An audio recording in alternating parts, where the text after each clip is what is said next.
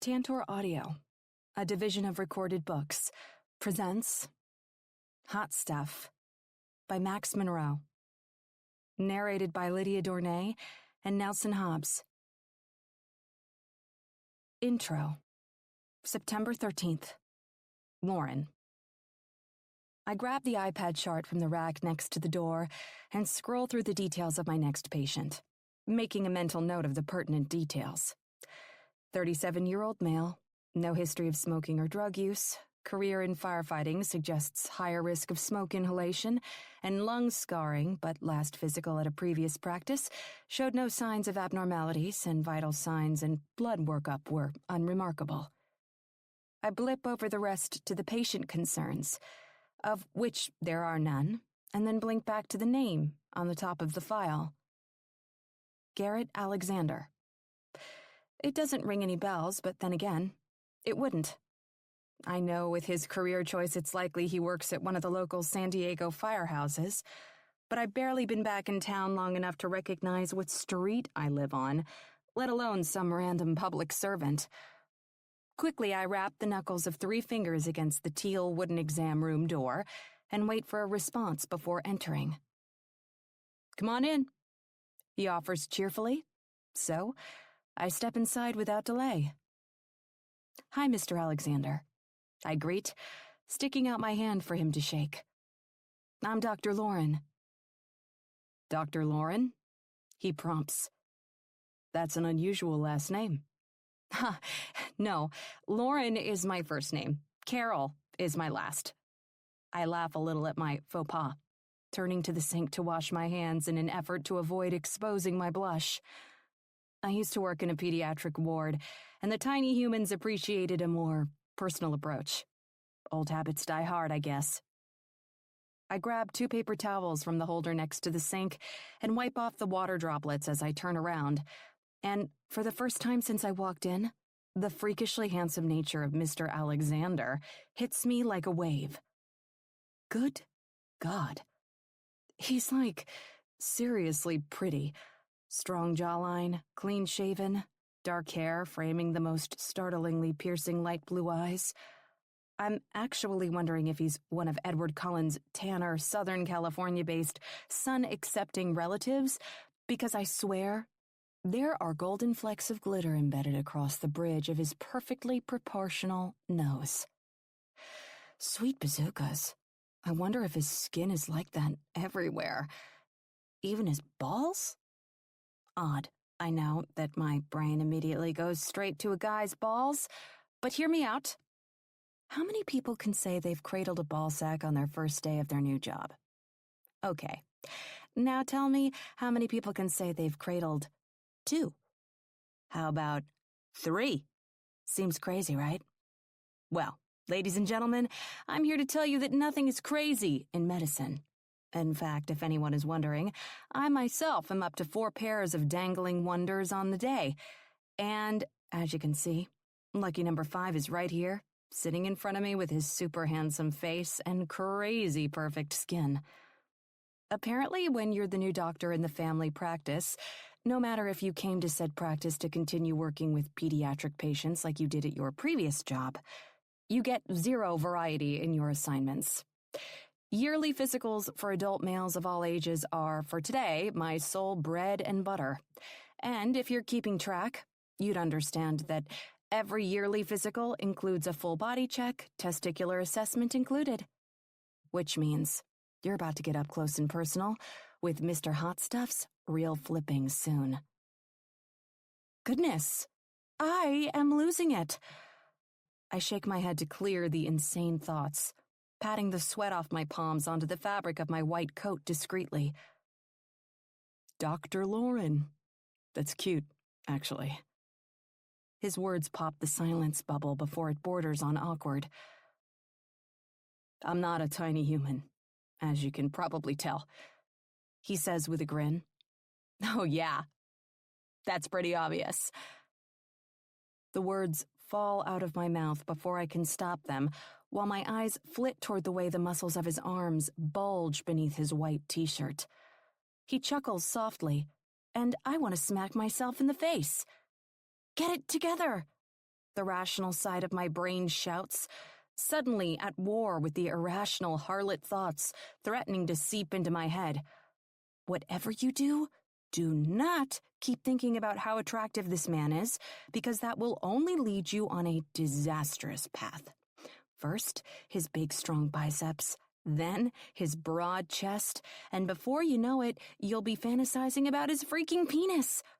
There's practically a whole addendum to the oath as a doctor that says you don't get intimately involved with your patients. Think about where it got Izzy Stevens. Big penis, small penis, red penis, violet penis. It is not your business. And I think I'm a fan of the personal approach, Dr. Lauren. My far too attractive patient comments, pulling my focus back to, my job. So, I think I'll just keep calling you that. It's friendly. I like it. A tiny grunt gives way as I attempt to speak, still sucked in tight to my poem-like ode to phallic members, so I clear my throat and try my best to don a professional smile.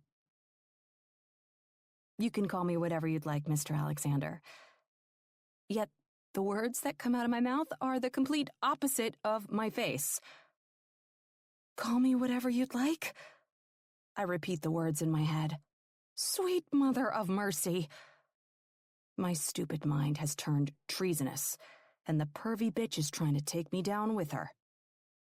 Garrett, he corrects, and all I can do is nod. At least I try to. What I actually do is pop a glove while I'm trying to put it on and hit myself square in the forehead. Ow. Thankfully, a man of some tact, evidently, Garrett ignores my mismovement. Unfortunately, I, on the other hand, continue to mentally berate myself. What the hell is your problem? You're never clumsy and awkward or inappropriate during patient care. Ever. Now you're snapping yourself in the face with gloves like a jizz shot-taking porn star? Then again, I've spent most of my time as a physician interacting with children. A certain amount of drama and flair make those visits work. Maybe all that time pretending to be a clown or a circus ringmaster or one of the Three Stooges while trying to ease my young patient's nerves just masked the fact that I didn't need to pretend at all. Whatever.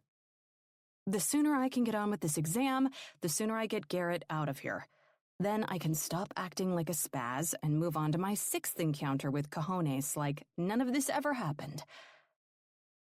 So, Garrett, I emphasize while trying to convince myself I can play it cool, and he smiles, hitching up one corner of his mouth in a way that would instantly make other females think of wild, sweaty, hot sex with him. Not me, though. No way.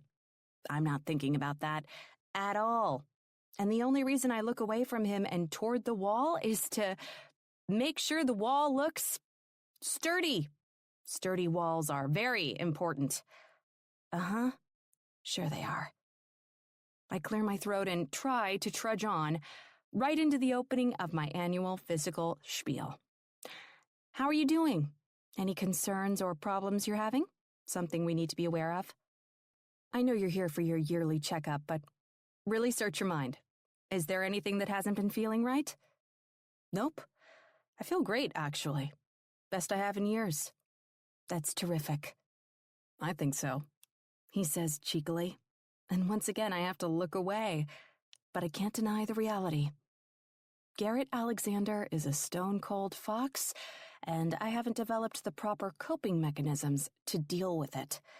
His looks are so freakishly good, it's like they're magnetic, and my eyes might as well be two ginormous hunks of metal. Well, let's get on with the exam then, I say quickly. Then you can get back to your day, and I can go back to being a normal human person. What if I told you I'm going to go have 6 pounds of artery-clogging bacon when you're done? A little smirk forms at the corners of his mouth. Would you still want to let me get back to my day? Bacon is delicious, I counter, even though I desperately want to tell him that no human should ever consume 6 pounds of any food in one sitting. I feel like he's trying to peg me as the health-toting, rule-following doctor, and I don't want to be peggable. I am a mystery, damn it. I think your eye is twitching, he remarks, still needling me. No, it's not. Sure, it is. It makes the blue seem kind of like it's flickering. Stop, I say with a laugh. Have the bacon. See if I care. Now you're just going against your oath as a doctor. Because I told you can have bacon? I toss back. He chuckles. Okay. He raises 2 hands in the air. I'll stick to 1 piece of bacon. Just a little taste. If your numbers are good, what you do in your personal life is your choice. And if my numbers are bad? I don't want to smile, but I do. Damn it, I do. Well, then I guess I'll have to call you and tell you to lay off the bacon. Why am I suddenly hoping my numbers are bad? He questions, and a weird, fluttering sensation takes hold of my belly. Holy hell, is he flirting with me? If he is, you probably shouldn't be enjoying it this much. I shake my head and try to divert whatever is happening right now. Don't be silly. You and I both know a career in firefighting is kind of dependent on your health. Unless you're hoping for a career change, I'm guessing you don't really want bad numbers. I guess you're right. Maybe I'm just hoping you'll call me. Mr. Alexander! Instantly, my eyes go wide. But also that fluttering sensation moves up my belly and into my chest. Shit. I'm sorry. You're right. He shakes his head, almost as if he doesn't even know what's come over him, almost as though this is the first time he's met this raucous side of his personality. I'm sorry. That was over the line. I swear, I'm not usually like this. Truthfully, it's hard to believe that he's not always like this, given the fact that he's so good at it, but the self-deprecating shock on his face seems entirely genuine. It's fine, I assure him. Now, let's get the exam over with so you can get on your way. He nods, his face suddenly serious in a way I should appreciate. I mean, I don't want to be hit on in the middle of a medical exam, even if it's flirtatious and innocent and coming from a total babe of a man. I'm a professional lady with a serious job that I spent 7,000 years of school preparing for. I am more than my looks. I am woman. Hear me roar. So why do I feel kind of disappointed? It doesn't make any sense, but I have a schedule backed all the way up to closing time. I don't have time to have an existential crisis about the merits of my loneliness in the middle of my workday. Save it for home, Lauren. At least at home there's wine to pair with it. In fact, years of experience have turned me into a well-oiled self-service sommelier. Seasonal depression? White wine spritzer. Hard day at work? Cabernet. Heartache? A full bottle of anything with a full body. This twisted, awkward, flirty discomfort, uncertainty? Pink champagne with a curly straw. It's a weird take on science, but it's science nonetheless. All right, Mr. Alexander, I say after clearing my throat, a marked move we both recognize as a last-ditch attempt to create some distance. Frankly, it's more for me than him at this point. I'm going to go step out for a second so you can put on this gown, and then I'll be back in to do your exam. Normally, the nurses in the practice would have already done this, but today's staff proved short for demand. I'm basically the Lone Ranger of vitals, assessment, charting, and ball checks of patient care today. I turn for the door and twist the lever handle halfway toward the floor. A crack of slightly different light peeks in from the hallway when Garrett calls my name. Dr. Lauren? I stop and glance over my shoulder, and the apology in his eyes, well, it's way too much. He looks hideously contrite, chastised, upset.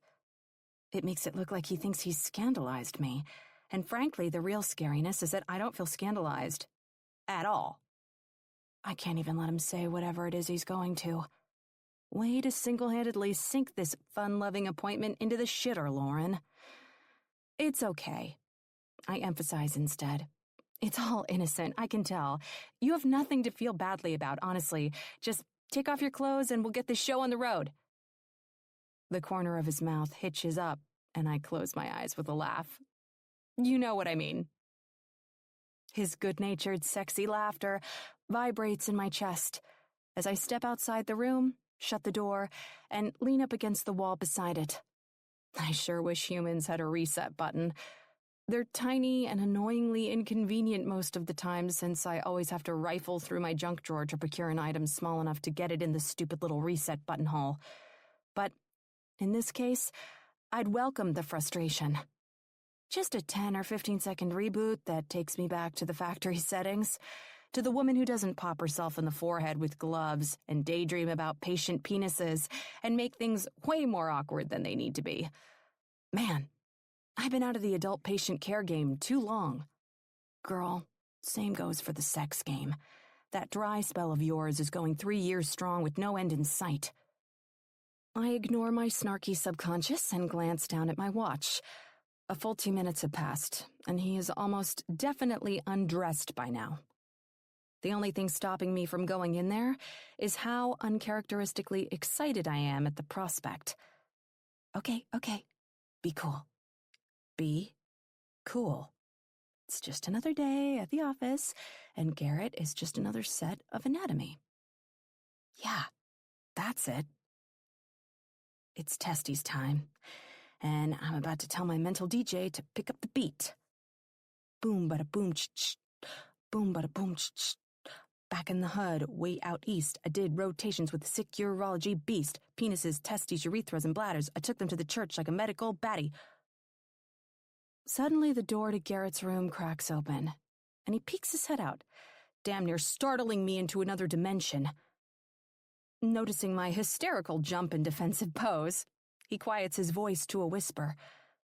Sorry to, startle you. I'm ready. Of course, yeah. I nod feverishly, follow him into the room, and take a few discreet, calming breaths to slow down the rate at which my heart is sprinting inside my chest. Honestly, for a woman who did gymnastics in her childhood, you'd think my cardiovascular system would be able to tolerate adrenaline a little better than this. A minor startle from a hot fireman, and I'm panting like a dog in heat. His gown covers everything, but it's strangely anticipatory, and it feels like I'm seeing more of him than I should. It's weird and odd and completely irrational. So I shut my eyes for a brief moment and force myself into doctor mode. Just take a seat on the exam table, please. I instruct him with a gesture of my hand. He does without question. Then I start my assessment. First, his vital signs. Blood pressure, heart rate, respiratory rate, and temperature. All good. All within normal limits. Next, with my stethoscope, I listen to his heart and lungs and abdomen. Also good. Steady, strong, clear. Am I going to live to see another day, Dr. Lauren? He asks once I finish a quick reflex check, smirking up at me from his spot on the exam table, and I can't not return his expression with a grin.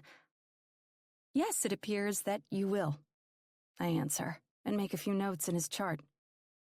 Now, if you don't mind, please stand up in front of the exam table so I can, check your, testicles.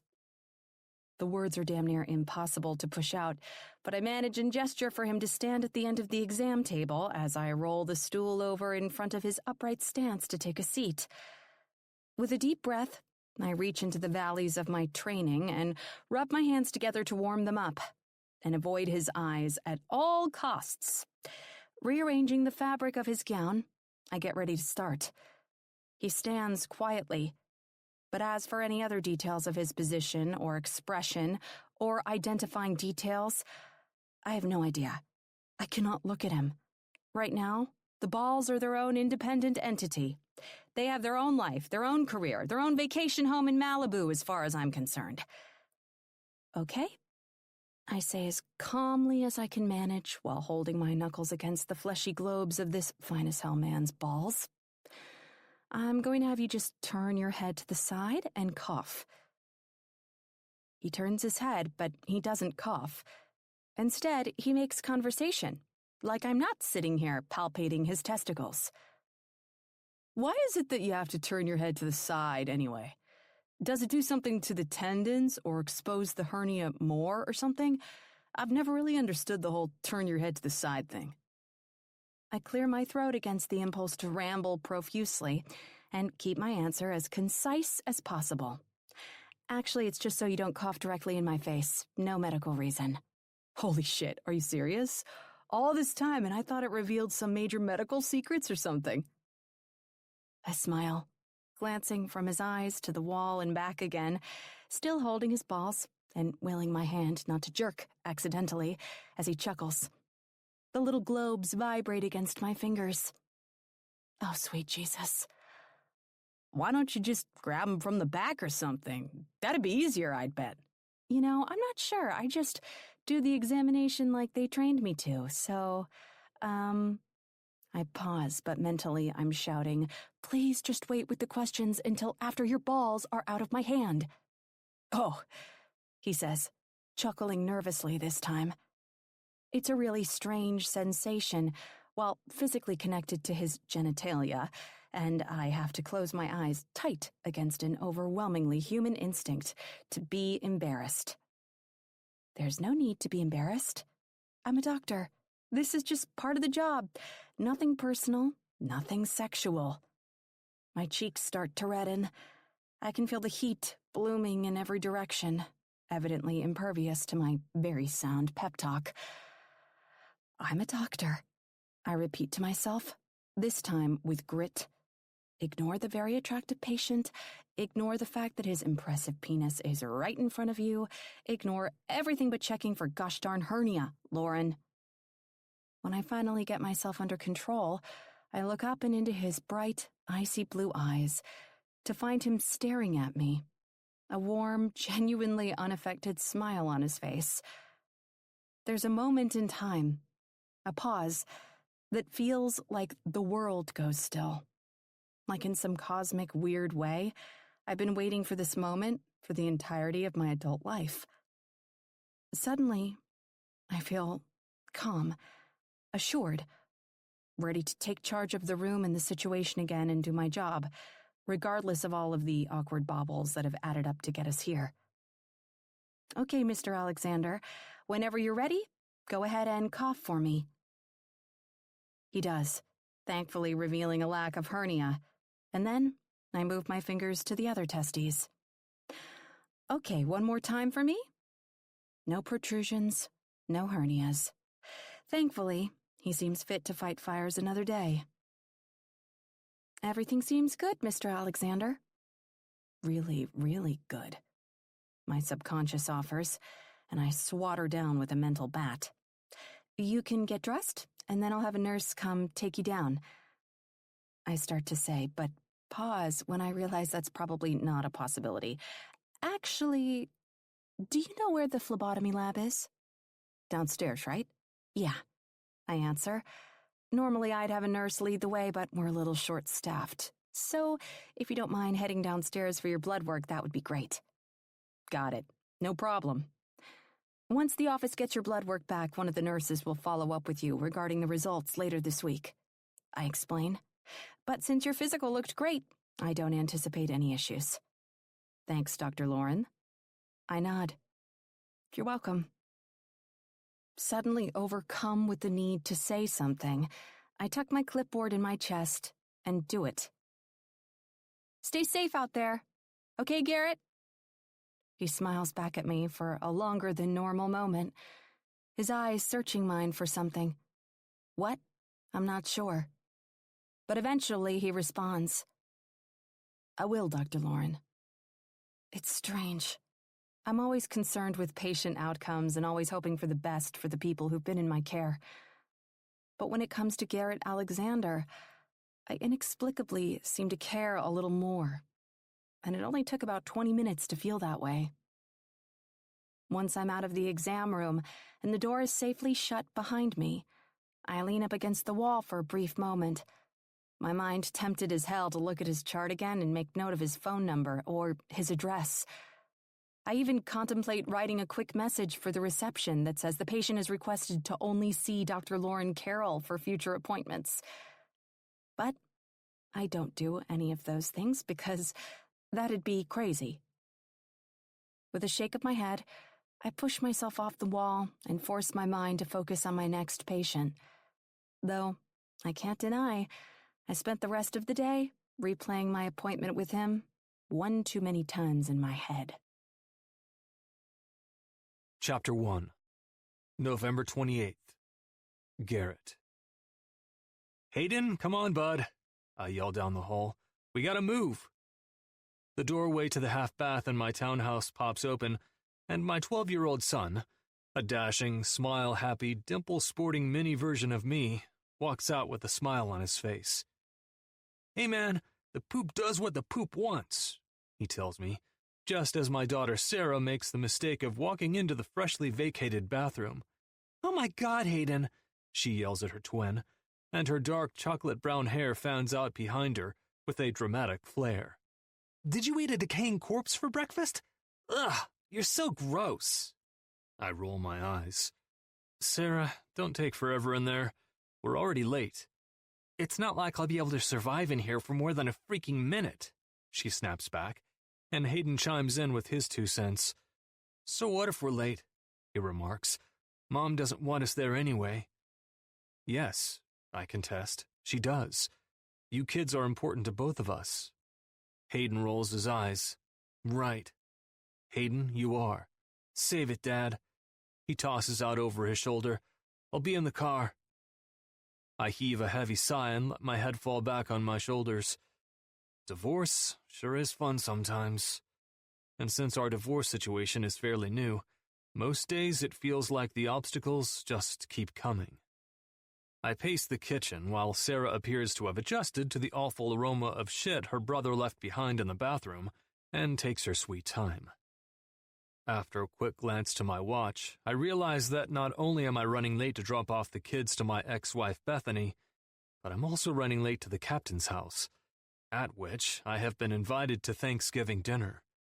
When he invited me last week, he gave me a huge spiel about San Diego's Station 18, my firehouse, being like a big family, and you didn't let your family spend Thanksgiving alone.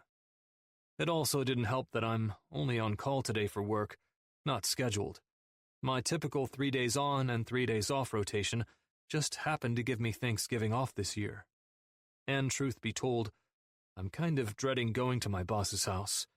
I would have much rather spent Thanksgiving with my best friend Jake and his wife Holly and their girls.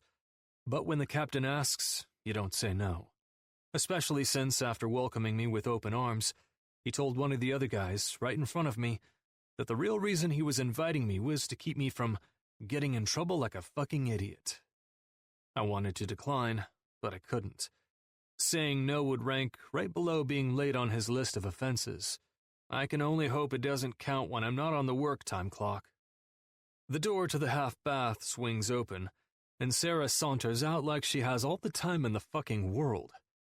Like I'm a damn cattle rancher, I herd her through the kitchen and down the hall to the back door to try to influence her to move a little faster. Come on, baby girl, move like you're not dead. I am dead, she sasses, long past it. As soon as you agreed to let Hay and me spend Thanksgiving with Mom and her new buck-toothed boyfriend, you killed me. I roll my eyes. By God, my daughter can do drama. I cannot even imagine what my life is going to be like when she's a full-blown teenager. On the other hand, I guess this explains the all-black wardrobe and heavy eyeliner around her midnight blue eyes. It's a metaphor for her own funeral. You're not dead. And Blake isn't buck-toothed. He's just got nice, somewhat large teeth. I hedge. Frankly, I'm Team Blake every day of the week. Having some other guy to keep Bethany distracted from trying to make my life a living hell has been a godsend to our divorce. The first few months were rough, tension-filled, But Blake has actually inserted himself as a buffer, and I'd rather he didn't move from his distract my ex-wife from tossing bullshit my way spot anytime soon. Sarah grunts, the way only a girl of her intelligence and cool factor can. Right. Sarah? Whatever, Dad. She cuts me off with a dramatic hand in the air. Let's just go. I'm not thrilled with all the prepubescent attitude she keeps tossing my way, but because I know it's not just from hormones, I let it slide. For now. This moment warrants kid gloves, not tough love. Not whatever, baby. Grabbing her elbow gently, I turn her back to face me, softening my mouth around the edges. I know you'd rather spend the day with me, and to be honest, I can even appreciate it. But I know your mother is a good mother. She's given you her time and her love, and she's done it in a lot of moments when I was gone for work and I couldn't. You can't see it now, but one day, you're going to want both of us. Together, separately. You're going to want your mom and your dad to be there for you. So maybe today, you don't want to spend the holiday with your mom and Bucktooth Blake. And I don't want to let you because I'd much rather keep you to myself. But one day, you're going to be glad you did. She considers me closely for a long moment, long enough that I actually think I might be getting through. And then she crushes all of my hope like it's a bug. Lay off the Hallmark movies, okay, Dad? Jesus. I sigh and look to the ceiling before laughing to myself as she storms out the door. Jesus is right. Jesus is going to need to help me get through the next few years of parenthood for real. I grab my keys and phone off the kitchen counter and jog after her, out to my Suburban and toward the unknown. It's already a Thanksgiving for the books, and it hasn't even started. Swinging up into the driver's seat, I glance back in the rearview mirror to find Sarah glaring at me. I swear, she was just sitting there, waiting for me to look in the mirror so she could scowl at me. Honestly, sometimes she kind of scares me. With a deep sigh, I crank the ignition by pushing the start button and give the engine a brief moment to warm up. You know what makes you poop a lot?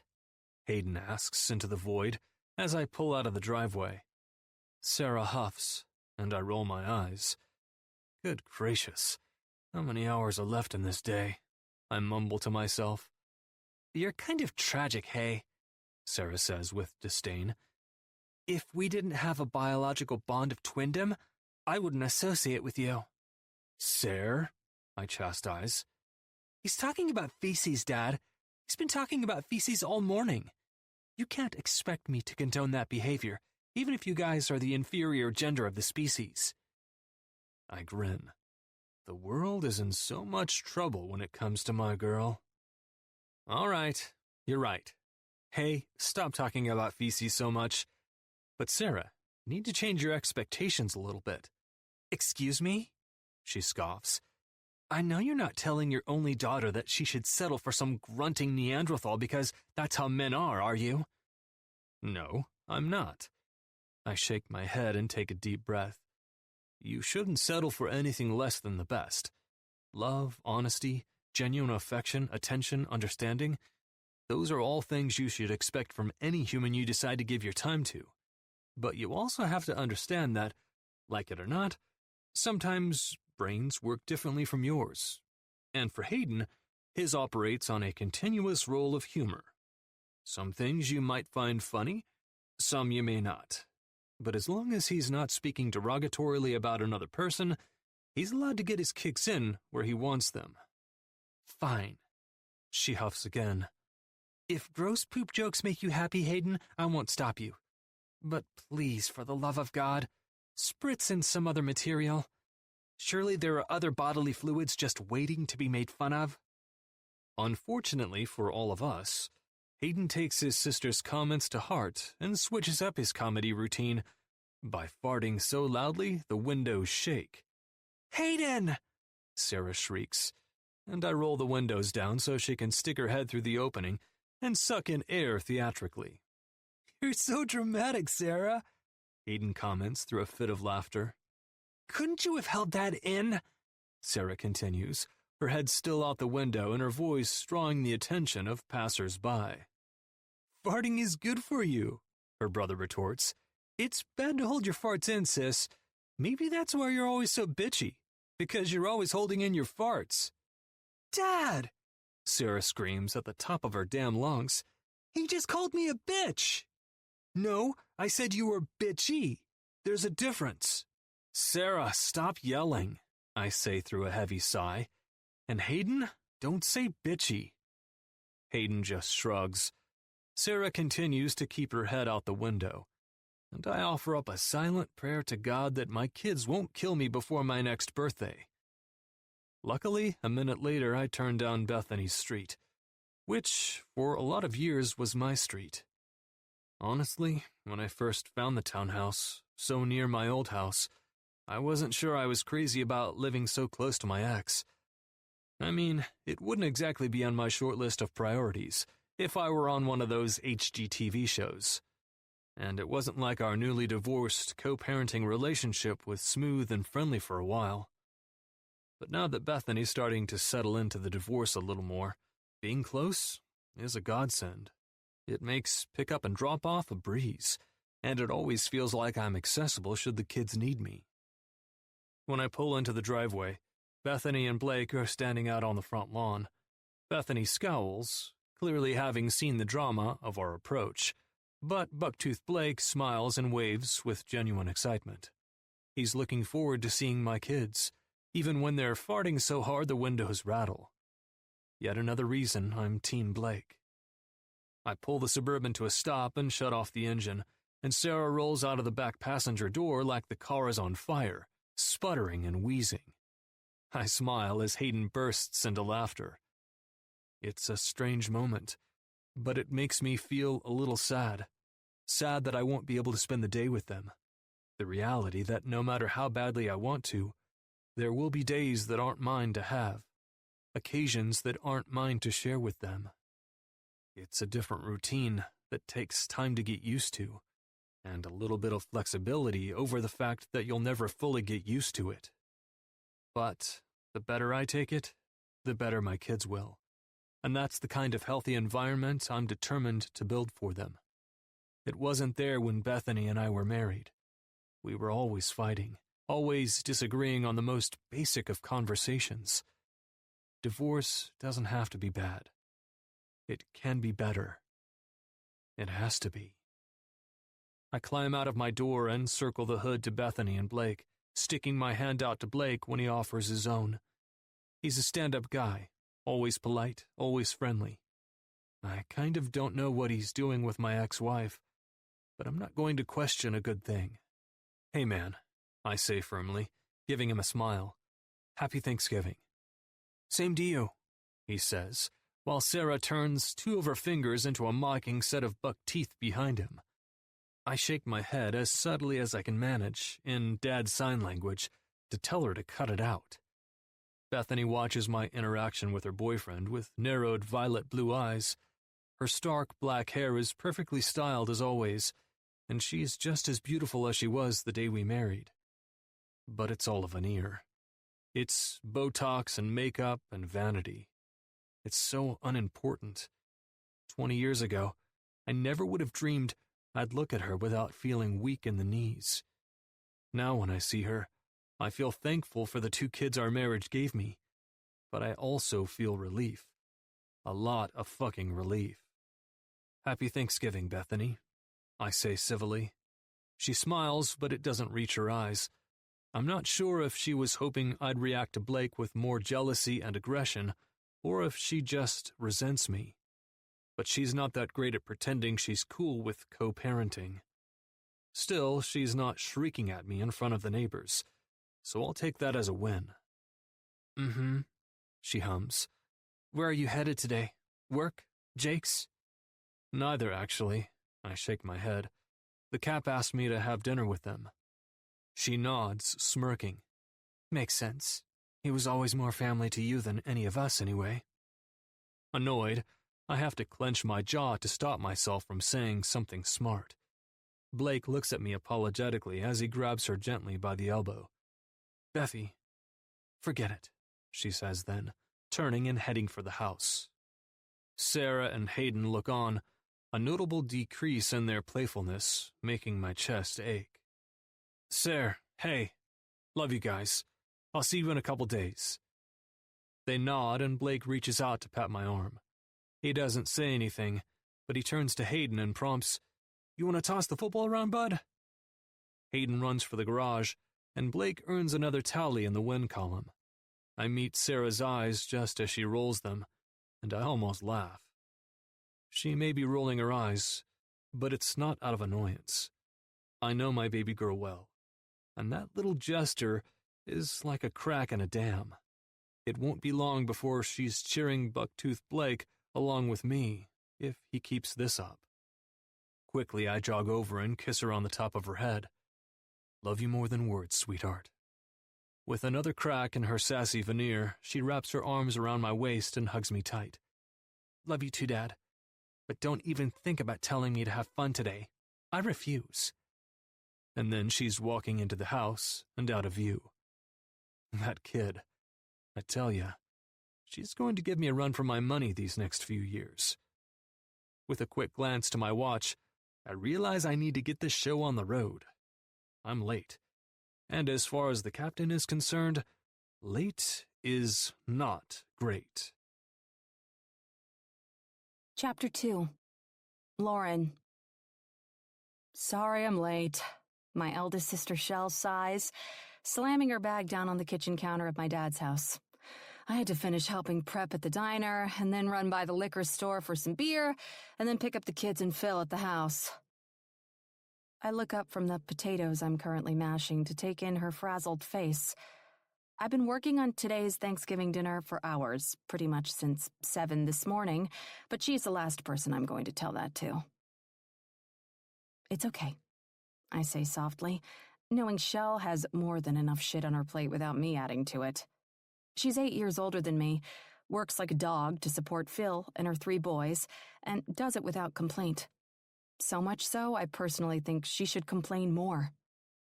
Not to me, of course, but to the person who deserves it, her husband. Frankly, I'd love to be a bystander, cheering her on from the corner of the ring as she puts her verbal fists to him.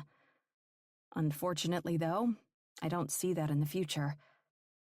Shell has a soft spot for Phil and his bullshit because they've been together since they were kids. She grew up. He didn't. I have everything prepped, just have to finish mashing these potatoes, fixing the green beans, and pull the dressing and turkey out of the oven. You can relax. The truth is, I have a lot more than that to do. But if anyone deserves to relax, it's her. In addition to working like a dog now, as the eldest Carol's sister, she was always looking out for Kara and me.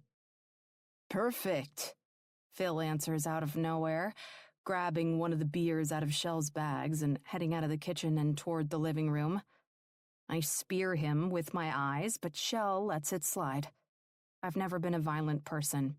In fact, as a doctor, I've taken an oath to do no harm. But man, I'd love to harm Phil Watley a time or 2, or 3, or 10. Yeah, you get the idea. Our other sister, Kara, the middle child and quietest of the bunch, scoots through the kitchen on her way somewhere and doesn't slow down. I glance over my shoulder to watch her strawberry blonde hair go, and then I get back to the potatoes with a sigh. I guess she's in a super social mood. Shell comments with more than a hint of sarcasm. I shrug. Her husband Pete is just like Phil, but Kara also likes to make more work for herself than is necessary. She does this in every aspect of her life. Her 2 toddler-aged kids, her job, her house, pretty much everything. Knowing her, she's probably been cleaning the bathroom and vacuuming my dad's room just for the hell of it. Lori, baby, would you mind adding another setting to the table? My dad asks, stepping into the kitchen and filling Shell's spot as she leaves to grab some more groceries from her car. Why? I question and turn away from the potatoes to meet his eyes. Who else is coming? Just one of my guys. It's his first Thanksgiving without his kids, and I didn't want him to be a sad sack spending it all alone. And he doesn't have any friends? Lori, he chastises, using his favorite nickname for me. What, Dad? I shrug one shoulder as I add butter to the potatoes. It's weird. We don't know this guy, and we're just supposed to have Thanksgiving dinner with him? Won't be any weirder than having your brothers-in-law here, he snorts. At least my guy is a hard worker. That I know for sure. I fight the urge to laugh in agreement, because it's pretty much true. Thanks, Dad, Kara murmurs from behind us. It's fair to say neither of us realized she was there when we brought up her no-good excuse for a husband. Well, shit, Kara, my dad mutters. Sorry, but you know it's true, darling. Pete's like the walking poster child for fuck-ups. Dad! My sister exclaims in outrage, but our dear old dad has no issues adding fuel to the fire. Honey, even the Catholic Church would support divorce in this case. We're not Catholic, Dad, I point out. I didn't say we were. I said that even those stodgy old tradition-bound bastards can get behind a divorce from Pete. Pete is, Kara starts to defend, a moron. Our father not so kindly supplies.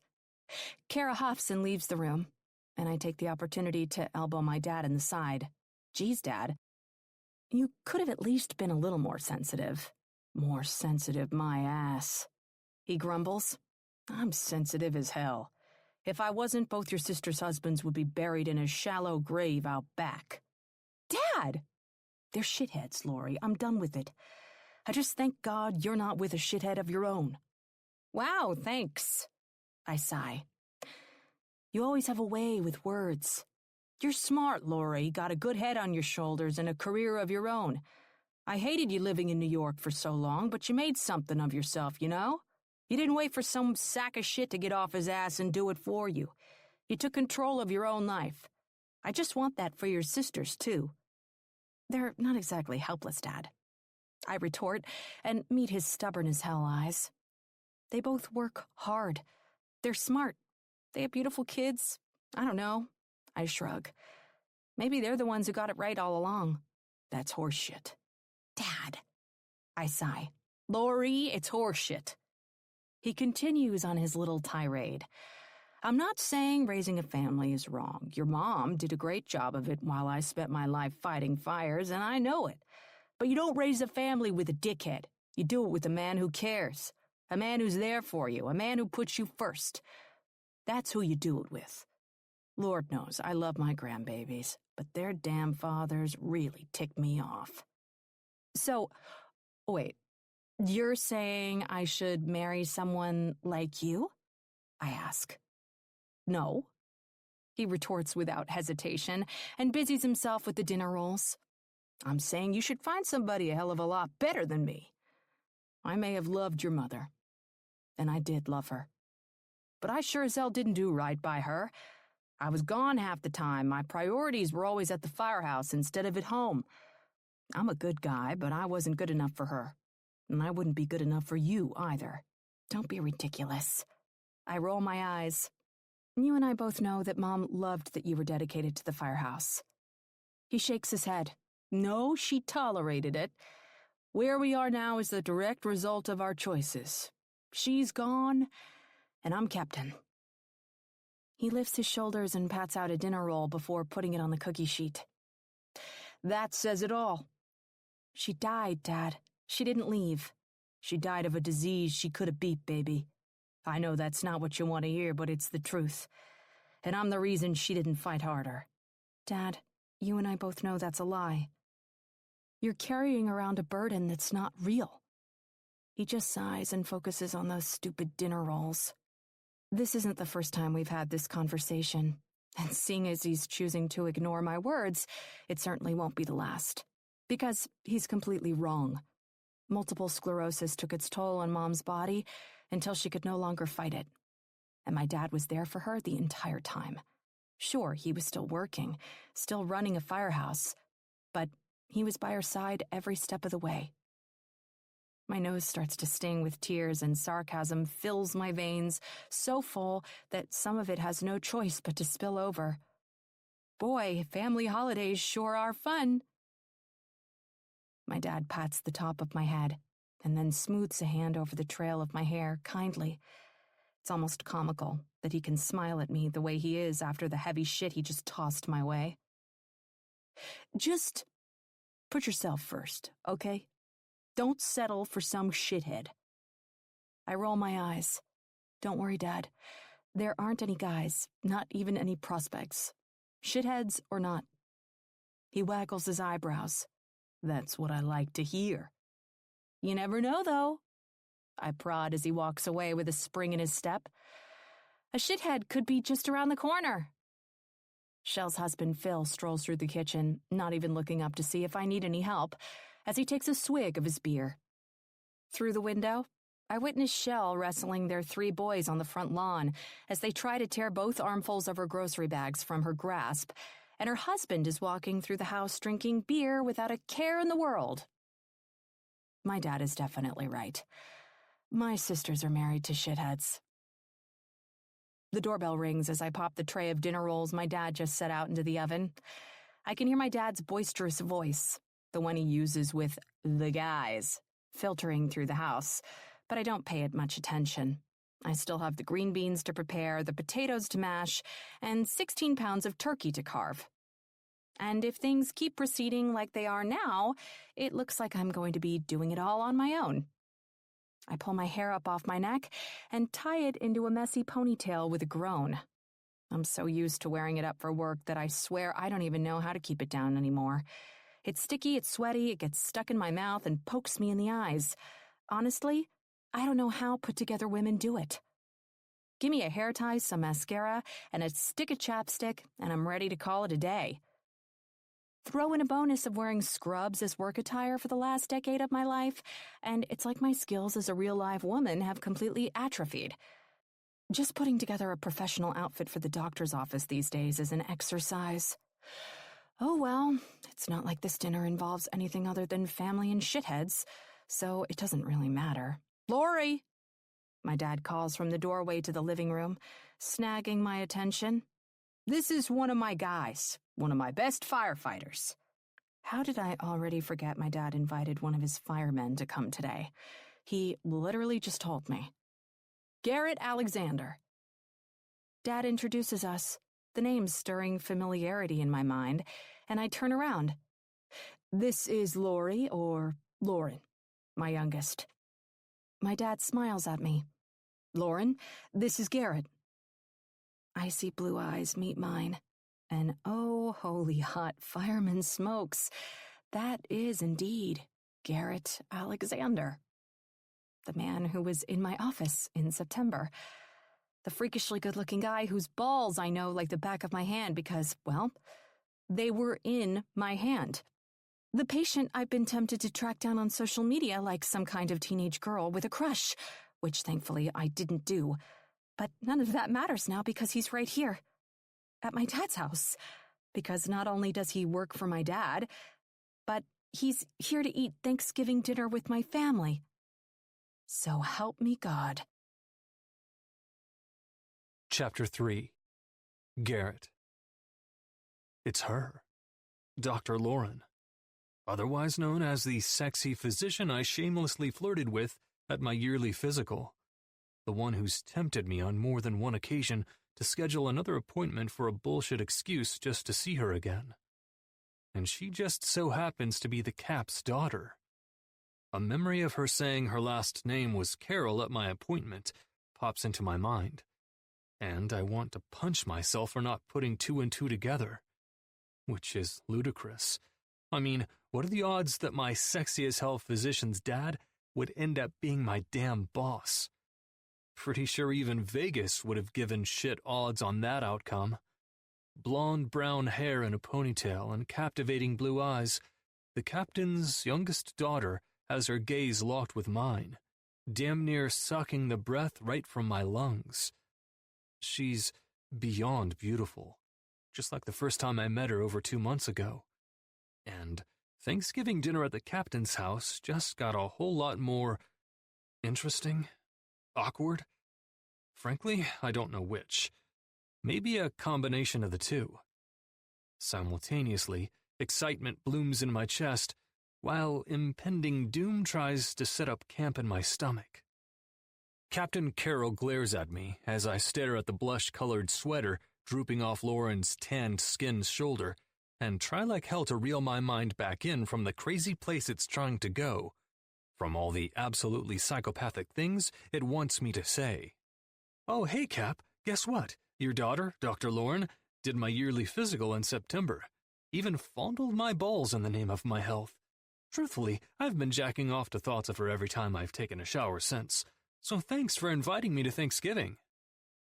Instead, I stick up my hand and take Lauren's, shaking it like we've never met. Nice to meet you, Lauren. Her forehead crinkles. I'm not sure if she can tell I'm putting on a front or if she genuinely thinks I don't remember her at all. But she takes my hand and returns the sentiment. You too. Garrett, was it?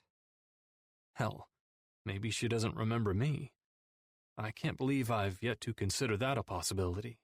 She probably sees dozens of patients a day, and it's been over 2 months since my appointment. Maybe I don't even stand out at all. I mean, I would understand, obviously. But it'd also result in a serious credibility hit to the fantasy role I've been using in the name of working out my sexual frustration. Believability isn't really high up on the porn totem pole, I know. But for reality-based daydreams, I generally prefer it. Yeah, I respond, clearing the confusion out of my throat. Garrett. That is, in fact, my name. I sound like a fucking moron. Cap looks over his shoulder at me, his eyebrows drawn and concern in his eyes. It's not like me to stutter. At all. For all he knows, I'm having a stroke. And, quite frankly, I'd probably be willing to take his belief all the way to the hospital if it kept him from knowing what's really going on in my mind. Really, truly dirty, inappropriate thoughts about his youngest daughter, and the things I'd like to do with her, given 30 minutes and an empty room of any kind. It's insane, I know, but there is just something about this gorgeous woman that sends my brain fucking reeling. Lauren's eyes narrow on my face, and, strangely, despite the very intimate things I know I'm thinking about her, it brings a certain sense of calm over my anxiety, like a drape. She knows me. She knows exactly who I am, even after the 2 months of time that have passed. And I think she knows there was something between us in that exam room. Some special chemistry that bore remembering. Something that's made me think about her over and over again. Something that made her go along with not telling her father that we've met before, even though it was a stupid knee-jerk reaction that I did it in the first place. The two of us have nothing to hide. But now it's too late to turn back. What the hell's the matter with you, Alexander? Cap booms, startling both Lauren and me out of the weird trance seeing each other again put us into. I chuckle a little. I'm not sure, sir, but I think it might be how beautiful your daughter is. Cap laughs, and Lauren's eyes widen as I smile. It's funny because it's the truth. I said exactly what I was feeling, but I know my relationship with the Cap, and I knew he'd take what I said with enough innocence that I wouldn't have to smooth anything over. Though deep down, there is nothing innocent about my words. Hands off, Alexander, because for as beautiful as my Lori is, she's twice as smart, and she sure as shit knows to stay away from a guy like you. I laugh. Shit talk is the love language of the firehouse, so it might seem like I need to be offended, but I know better. If Cap really didn't respect me, he wouldn't bother going to the trouble of insulting me. Fair enough, sir. I smirk. I'll count my lucky stars she's letting me occupy the same room. Lauren's eyes bug out again, and the Cap laughs. Damn straight. I really don't know what it is about her that makes me act like this. Bold, flirtatious, bordering on pushy. The last time I dated, I was 18, and even then, I wasn't like this. It's like someone sticks a couple of defibrillator paddles to my chest every time I'm in the same room with her. Come on, Alexander. Let's get a seat at the table. He turns me toward the dining room and glances back over his shoulder at his daughter to ask, We about ready, Lori? I'm not sure I like the idea of heading for the table and taking a seat while Lauren serves us like some sort of peasant maiden. But I'm equally sure I've shown enough interest in her for the time being.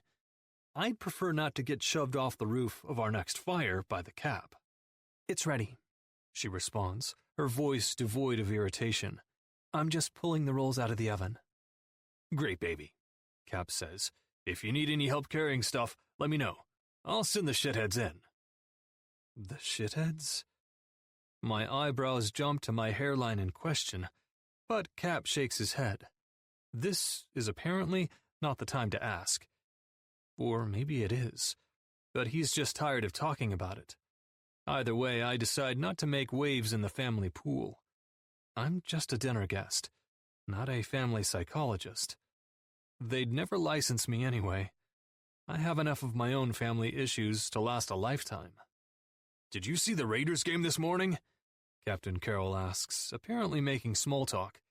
It's foreign to me because the captain is normally chewing us out or barking orders, as per his job description. The rest of us firemen joke among ourselves a lot, but we're basically a bunch of testosterone-riddled children. No doubt a full-time job keeping us in line. Some of us more than others. And I am, believe it or not, one of the most mature of the bunch. I didn't. I shake my head. I had my kids this morning, and I was busy getting them ready to go to their mom's house. Well, it was a crap game anyway," he says, trying to make me feel better. "You didn't miss much." I laugh. "That's good, I guess." "Good? Are you kidding me, Alexander? I lost $200 on it." "Sorry to hear that, sir." I apologize, glancing over my shoulder to a barefoot, busy Dr. Lauren in the kitchen. She's mashing potatoes, and as a side effect, her ass sways back and forth with every single motion of her arm. Have mercy. This Thanksgiving dinner is going to be harder than I thought, and not for any of the reasons I'd anticipated prior to arriving here. I shut my eyes tightly for a brief moment, reining in the absolutely terrible thoughts of placing my big hands on her perfect ass just to see how fantastic I know it has to feel. "You still hanging around that Jake fella?" the Cap asks, bringing my attention back to him. "Jake?" I question, my brain still foggily begging my eyes to turn back to Lauren. "Oh, yeah. He's my best friend." Cap nods. "I saw his whole deal in the paper. Pretty crazy if you ask me." Instantly, I know he's talking about the infamous Bachelor Anonymous contest in the San Diego Tribune. It was a whole ordeal that Jake's daughter Chloe got him involved in, and to everyone's surprise, it's what led him to his wife, Holly. Though she wasn't a contestant, she was the journalist who covered the contest. I laugh. Definitely crazy. But Holly is awesome, so it was worth it. So worth it that Jake and Holly are married with an adorable baby named Hadley. "I guess I'm an old fart," Cap comments. "I met my wife the old-fashioned way, through mutual friends at the movies. I'm not sure I get all the other garbage like contests and emails." I chuckle. "Don't worry, Cap. I don't think you have to worry about any of that." "What are you trying to say, Alexander? You don't think I'm a catch?" he questions, and I chuckle, running my fingers over the beard I've let grow out during my off days. "No, sir. I didn't mean that at all." "Dad," Lauren interjects, startling me with her close proximity. "Stop badgering your guest." "Who, him?" the Cap says with a jerk of his thumb. Lauren smiles.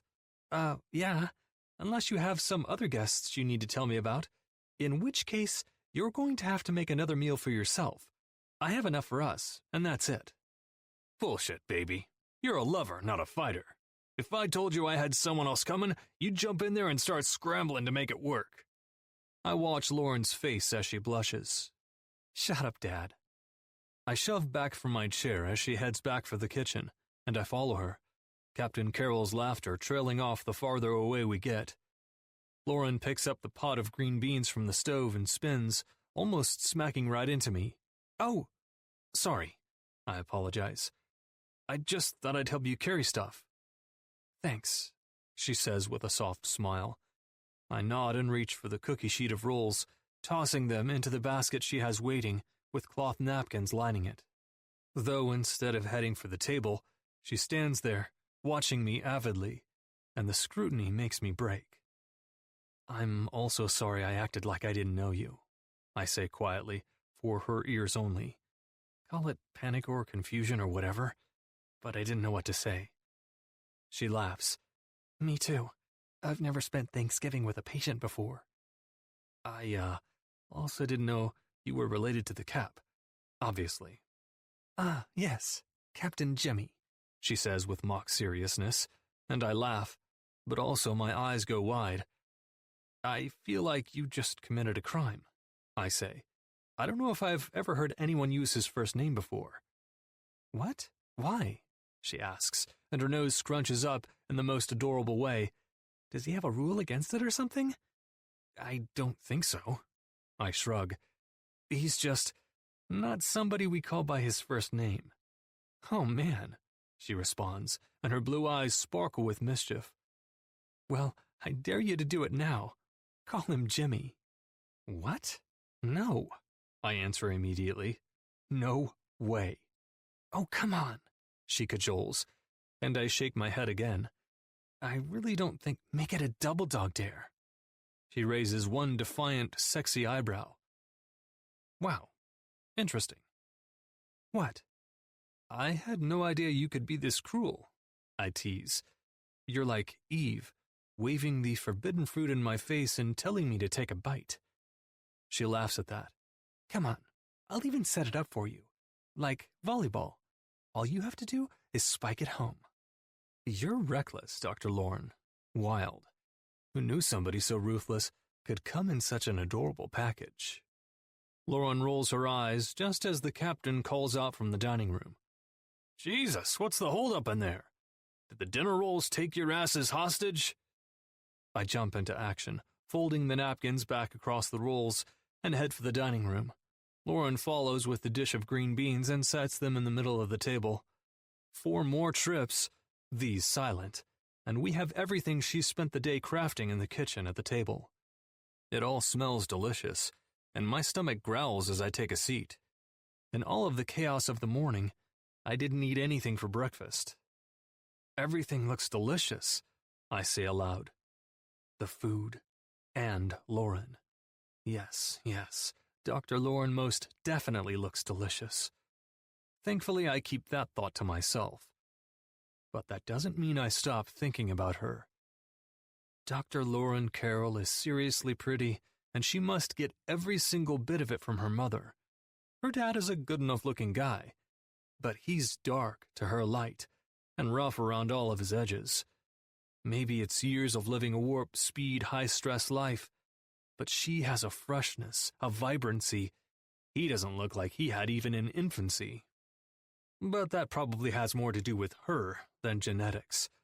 It's as if her beauty blooms from something much deeper, like her glow doesn't stem from her attractive looks, but from the inside instead. A loose piece of hair falls out from its spot in her ponytail and curls around the line of her cheek. She reaches up and tucks it behind her ear, and I watch every moment, downright fixated. Hell, if Captain Jimmy weren't so enthralled with the green beans and the turkey, he'd probably be cussing me out by now. As it is, I'm the only one cursing myself. Come on, dude. She's the Cap's daughter. There's no way you can go there. Absolutely no fucking way. Lauren smiles at me directly, almost as if she can hear what I'm thinking. But I'm a practical guy, and I know that's not possible. Surely if she could read my thoughts, there's no way she'd smile at me like that. All she'd have to do is open one door into my brain, and she'd find all manner of inappropriately dirty fantasies of herself. And that wouldn't make her smile, would it? Geez, Jemmy, she says instead, clearly baiting me to use her dad's name. I swallow hard as his head jerks up suddenly. Jimmy? What the hell are you calling me Jimmy for, Lori? Because you're hoovering down my food like a heathen, she covers, but the presence of her secret smile isn't lost on me. And everyone knows you can't discipline someone while calling them daddy. I swallow hard at the sound of daddy coming out of her perfect pink, plump lips. "Well, I'll call you Jimmy," she teases, jerking her head at her sisters, Kara and Shell, as they pull out their chairs and take a seat at the table. "You couldn't wait for us, Jimmy?" Shell asks, joining in without pause. "Seems like a pretty shitty thing to do, Jimmy," Kara adds.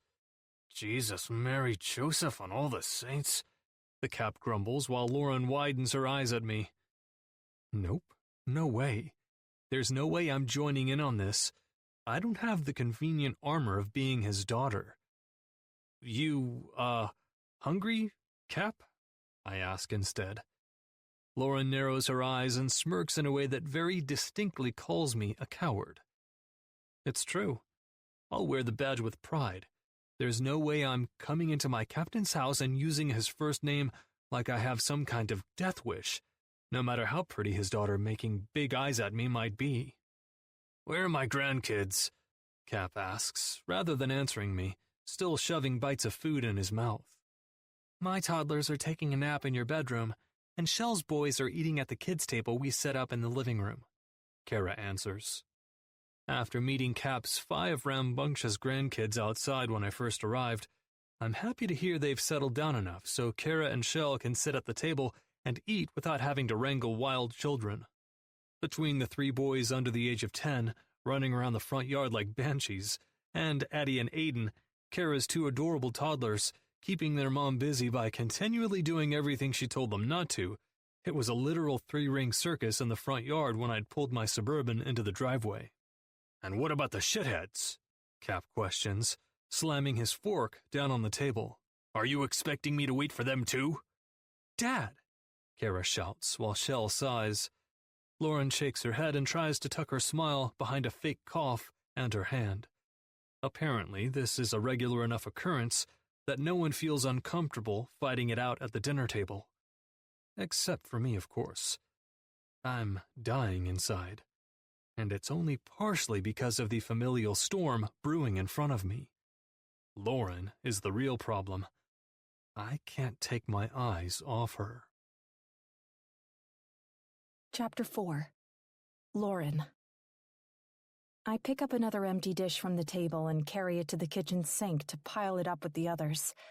My dad grabs a beer from the fridge and heads for the living room to turn on a football game. Dinner was long. Once the toddlers woke up and Shell's boys decided to bring their wildness to the adult table, and we all had to watch on as Pete and Phil did nothing to help out their wives, it also became pretty chaotic, which honestly is the norm in the Carroll household. But there's no doubt old Jimmy needs a few minutes to decompress. It's not like anyone in my family has animosity toward one another. Well, except for my dad and the shitheads, as he calls them. But family dinners are like a mushroom cloud of emotions. They spread everywhere, pushed on by the explosion of stress caused by the holidays.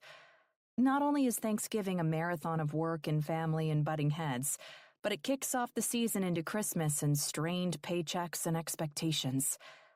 I don't like to be such a pessimist about what's supposed to be the most joyful time of the year, but it's just the way I know it. When I was a kid, my dad was always busy with fires started by Christmas trees and faulty lights and chestnuts roasting on an open flame, and my mom was always stressed by the pressure to create all of the holiday magic for my sisters and me on her own. We're older and grown now, but the basics are the same. And as an added bonus, the holidays never fail to serve as a reminder that I'm very much single and alone. Don't get me wrong. I don't think there is anything wrong with being a strong, single, independent woman. I cheer it on with both hands in the air. But no human on earth can deny the internal, deep-seated need for other human interaction, affection, love, and how the holiday season only magnifies your singledom. It's an unavoidable fact of life, and probably the biggest reason why I consider myself a lover of all things spring and summer. No holidays, sunshine, warm weather. It's the perfect mix. I glance down the hall where Garrett disappeared to use the restroom, and then will myself back over to the sink.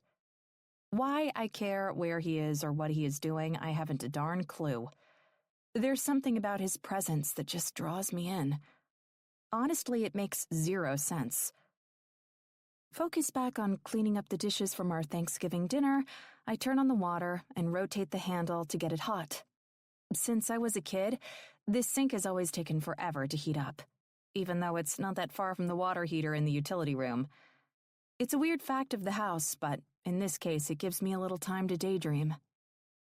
I think about how nice it might be if my mom were alive, or if my sisters weren't already worked to the bone, or if there were someone who might actually help me every now and hey there. Garrett pushes in beside me, surprising me enough to interrupt my thoughts and make me jump. The water runs suddenly hot on my hand, and I pull it back before I get burned. It seems in the space in front of me, the water soaking the dishes I need to wash, as I watch Garrett with avid eyes. He crosses his arms over his chest and leans a hip into the counter, and I glance from the window to the living room to the fridge and back again. Does he want something, or... I'm good at math. I had to be to get through medical school. But nothing about this is adding up. Beers are in the fridge, I say helpfully. He nods, but doesn't make any moves to leave the very large space he occupies next to me. His muscles stretch the fabric of his shirt, and his eyes glisten in the tanned skin of his face. He's quite possibly the most beautiful man I've ever looked at, which sounds crazy when I live in a world where Henry Cavill and Jason Momoa exist, but it's the truth. Not to mention this time he's sporting this full beard, and it makes my hands tingle with the urge to run my fingers through it. The intensity of his good looks is so strong, so vibrant, so right there and in my face, that it's nearly confusing. Like, how is it possible to look like that? Like him? There has to be some kind of law against it. If not, there should be. He shines too bright, so much so that I have to look away, pick up the first pot from the pile, and run it under the piping hot water. But while I proceed to scrub the pot with soap, he makes zero move to leave the kitchen. In fact, he does the opposite. Garrett grabs the towel from beside the sink, unfolds it, and lifts the corners of his mouth in time with his hands. Lay one on me. Excuse me? I ask, still scrubbing the pot between my hands and trying not to get lost in the deep, bottomless glaciers of his icy blue eyes. I'm prepped and ready to do my finest drying. Lay one on me. You want to help me dry dishes? I ask, mystified. I don't think I've ever known a man in my entire 31 years of life who has volunteered his services at the kitchen sink after a big, messy meal. Of course. I wasn't here early enough to help you cook, but the least I can do is help you clean up. I snort. I can't help it. His eyes pinch in confusion.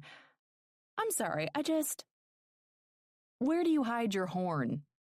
I question, and it only puzzles him more. My what? He asks with a chuckle.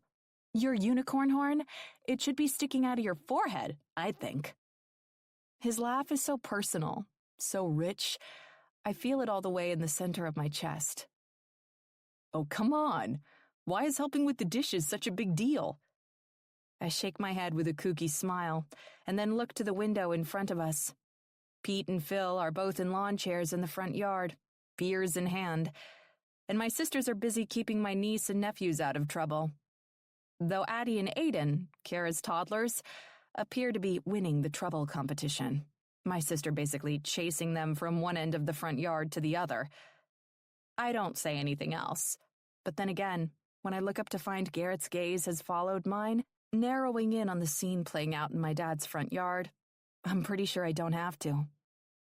My mother taught me manners, he says decisively, and takes the just-washed pot from my hands and begins to dry it. You have a mother? He laughs. Were you expecting some kind of spontaneous conception? No, sorry, well, obviously, you have a mother. But You talked to her? She's still alive? Yes, I still talk to her. His eyes turned sympathetic and kind. Caps mentioned your mom had MS and that she passed away before I joined the station. I'm sorry. I nod and suck my lips into my mouth. Normally, talking about my mother's passing or her multiple sclerosis diagnosis doesn't get me too worked up. I mean, it was almost 15 years ago. But for some reason, discussing it with Garrett seems deeply personal. Thank you. It was manageable for the most part, but she had a flare-up that led to pneumonia and... I shrug. Naturally, the ooey-gooey feeling that follows whenever I talk about my mom makes me jump straight into a rambling mess of babble. So your mom, is she local or does she, raise gorillas in the Congolese rainforest or something? I mean, not that she has to be in the Congo if she's not local, but, is she what you'd expect from your average grandma figure, or is she lives near Lake Tahoe? Garrett interrupts with a smile. No gorillas that I'm aware of, but no overtly pushy grandma tendencies either. Somewhere in the middle. I kind of like overly pushy grandmas. I've never been around one, but they seem fun. Those two things are probably related. What two things? I ask, handing off a cleaned casserole dish. The not being around them and them seeming fun. I bite my lip to keep my smile from growing out of control. Garrett bumps me gently with the side of his arm, his hand still busy drying the dishes I've washed. And just like that, any ounce of smile control goes right out the window. Big, huge smiles all around. I meet his eyes again, and when my gaze briefly flits to his lips and then his beard, I can't stop myself from asking. So, the beard, I say, nodding toward his face. It's impressive. But aren't firemen supposed to keep a clean shave? Yeah, he smirks. I'm one of those lucky few who can grow a beard like Tim Allen in the Santa Claus. I let it go during my off days, but shave it off when I'm working. He explains. This is my third day off, although I'm technically on call today. And if you're called in? I question. What happens with the beard? Pretty sure fires don't wait for you to shave. They don't. He chuckles and shakes his head. So I just have to hope your dad is too busy dealing with the fire to ream my ass about the beard. Living dangerously, I see.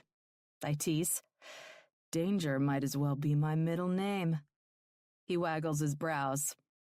So, you like beards, Dr. Lauren? Yeah, I do.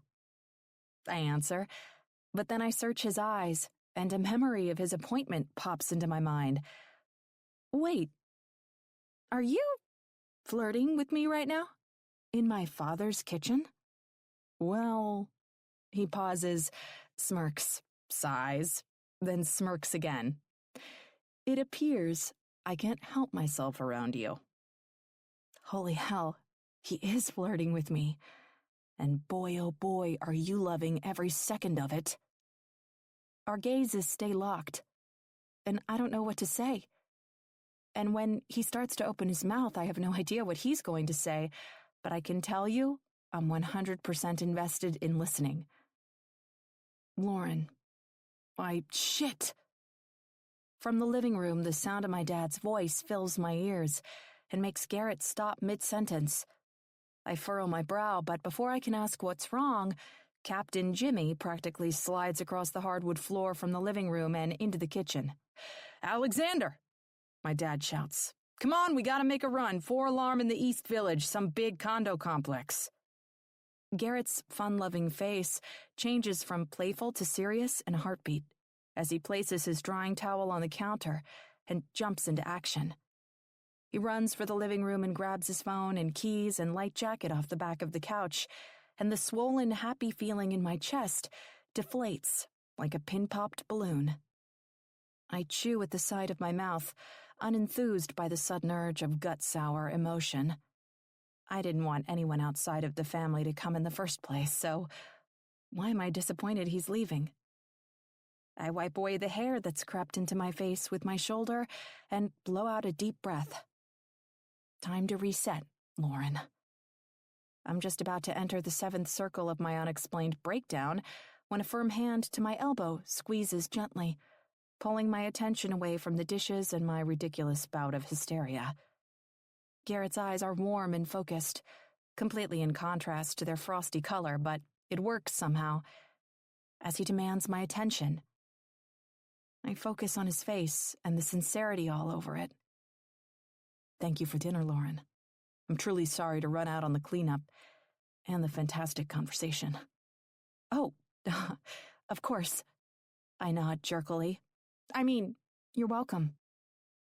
He smiles one last time, and then, almost as if time speeds up, he's gone without a physical trace.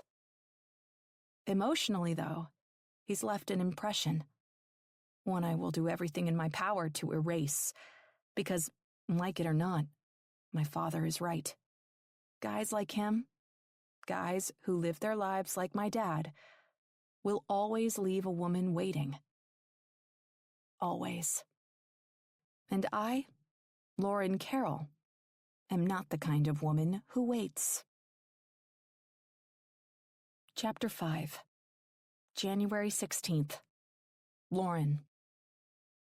Salads are all around me. Salads, people! At the best steakhouse in San Diego, every woman in sight is eating a salad. It's ridiculous. Criminal, almost. But it's also Southern California. It's been over 4 months since I got back to this Barbie-emulating, plastic skin-sporting, avocado-loving side of the country, and still I'm not used to it. I'm used to tough New York broads who like their red meat to ooze blood in some sort of badass bitch tribute to their enemies. If it weren't for the fact that my colleague and now friendly acquaintance, Dr. Rebecca Harbrook, ordered a chicken breast, I'd be close to spiraling out of control. Okay, maybe that's a little dramatic, but I'm just thankful I'm not the only one who can't survive on rabbit food. I take another swig of my iced tea and swallow every bitter, judgy thought in my head. It's not my business what other people eat. All that matters is the fact that I've been pounding this tea like a dehydrated camel, and I have no hump in which to store it. Dear God, if I don't get to a restroom soon, I'm going to burst. T-minus 30 seconds until pop goes the pee-weasel. Rebecca looks up from her chicken breast with a smile. Are you okay? You look not good. I almost laugh. Rebecca and I are the kind of friends who do the occasional lunch as an excuse to get out of the office and do something other than stare at ourselves in the rearview mirror of our cars while we eat alone. But she's not the kind of girlfriend who gabs about orgasms or the lack thereof. She's straight-laced and a little uptight, quite frankly, and she doesn't usually ever say anything other than glowing, rosy small talk. She's genuinely friendly, though, and I like that about her. I didn't get a whole lot of friendliness in New York, and I don't get a whole lot of authenticity here. She's also the head of my new practice, and I like the idea of building some kind of relationship with her, even if it's shallow. Yeah, I just think I drank a little too much iced tea. I give her the politest explanation I can manage. If you'll excuse me, I need to run to the ladies' room real quick. She nods enthusiastically, cutting off another sliver of chicken to put into her mouth. Before she does, though, she responds, "Of course. Go ahead." I jump up from the table like a newborn colt, fumbling my legs a little bit as I try to get them under me. Apparently, the pressure on my bladder has numbed my coordination slightly. A few heads turn in my direction as my chair bumps back into the table with the rough way I push it in, and I take off at an elderly woman walking the mall speed walk for the bathroom. My heels are against me on the slick wooden floor, but I won't be stopped. There's no option at this point. I stalk into the dark back hallway, a scowl pulling my eyebrows together, while I pray that my Kegels have kept my vaginal floor in good enough shape to prevent potty accidents. But I'm stopped in my tracks when I spot a freaking line outside the bathroom. Oh no. My bladder lurches at the sight of 5 women, all waiting ahead of me to get into the tiny 2-stall bathroom. They look bored and disinterested, not at all in the distress I'm feeling, and I immediately and irrationally get angry with them. Do they even really need to go? Fucking hell! The urge to pee is so strong, I manically survey the area for some kind of backup plan. I don't really know what I'm thinking I can substitute for toilet at this point, but I'm desperate enough to look anywhere as the woman in front of me takes out her phone and starts scrolling Instagram, and it's like she searched out waterfall pictures and reels with ocean sounds on purpose. Is she trying to kill me? I suck my lips into my mouth and do a little dance, hoping I'll stumble upon a bucket suggestively labeled, "Use this if you can't hold your pee." When no such phantom item appears, I start to panic that this really is going to be like kindergarten all over again, except it's far less acceptable to cover your own legs in urine at the age of 31. Just then, the door to the men's room at the far end of the hall opens, and a guy steps out. He doesn't meet any of our eyes as he passes us, but I can sense the casual aura of no bathroom wait time rolling off him in waves. I glance to the women in front of me again, not having shifted even an inch, and I come to a conclusion that I'm not exactly proud of. I have to do it. I have no other option. I need to cross into enemy territory and lift my leg to piss. At least, figuratively. Literally speaking, I'm really hoping there's a stall. I scoot around the women as inconspicuously as I can and beat feet toward the not busy at all door the lone man left behind. It opens silently, and I peek my head in with trepidation. "Hello?" I venture into the vastly undercrowded space. No one answers, so I take one last deep breath of fresh air from the hallway and dip inside. The stall door is cracked open in vacancy, and I fall on it like a vulture on roadkill. I'm so close to bursting, I'm shocked I managed to get this far without pissing on my shoes. Still, even on the verge of my bladder exploding, I take the time to survey the environment. Men's restrooms are seriously disgusting. I do not know how they live like this. I do not know how I will live like this one day, assuming I actually find someone to share my life. But that's another story for a different day. Today's story involves peeing. Right effing now. With bumbling, urgent hands, I grab some toilet paper and wipe furiously at the disgusting seat, toss the soiled paper in the toilet, grab some more, and wipe at every physical surface there's even a chance I might come into contact with, all while dancing around on my tiptoes.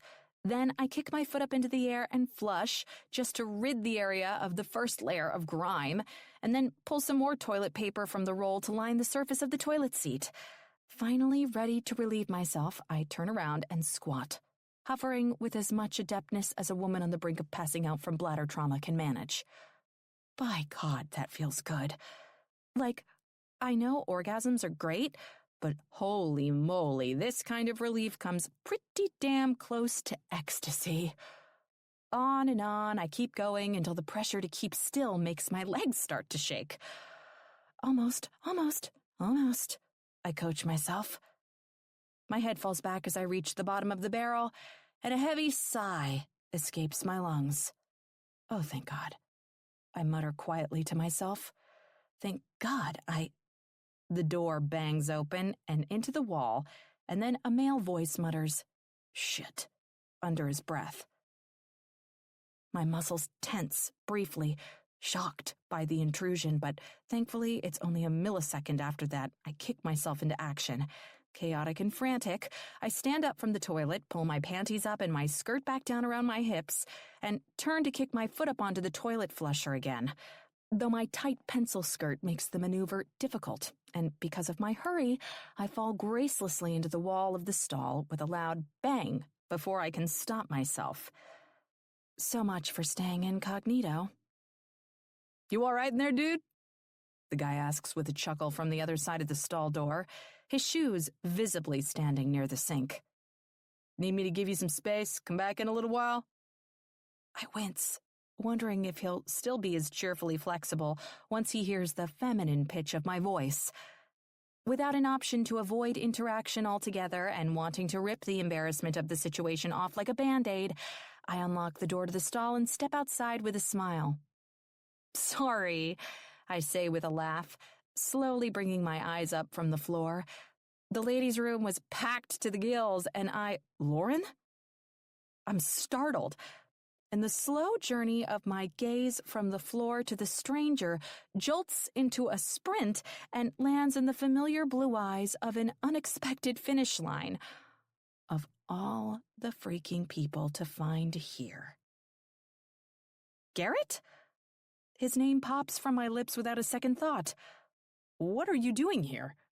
He asks, looking around at the white subway-tiled walls and urinals to make sure he came into the room he thought he did. In the men's restroom.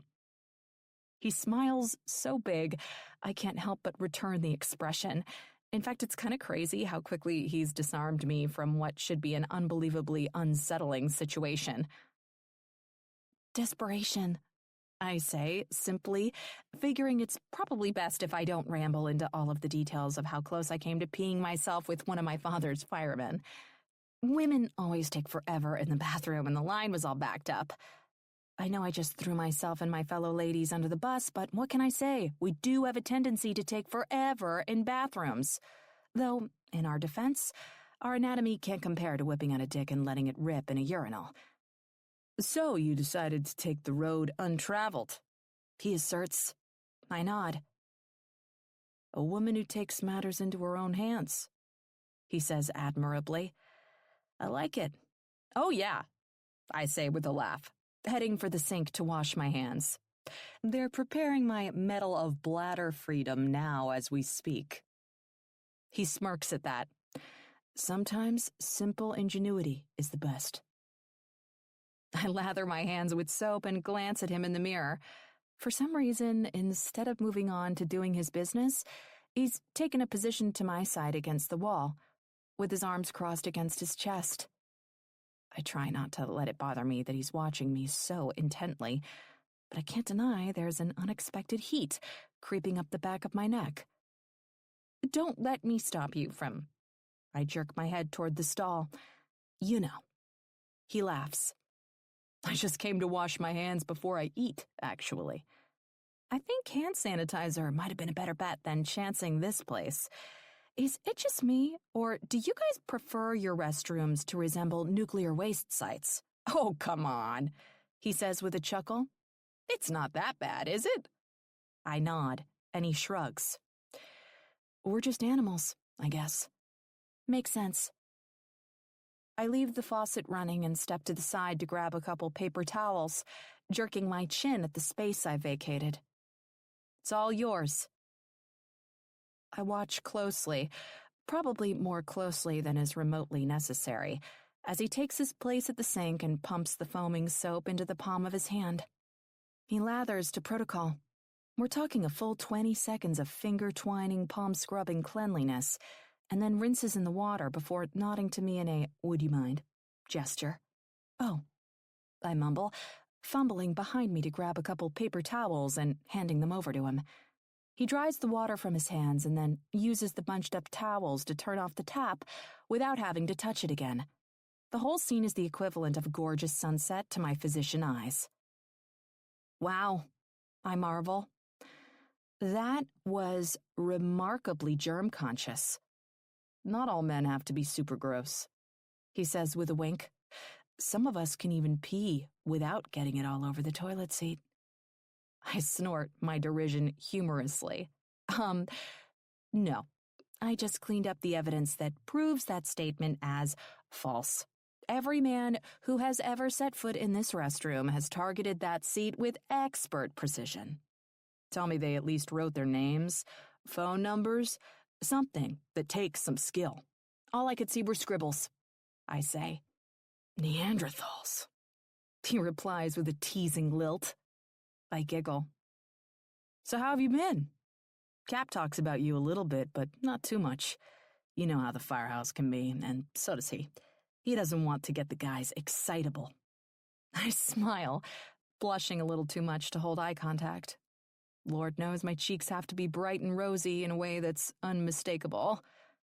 I've been okay, just settling back into California culture. He feigns a dramatic wince. Oh, yuck. Why would you want to do that?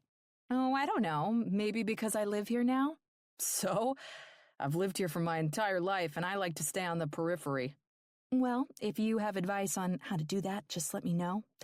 I thought I'd avoid some of it by coming to a steakhouse, but it's health nuts everywhere. Truthfully, I'm not trying to knock the health conscious. I admire their ability to be so rigid. It's just that I like tacos and pizza far too much to join their team. He laughs. You just need to start hanging out with the right people. I quirk an amused brow. And I guess you're the right people? One of them, he answers. There are about a dozen of us in the greater San Diego area. We meet once a month. I snort. Shut up. Garrett smiles huge, and the emphasis it puts on his sparkly blue eyes is almost deadly. I also don't miss that today he's sporting that impressive and pretty damn hot beard that comes and goes with his work schedule. Well, I say awkwardly, clearing my throat around an unwelcome knot of sexual attraction. I guess I'll get out of your hair and back to my table. I think there's some sort of time limit to how long I'm allowed to be in here before the self-destruct switch is activated. I would deactivate it, neutralize it, whatever I had to do. A giggle jumps from my lips. What are you, the bomb squad? If I needed to be to keep you alive? Yes. He nods, blue eyes serious. I'm prepared to go full-on Jason Bourne.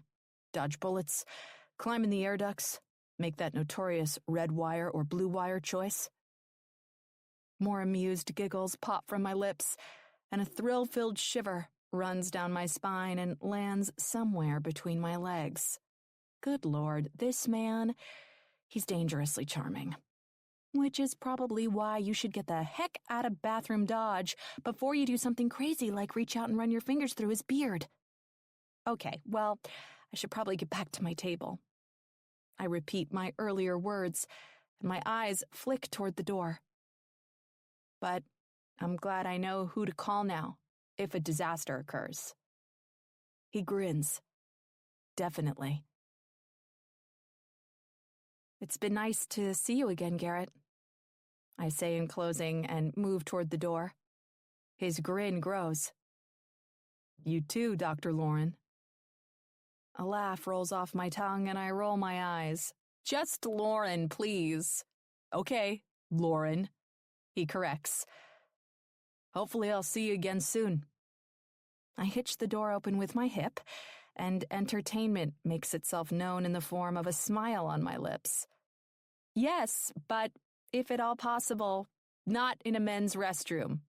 Hey, I have no objections to that, he answers with a little gesture of his hand. Bye, Lauren.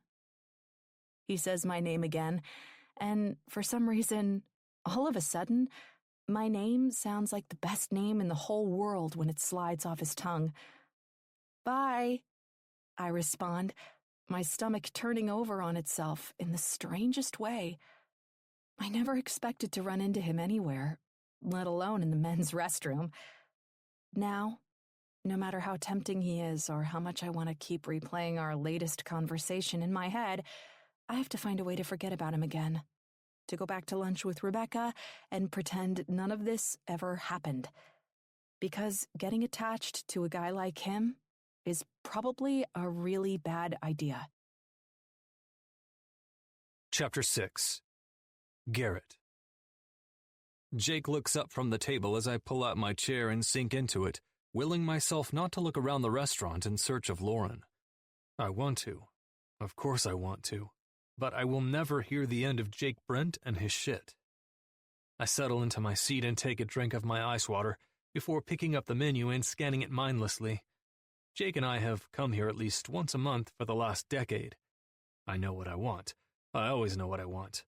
And Jake reads through my nervous distraction techniques with no trouble at all. What happened? He asks. And why do you look so guilty? I glance up from my menu with a flick of my eyes and back down again, clearing my throat before speaking. Nothing happened. And guilty? For what? Washing my hands? Jake's laughter rattles obnoxiously through our water glasses and straight into the center of my chest. I don't want to be this transparent, but goddamn, I'm not doing a good job of covering it all. It also doesn't help that he's been my best friend for years. He knows me too fucking well. I don't know what you're guilty for, but you look like you just left me at the table to have sex in a public restroom. He raises one knowing brow. And frankly, if that is the case, I don't know if I can condone that kind of disrespect to our friendship. I roll my eyes. Shut up, Jake. Just explain one thing to me. Why did I see a blonde woman come out of the men's bathroom right before you? I flick my eyes up and over the menu again, this time meeting his and holding. We didn't have sex, I say seriously. He studies me closely. I wait. But you wanted to. Jake, let it go. I respond in warning. He really has no idea how much I don't want to go there, how long I've been going there, how deep I am into this vortex of fuck no, stop thinking about her. She's the cap's daughter, you lunatic. Truth is, I've been kind of thinking far too much about Lauren Carroll since she first introduced herself to me as Dr. Lauren, and spending time with her on Thanksgiving only served as a huge catalyst to keep thinking about her. It's preposterous, to be honest, and I thought I'd be over it by now because, yeah, it's also not a good idea. No matter how fucking gorgeous or sexy or intriguing I think she is, or how much I'd like to spend more time with her, the reality is that her father is my boss, and my boss is a hard-ass who would literally shove his boot up my backside. Not to mention, has she been thinking about me the way I've been thinking about her? Obviously, I'm hoping that's the case, but I haven't a fucking clue. What, Garrett? Jake questions. The divorce was final almost a year ago. I just thought maybe you'd be interested in moving on with your life at some point. I hate that without telling him anything about Lauren or what's gone down between us over the past few months, he already has his finger on the fucking pulse. God. I shake my head and sigh. You're a pain in the ass. He's also right. But fuck, I don't want to give the now smug bastard the satisfaction. Maybe, he replies, voice dripping with confidence. Or maybe I'm just a kick in the ass, and exactly the push you need. Stop that. Stop what? Being Smart Jake. Smart Jake is cocky and annoying, and I don't like dealing with him. I like Funny Jake, Sad Jake even, Pissed Jake. They're all great guys, and I'm more than willing to talk to any of them right now, but Smart Jake can take a fucking hike. Oh my God. He laughs. I really hit a nerve.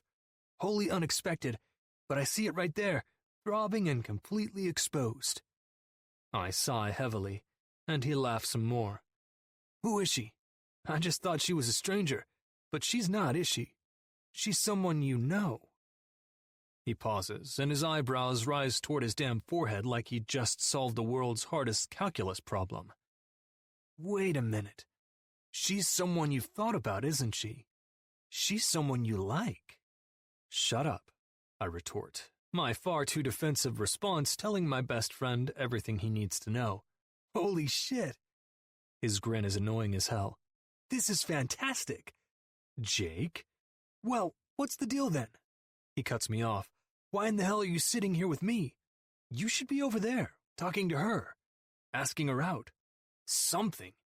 Please, for the love of God, you have to put yourself out of your obvious internal misery before we eat because all the angst really isn't good for my appetite.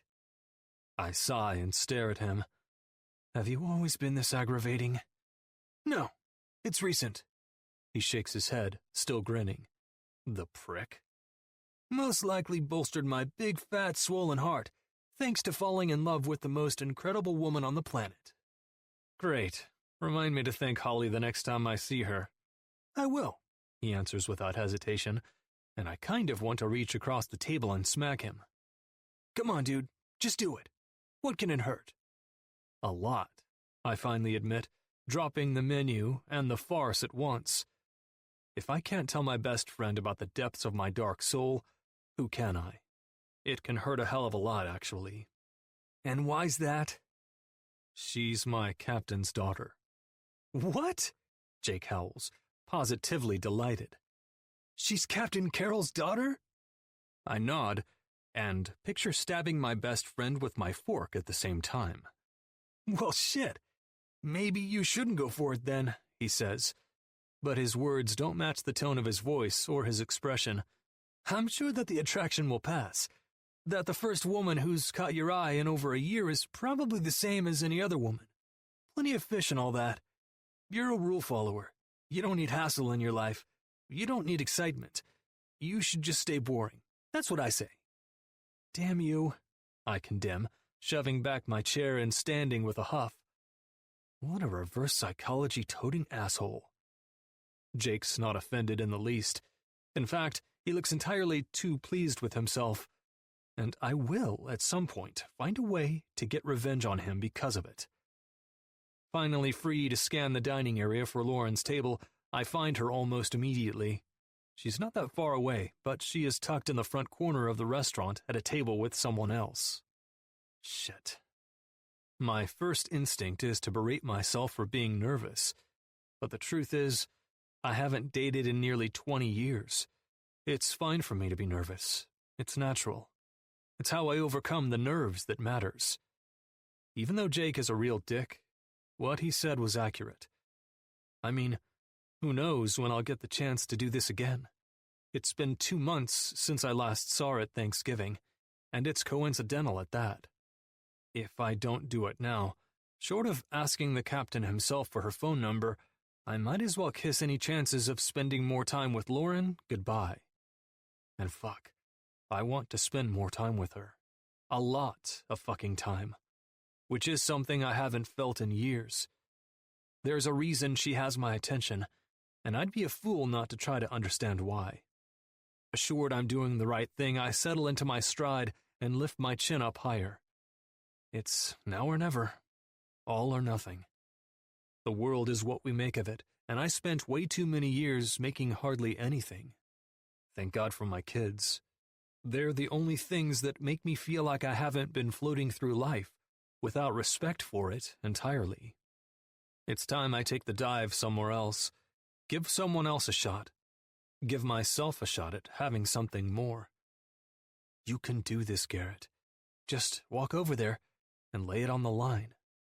I can do it. I do shit that takes far more courage every day at work. That doesn't explain why my heart is damn near pounding out of my chest, but whatever. I've got this. I'm doing it. No one notices my approach to the table. Not Lauren, not her companion, nor the servers standing by her chair. Because of that, when I come to a stop next to them, Lauren's eyes move up the length of my body with a comical slowness, full of expectation. "I'll take another glass of tea," she starts to say, jolting when her gaze lands on my face and she realizes who I am. "Really? Are you sure you want to have another date with the nuclear waste site?" I tease. She smiles and blushes, even though she's trying desperately not to do either. At the tone of my comment, her table mate looks up from her plate and takes notice of me for the first time. Her eyes widen and her pupils dilate. A reaction I'm somewhat conditioned to from women, but after a quick glance to Lauren, she calms her hormones into a smile. I'm spoken for. Very obviously spoken for, apparently, to anyone other than Lauren Carroll. Hell, even I don't think I'd realized how little I've cared about women since I met her in September. I thought it was the fact that I'd been married for so long, that I wasn't used to being a single, available guy. But maybe it's been something more than that. Maybe it's been a doe-eyed doctor. "Garrett, what are you... what are you doing here?" she stammers. I fill my lungs with air in an effort to bolster my confidence and let it fly. If I don't ask, she can't say yes. "Would you like to get dinner sometime?" I ask, voice steady. Life's thrown us together on 3 separate occasions now, and I can't help but think maybe the universe is trying to tell me something. Maybe the universe is trying to tell you to avoid the doctor, Thanksgiving, and bathrooms, she suggests with a challenging and teasing quirk of her brow. I smile, and I think her table mate snorts, though it's hard to tell with the way she tucks her head. But honestly, she's not the woman I'm concerned with. The only reaction I care about at this point is Lauren's. True. I guess it could be. Seems like that might lead to some serious inconvenience in the future, though. So, if you don't mind, I say, and I flash a wink in her direction, I'd rather experiment with my theory first. Lauren shrugs. Suit yourself, then. I chuckle. I'm trying, but you actually have to answer my question. She tilts her head to the side. What was it again? I almost want to laugh, but I fight the urge and ask again. Would you like to go on a date? It would be with me, by the way, just so there's no confusion. Her eyes go wide for the briefest of moments. She clears her throat. I'm, not entirely sure my dad would like that. In fact, I'm almost entirely sure he wouldn't. Probably not. I agree with a shrug. She searches my unwavering gaze. But you're asking anyway. The universe, Lauren. I'm trying not to ignore the universe. She considers me closely for several painfully long moments, while her lunch companion smiles into the middle of her chicken breast. You realize this probably isn't a good idea, right? She tosses out, and I take some comfort in the fact that she hasn't said no yet. She hasn't said yes either, but I'm trying. I do. My heart pounds in my chest as she stares me right in the eye, waiting for the answer to come to her, to come out of her mouth. I don't exactly know, but I don't dare move for fear of ruining whatever progress has already been made. Okay, she finally breathes, the tiniest shrug of her shoulders making the corners of my mouth curve upward. Okay, yes? She nods. Okay, yes. When? You want me to decide? She questions nearly hysterically, and surprisingly it makes my smile grow. Tomorrow, I say, instead of putting either of us through another back and forth in front of a woman who appears to be her colleague. She's amused. That's evident. But I have no way of knowing how much shit she's going to give Lauren about this whole scene when they're in private. How about you give me your phone? I request. I'll put my number in. That way, when you feel like texting me to go back out later, you'll be able to. Her eyebrows draw together, and I chuckle. Don't worry, I'll convince you to go through with it anyway. Oh yeah? She hums. What are you, psychic? I shake my head as I grab her phone from the table, hold it up in front of her face so that it unlocks, and type my number into the contacts. Nope, just have a feeling. And if I don't text you at all? She asks. What will you do then? You don't have my number. I guess I'll take it as another sign from the universe. Her throat bobs slightly, and I force myself to turn and walk away. There's something there between us. I can feel it. But I'm not going to force her into something this complicated against her will. I'm not going to pressure her, and I'm not going to put that kind of pressure on myself.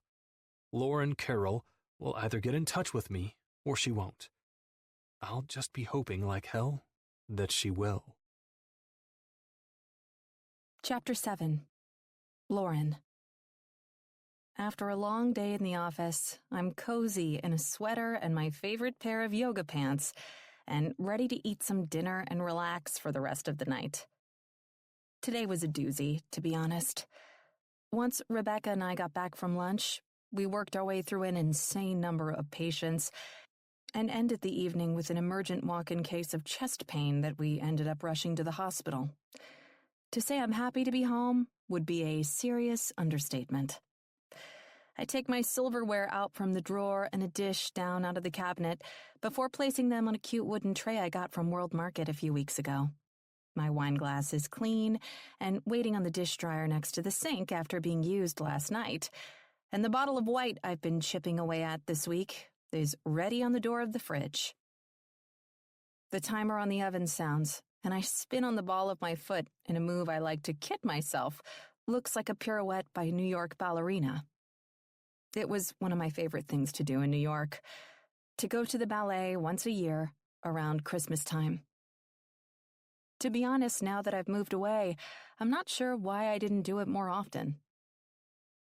One pull of the oven door reveals a perfect crisp on my roasted cauliflower and a bubble in the demi-glaze on top of my chicken. Both are ready.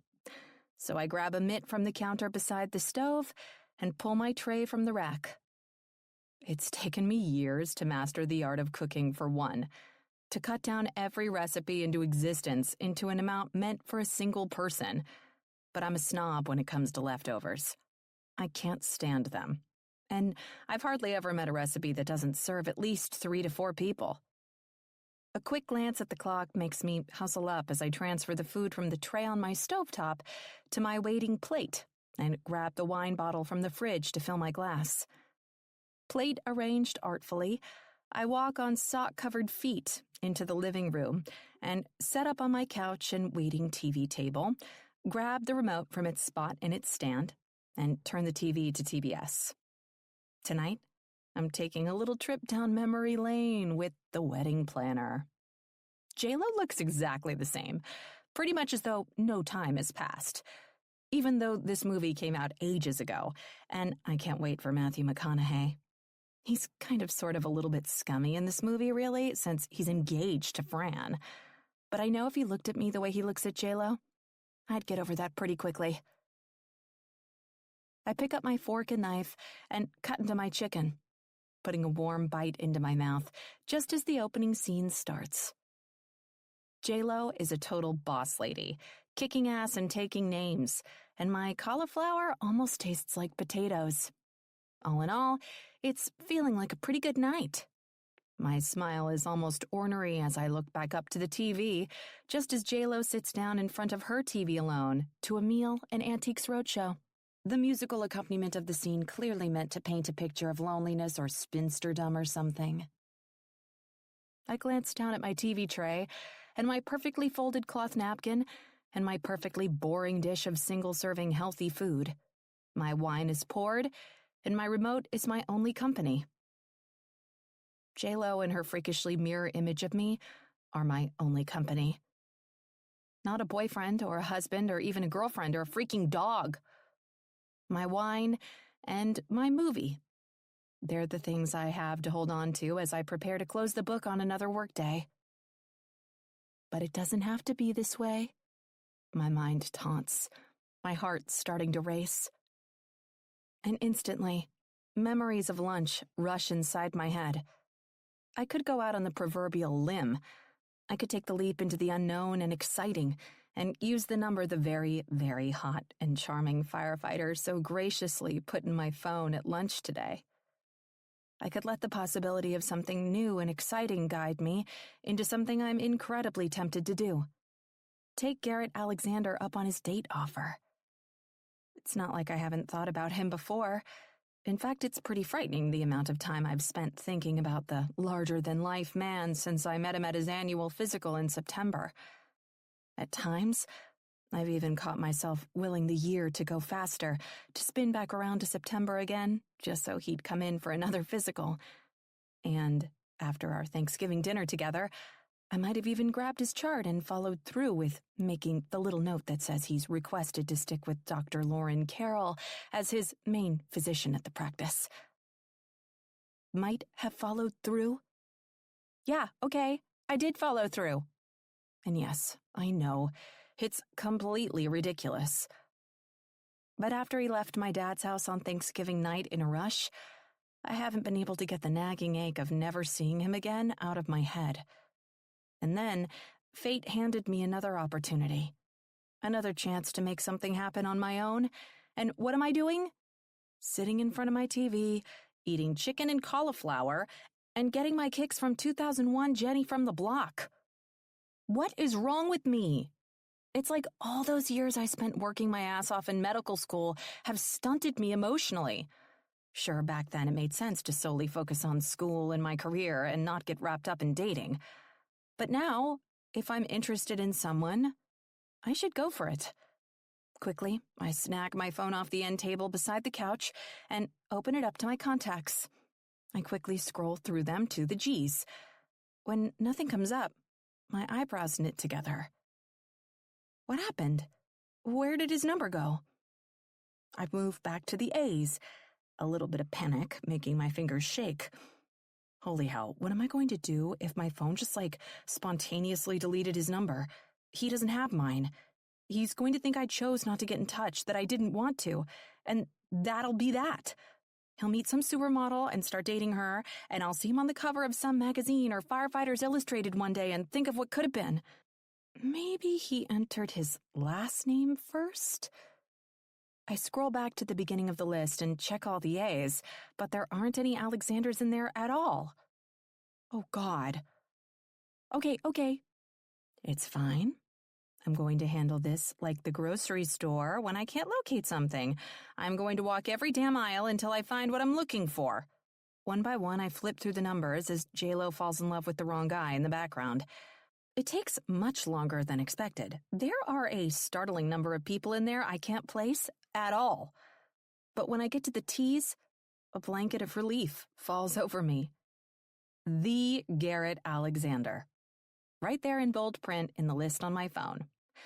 Not Garrett Alexander, not Alexander Garrett, but the Garrett Alexander. Dear God, if he only knew how much he fucked me up by trying to be cute with his entry. My thumb hovers over the button to call him, the jitters making it feel much more like a leap across the Grand Canyon than a simple touch of the screen.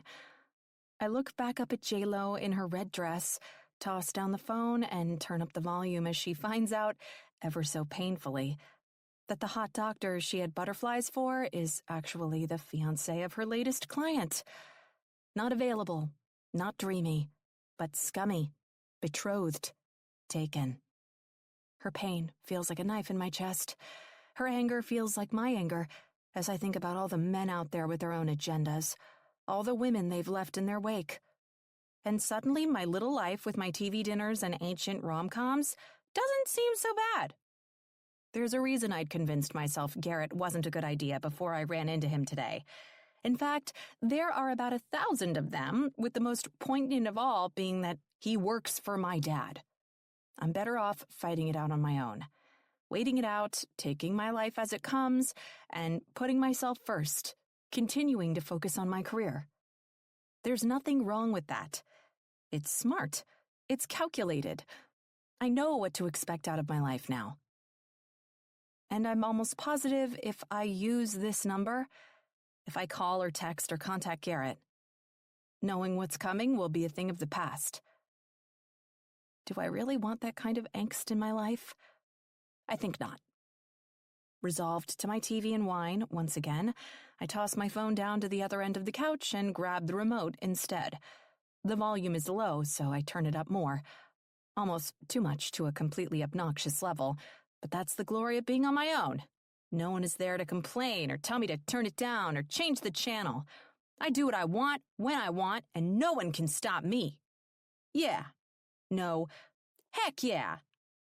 I fork another mouthful of cauliflower into my mouth and chew angrily. I'm not sure why exactly, other than the fact that I'm now super amped up. I definitely need to calm down or I'm never going to be able to sleep tonight. And J-Lo definitely sleeps. She has to with that perfect complexion. She'd have hollowed-out cave circles under her eyes if she didn't sleep. I pick up the remote and turn the volume back down, my shoulders sagging dramatically. I take one glance at my phone on the other end of the couch with longing. Maybe a little unpredictability wouldn't be so terrible. I mean, I'm having some sort of breakdownish conversation with myself, all in the form of an inner monologue. It might be nice to have arguments with an actual human at some point. Actually, what's stopping me from doing that? I don't have to call or text Garrett. I could totally call or text someone else. Someone safer. Someone who will stop me from going insane without turning my entire life upside down. My sisters! Scrambling to the other end of the couch, I grab my phone again and open my group message with Shell and Kara. It's a running thread, though I have to admit it's not exactly impressive. We used to chat a lot more, but lately, their lives are just too slammed to have any real fun. Me. Hey guys, what are you up to tonight? Their responses come in quickly, but they're anticlimactic, at best. Kara. Bathing children. Shell. Cooking dinner. Me. Oh, cool. Mix those together and you'd be in some type of thriller movie. Kara. Very funny, Lori. Shell. Did you need something? Wow. Tough crowd. Me. I'm just finishing up my dinner now. I thought I'd just check in with you guys, chat a little. Shell. Oh, okay, hun. Wish I could chat with you, but now really isn't a good time. Everything okay, though? Kara. For me either, Lori. Kids in the tub is like trying to wrestle pigs in the mud. I need both hands. Me. No worries. And yeah, everything is fine. I'll talk to you guys later. Ugh. Well, that was a bust. And now my phone is in my hands again. Temptation makes my head feel light and airy, and my fingers start to tingle. I drop my phone in my lap like a hot potato and then jump off the couch so it falls on the floor. Bad phone and its evil siren call. It wants me to do questionable things. Things I'm not sure I'm ready to do. I shake my head to clear it and turn off the wedding planner. I think J-Lo is messing with my head. She has to be. Because I'm not normally this mentally unstable. It's time to go to bed. I pick up my tray of food and carry it back into the kitchen to clean up, leaving my abandoned phone behind. I rinse my dish in the sink and let the water heat up to a good temperature for scrubbing. With a dab of soap and a dunk, bubbly suds foam out of my dish sponge and onto my hand, and I watch as they spread. It's mesmerizing, distracting even, and it gives me the idea to jump into a bubble bath after this. Because I can, I remind myself. I've nothing demanded of me, no one pushing for my time. It is my own to do with as I wish. Having that kind of freedom and hassleless life is something to fucking celebrate. Resolute, I scrub the dishes quickly, rinsing them and setting them to dry beside the sink so they'll be ready for me again tomorrow. It's a simple life, but it's good, low stress, and that's about all I can really ask for. Just me. That's all I need. Uh-huh. You can keep telling yourself that until the cows come home, but that doesn't negate the fact that you really, really want to see Garrett again. My hands shake as I grab the phone off my nightstand and put it down on the bed beside me. I'm tubbed and scrubbed and masked and detoxified. I've done every at-home spa treatment available, and still, this is what I come back to. My phone and the desperate urge to use it, to text him. The small electronic device has had a lot of homes tonight, always nearby and ready and willing to glare at me. Taunting, jabbing, daring me to pick it up and use the number Garrett put in there at lunch today. Instead, I swipe the tub of lotion I keep on my nightstand from the top, screw off the lid, and slather my hands in the lavender-scented cream. It's calming, soothing, even, since it's been part of my routine for the majority of my adult life. I rub every surface inch of my hands carefully, moisturizing even the skin between my fingers. It feels good, rubbing the throb of anxiety in my fingers. It's painful and nagging, and no matter how hard I try to relax, I can't seem to calm my heartbeat enough to make it go away. I'm tortured, agonized, and the truth is, I'm not sure I'll ever be able to stop this feeling if I don't use his number. I'm tempted to just text him to tell him I can't, that it's not a good idea. But that would play right into his hand. That would make me exactly what he's expecting me to be, and I refuse to be that big of a simpleton. Couldn't be at all that you actually want to go out with him, and rejecting his invitation would kind of hinder that. Oh, even though she's right, my subconscious needs to take a hike. Just fucking do it. Quickly, so as not to back out or chicken out or, I don't know, pass out. I type out a message intended for the Garrett Alexander and hit send immediately. No lag, no delay, just a leap. Me. So, I know you said I'd text you to back out, but I'm actually texting you to opt in. I win. I slam my fist into my forehead. absolutely mortified at how dumb I sound. There's no way he's going to text me back now. The Garrett Alexander. You win? What do you win? Crazy, annoying thoughts halted. I stared down at the screen. Butterflies take hold in my stomach as I force myself not to think, just type. Me. The prize. Obviously. The Garrett Alexander. Are you calling me a prize, Lauren? I imagine his grin, and a shiver runs down my spine.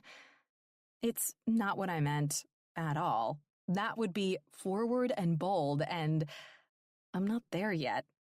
But that response of his feels exactly right for a guy like him. Me. Not exactly.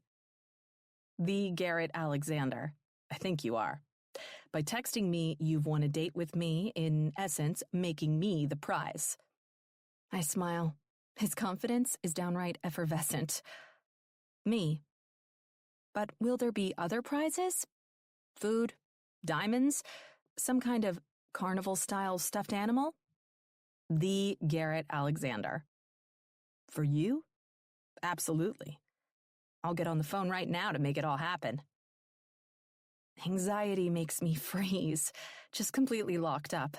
I have no idea what to type. Time ticks on, and goodness, he's going to think I died, or that I'm weird, or God, I don't know. But surely he's expecting some kind of answer. Why don't I know how to flirt? Why haven't I practiced? Why didn't I think any of this through? Living the med school life really did screw me over for everything else but medicine. I can save lives, but I can't have a text conversation with a hot fireman without practically giving myself an ulcer. The Garrett Alexander. You're freaking out, aren't you? My eyes go wide, and I type out a quick response. Me. What? No. Why would you say that? The Garrett Alexander. You're definitely freaking out. Me. Stop saying that. The Garrett Alexander. Why? Because it's true? Me. Suddenly, you're seeming less charming. The Garrett Alexander. Are you sure it's not that I'm a little too on the nose? Me. Shut up. The Garrett Alexander. Okay. Can I call you? My reply is off my fingers and on the screen in 2 seconds flat. Me. No! The last thing I need is to have an actual phone conversation with him right now.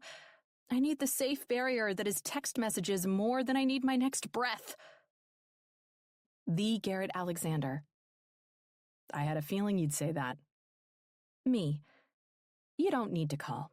We're talking right now. The Garrett Alexander. You're right. That's probably best. That way, we save the conversation for the date. Me. The date?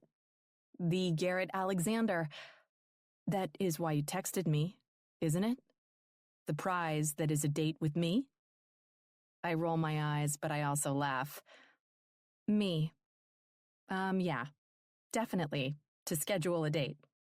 The Garrett Alexander. For tomorrow. Holy hell, tomorrow?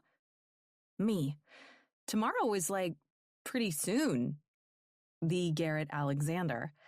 Exactly, that's what I was going for. Me. Of course. Me too. Obviously, sooner is better. Best, actually. The Garrett Alexander. Great. So how about I pick you up at 7? We'll get some dinner at Marlowe's. Marlowe's is a fancy-schmancy French restaurant with world-renowned food. Personally, my awkward self probably thrives a little better in a joint like Applebee's, but I'm not going to question the choice. Me. Actually, I can meet you there. I know where it is. The Garrett Alexander. Isn't the pickup a part of the date? Me. I'm not sure. The last guy I went on a date with was a New Yorker, and we lived in Manhattan. You didn't really pick people up. Truthfully, I didn't date much in New York, but the dates I did go on because a friend or fellow med student or coworkers set me up always turned out to be real duds. It certainly didn't give me much incentive to keep dating. The Garrett Alexander. I pick people up. I almost agree to let him pick me up. Almost. But then I force myself to stick to the boundaries I've set. Me. I appreciate the gesture, Garrett, really, but I kind of have a set of rules I've sworn my oath to follow, and do not get picked up for a first date is number 2 on the list. The Garrett Alexander. A set of rules, huh? What exactly are these rules supposed to do? Me. They're a prevention tool. Lauren's rules for not getting axe murdered. More like Lauren's rules to maintaining a good escape plan if a date goes bad. But minor details. Yeah, and you're not prepping yourself for an escape from him. You're prepping yourself for an escape from the date if you turn into a bumbling moron. The Garrett Alexander. Ha ha! Wow. And they still apply even though you've technically met me before? Me. I'm afraid so. You can never be too careful. The Garrett Alexander. Well, okay. I can respect that. I have to know, though, if rule number 2 is to prevent dying at the hands of an axe murderer, what's number 1? Me. You can never be too careful. LOL. The Garrett Alexander. Well then, I guess you're right.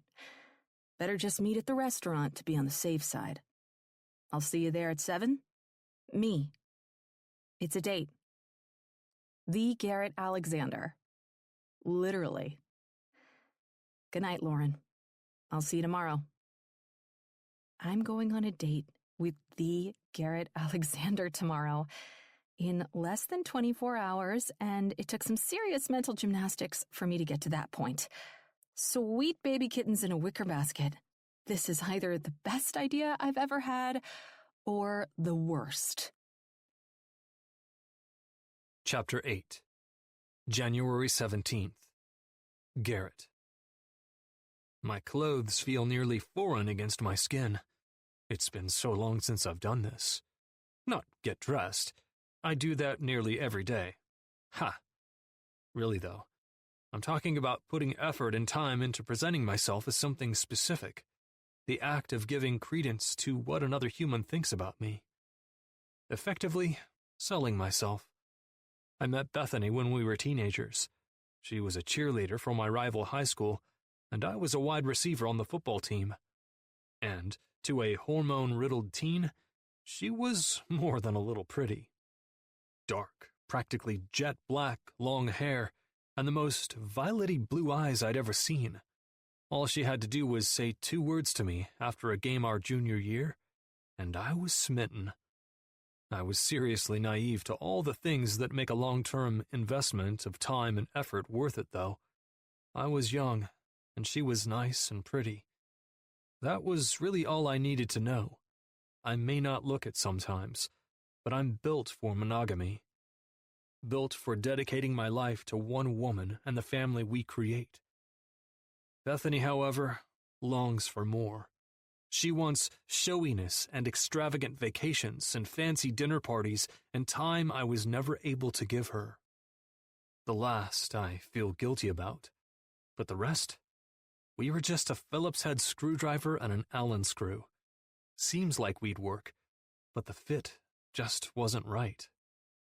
I jogged down the stairs, around the banister, down the hallway, and into the kitchen to awaiting Sarah. Hayden is already at his mom's house, Blake having driven him home from football practice. She writes furiously in a notebook, likely outlining her plot to destroy the patriarchy, and doesn't bother to glance up when I come to a stop beside her. She has an ice-cold facade, and I pity the soul who one day ventures to crack it. But as her dad, I'm so proud of the young woman she is, I can hardly stand it. Her mom is the type of woman that needs and wants a man, but Sarah doesn't need anybody but herself. Anything else will be a bonus. You about ready to go?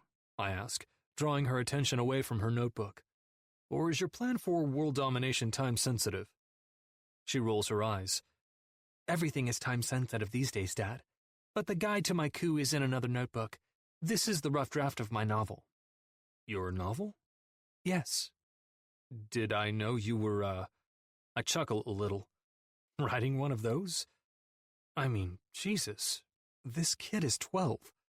I'm in so much trouble. Only if you're prophetic. I just started it today. Wow. Good for you, Sarah. I can't wait to read it one day. She giggles.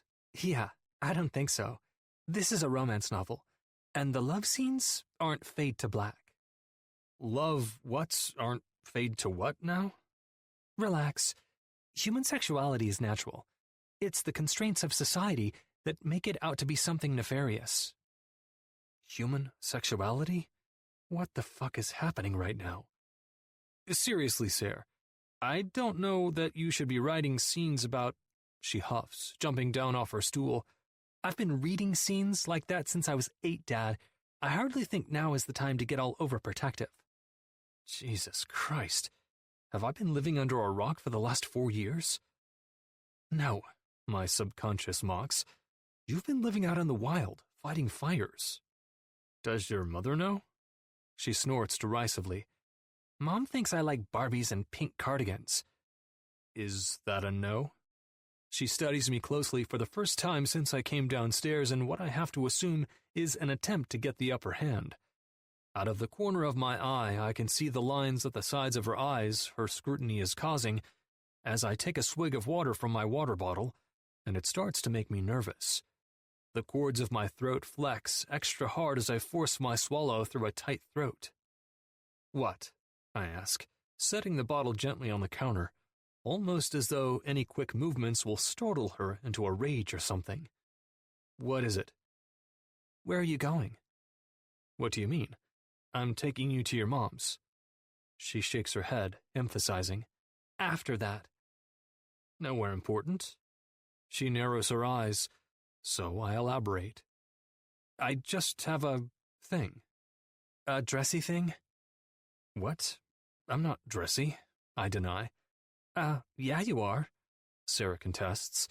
You're wearing a button-down shirt with a collar. A collar, Dad.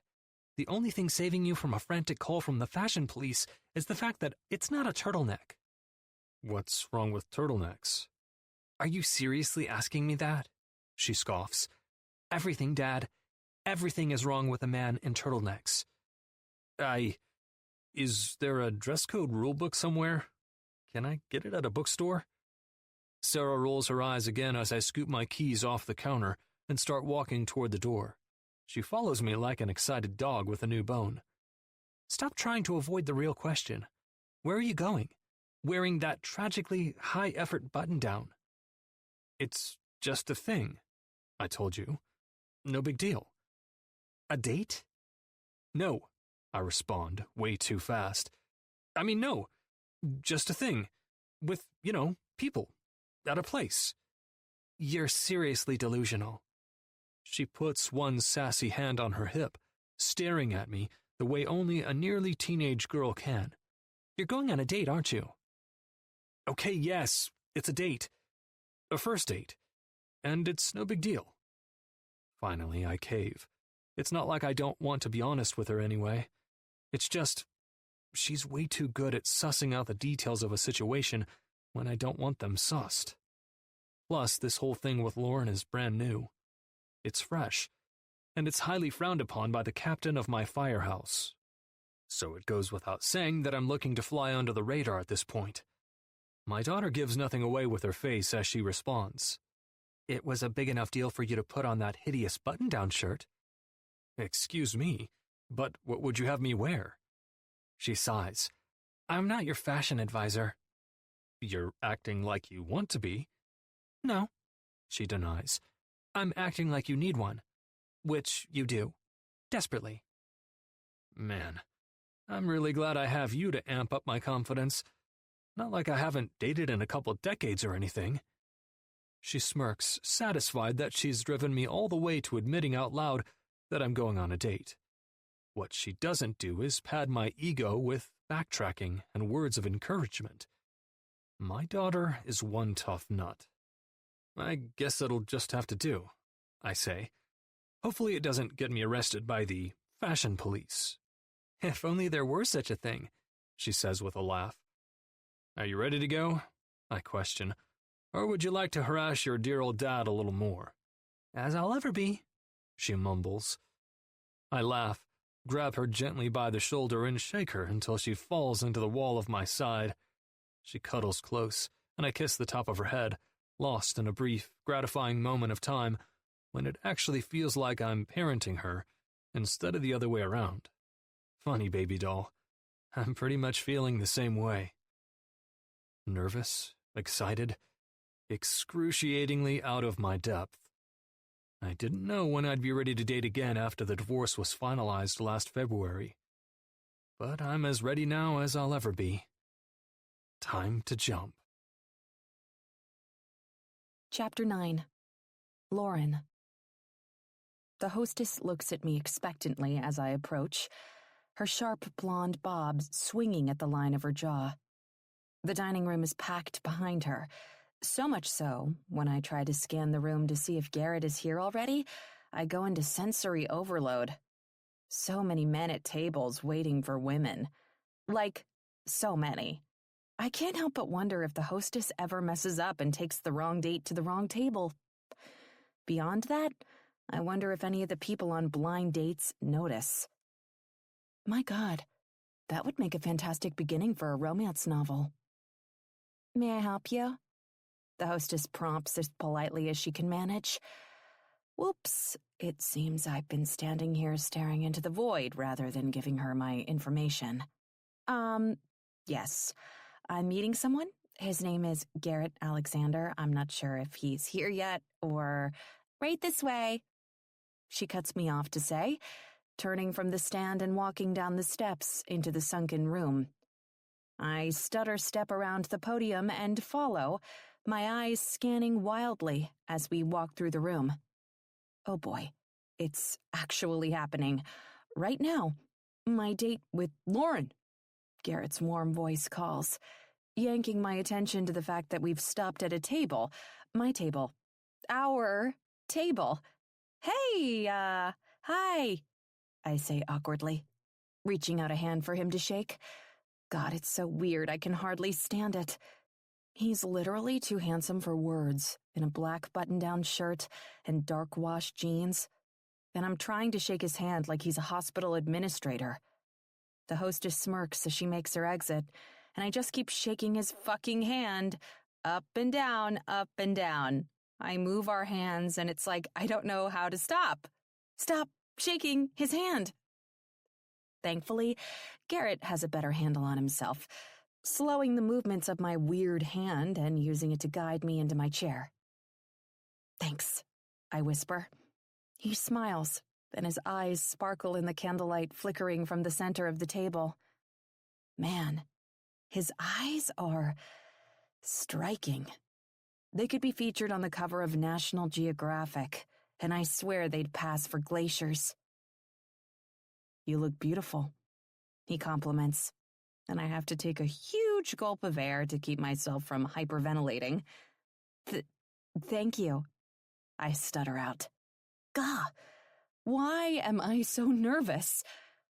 Immediately I pick up my glass of water and take a sip before pondering my emotional state. Is it because it's been nearly a year since I've been on a date? Because Garrett is so dang handsome? Or is it because I feel like I'm perpetrating some kind of espionage by going on a date with him behind my dad's back? It's probably all three, Garrett says with a smile. And I nearly choke on my glass of water. What the... Instantly, my eyes go wide. Did I say all that stuff out loud? Garrett chuckles. I think so. I don't think I have the ability to read minds. Oh, holy shit. I facepalm myself. Legit, hand to my face, I'm the real-life version of the emoji right now. Lauren, it's fine, he says, and reaches out to gently shift my hand away from my face. It's kind of like an icebreaker, you know? More like an icy suicide. Garrett laughs again, and I find myself staring at the vibrating column of his throat. It's long and tanned, and seriously sexy. I never knew a throat could be so dang sexy. Hey, I'm nervous too. he adds. If that makes you feel any better. I don't know how much you know about me, but I just got divorced about a year ago. After, well, a pretty long marriage. I haven't dated in quite a while. And yet, you're running circles around me. He smiles. I'm freaking out on the inside. I roll my eyes. Sure, I am. Well, let some of it spill out, would you? I retort. Level the playing field a little. Okay. He nods, and a smirk consumes his lips as he taps one long index finger to his chin. Let's see. I changed my outfit 3 times before settling on this. Really? That's at least a little embarrassing. I'd never expect a guy like him to do anything but fall into perfectly arranged clothes. And strangely, it does make me feel a bit better about myself. He nods. Hungry for more, I prod. What else? His smile widens.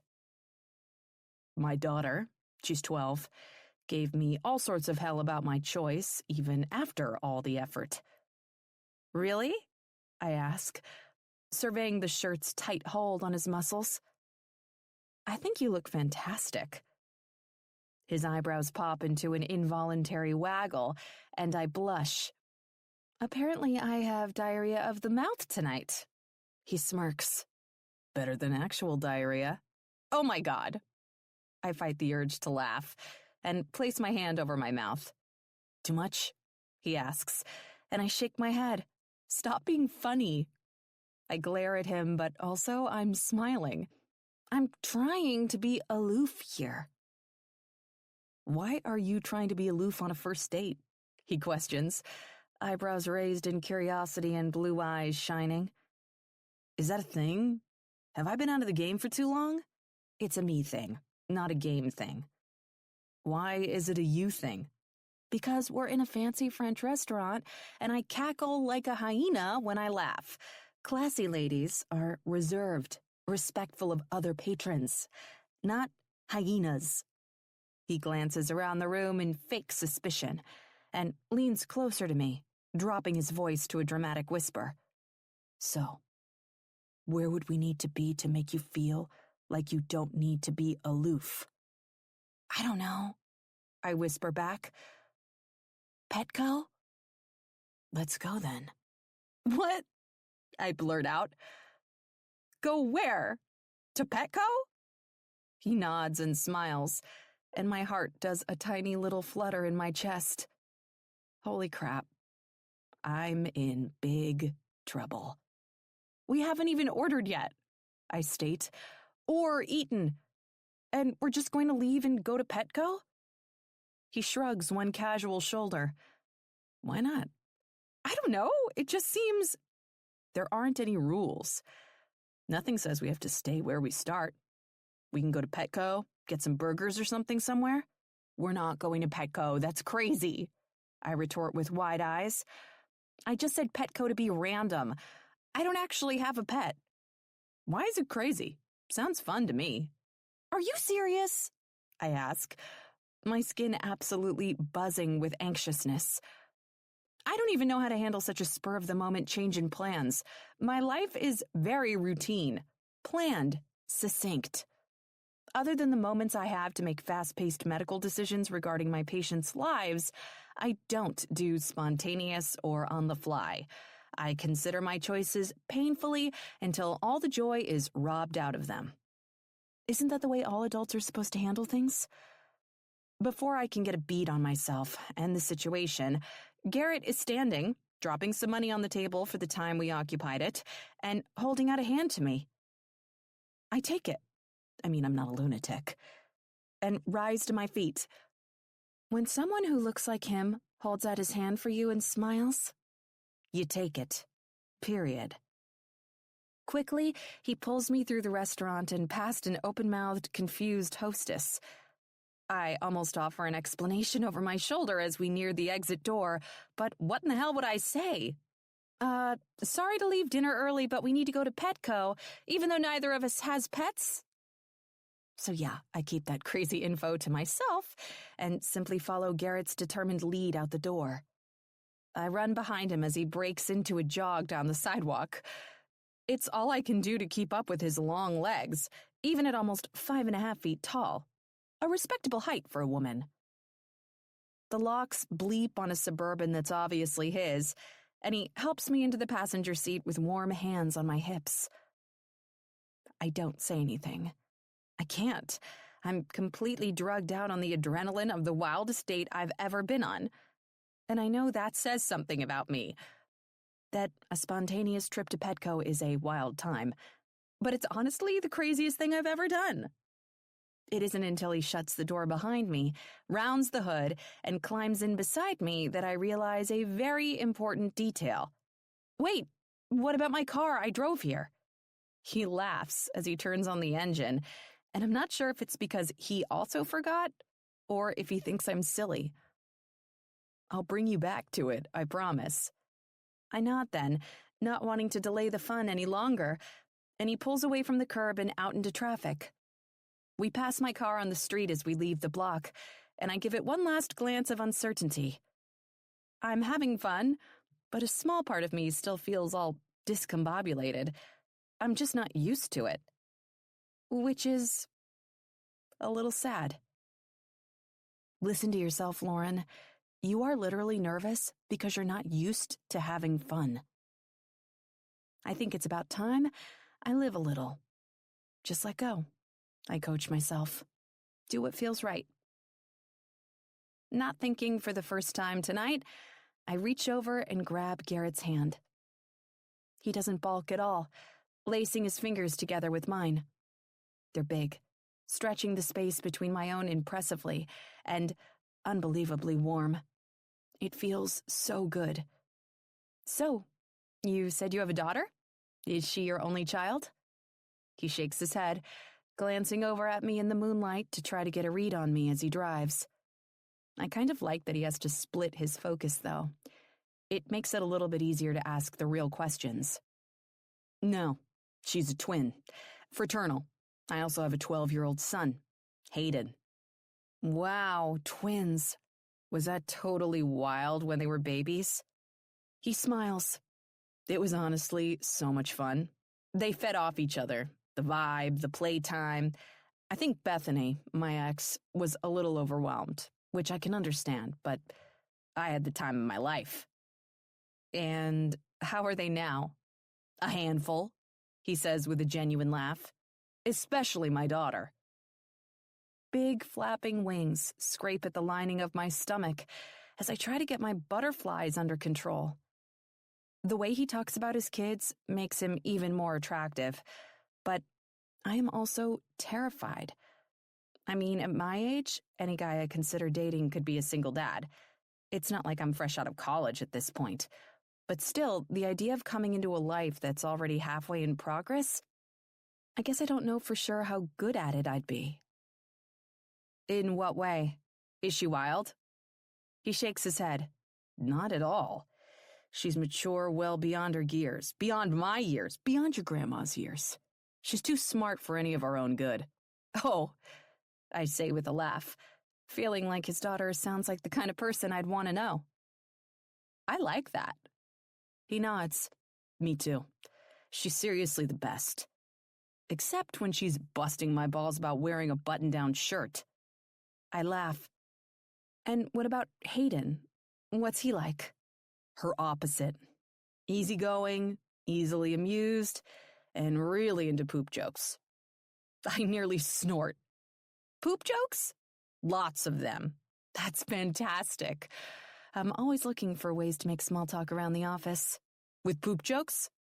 It's a doctor's office, what can I say? So, you'd want to meet my kids? I swallow hard, not having realized just how ahead of myself I'm getting. Wow, I'm sorry. You must think I'm crazy talking like meeting them is a given or something. This is our first date. No, it's good. I'm glad you'd be open to it. Really thrilled, actually. But don't worry, it won't be like tomorrow or anything. I heave a huge breath. Probably a good thing. Garrett pulls the Suburban into a parking spot and kills the engine. The big lighted sign for Petco shines across the parking lot, and I can't help but laugh again. I can't believe we left one of the most exclusive restaurants in San Diego to come to Petco. Garrett waggles his eyebrows. It's great, isn't it? I can't help it. I nod. Stay put. I'll come around and help you down. He instructs before popping open his door and jumping out. I watch him in the moonlight as he rounds the hood, and I nearly swoon. Goodness, he's hot. Tall, muscled, tanned, with a thick, dark beard. I just want to sink my hands into right before he pulls away to make it scratch at my thighs. Jesus. I must be losing my ever-loving mind. Garrett opens the door, but instead of holding out a hand for me to take so I can climb down, he reaches in, grabs my hips, effectively lifting me out of the car and sliding my front down the length of his own. My whole being tingles. Ready? He says, a noticeable rumble in his normally smooth voice, vibrating deep within my chest. Holy guacamole. This guy is H.O.T. hot stuff. It's a good thing he's a fireman, because there's a good chance before this night is over, he's going to make me combust. Surely he'll know how to get the flames under control. Right? Huh. Pretty sure you're wanting him to stoke those flames, girlfriend, not put them out. Chapter 10. Garrett. Lauren's hips sway from side to side as I follow her through the automatic doors and into the unflattering fluorescent lighting of Petco. Despite the disadvantageous neon glow that makes everyone look like crap, she's a goddamn goddess. Her legs look a mile long beneath the short black cocktail dress that shows off her lush curves, and it's about all I can do not to stare at her constantly. She has the most endearing face that seems to naturally settle into a smile, even when she's nervous, and she's always quick to laugh. Big, adorable belly laughs. I honestly don't know if her face is capable of forming a frown, and it doesn't seem like she realizes any of this. It's weird, but I get the sense she is a lot darker internally than her face lets on, but in like a twisty, naughty, good way. Not like a secret, psychopathic killer kind of way. I think it's the reason she's managed to stay single this long, because if she were completely open to love, to a relationship, I can guarantee she would have found herself in one by now. Smart, funny, and insanely beautiful, she's the caliber of woman that doesn't get ignored. So, where do we go first? She asks, coming to a stop just outside the entrance doors. It's not like I have a bag of catnip to pick up while we're here. I don't even have a pet. Do you? I shake my head with a smile. Nope. Man, she giggles. We're lunatics. I laugh out loud then. Coming to a pet store without pets makes us lunatics? Yeah. She crinkles up her nose in the cutest way. Definitely. Well, maybe one of us will leave with a pet. People come to the pet store to get pets, not just stuff for pets they already have. No way. She raises two defiant hands in the air. No pets for me. I'm good as I am. Are you sure? I'm positive. But the twins, she says with a maniacal smile, they could probably use a lovable companion. I chuckle. Sarah would eat some sweet, innocent kitten alive. No way. Then what are we doing here? She asks with an adorable little stomp of her foot. I have to suck my lips into my mouth to stop myself from commenting on it. Are you not feeling the urge to be aloof anymore? No, she scowls, and I can't hide the entertainment on my face. Come on, let's go look at animals. Even if we don't take anything home, it doesn't mean we can't window shop. Fine, but we're starting with the fish. I don't need sad kitten eyes right now. I laugh. Fish it is. She turns with the least huffy huff I've ever heard and stomps toward the tanks at the back of the store. I don't know how to break it to her, but her angry stomp looks more like a prance. There just aren't enough angry bones in her body to make anything she does look plausibly grumpy. She's lightness. It's no use. I tuck my smile into my bottom teeth and follow along dutifully. She peers into the first fish tank lackadaisically, but her feigned disinterest doesn't last long. Not with the way the little neon fuckers are zooming around the tank like they're on speed. She giggles. "Oh my God, look at these things, Garrett." I nod. Looks like someone accidentally spilled the cocaine supply in their tank. She snorts. "I think they're just happy to see us. They probably don't see much action in Petco on a Friday night." "Why is that?" "Well, because, I don't know. Do people normally go on dates to Petco? Do people even go to Petco on a Friday night?" I mean, they might not choose a pet store as their date destination of choice. I tease with a wink. But in my opinion, the weekend is what we make it. And sometimes that might include a trip to Petco. Okay, you just sounded way too prophetic for me. What are you talking about? The weekend is what we make it. Come on, tell me you didn't get that out of a fortune cookie. I guffaw. I'll have you know that was right from the brain of Garrett Alexander. A tickled smile brightens her face. Maybe you should write fortunes then. Oh yeah? Definitely. I'm sure you could do it on the side. Like a second job to firefighting. Oh yeah. A soft chuckle falls from my lips. Can't wait to tell the guys at the firehouse. Her eyes go wide at my mention of the firehouse, and I lift up my hands defensively, already knowing where her mind just went. Don't worry. I'm not going to tell anyone anything at the firehouse. I don't have a death wish. Why did you ask me out then? I mean, you know my dad isn't going to like it. Because? I shrug. Honestly, Lauren, I've been thinking about you for a while now. I didn't think it was going to go away. And we're adults. As much as I respect your dad, I don't make my decisions based on any other man. She gulps. I wish I could be as confident as you are.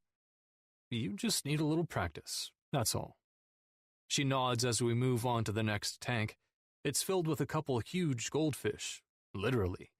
They're both the size of baseballs, and I've never seen anything like them before in my life. Lauren slowly moves closer to the tank before putting her hand against the glass and gasping. I'm not expecting it, so I don't even think when I reach out and grab her hip. A knee-jerk, subconscious reaction to her shock. What? What is it? He just looked me in the eye, Garrett. The fish? She nods, never breaking eye contact with the tank. Do you want me to beat him up for you? I ask with a chuckle. She shakes her head. No, it's just, oh my God.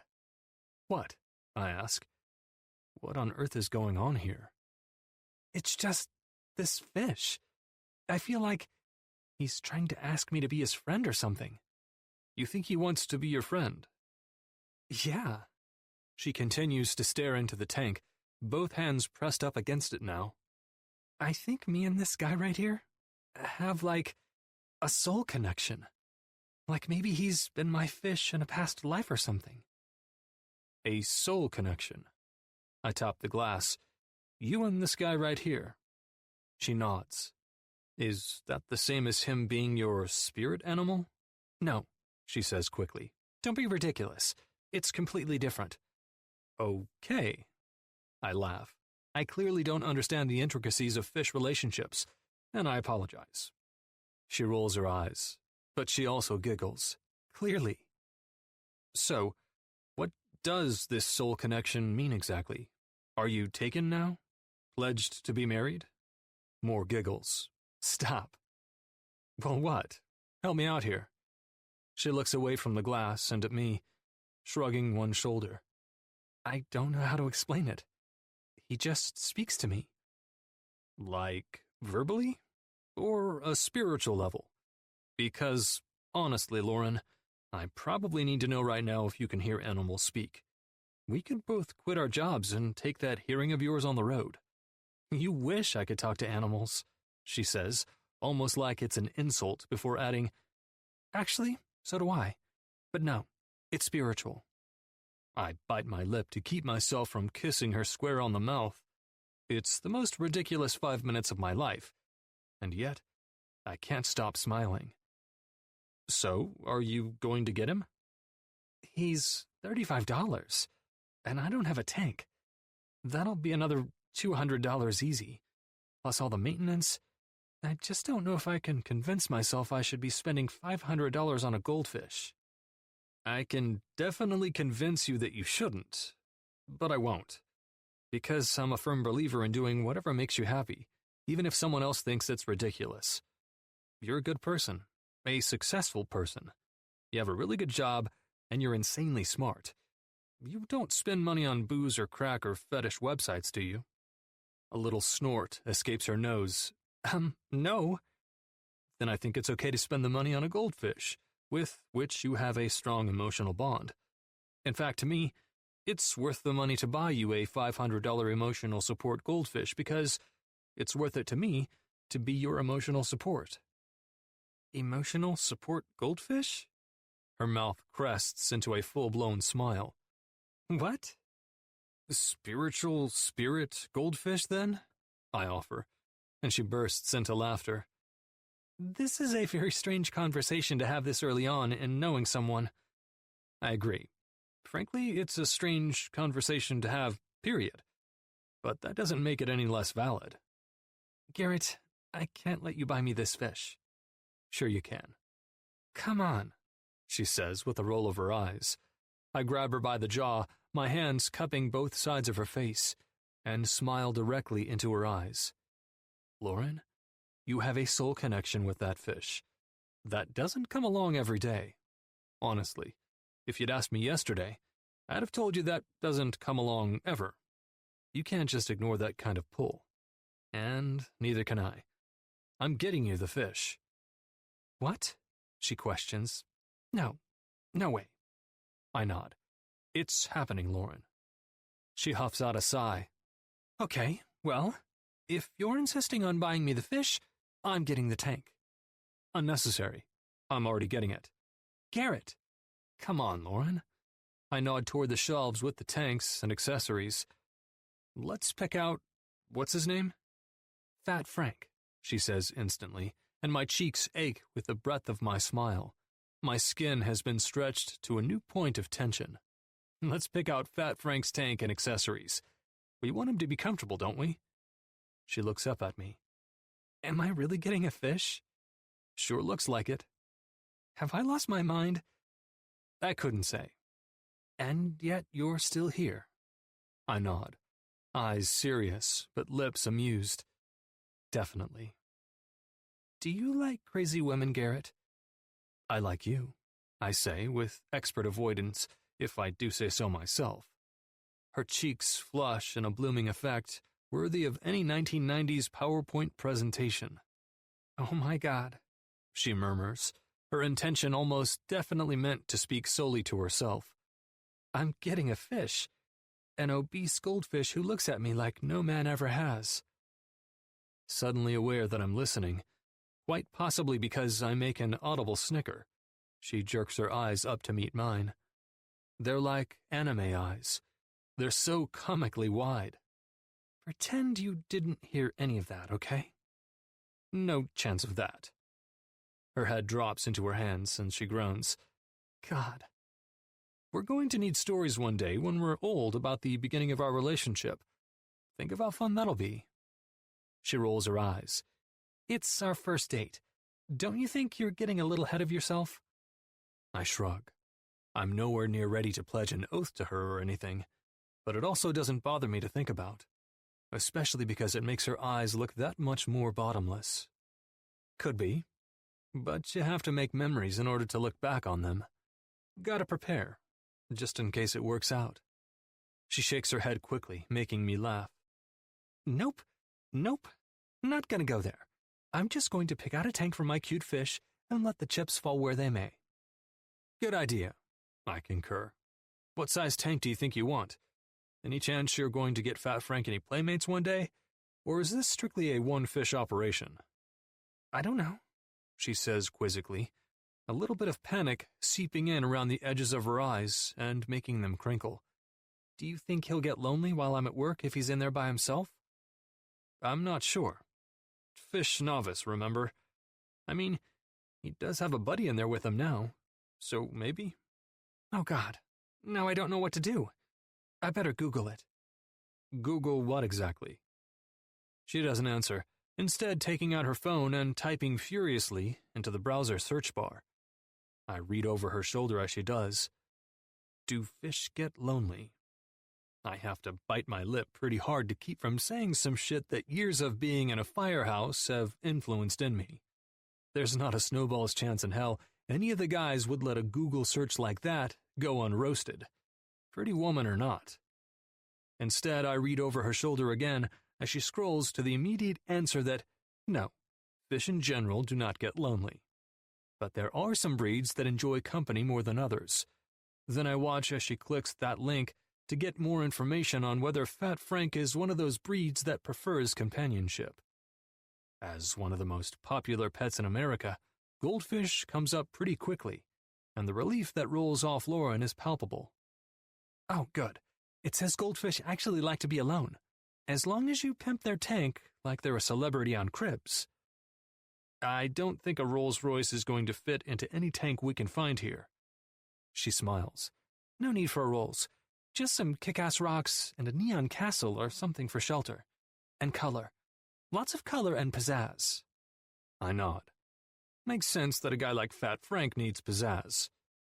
I follow closely behind her as she picks out a 10-gallon tank with black trim, bright neon blue and green rocks, and an array of colorful faux plants. She piles the accessories in her arms, while I carry the tank, but when it becomes obvious we're not going to make it to the counter like this, I excuse myself to run and get a cart. When I return, she has her loot on the floor and is sorting through several different castles. Find anything you like? I ask, stepping forward to scoop up all the stuff from the floor and drop it into the cart. She looks up from her crouched position, and an illicit image of her kneeling on the floor in front of me and taking my dick in her mouth startles me so bad I choke on my saliva. Holy shit, dude. Relax. Yes, she shouts, pulling out a castle she likes and damn near making my head explode with the unlikely crossover between fantasy and reality. I shake my head quickly to clear it before she stands up, a decent-sized castle with a pink bottom of cliffs and varying shades of blue making up the stone walls and roof. Cute. Frank's a fancy little fella, huh? Oh my God. I just realized how long I've been away from him. I hope he doesn't think I abandoned him. Or got scooped up by somebody else, I add unhelpfully. Her panic knob dials up accordingly. I regret my blunder almost immediately. Holy hell, do you think someone bought him? No. It's the only word I can get out before she dumps her castle in my cart and takes off at a jog back toward the tanks along the wall of the store. I follow, of course, the squeaky wheel on the Michaels cart, someone obviously stole from the other end of the shopping center, bleating my location the entire way. Oh, thank God, she celebrates upon arrival at Frank's tank. I'm glad to see he's still there because if he weren't, I'm not sure what I'd do. It's more than apparent that Lauren's attachment level has grown somewhat exponentially over the last 30 minutes. It's a little strange, I suppose, but I'm not really feeling anything other than endeared. I'd hate it if Fat Frank disappeared and broke her heart. I'd probably have to launch some Liam Neeson-style investigation to get him back. I will look for you, I will find you, and I will kill whoever stole you, Fat Frank. Brian Mills is practically a Station 18 mascot, though, so my subconscious may be prone to taking the unexpected sale of a goldfish a little too far. I guess I better go get an employee to help us get him out, huh? Please, I can't leave him again. God damn, she's cute. I smile. No problem at all. I'll leave his hole here with you, and be back in just a minute. She nods, curving the corner of her mouth upward, while turning back to the tank and putting her hand to the glass. Fat Frank swims over immediately. His companion doesn't even flinch. Maybe they do have a soul connection.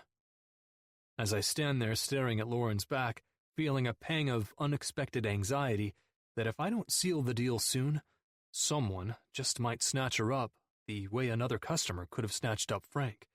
I have to wonder if there might just be some type of cosmic connection going on tonight between Lauren Carroll and someone other than a fish. Lauren turns the key in the lock of her front door and pushes inside. I juggle Frank and his big bag of water in one hand, and the bags that contain the makings of his crib and his tank in the other. She moves quickly to step aside, reaching for Frank so I can carry the rest of it in a way that's a little more secure and less likely to end in disaster. I make my way through the little entry hallway, straight into the living room, and set the boxed tank down on top of the coffee table. With my arms finally free, my eyes come back to full function. You wouldn't think one should affect the other, but it did. So, this is your place. She freezes as I turn around in a circle to take in the living room and kitchen that are open to each other and peek down the hallway that leads toward the back of the first floor. It's nice. Her face suggests her body is only a scant moment from rocketing toward the moon, just to get away from the embarrassment. Okay, so how did I miss the fact that I was bringing you into my apartment for the first time? Something to do with the conversation you were having with Fat Frank, I presume? Oh my God. You think I'm crazy. You think I'm crazy, and I might be, and now I'm nervous that you're in my apartment. I laugh. Relax. I don't think you're crazy. And your apartment is nice, clean. Almost freakishly clean. She blushes a little. I keep a pretty regular cleaning schedule. Break it up throughout the week. It makes it easy. You're a neat freak, aren't you? Maybe. She holds her index finger and thumb closely together. A little bit. Is it going to scare you if you come to my house and there are things in places? Things in places? She pretends to consider it for a minute. Nope, usually it doesn't scare me. You know what I mean. I have 2 kids, and a busy schedule. Things aren't always tidy. I deal with blood and urine and all manner of bodily fluids for a living.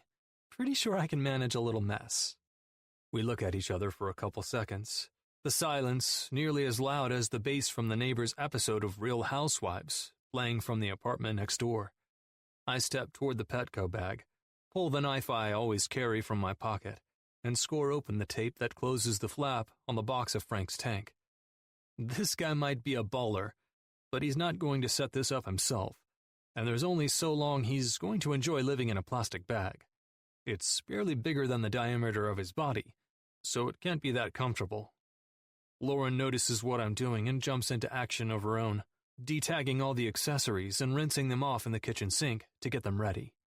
I wonder what temperature I'm supposed to make the water, and how long I'm supposed to let him acclimate in the bag before dumping him in. I shrug, pulling the styrofoam off each side of the glass and smiling. I don't know. I'm sure you can find it on Google, though. The Google, she repeats in her best Michael Scott impression. I'm not sure why, but anything with The Office makes me laugh. She dries her hands off on a dish towel and takes her phone out of her pocket to check. Okay, it says 68 to 74 degrees, and to let him acclimate in his bag floating on top of the tank water for 15 to 30 minutes. I wonder if it's like waiting for paint to dry. I mean, can he move around the tank, or does he just sit there and stare at all his new stuff with longing? He probably sits there and longs, I tease. What? Oh, I don't like just the idea of that, even if you're joking with me. She walks from the kitchen with everything scooped up in her arms. I feel like that would be terrible. I smile. We'll figure out something to occupy ourselves while he's being tortured, so we don't have to watch. What do you think happens if we skip the acclimation? She asks. Honestly? She nods. I think it'll probably kill him. Jesus! Her eyes go wide. We'll definitely have to find something to do then. Something really distracting. Something, I don't know. But I don't want to have to think about Frank suffering at all. Truthfully, I'm pretty sure I and everyone else but Lauren knows Fat Frank probably doesn't give a fuck about much, and the only longing he does relates to the occasional meal. But, in the name of being the guy who gets to find things to distract this drop-dead gorgeous woman, I keep that information to myself. I smirk down at the nearly ready tank. Personally, I already have quite a few ideas for what we can do to pass the time, but I don't necessarily want to scare her off. And mentioning all the things I'm thinking of doing to her on nearly every surface of her house while we're on a first date would almost definitely scare her off. Wouldn't it? I look up slowly from my spot, crouched in front of the coffee table, to find her watching me. Her breathing is labored, and her breasts look fucking heavy with arousal, her peaked nipples showing through the thin material of her dress. Fuck. I shake my head to clear it when she licks her bottom lip, and I go back to getting this fucking tank ready. Fat Frank, the chubby bastard, is watching me with his judgy eyes.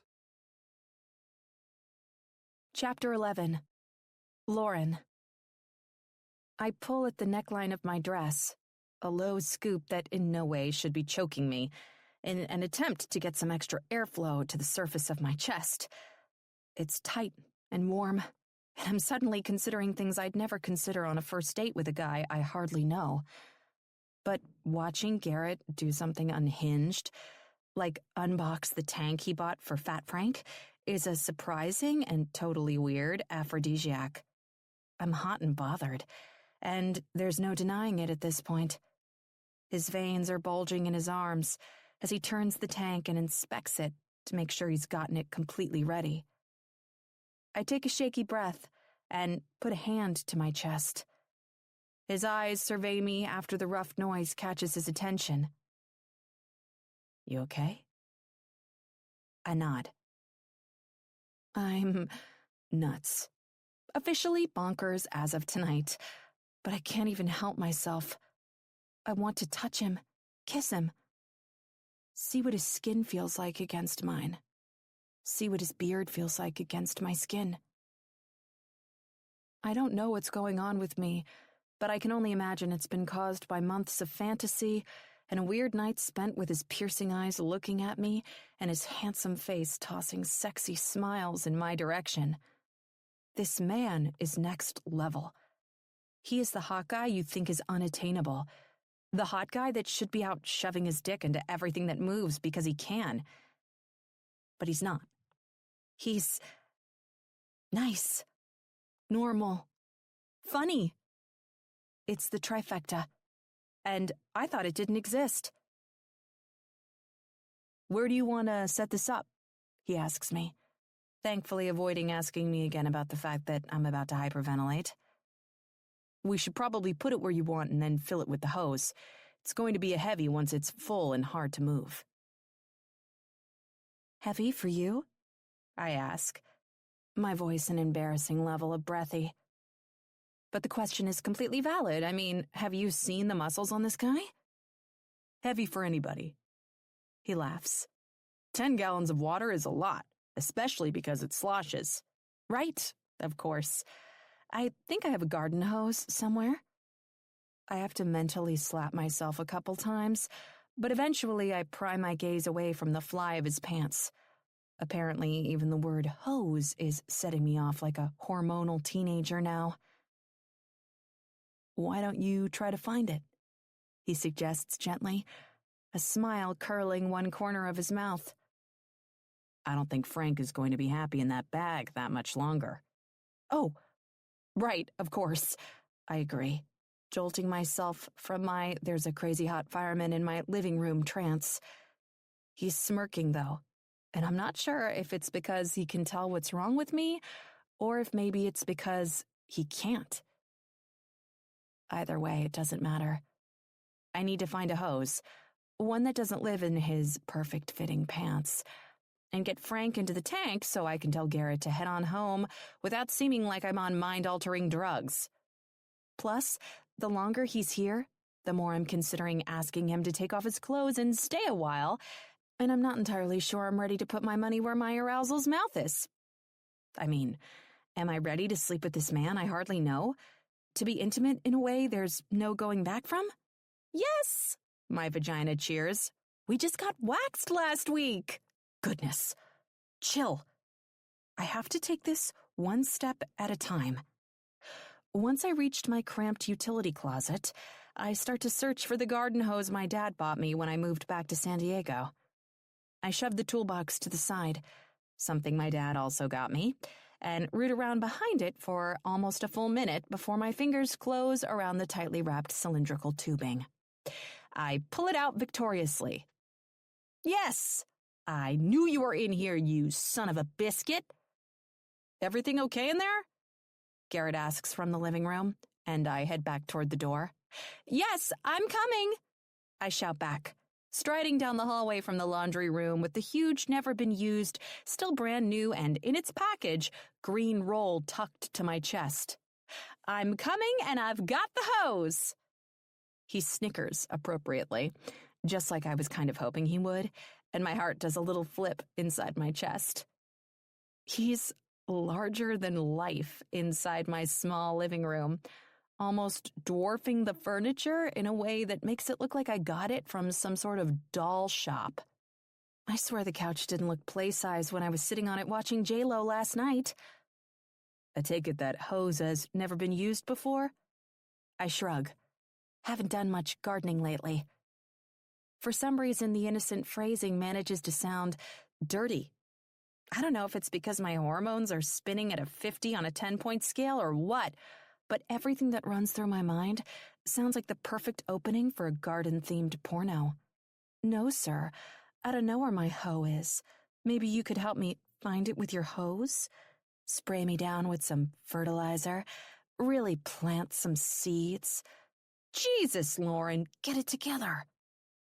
Garrett takes the hose from my arms because somehow during my mental breakdown he's still able to function. He unfurls it from its packaging, hooks it up to my kitchen sink faucet, something I didn't even know was possible, moves the tank to the white shelving unit on the side wall of my living room, puts in the accessories and rocks, and then drops the hose down into it to start it filling. It goes fairly quickly, and I busy myself with comforting a still bagged fat Frank. It's crazy town, but at least it stops me from mentally writing awful porn scripts. You're going to love it here. Well, I hope. It's not like a lot happens, but I'm usually around a fair bit, and we can have movie nights and stuff. Not the wedding planner, though, I say, thinking about how much anxiety that stupid movie has brought into my life since I rewatched it last night. That movie's blacklisted. Frank swims from side to side and gulps his mouth, and I nod. I hear him.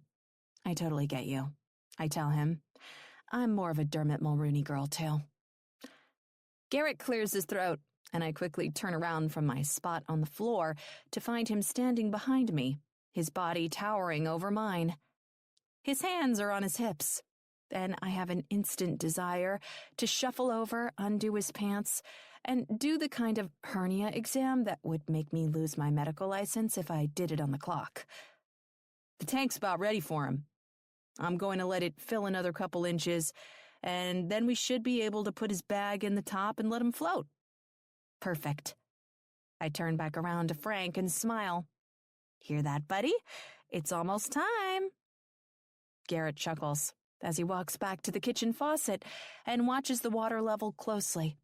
It can't be more than another minute before he shuts it off and walks back toward me, but I'm already in action, picking up Frank's bag, being sure to support the bottom, too, and ceremoniously placing him on the top surface of the water. The filled portion of the bag sinks until the water lines match, and Frank swims excitedly in the confined space in confusion. Oh, hell, I say suddenly, a little panicked about making Frank confused. I don't think I can watch this. I mean, he's freaking out a bit. I feel like we're traumatizing him. It's okay. He's fine. Promise, Garrett says, spinning me around by my shoulders. It'll be over soon, and until then, you can just look at me. I giggle nervously, lifting my chin to meet his eyes. I'm sorry, I guess I haven't been paying all that much attention to you since we got back. That you know of, anyway. He chuckles, shaking his head. You're excited, and I'm not offended, don't worry. When you look at me too long, I start to think things. He trails off, Then my breasts do some sort of levitation in an attempt to get closer to him. What things are you thinking? He shakes his head, so I step closer and put my hand to his chest. I need to know. Garrett, what are you thinking? His eyes flick from my eyes to my mouth and back again. I can feel my whole body start to shake as he sinks his large, tanned hand into the roots of my hair, at the base of my neck, and grasps. Oh, holy shit. His other hand comes to my hip, pressing me to him and holding. These, he says softly, his lips moving seductively a scant inch from my own, are my thoughts. I nod. The range of motion of my head is limited with his hand in my hair, but his eyes sparkle wildly anyway. It's more than apparent he's gotten the message. I release the breath I'm holding just as his lips come down on mine, forcing an opening between my lips I didn't anticipate. His tongue slides inside gently, in an effort not to squander the opportunity, but still, in some weird way, he does it politely. I tingle all over, from my head to my toes, pushing up onto the tippy tops of them to seal myself against him even more thoroughly. Holy hell. I had no idea a kiss could feel like this. Especially a first kiss. It's not bumbly or awkward or exploratory. It feels expertly designed for me. And it's all I can do to hold myself up. Thankfully, Garrett's more than ready to support my weight. His hand at my hip moves around to become a hand at my ass, then lifts. Not all the way up, but just enough that he can scoot us back toward the wall without my even having to use my feet. 1 second we're by the coffee table, and the next, my back is soundly against the wall. Both of his hands sink into my hair then, carefully but respectfully dictating where and when my head should go to fully experience his kiss. It's a showstopper in all aspects, and if it weren't for my experience as a doctor, I might think the flutter in my chest was a sign of cardiac distress. As it is, I understand how adrenaline can fool the system. One direction, and then the other. He tilts my head so that he can run his tongue around the length of mine. His breath is fresh and exhilarating, and I swear to God I've never been so turned on in my life. Garrett Alexander is the real fucking deal. He pulls back from the kiss, but his body is still firmly pressed to mine, and I'm still one with the wall. I'm breathing hard, harder than a woman who eats healthy should be, given the level of physical activity. But my heart is thumping so hard.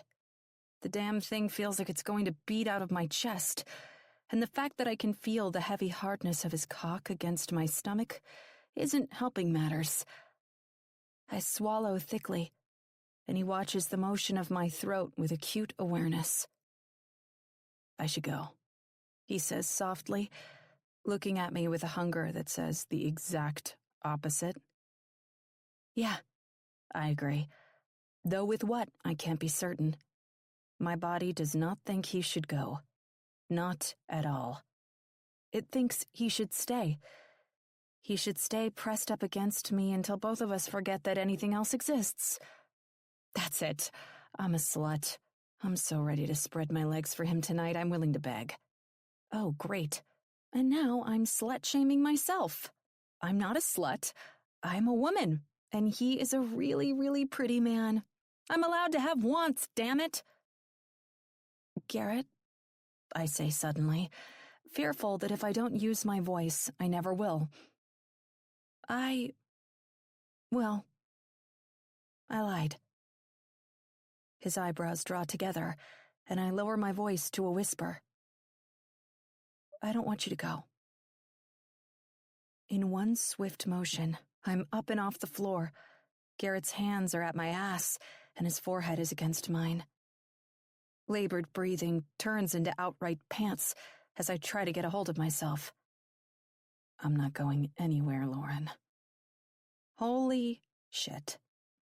A thrill runs through me as he pulls me away from the wall and into the embrace of his arms and heads down my hallway with purpose. He's never been here before, but I can only imagine he's headed for my bedroom, so I make it as easy on him as I can manage given my proximity to passing out. It's the last door, all the way at the end of the hall. I can feel his lips as they curl up against the silky skin of my throat into a smile. It's intoxicating, being this close, breathing him in.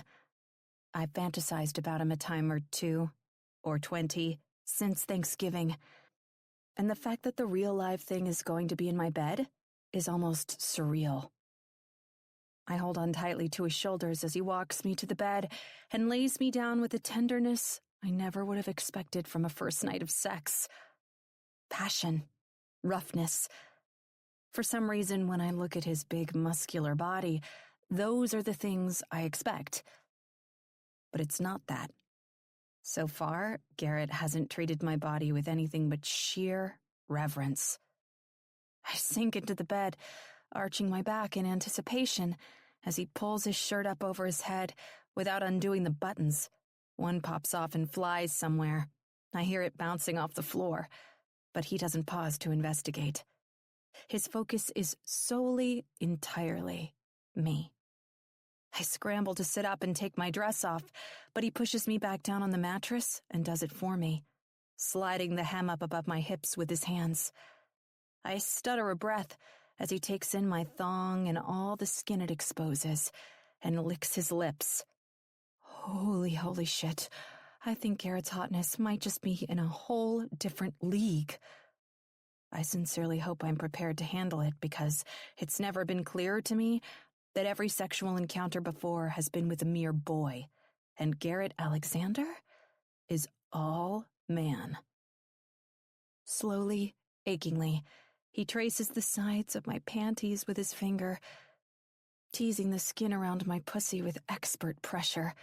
It's just enough to feel without being enough to satisfy.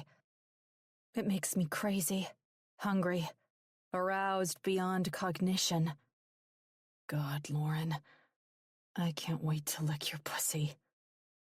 My eyes close, and my heart jumps through its next beat.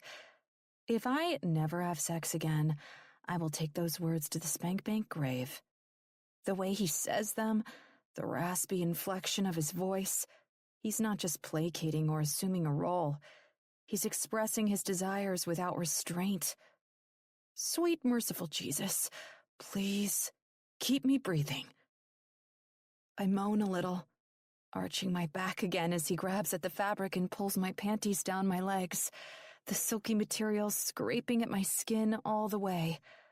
My nerves are on fire, singing with the slightest of touches, and the newly exposed flesh between my legs tingles in the cool air.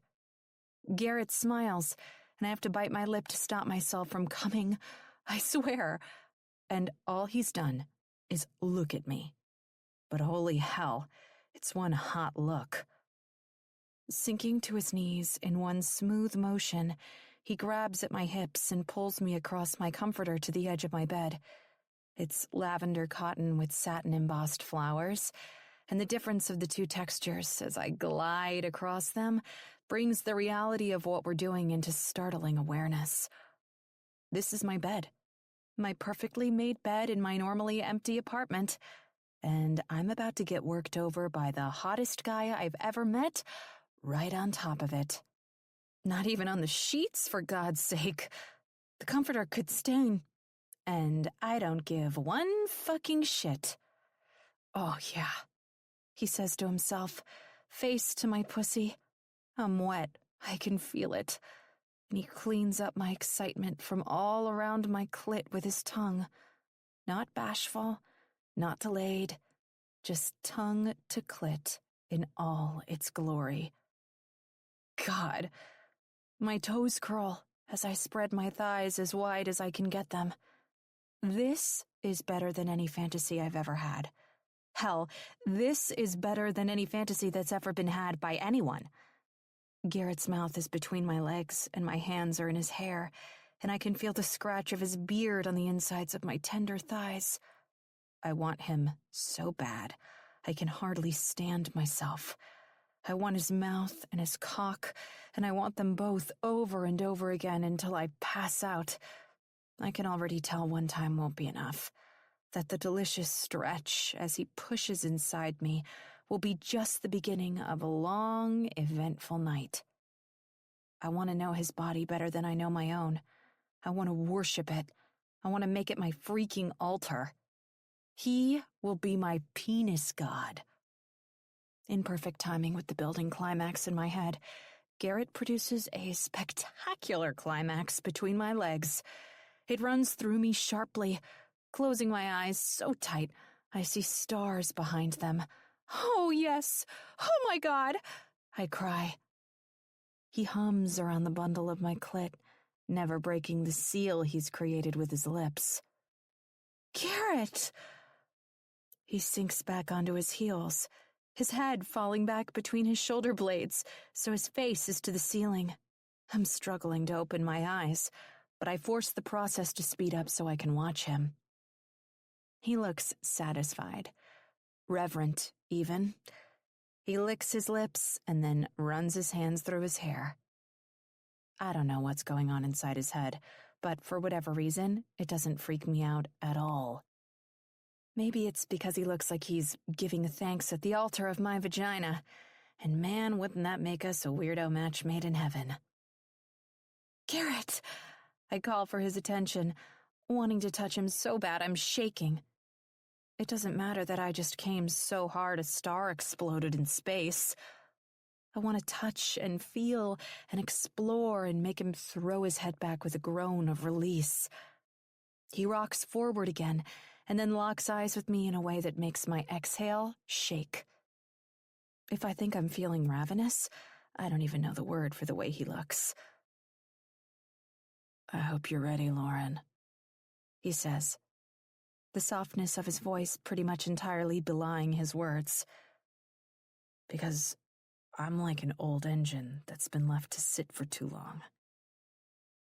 My eyebrows lift in confusion, so he elucidates. Now that I've been started up, I'm gonna need to run for a good, long while. I gulp and nod my agreement. I would like that. Very, very much. He grins, the line of his perfectly straight white teeth sinking into his bottom lip seductively. I can't believe anybody like him has been out of commission for longer than a couple of hours. Frankly, it should be an actual crime, punishable with jail time, that this man isn't undressed from the waist down at all times, sticking it to some lucky woman. The only good news is, I'm here now and available to volunteer as tribute. It's a tough job, but I will be the Katniss Everdeen of his sexual warfare. I will knock his arrow in my bow, and I will shoot down any enemy who tries to defeat us. Come at me, bro, I say to anyone who dares to interrupt us now, including but not limited to any late-to-the-party feelings that might want to suggest we slow down or take a step back or think a little harder about what we're doing. I'm expecting Garrett to climb to his feet, shuck his pants, and stick it in pretty much immediately. I mean, I've come once already, and he's yet to take off his pants. But he doesn't. Instead, he leans forward and swirls his tongue around my bare pussy, yet again. Sensitive from my orgasm, I whimper. His tongue teases the sides of my clit before swirling around the top and flicking. I cry out into the emptiness of my bedroom and thrash against the cool fabric of my normally pressed linens.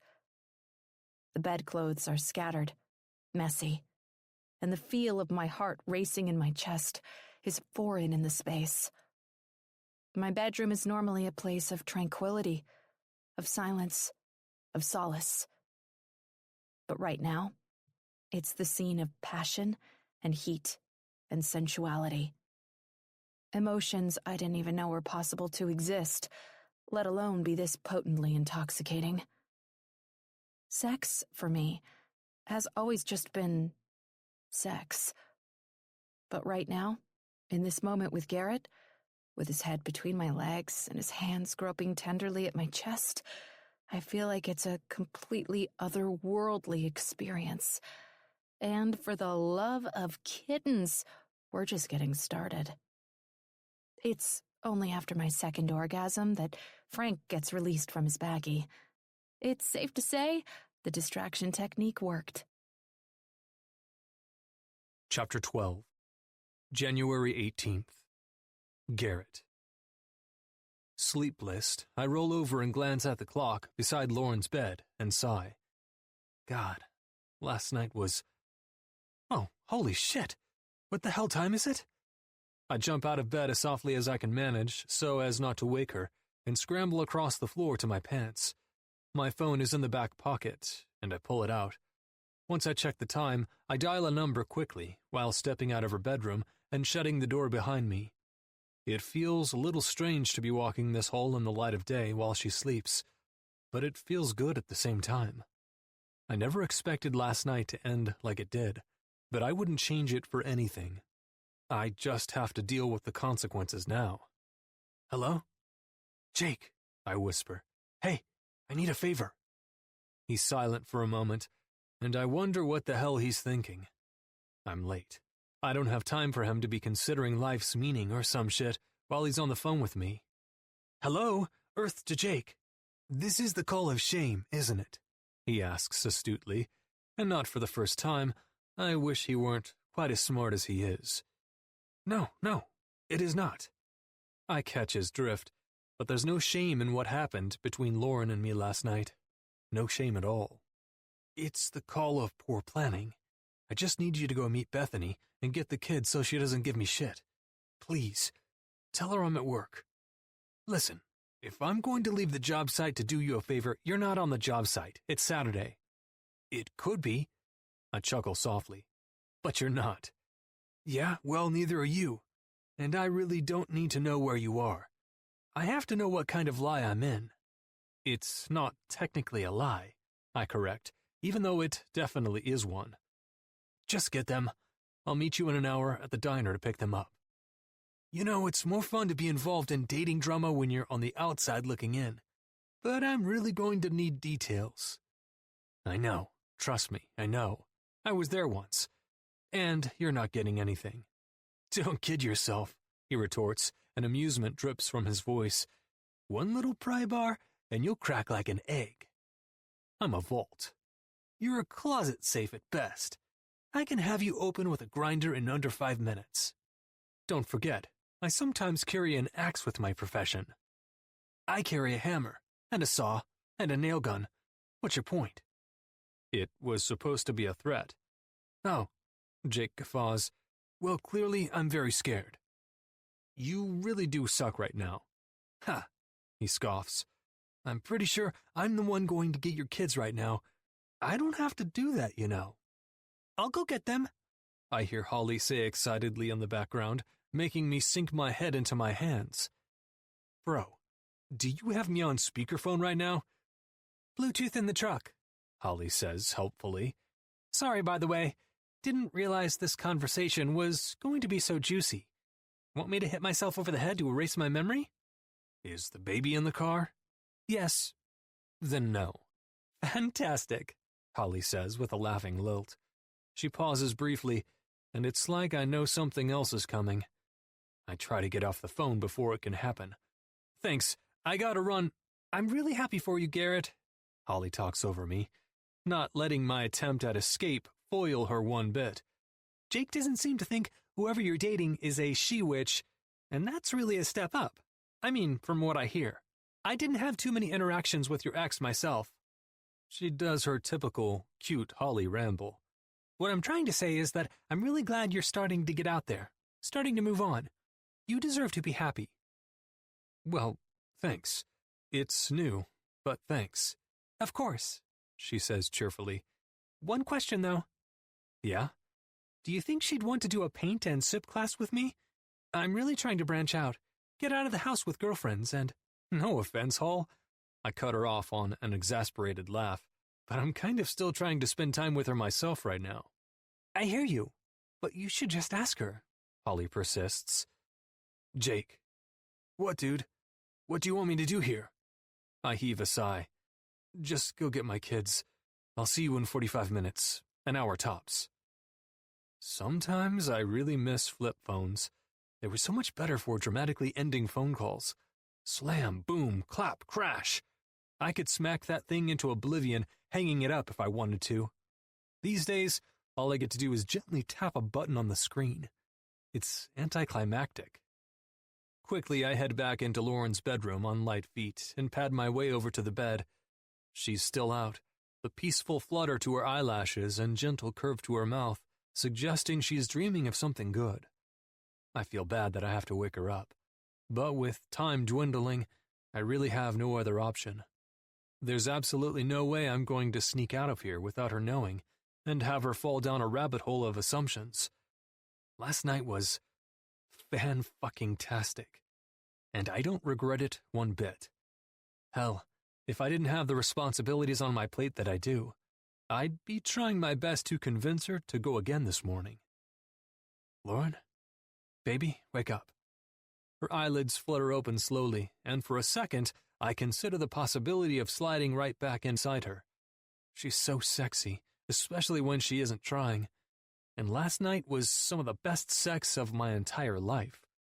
It was intense and without inhibition, and given the other aspects of her personality, kind of unexpected. I never could have dreamed she'd have been as open and responsive and secure in her own sexiness. The blush that so frequently finds its way into her cheeks outside the bedroom spent its time spreading over the rest of her body as I explored it. And dear God, the woman tastes like fucking cotton candy. I would have eaten her out until she was raw if she hadn't pulled me up her body, unbuttoned and unzipped my pants, and taken my dick in her hand. Clearly, I'd gladly while away the day in bed with her. But, as a father, well, it's kind of not an option. I don't get enough time with my kids as it is. I can't squander any of the moments I do have for the sake of another thrill. There'll be another chance. After last night, I'll make sure of it. What is it? She asks sleepily. Everything okay? It's great. Fantastic, I emphasize. Except I have to get going, and I need to take you over to the restaurant to get your car. Her eyes transform from sleepy to alert in an instant, a tiny line between them creasing her forehead. She fiddles with the comforter at her side with 2 fingers. You have to go? I nod. I don't want to, but I have to. Please believe that. I have to get my kids. She nods then, seemingly resolute in her choice to believe me, and let the rest of it go. I smile and kiss her cheek. When I draw back, her lips are pulled inside her mouth, like she's considering something. You don't have to take me to my car. I can get someone else to take me to pick it up. I don't want to hold you up. I shake my head, a piercing pain making my chest sore at the thought of leaving her to clean up after my choices last night. If I'd just have picked her up like I'd planned originally, she wouldn't be needing to go get her car at all. No, I want to take you. I want the time with you. Please? She pouts, and I kiss the corner of her mouth. I'm sorry. You have no idea how much I don't want to get out of this bed. But I have to go get my kids in an hour, and in the meantime, I want to spend the hour with you, even if it means driving you back to the restaurant to get your car. Fine. You've convinced me with your hotness. My hotness? I question. Mm-hmm. It's your sleepy voice mixed with your refusal to shirk your fatherly responsibilities. I'm into it. I grin. Oh yeah? You think the single dad thing is hot? On you?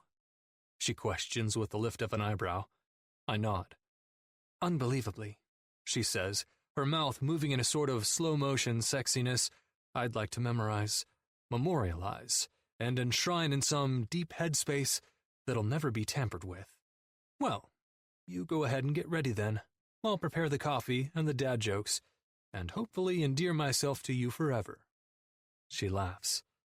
I have to tell you, the bajillion orgasms last night were a really good start. For me too, babe. For me, too. In fact, if I were going to get punny about it, I'd say this thing between Lauren and me has started with a real bang. Chapter 13. Lauren. I climb into his Suburban with a travel cup of coffee Garrett fixed for me, and fresh out of the shower, my hair is still wet. Honestly, I would have loved to take the time to dry it, but I wasn't going to put him through the inconvenience of waiting on me for an extra 15 minutes. It's bad enough that I have to live through the pain every time I do it, and he has his kids to get to. I try to picture him as a father. Doting, joking, playing. It's not that it's impossible, but the truth is, I've had very little experience with men who are actively involved in their young kids' lives. Nothing against my dad, but he wasn't the guy at my gymnastics meets with a video recorder. He was too busy working. Instead, he would watch the videos my mom had taken when he got back from his shifts and last-minute emergent call-outs. Aside from that, I've only really been around my brothers-in-law, and it's safe to say they don't get overly involved with their kids at all. They're way more concerned with beers and bro time. But everything in my visuals paints Garrett as something different, as someone who teases and plays with them actively. I'm not sure why. He has the same job that pulled my dad away time and time again, and I know for a fact that it's not an easy schedule to keep. Beyond that, I know that his marriage ended in divorce. I don't know the reasons, and to be honest, I don't think I want to. I want my opinion to be pure, my own. I don't want to hear things about who he was or used to be and assert that those are the ways he still is. Still, I find myself hoping I'll get the opportunity to see him in action as a dad. Single dads are hot. There's a reason there's a whole trope in romance novels, but it takes a special recipe to make a good one. I could list out the ingredients, but I feel a little like that's going to make me sound like one of those Instagram moms that crafts and drinks at the same time. Instead, I turn to look at Garrett again and study the line of his jaw. It's only slightly marred by a growing beard, and I can tell it's hard and strong. Really shaped by the gods kind of thing. The tiniest smirk sits prominently on his face, like he has a secret, and I can't help but smile too. After last night, it's fair to say he has more than a few secrets. We both do, actually. What are you thinking about? I ask as he stretches out one arm to hold the top of the steering wheel and reaches out the other to take my hand into his. You. Us. He glances at me and I raise my eyebrows. He smiles deeper and looks back through the windshield to finish. The combination. He rubs his thumb over my hand with startling familiarity, and I drift into a sleep-deprived fog. His thumb feels soothing and warm, and remarkably like a memory. His touch is imprinted on me now, unforgettable. And I don't know that I'll ever be able to see a hold of my hand as anything so simple anymore. It's interconnected, related. It's an extension of the intimacy we had in my bed last night, and holy moly, just the thought of the things we did last night make me blush. In a good way. Good God, it was good. Sweet mother of mercy, it was really good. Too good. Addictively good. I'm hooked. Downright smitten. And even with as sweet as he's being this morning, I don't even know if I'll ever see him again, let alone feel him moving inside me. He seems great, interested in me, but I know not everyone is above lying their hot butt off. I try to avoid it as much as I can, and yet, here I am, willfully concealing from my father that I'm engaging in this kind of relationship with one of his firemen. I mean, who knows what Garrett is truly capable of? I want to believe the best, but I'm completely out of my depth here. Hey, he says softly, apparently noticing my death spiral into hysteria. And I thought I covered it so well. Yes, I mean, me too. I agree with his earlier sentiment. I'm also thinking about last night. And the possible consequences in kind of a manic kind of way, but that's beside the point. He smiles. I don't think I'm going to be able to stop thinking about it anytime soon, truthfully. Okay, that's good, right? If he's thinking about last night so intently, it had to have been good for him too. I almost laugh at myself. I came 6 times. He came 3. Of course it was good, Lauren. Honestly, that's not even a question. It's the rest of the details about where we go from here that are unclear. My brain knows I should ask him, but my heart is far less accepting of taking risks. To put yourself out there can mean a great reward, but it can also mean the graphic murder of your feelings. And my heart? Well, she's not feeling quite up for that. How often do you, get your kids? I ask, wanting to take my mind off the stupid vortex it's trying to fall into and find out something about him in the process. Good question, he says with his self-deprecating laugh. We have a schedule, but it's hard to follow when my job is constantly shitting on it. Bethany tries not to budge on it too much, though, so I end up losing out on some of my scheduled times. He shrugs, but there's something about the way his shoulders hang up that makes me think he's not as okay with it as he pretends to be. Honestly, I'm happy to take them whenever I can get them. I nod supportively, hoping he knows I'm not trying to make him feel like some kind of absentee father. I know it's a sacrifice, anything but an easy decision. So you have them today. What are you going to do? He smiles again, this time more genuinely. Breakfast first, and then I thought I'd stop by the library and let Sarah browse for an hour or so while Hayden and I dig around in the sports section. Then Hay has football practice this afternoon, so I'll get some quality time in with Sarah while we sit on the sidelines and watch. He laughs then, definitely at himself. Well, I'll watch. Sarah will spend most of her time giving me shit about any topic she can manage, I'm sure. I laugh then. Sounds fun. I'm being a little bit sarcastic since, in my experience, getting ridden hard by anyone isn't always the best time. But he doesn't take it that way. In fact, he looks like it's going to be the time of his life. It will be. I marvel every time I get to have a one-on-one conversation with Sarah over how smart she is. She could out-argue almost anyone on any given day. I guarantee it.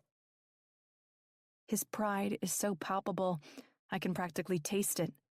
As we pull to a stop on the street across from the spot where I left my car last night. It feels weirdly sour to be saying goodbye already, but I push through the feelings and smile when he reaches out and cups the side of my face. Dr. Lauren, he says simply, taking me barreling back into our first introduction to each other several months ago. I can still see him in my head now, unsure and babbly while I held my fingers against his balls under a paper gown. My, how the two of us have grown.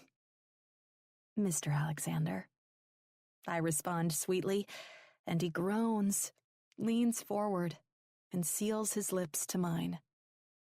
He tastes like toothpaste and memories, and breaking off the connection is legitimately one of the hardest things I've done since my residency.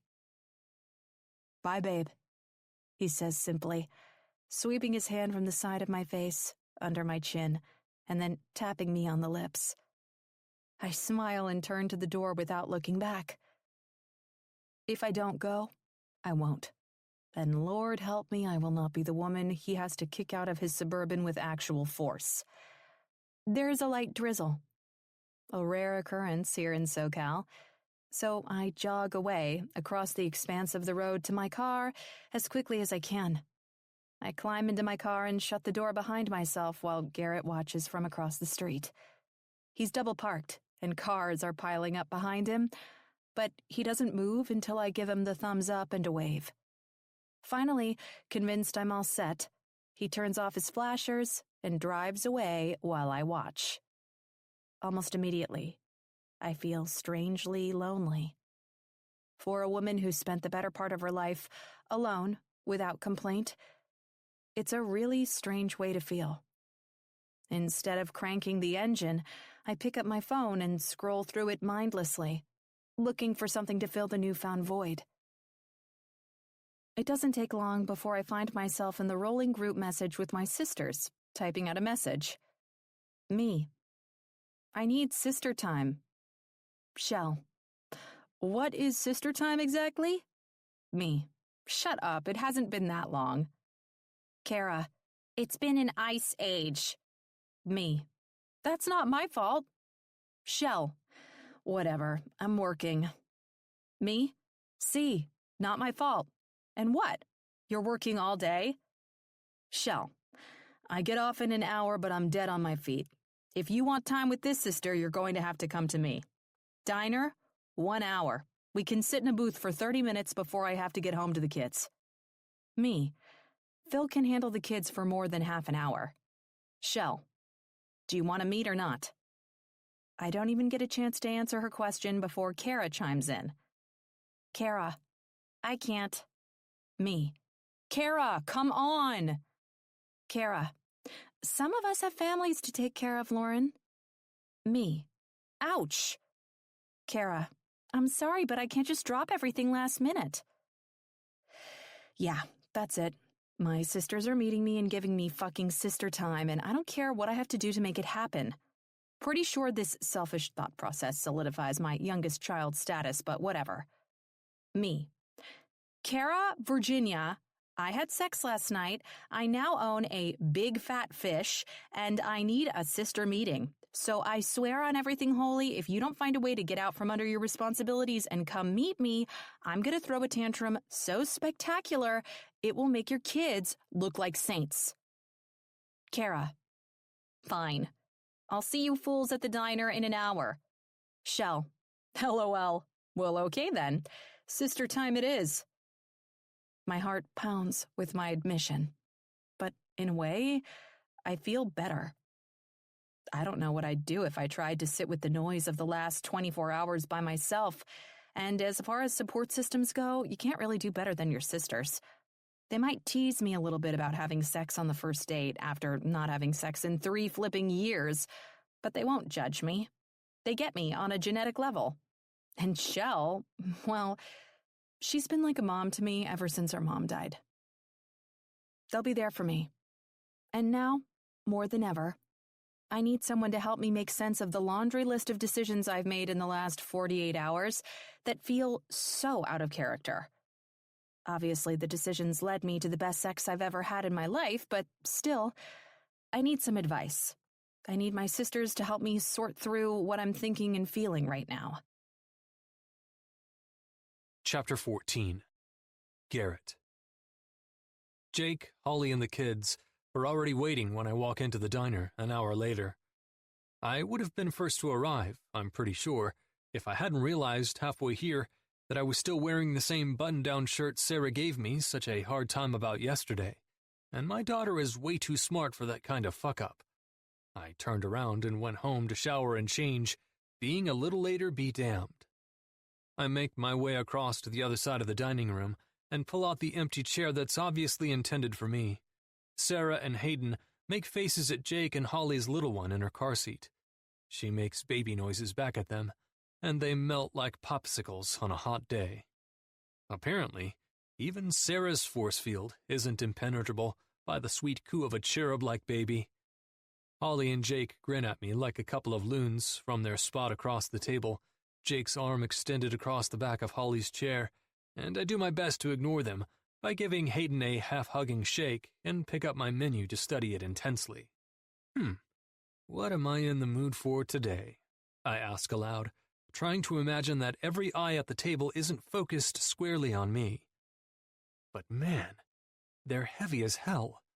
I think I'd be able to feel their weight from the other side of the globe. I clear my throat. So, how is everyone this morning?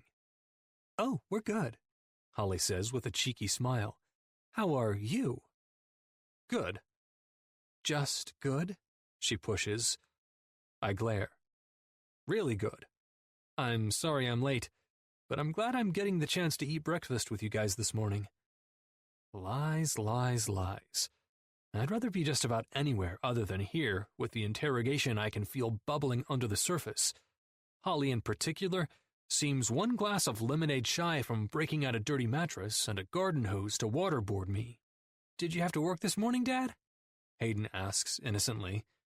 He's the only shark at the table who hasn't actually scented my blood in the water yet. And still, he's asking me questions I don't really want to have to answer. "How was Mom's?" I counter back instead of outright lying to my kid. Hayden shrugs. "Same as always, pretty much." "Sarah?" I prompt, even though the narrow slits of her eyes suggest encouraging her to speak at all might be something I come to regret. "It was fun, I guess. Bucktooth Blake made us play Yahtzee." Hayden shrugs and blows another bubble in his glass of milk.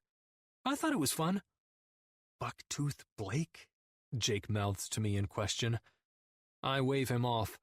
Now is definitely not the time to get into yet another long-winded conversation about my ex-wife's boyfriend's teeth. Suddenly, almost like taking a bullet to the brain, it occurs to me that Shell, Lauren's sister, works here. In fact, I knew on Thanksgiving that I'd seen her somewhere before, but apparently it takes me a long time to put two and two together to make four. It's not like I come here as often as Jake does, though. I've only joined him on a couple of occasions. As surreptitiously as I can manage, I start looking around, scanning the faces of each and every waitress who moves around the vast diner. I don't know if it will make me feel better or worse to find her, but I can't stop fixating until I know for sure if she's here or not. But my mission is thwarted before it can even really get started. "Garrett, you're looking a little distracted. You good, bud?" Jake asks from across the table, an audible smile in his voice. I jerk back to look at him and wipe a dot of misplaced coffee off the side of my cream-colored mug. "What? No, I'm fine," I respond and make a mental note to keep my focus on the table unless I want to keep giving my bastard of a best friend openings to give me shit. Additionally, shut up. "Dad, you're being weird," Sarah interjects. "No, I'm not." "You are. Even I know you are," Hayden says, picking up his spoon and blowing on its surface to make it fog up. Sarah snorts. "If Mr. Poop Jokes thinks you're being weird, you're being weird." Hayden shrugs. "Can everyone stop worrying about me and focus on ordering food, maybe?" Jake laughs. "We all already ordered." "You didn't wait for me?" "Nope," Jake confirms without shame. "Wow." I turn to my kids and pretend to pout. "I don't even get any loyalty from my own flesh and blood?" Sarah lifts her shoulders and lets them fall with a plop. "They have toast and Nutella. All loyalty stops at Nutella." I chuckle. "Hey, you ordered without me too?" "Yep, I got waffles." "Man, you guys are surprisingly merciless when it comes to complex carbohydrates." "Only a man would think that," Holly says with a snort. "Women know that a man who stood in the way of carbs was actually the cause of the First World War. Waffles and toast? Always cutthroat." Jake and I both turn to look at her with skeptical smiles, and she shrugs. "It's true. You won't find it anywhere other than the dark web, but it's true. Media cover-up." "Okay, the dark web? Do I even know you at all?" Jake asks, the corners of his mouth curved nearly all the way to his ears. His wife is one of the funniest people I've ever met, and half of her charm is in her delivery. She's real and relaxed, and it always makes me feel good to be around her.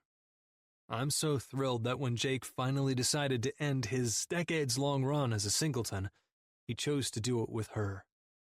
That said, I'm not entirely sure she's joking now, but I'm going to pretend for the sake of my sanity that she is. Jake bends down and kisses the corner of Holly's mouth lovingly. She smiles before looking down at the angel they created together, cooing happily from her car seat beside them. Hadley Brent. She's 8 months old, and just like her father, she's a freak. She likes the cuddly tightness of her car seat way more than high chairs, and she often stays so quiet at the table, you don't even know she's there. As a result, her smart parents decided to roll with it. I've always been of the mindset that you shouldn't make parenting any harder than it already is. And she probably won't fit in the infant carrier all that much longer, although she is a peanut, so they have to savor it while they can. Sarah still makes an occasional expression for Hadley, just to amuse her, and she tinkles softly into the mix of restaurant noise around us. I smile at her sweet, baby face and sigh. How bittersweet it is to have my kids at an age where they're capable of handling their own basic human functions. It's the whole point of rearing kids, to raise them so they can survive in the world on their own.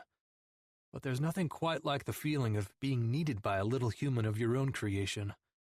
And the truth is, I missed far too much of Hayden and Sarah's childhood because of work, so I never felt the frustrations that come with it for most parents. I was always grateful for every sleepless night, every football game, every shrieking toddler struggling to go to sleep at night. I loved every second. Listen, Hall, I say, a teasing lilt to my voice.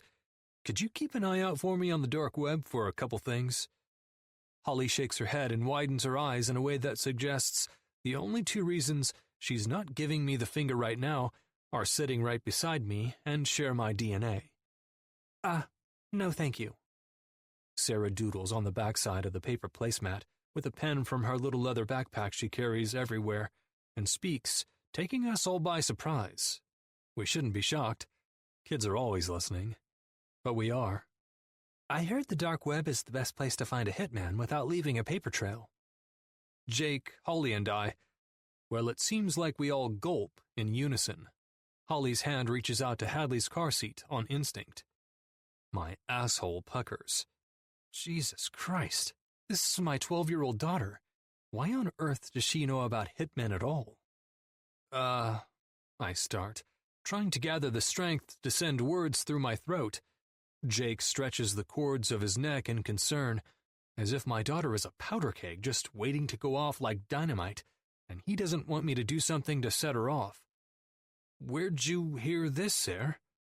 She shrugs, unbothered. Google. And, what were you Googling? She rolls her eyes and sighs, completely put out with me. She's way too cool for parental questioning of any kind, even if she's talking about highly illegal activity.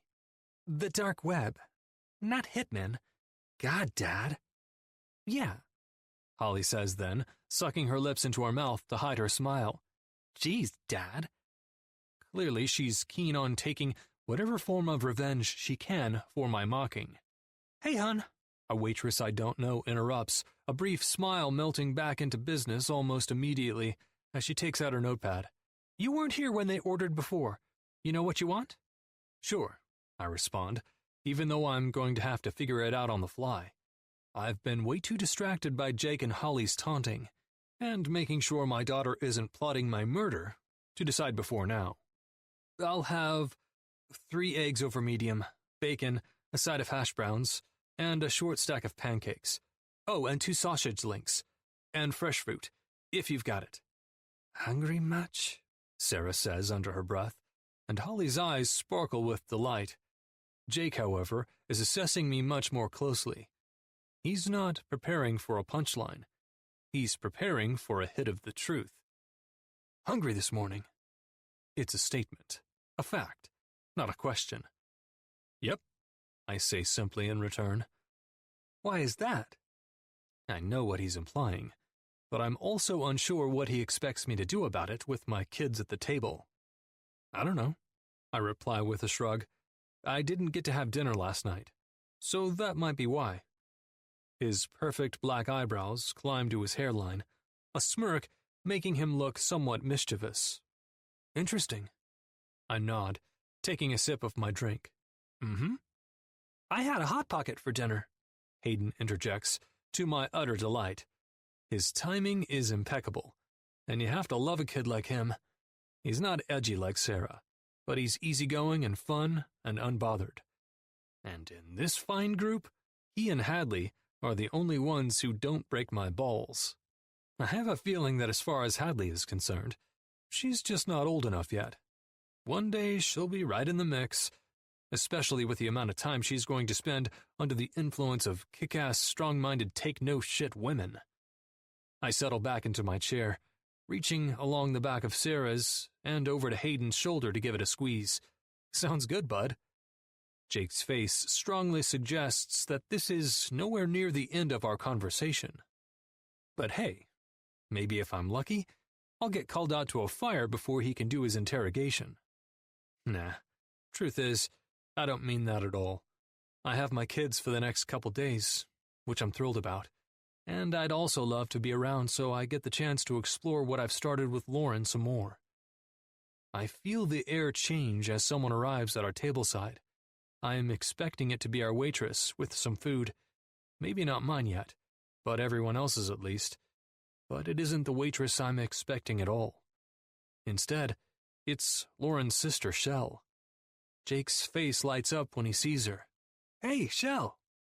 To any other woman, it might be upsetting, but Holly doesn't even bat an eye. In fact, she looks like she might be happier to see Shell than Jake is. Hi, Jake. Holly?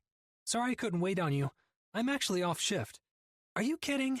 Holly interrupts. Good for you. You deserve to have a little time off. I might recommend that you spend it outside this building, but I'm all for it. Shell laughs. I just finished grabbing a quick bite before heading home. She smiles at Jake and Holly, and then, turning slightly, snags on the side of me. Oh, hey, Garrett, right? I nod. That's right. How have you been? I'm doing okay. Unexpectedly, she turns nearly 180 degrees behind herself. Guys, look who it is. A spark of hope makes me sit up straight. Who's with her? I bob and weave my upper body, trying to get a good look at her companions, and spot Kara first. Lauren's blonde-brown hair shines in the distance, but it's otherwise clear she's trying to make herself as invisible as possible by shriveling behind both of her sisters. I desperately try to meet her eyes, to assess some kind of reason for why she's avoiding stepping up to say hello. But she's like an acrobat when it comes to avoiding letting me see them. Are these your sisters? Jake asks, either blindly ignorant to the vibes pulsing around him, or too clever for his own good. I'm not sure which it is, but I'm not going to be choosy. Anything to give me a chance to see Lauren's eyes, to make sure she's still faring okay after the night we shared together, is fine by me. Yes, this is Kara, the middle child, Shell introduces, causing Kara to make an adorably indisposed face, and then moves on to the woman of my interest. And this is Lauren, the baby of the family. Hi, Lauren finally greets, beet red cheeks the only thing exposing how uncomfortable she feels. 31-year-old baby of the family here. I smile so big, my cheeks hurt. I can't help it. This should be awkward and weird.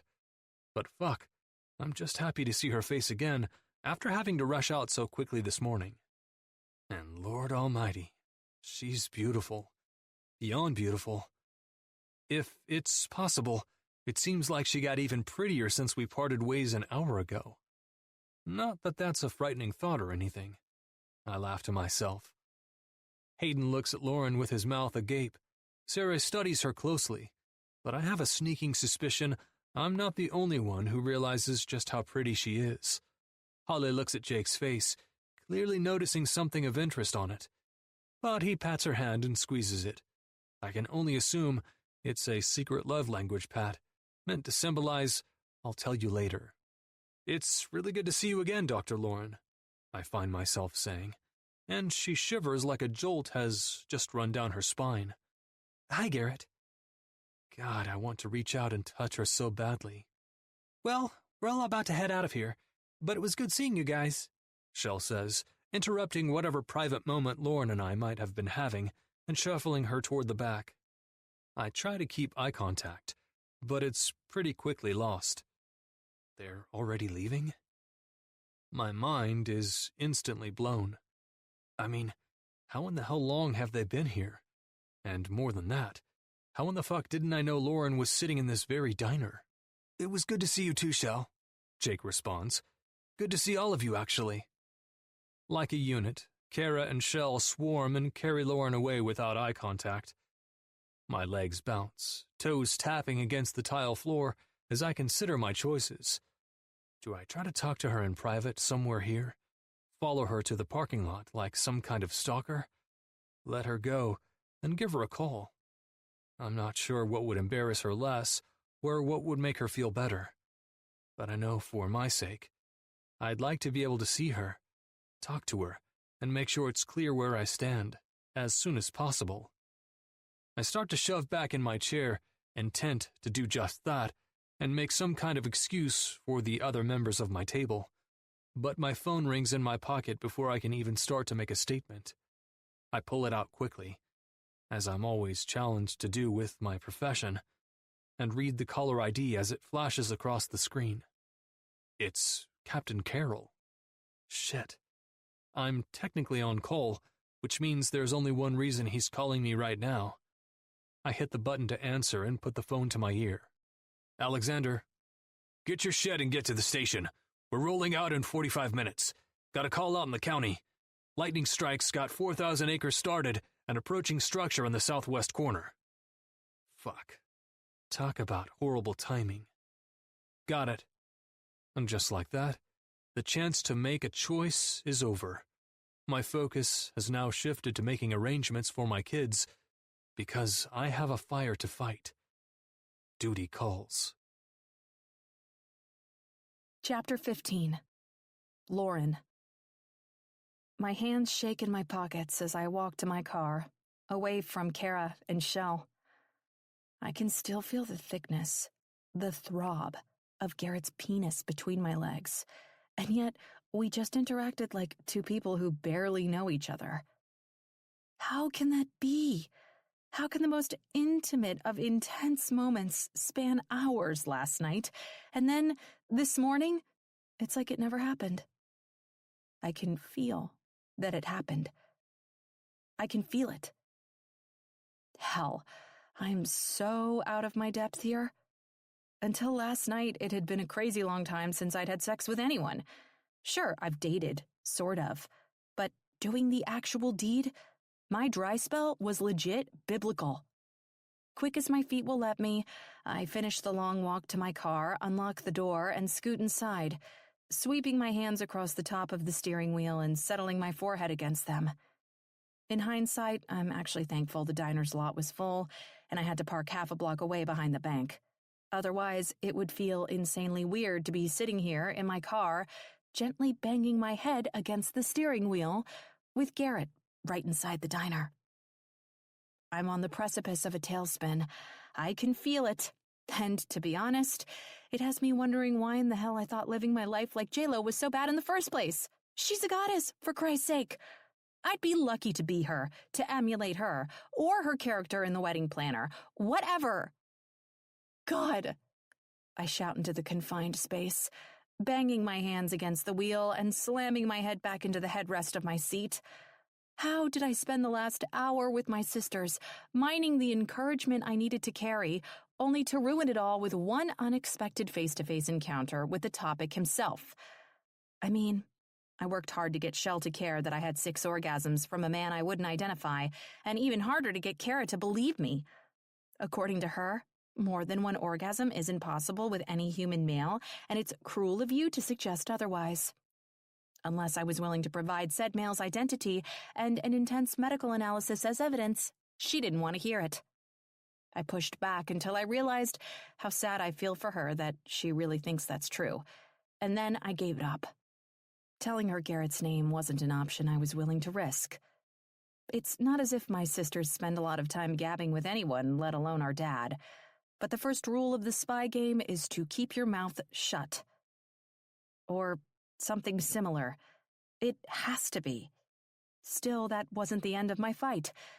Desperate to make sense of what to expect from here, I needed their thoughts on how guys act after you sleep with them on the first date.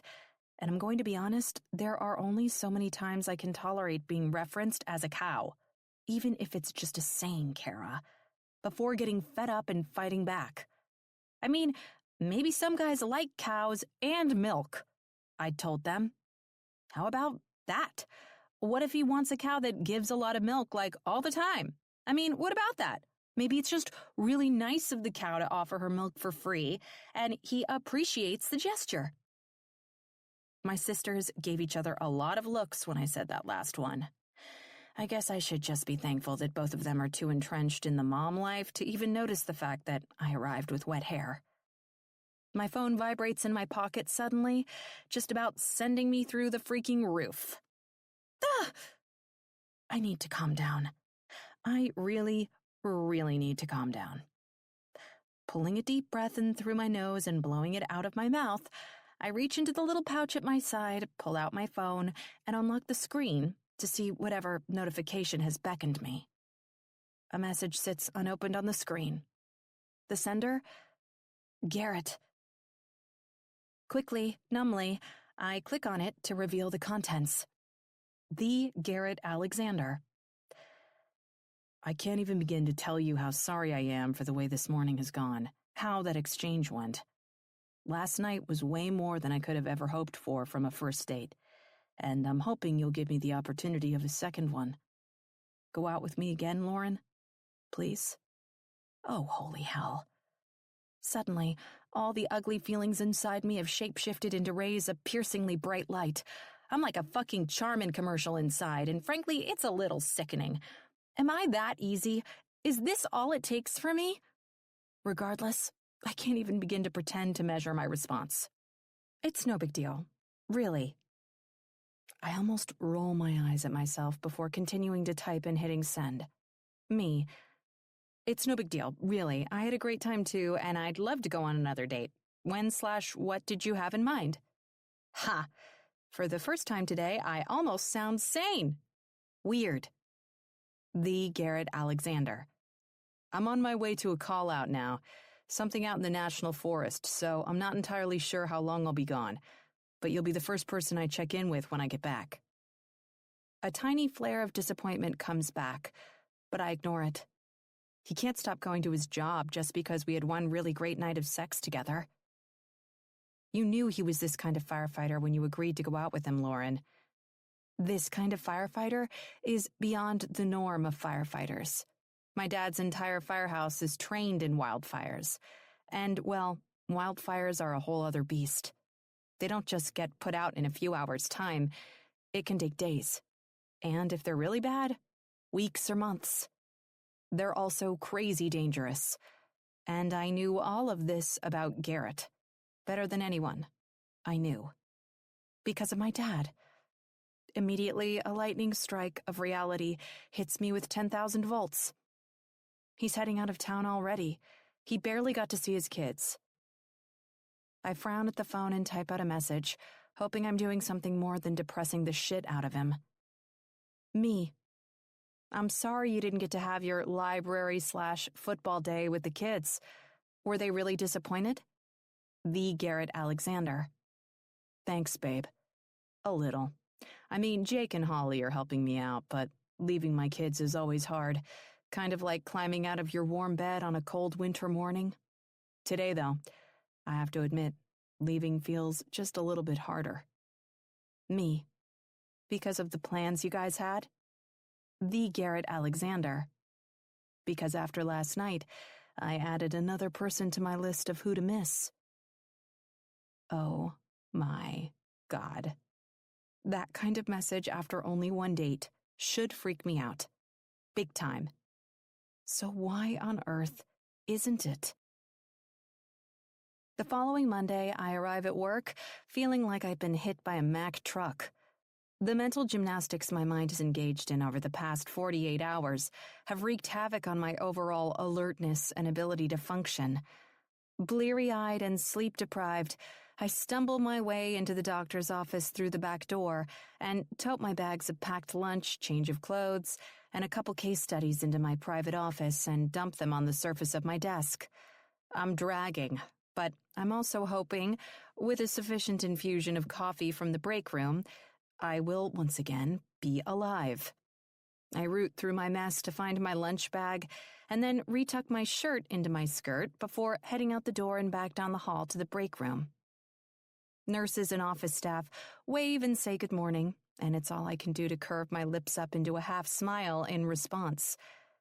Garrett's been gone since Saturday, off fighting a raging fire in the national forest, and I haven't heard a word from him since our brief text exchange before he left. I know it's a part of the deal. Hell, I've literally lived the wildfire situation my whole life with my dad, but my internal monologue did not get the memo. She's been all over the place, the finicky bitch. And as a result, I spent the majority of the weekend glued to the TV, trying to catch a glimpse of any tiny shred of information about the fire itself or the men out there fighting it. I tried to convince myself that it's my dad out there too, and it's natural to be worried. But I have to admit, I've never been like this before, and he's been doing this job since before I was born. Thankfully, I can smell the coffee from the hallway as I approach the break room, so I know I'll be able to down a cup quickly, just to regain some faculties, even if it's absolute swill. I'll be concerned with the quality for the second cup, but now isn't the time to be choosy. I round the corner into the room, my laser beams engaged and zeroed in on the coffee pot in the corner. That's probably why, when Rebecca speaks from the interior corner, a simple, "Hey, Lauren," I startle so badly, I almost fall down. No joke, I think I may have hyperextended my knee. "Ow, ow, ouch," I say, hopping around like a one-legged bobcat. "Oh my God, are you okay?" Rebecca asks, concern making her put her own mug of coffee on the counter and shove away from it. I hold up a hand. "I'm okay, I think." I test putting weight on the leg, and when it holds, I smile victoriously. "See? I'm fine. The leg works, we're good." I ramble. Clearly, Rebecca doesn't know what to say in return, so she just goes back to her abandoned mug, picks it up, and takes a swig. I realize pretty quickly that the least awkward thing I can do is procure a mug of my own. Standing straight, I go slowly, setting one foot in front of the other like a real-live girl who's walked before. My knee feels tender. I definitely tweaked it. But I don't make any more 90-degree turns toward the floor, so I count it as a win. Rebecca clears her throat as I pull a mug down from the cabinet over the coffee maker and set it on the counter to pour the liquid resuscitation. What I don't do is start pouring. I need to have both my eyes on the activity when I do it in order to avoid third-degree burns or something equally as tragic.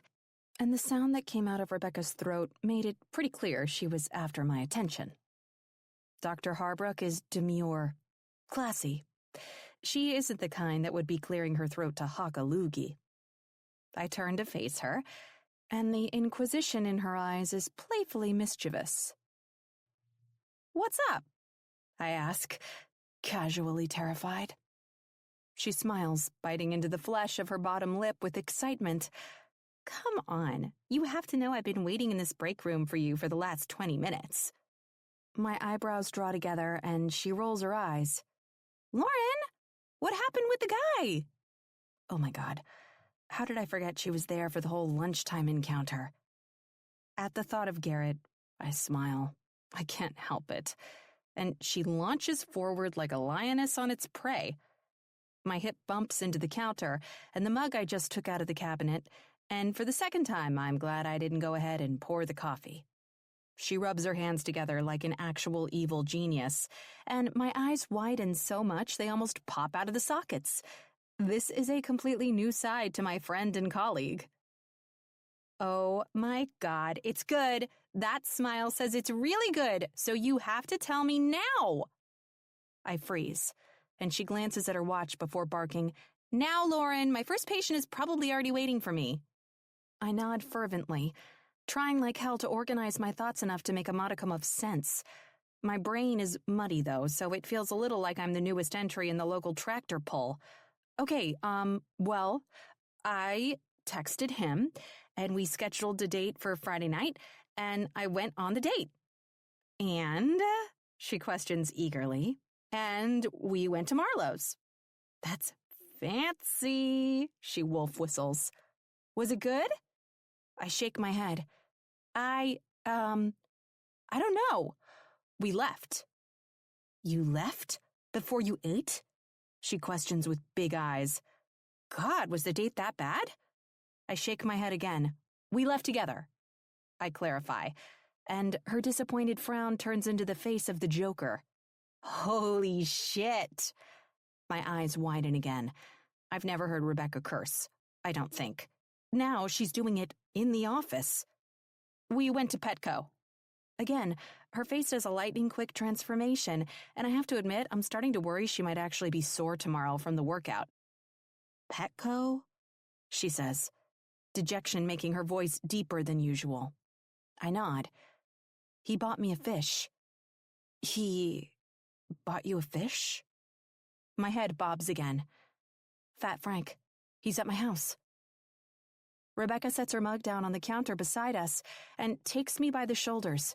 It's completely unexpected and intimidating, and I hiccup into a burp, permanently sealing my embarrassment from this morning into the vault for eternity. Rebecca tactfully ignores my belch, and I could hug her for it. Instead, she gives my whole body a gentle shake and looks me dead in the eye. Listen, I know this is none of my business, but I feel like I'm committed now. And in a way, we've bonded, and I have to know. Did you sleep with the unbelievably hot man or not? Like, I'm happy for you and the fish or whatever, but come on, Lauren, you have to tell me. Did you get to have sex with that insanely hot man? Oh, I say before snorting a little giggle. Yes, I did. Woohoo! Rebecca shouts. Thank God! Thank God? I question with crazy eyes. Yes, she nods, because he's really hot, and if you didn't take advantage of that, I was going to have to cry. And also because the way you're acting this morning makes a whole lot more sense, and I don't have to write a letter to the other doctors in the practice questioning your mental stability and fitness to practice medicine. Oh. She laughs. So? Come on. You did it, and it was great, I supply. Of course it was, she squeals. It had to be. I don't know if it had to be, but it definitely would have been a disappointment if it hadn't been. And now, he's gone, off fighting a fire with zero communication. I can feel the smile slipping off my face like thawing ice on the side of a roof, and Rebecca evidently notices it too. Okay, so what's with this? She swirls a finger at my face. Why don't you look ecstatic? I shrug, and she rolls her eyes. Really? You're going to tell me the start of the story and then leave me hanging on a cliffhanger? Don't you know how rude that is? I shake my head. I'm not sure if it's at her or myself, but the truth is, I've been going crazy without someone to talk to about all of this. My sisters are in on the tail, but their interest level dropped off into the Pacific the moment we left the diner. I'm dying inside, trying to keep it all in. I might as well bounce my feelings off Rebecca. It's not like I haven't already made a fool of myself. He left. I mean, he didn't sneak out or anything. I had warning and he was really sweet. But he's a fireman, and he left on a wildfire call the next morning and I haven't heard from him since. I don't even know if he's okay right now. Rebecca's glowing smile is once again diminished. Its replacement? A pity-powered frown. I'm sorry. Well, honestly, I don't know what I'd do if my husband were gone for long periods of time without any communication. We've been together for a while, though, and I'm used to having him play a role in stability. She shrugs, squeezes my shoulder, and leaves the room and me behind, off to see her waiting patient. And I sink right back into the mental chaos that brought so much turmoil over the weekend. Uncertainty about Garrett's well-being, uncertainty about whether I'm the type of person who can handle this, uncertainty about whether going out with him in the first place was a monumental mistake. Chapter 16, January 22nd. Lauren. I wouldn't be specific exactly. I could just check in. A tiny little text from a concerned daughter, making sure all is well in the land of fighting fires, you know? Frank blinks and swims to the back of the tank, shaking his tail at me. I roll my eyes. No, I mean, sure, maybe it's a little obvious, but I'd be sly about it. I don't think my dad would think anything. He's not really the type to notice. Frank spins to look at me, and his wide eyes say it all. Oh, fine. You're right. It's not a good idea. I should just wait. More. Again. I'm sure I'll hear something before I die of anxiety. Right? My phone rings beside me, and I shriek. It might be an overreaction to a simple phone call, but I scoop it up into my hands and bobble it back and forth like a hot potato, trying to get a good enough grasp on it to read the screen. Spam risk. Instantly, I deflate. As if telemarketers weren't torture enough. Now I have to live the first 5 seconds of their calls wondering if they might be the actual call I'm waiting on. Seriously, though, for the love of everything, I don't want an extended warranty on my freaking car. Gah! It's safe to say I'm doing as well as a woman who has only been on one date with a man should be doing. Another 2 days have passed without a word from Garrett, and it's really starting to do a number on my nerves. This isn't like getting ghosted by some random stranger. I almost feel like that would be easier than this. I'm just worried about him, and I haven't had to acutely worry about anyone for a really long time. Sure, I worry about my dad, but I think that's a worry I've learned to cope with over the past 30 years. Worrying about Garrett is brand spanking new. On the positive side, I've sought counseling. Realistically, though, it's with a fish, so I probably shouldn't spread that around too much. In fact, I should probably just keep it to myself. Dismayed, I blow Frank a few kisses goodnight, shut out the light to his tank, and head for my bedroom. Tomorrow's another day. I'll either improve or decline, but in order to find out, I have to go to sleep first. I tuck my phone underneath my pillow, just to make sure I'll hear and feel it if it goes off, and close my eyes. As I fall asleep, I have only one question on my mind. How in the hell did you get this emotionally involved so quickly, Lauren? Another 2 days pass by at the speed of molasses. Still no word from Garrett. And Fat Frank has truly become my emotional support goldfish. My mouth feels like the desert. Dry, lonely, sandy as all fuck. I'm miles from civilization and even further from the Lauren Carroll I used to know. Internally, I'm kind of a mess, and I think it might be starting to show on the outside, because when Rebecca glances down the hall at me from the back door on her way out for the night, she does a visible double take. It's Friday. The weekend has arrived, and I have a strong feeling I don't look like someone who is excited for the weekend. I probably look like I'll be spending said weekend planning my own freaking funeral. Holy hell, Lauren, she says simply, and I nod. I know. God, do I know. I'm fine, I contend, even though we both know damn well I'm about a hop, skip, and a jump from being institutionalized. Obviously, trying to be supportive, she nods as I approach. Of course. You just look tired. I haven't slept all that much this week, I admit. She winces. Still no word? I shrug. The news says the fire's still not fully contained, but I don't know. It just felt like I would have heard something by now. The timing is tough, too. Rebecca attempts to console. Right after your first date, you usually hope for more contact. I swallow against the truth as it hits me like a truck.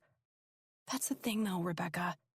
With firefighters like Garrett, it's like this all the time. I shrug. I saw it firsthand with my mom and dad, and it's no different now. A woman, in this wildland-urban interface firefighter life, never gets to be a man's first priority. If I'm having a hard time with it now, I can't imagine it gets easier as the years tick by and the commitment and kids come along. Rebecca is pretty clearly at a loss for what to say. I can't blame her. Encouragement isn't exactly easy to find in the middle of a pity party. Plus, her husband Daryl is an accountant. His work schedule is routine, and the only blips of long hours occur during tax season. Well, I'll see you Monday. Try to get some sleep, okay? She finishes before pushing open the back door and stepping outside. I will. I nod and smile, but as the door clicks closed behind her, I sink the weight of my body into the wall at my side and sigh. I have to find a way to kick this mood. It's running me ragged, and for almost no damn good reason. Sure, I like Garrett a lot, but my life has been happening for a full 31 years without him and can continue to do so now. Determined, I shove away from the wall with one foot and head back down the hallway to my office. I'm going to go get my stuff, go home and shower, and then go out to eat for a nice, enjoyable dinner at one of my favorite restaurants in San Diego. And I'm going to do it all on my own because Lauren Carroll doesn't need a man. Showered, hair dried, and makeup applied, I step into the dim lighting of Wu-Tang Clam, a delightfully playful restaurant dedicated to reinventing the traditional ways we expect food to be prepared. They're most well known, as you might guess, for their Chinese breaded clam strips, but I have to say, my absolute favorite part of their menu is the sesame calamari. When I was still living in New York, this restaurant was the one place I made sure to stop by whenever I was in town visiting my family. The hostess eyes my dress and heels as I step up to the podium and grins. "Meeting someone?" she asks expectantly. "No," I oppose cheekily, pleased with my renewed ability to be a badass, single, content woman. "Just a table for one, please." She nods, pulling her lips into her mouth to keep herself from audibly acknowledging her surprise. I smile. Yeah, it feels good to be back. Slipping inside the confident skin I'm used to like a hand into an old, worn-out glove. Happily, I bounce along behind the young, bob-sporting girl and smile at patrons as I pass them by. Frankly, I'm smug in my self-assurance, and that's probably why, at right around the time we're arriving at my table, it bites me in the ass. "Lauren?" I hear from just over my left shoulder. I close my eyes shut tightly because the voice sounds eerily familiar, and I can just sense the dread and doom as it seeps out around me. The proverbial rug is seconds away from getting pulled right out from under my stupid confidence's feet. I can feel it. "Yes," I answer, turning around cautiously. Jake Brent, Garrett's friend and possibly the second hottest man alive, right behind Garrett, of course, smirks so hard it infuses a mischievous light all the way into his eyes. He's with someone, another guy, but for the sake of my very, very fragile shame, I put my focus on Jake and keep it there. "Jake, hi." I close my eyes briefly, take a deep breath, and try again. This time, making an effort to form full sentences like a big girl. Hi, Jake.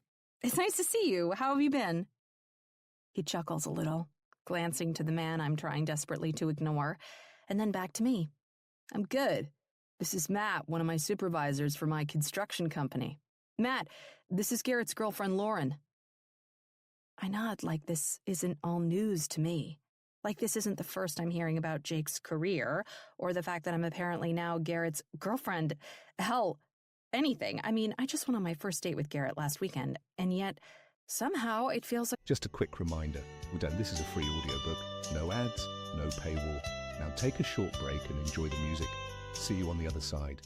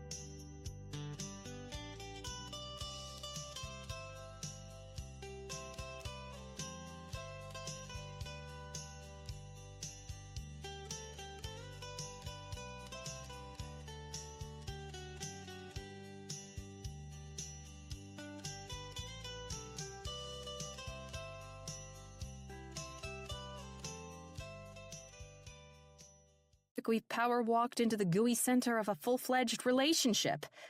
To be honest, right now, with the panic I'm feeling radiating out from my entire spine, I'm not even sure I have ears anymore. Has Garrett been talking to Jake since he left? Is that why he thinks I'm his girlfriend? Jake must read something on my face because it softens almost infinitesimally. I haven't heard from him yet either. How are you holding up? I'm doing good. Everything is fine. But, how do you know that I'm Garrett's girlfriend before I know I'm Garrett's girlfriend? And, have you maybe heard from him? Is he okay? Jake reads my face for a beat, and whatever he finds makes him wince. Yeah, I had a feeling. Do you have the police scanner app on your phone? My eyebrows pull together. I don't even know what that is. Jake laughs, obviously picking up what I'm putting down without verbal confirmation. Here. He holds out a hand. Give me your phone and I'll download it for you. The news does a terrible job of updating with any real information when it comes to these fires. I listen to this every once in a while, and it gives me a good idea of how and where he is. I swallow thickly as Jake takes my phone out of my hand and starts messing with it. With him occupied, the awkward avoidance of his table-mate becomes way too obvious to continue. I glance over to him briefly, and his smile widens enough to give me a view of his straight, white teeth. Apparently, he's not an asshole, though, because he doesn't bother trying to make small talk.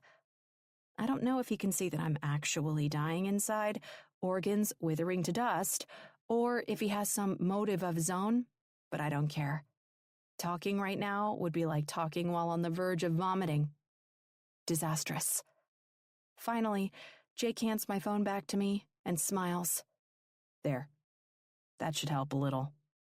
Thanks, I say, taking my phone back and tucking it into my purse. I glance over my shoulder at my waiting table, on which the hostess has left my menu and pulled out my chair. So I'm, going to get to my table now.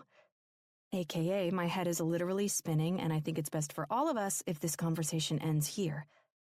Jake smiles understandingly. The kind soul. Of course. Good to see you, though, Lauren. Hopefully we'll see you soon. I nod. Sure. Maybe after I've had time to recover from the fact that people are calling me Garrett's girlfriend after one flipping date. I only wish I knew what about that freaked me out more. The normal this is moving fast freak out, or the freak out over how much I like the sound of it. Jiminy Cricket, God bless America, I'm in some trouble. Sitting bolt upright in bed, I wipe the sleep from my eyes and try to make sense of the sound I'm hearing. It's loud and bleeding, but the sky is still pitch dark outside my window, so it shouldn't be my alarm. I rub at my eyes again, scrubbing away the sleepiness and reaching for mental clarity. It takes much longer than it should, given how long I've been waiting for it to happen, but I finally realize it's the sound of my phone, ringing right beside my pillow. At some point in the night, after I'd gotten back from my dinner for one, I fell asleep listening to the app Jake loaded for me. Scrambling quickly, I grabbed the phone from its spot on my bed, flipping it in my hands until I can get a good look at the screen. The Garrett Alexander calling. Suddenly, my heart starts pounding like a kick drum inside my chest. Hello? I answer, trying to calm my breathing to something that sounds a little less like I'm asphyxiating. Hi there, Garrett says calmly, his voice rich and beautiful and full of life. I don't even know that I realized I was holding my breath, but in an instant, it leaves me in a rush, my shoulders sagging for the first time in a week. Hi. The smile on my face is so painfully obvious in my voice that a smarter woman would be embarrassed by it. Sorry I haven't called, but it's been a fucking crazy week. We're still up here, but we're packing up and about to bug out. Finally got this sucker 90% contained. A whole wave of emotions I don't want to touch with a 10-foot pole rolls through me. Between him very obviously calling me at his first opportunity, and the fact that he's safe and well, and that I'm this relieved by the news, I'm about a hot minute away from breaking into actual tears. I shake my head against the sting in my nose and breathe deeply. That's okay. I'm just glad to hear from you now. Is everything all right? Not wanting to reveal anything too telling, I glance to the clock and read it off. Yeah. I'm just sleepy, I think. It's 3 a.m. Oh, shit, I'm so sorry. I can't believe. I didn't even realize. We've been pulling weird and long-as-hell shifts this whole time. I don't think my internal clock is working right anymore. No, it's okay. I assure. I'm glad you called. I should have waited a couple of hours. No, really, Garrett. It's okay. Good. He returns, the richness in his voice growing with my obvious warmth. I guess maybe it's a good time to ask you on a second date, then. I laugh. Today, I'm heading straight home and then going to get my kids, so I at least get the day with them, but tomorrow night? Given the time, I feel like tomorrow night is a little too complicated in math for me to figure out right now, but I think that's good. Garrett chuckles. Well, it's early, but it is technically Saturday, so tomorrow would be Sunday night. How's that? I think I can pencil you in. You think you can pencil me in? He questions, and his responding chuckle makes goosebumps appear on my arms. Yeah, I'm like 99% positive I can make tomorrow night work. What do I have to do to make that 99 a 100% certainty? I'm sure I can think of something. Lauren. Yeah? He drops his voice to a husky whisper. I really hope that something involves you without clothes. He pauses for a brief moment, and I shiver. God damn. And my face buried between your thighs. My mouth on your... Okay! I cut him off on a laugh. It's a 100, I'll be there. Fan-fucking-tastic. He chuckles. So am I allowed to pick you up for a second date? Or are we still worried about axe murderers? I nod, rolling my eyes. You can pick me up. I hear someone yell in the background, and then it seems like Garrett covers the phone briefly. When he comes back, he's in more of a hurry, but still playful, so the tension in my chest eases a little. Sorry, babe. Listen, I gotta go, but I'll let you know when to expect me tomorrow night, okay? Okay. I agree. Go back to sleep. Then Lauren? Yeah? I can't wait to see you. Ditto. Remarkably, after putting my phone down on my nightstand and staring at the ceiling for a few brief seconds, I do manage to get some sleep. In fact, I sleep the best I've slept in a week. All because Garrett is on his way home, and I'm going to see him tomorrow. Chapter 17. January 25th. Garrett. It's only a little past 8 in the morning when I pull into Bethany's driveway and shut off the engine of my Suburban. My gear is still on the back, and my hair is grimy with soot. After the whole home and quick debrief at the station, while a bunch of the other guys took off for hookups or one of the 24-hour bars in town, I jumped in my truck and headed straight for my kids.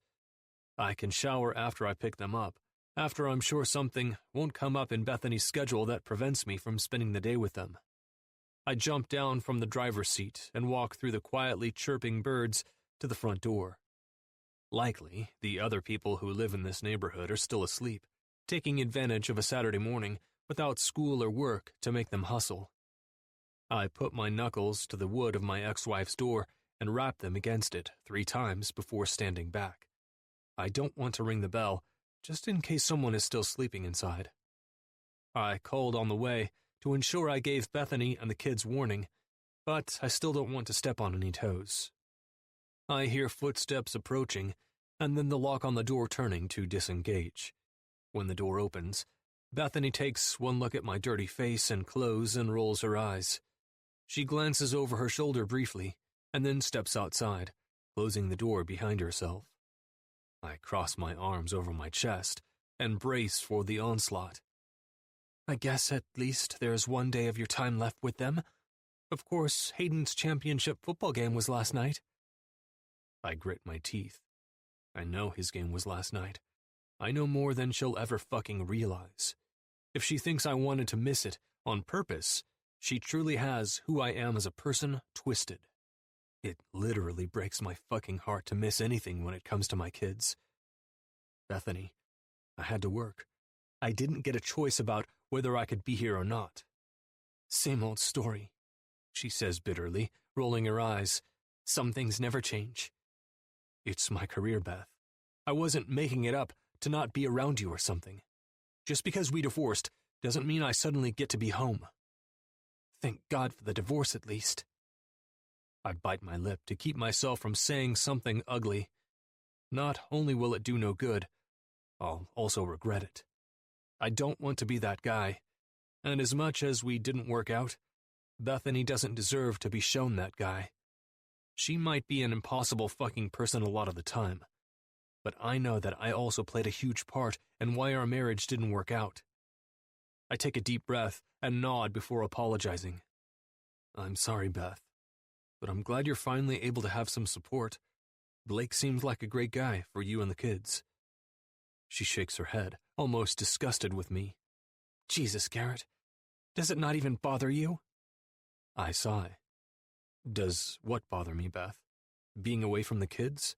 I ask, even though I'm 99% sure that's not what she means at all. Of course that's hard for me. The divorce, though. Her eyes narrow as I finish. I think that's what was best for both of us. Forget it, she spits. No woman is ever going to put up with this shit long-term anyway. You'll always end up alone. Always, Garrett. No one getting into a relationship expects to have to live their life alone.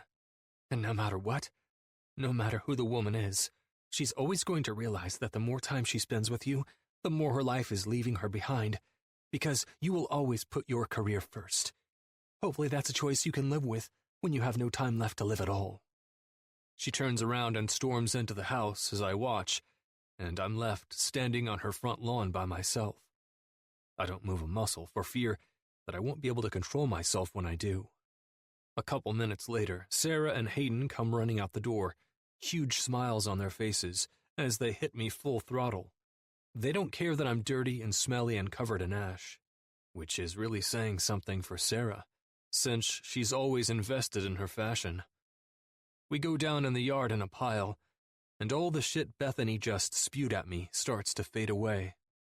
I know my career hasn't made life easy on anyone, but at the end of the day, my kids love me.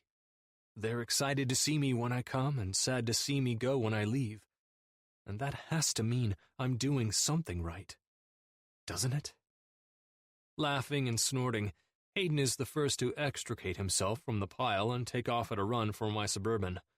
Sarah's tackle has turned into a hug, so I do my best to climb to my feet without jostling the connection and swipe a hand over her hair before kissing the top of her head. Missed you, Sarah. She shrugs before shoving away and smiling, a glitter in her dark midnight eyes that looks like stars in the sky. Yeah, I guess I missed you too. I laugh, grabbing her shoulder and shaking it gently as I turn us both to the Suburban and start to walk. Let's go then. She nods, turning her walk into a jog and running to the car ahead of me. I glance back at the front window of the house, only to see the curtains sway like they've just been dropped back into place. I shake my head. Bethany, this is a prime example of why divorce with kids involved is hard. Bethany and I might not be husband and wife anymore, but because of our awesome kids, we will always be in each other's lives. I just hope that, one day, that reality won't feel so damn painful, that I won't have to brace myself for every interaction with her to go sour. One day I pray that we're just two people with our own lives and own concerns, and the only time we have conversations, they revolve around the kids, and not bringing up the past. Just like my kids, I pick up my pace to a jog and get my ass into the car so we can go to the grocery store and get whatever they want for the day. I haven't slept in close to 48 hours, but I don't care. I'll prop my eyes open with skewers if I have to, just to have the time with them. Okay, guys, Do me a favor and put this stuff away. I'll go shower really quickly, and then the day is yours. We can do whatever you want." "Oh, really?" Sarah challenges, and I nod. "Yeah, anything you guys want." "How about we go score some heroin, hit a rave, and then pick up a couple hookers on our way home from it all?" I nod at the little shit stirrer. "Sure, Sarah, but none of that really picks up until later in the day. Let's come up with some stuff to do beforehand, and then if we still have energy later, we'll hit the streets." She smiles and shakes her head. "You're disturbed." "Oh, yeah? And what does that make you?" I tease. "You've got my DNA." She rolls her eyes, and Hayden laughs raucously. Sarah shoves her brother's shoulder, and I head for the stairs, yelling back over my shoulder, "Get the groceries put away. I'll be back in 10 minutes. 15 tops." I move quickly up the stairs and head down the long hall to my room, step inside and shut the door. I don't have long. I don't want to be long. But my mind has been running since the moment Bethany went inside, and I need to talk to someone who has a voice of reason. He can be a bitch, but he's also the smartest, most rational thinker I know. "Hey there, stranger. You finally home?" Jake answers after the second ring. I smile at his warm reception and take a deep breath. "Yep, just got the kids, and I'm about to jump in the shower for the first time in a week." "Fun," he replies with a laugh. "Yeah." I pause because, for as much as Jake and I don't ever have trouble talking about shit, I'm not exactly sure how to broach the topic. He must sense I'm searching, though, and takes it upon himself to get me there. "Something going on?" I heave a sigh, just wondering if I've been really fucking up my whole life, I say simply. Jake laughs. "Oh, is that all?" I groan. "I don't know, man. I mean, I love what I do, and I like to think I do it for a reason. But why the fuck have I been okay with spending so much time away from my kids? Why was I so okay with leaving Bethany to handle everything on her own? Jesus, Garrett, where's this coming from? Did she say something to you when you picked the kids up?" I sigh. Yes, but it's not about that. It's just, have I been living removed from reality? It's my choice to do this. I could do something else. Be something else. Be home more. Come on, Garrett. This is bullshit and you know it. What you do, what you sacrifice, it's noble. It's not something to be ashamed of. You're teaching your kids things by showing them the importance of dedication to your community and other people. You're showing them the good kind of sacrifice. This isn't some selfish bid for attention. It's a part of saving people's lives. Don't let some messed up shit from your ex-wife's mouth change your mind. I rub a rough hand along the back of my neck. I'm tired. I'm dirty. But I also feel like I've made a difference. It just feels like I'm missing. Stop overthinking this, buddy. You're good. Your kids are good. Every minute you're allowed to spend with them, you're there. And not just a little bit, dude. I've seen you with them. You're a good dad, okay? I move my hand from the back of my neck to my face and sink my head into it. And what about the rest of it? Should I just give up on being with someone? I mean, it'll never be fair to a woman, Jake. The amount I'm gone, the time I'm out of touch. That's not true. Look at Lauren, man, I counter. We had our first date, and then I disappeared for a week. I called her at 3 o'clock in the goddamn morning because, today, I'd lost all track of real life and time. And what? She told you you're a piece of shit? I laugh. No. Then what? I don't know if it's fair, asking her to be a part of this. Maybe she's better off I just call her back and cancel tomorrow night. Let her meet someone else. Tomorrow night? We're supposed to go on a second date. Ah, shit. Listen, don't cancel. Just take Holly and me with you. We'll double it up like a couple of fucking sorority sisters, okay? Jake. We'll help you, dude. He persists. All Lori needs to know are all the reasons you're worth it. And there's a lot, okay? He sighs. Jesus, I should kick you in the dick for making me get all sentimental and shit. I shake my head. Springing a double date on her the second time we go out is weird. It's not. She's invested already. She just needs to know all the support that comes with you as a package deal. My eyebrows draw together as I consider what he said. How do you know she's invested? Because I saw her at dinner last night at Wu-Tang Clam. Matt and I went after work. I swallow hard. She came in there to eat by herself like a badass. I swear she turned every head in the place. But one look at me and she almost broke down in tears. She almost cried? I ask, my chest squeezing tight. She cares. I growl. You're not getting it. That's the point, man. I don't want to upset her. I don't want to make her life worse. Too late, Garrett. She's already in the game. Yeah, bro. But it's only the first quarter. Are you trying to tell me, in your football days, you cared less in the first quarter than you did in the fourth? I don't even think that applies here, dude. I shake my head. We're new. Okay then, tell me. Since you're so new, are you saying you wouldn't be upset if it didn't work out between the two of you? No. Truthfully, I'm a little scared by how upset I would probably be. He takes my silence for what it is. Tacit agreement. Exactly. The best thing you can do is move forward. But give her the damn tools to survive a life with you. She's tough. She can handle it. God, I hope he's right. Chapter 18. January 26th. Garrett. I wasn't sure how Lauren would be when I got back after being gone for an entire week, but I wasn't expecting her to be a different person entirely. It's not that she isn't fun or vibrant or beautiful. She is definitely all of those things.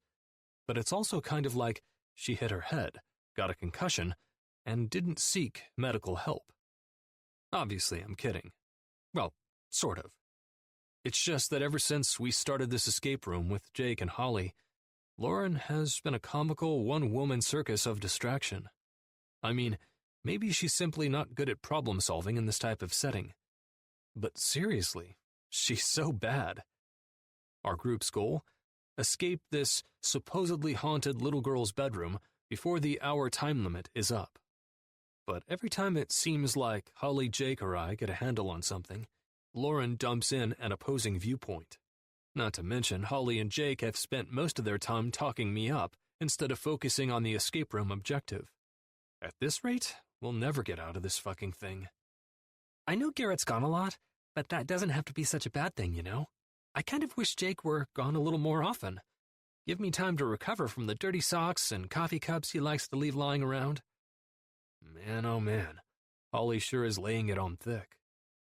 Jake and I both roll our eyes as lightning strikes in the fake windows of the bedroom and the sounds of a thunderstorm start up. I pull out a drawer in the dresser, and there are lightning rods carved into the sides.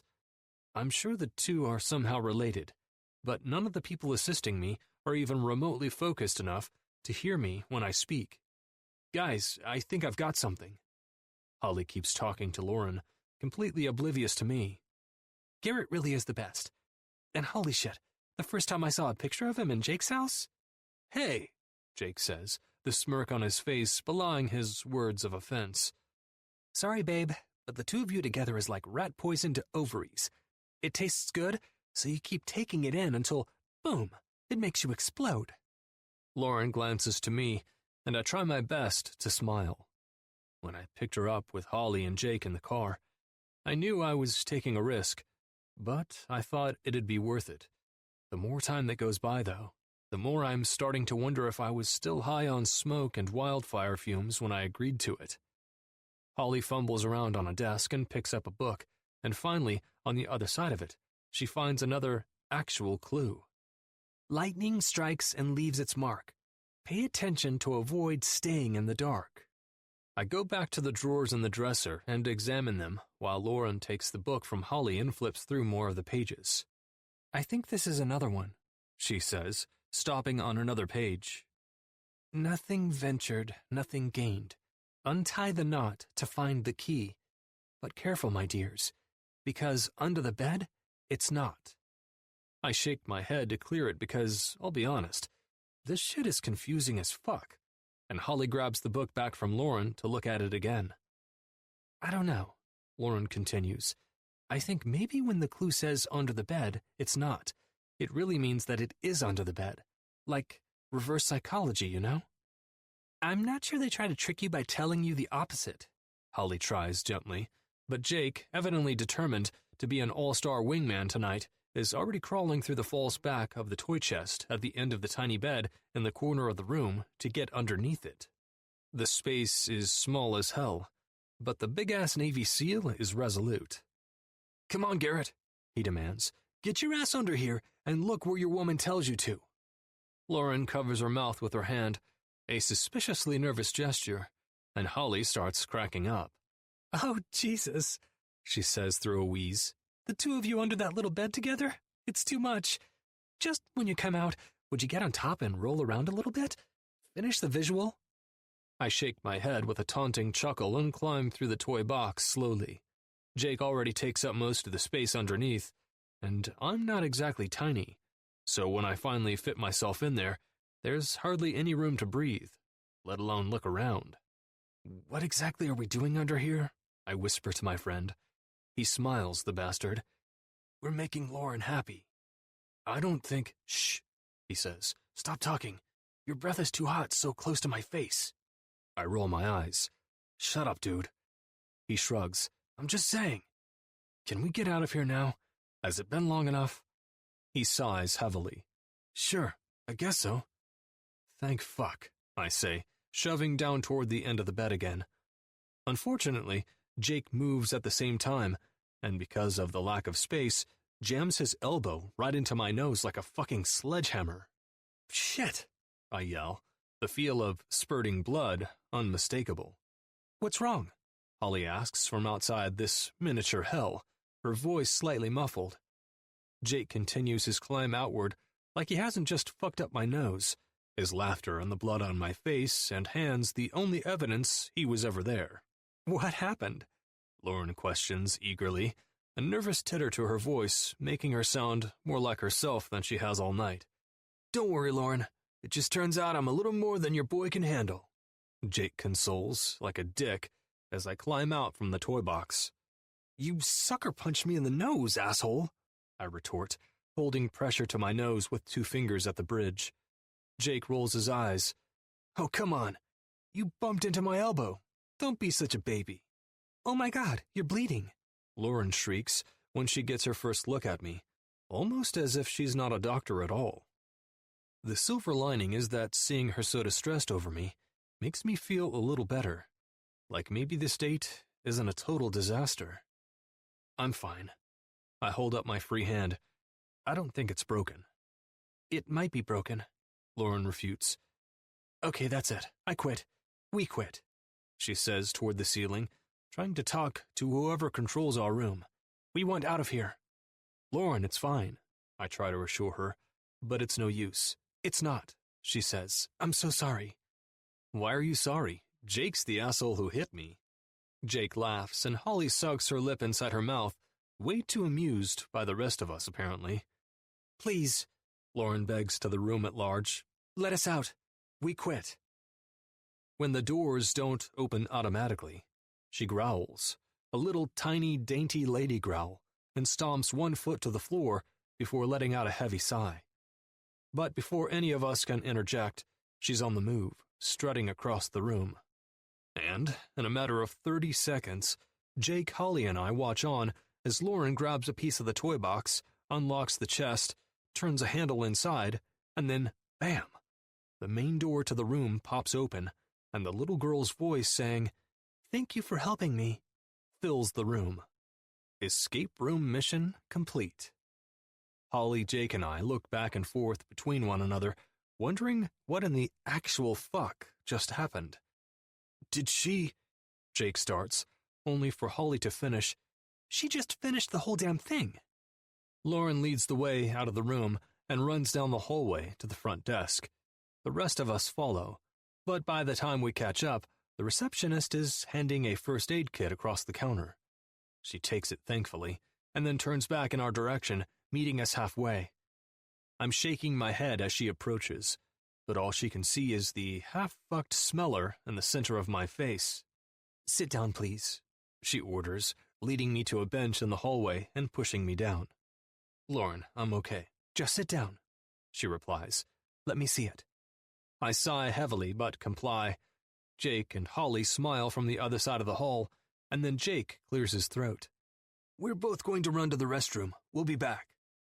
I nod, while Lauren gently prods at the bones in my face and then looks at my nose from every angle before wiping the blood with an alcohol square. Truth be told, I've been prone to nosebleeds since I was a kid.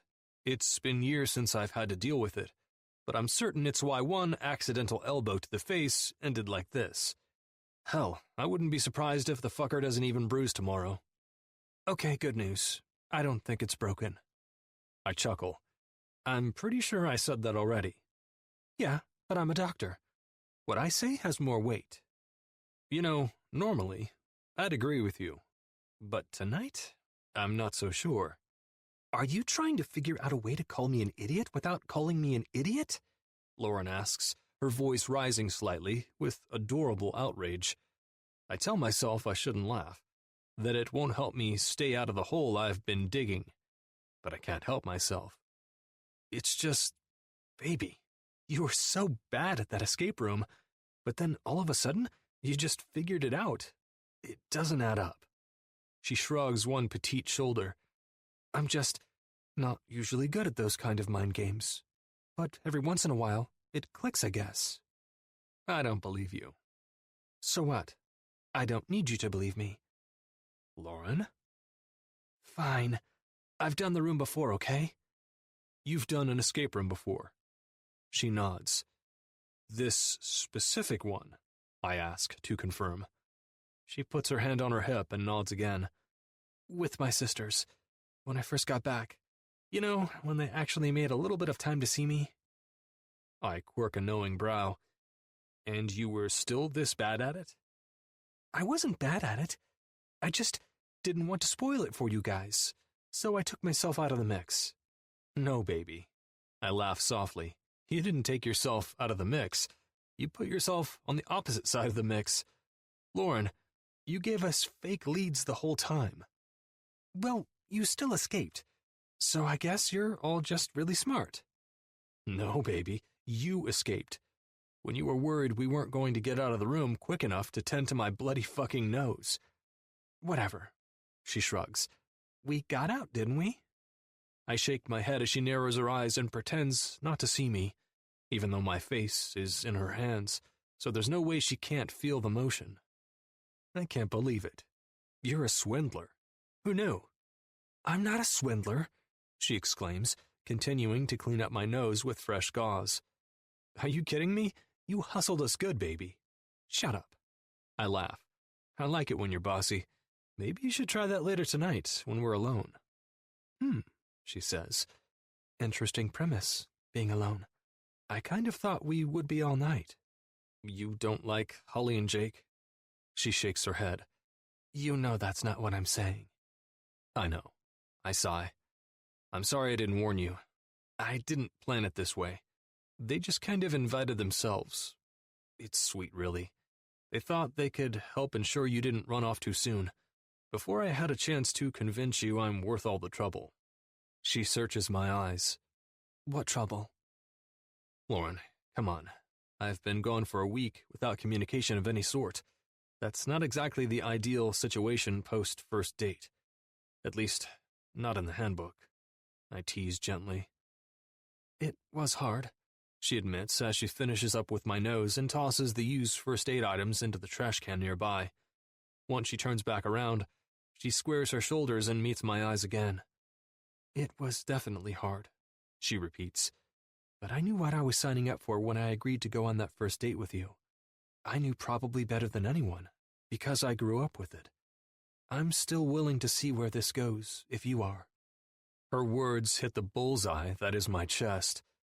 "You are?" She nods. In an instant, it feels like 1,000 pounds of stress and uncertainty lift from my shoulders. Thank everything. Well, then I know exactly where it needs to go now. Where? I waggle my brows. Right to my bedroom. She giggles, a rosy hue making her cheeks light up in the fluorescent underglow of the hallway. Let's ditch the double part of our date and do it. She slaps my chest. Garrett, she exclaims, her voice a whisper. We can't just ditch them. Sure we can. It's easy. That's rude. You know what's rude? Inviting yourself on your best friend's date. Garrett. I'll send him a text. Don't worry about it. I can see the excitement in her eyes at the possibility of being a little bad, and that certifies it for me. I'll do anything to preserve that look until we're deep in the sheets of my bed. Standing quickly, I whip out my phone and shoot a text to Jake. Me. Sorry, dude, but we're getting out of here. You guys are a little too much company, if you know what I mean. Think you and Holly can find your own way home? I'm about to put my phone in my pocket and call it a night no matter what Jake says, but he answers me so fast, I can't help but read it. Jake. Nope, too late. You can't ditch us because we already ditched you. We're in an Uber on our way home. Have fun, sucker. Chapter 19. Lauren. We didn't waste any time after we left the escape room. Straight to Garrett's house we went. And although the urge to explore his house was strong, the urge to get to his bedroom in record time won out. He grabs my hips and drags me down the bed, spreading my thighs when I reach the end of the slide with two firmly confident hands on the insides of my thighs. His fingertips are warm on my skin, so warm that I swear I can feel them there long after they're gone. Holy shit, he's really good at this. Garrett, I breathe just as his lips close over the bundle of nerves they're seeking. Sweet, sexy Lucifer. He hums directly into my skin as I arch my back off the bed and sink my fingers into the dark tresses of his hair. It's thick and silky, and despite the distance between my nose and his head, the feeling of his hair in my hands almost makes me think I can smell it. It's amazing how familiar sex with him feels already. It's been over a week since our first date, and I've barely even spoken to him since. I haven't been able to hug or touch or smell him at all, and with only one night of reference, I would have thought my brain would have forgotten by now. But his cologne is a memory. His shampoo is a wave of the past. His skin is a comfort. It's like we've spent years getting to know each other physically and condensed them into the span of one long, perfect night. I don't know that we're emotionally on par with our physical familiarity, but I won't say a negative word about the way he makes my body feel, no matter if it's out of balance or not. I missed this. Is it weird that I missed this? I ask breathily. He smirks against the inside of my thighs and then places a soft kiss to the sensitive flesh. No. Out there, in the forest, while we were camped for the night, I dreamed I could taste you, smell you, hear you. I swear it was like you were right there with me. That's kind of weird. I mean, isn't it? I pause to ask, grabbing his head by the scruff of his hair and lifting it up so I can look him in the eye. I don't know, he says with shocking honesty. It might be, but that doesn't make it any less true. I nod, and he moves slowly, sliding his chest up the front of my body until his elbows come to rest in the mattress on either side of me. He pushes the loose strands of my hair out of my face and considers me closely before speaking again. I wait, hesitant to interrupt. There's something here, Lauren. Between us. I don't know what it is, and I can't pretend to know that it'll last, but I wasn't kidding when I asked you out in the middle of lunch. I felt drawn to you the first time I met you in your office in September. Physically drawn to you, Lauren.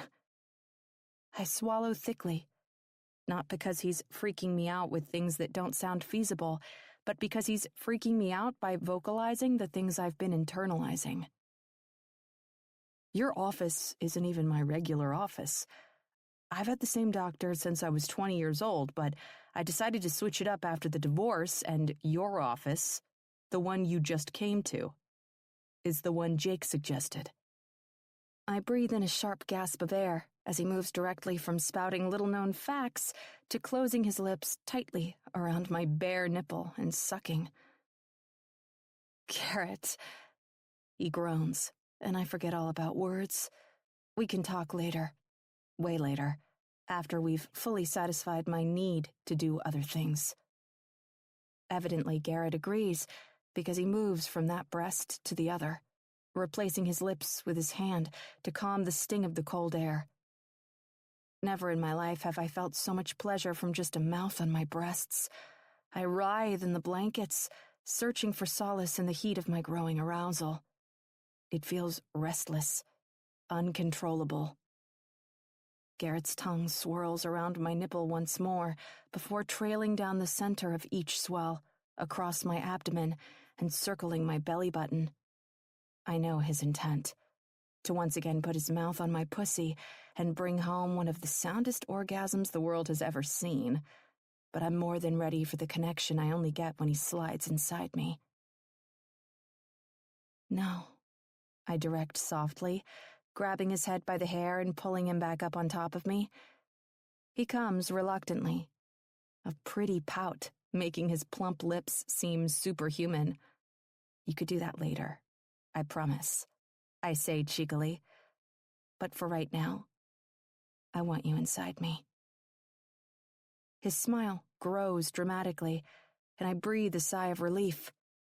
There's no challenge in his eyes, no drive to deny me.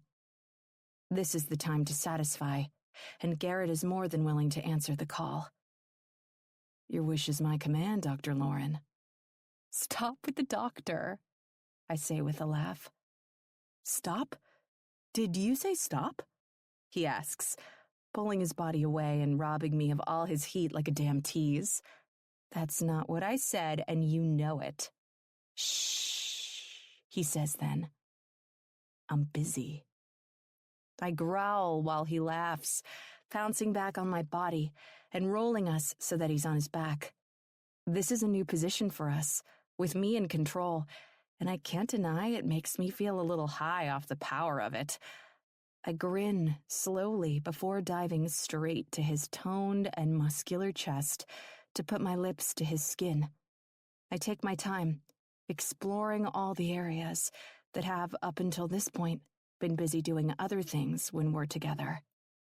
He's a work of art, that much is for sure, but it's not the kind of art you're not allowed to touch. It's the kind to be used, treasured.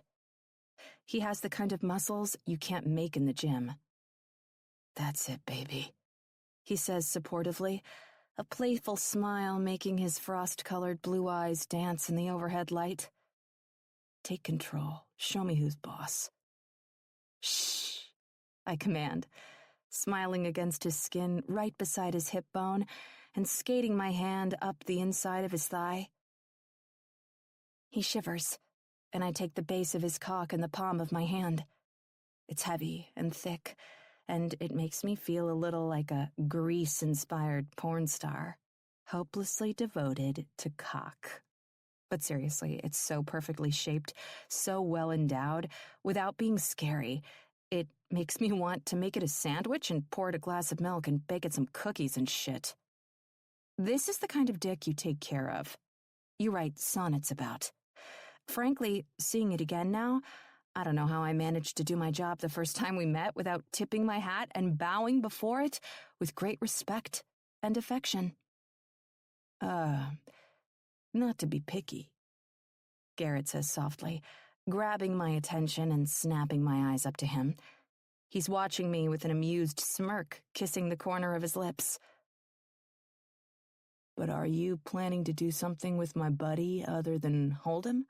Or should I settle in for a while?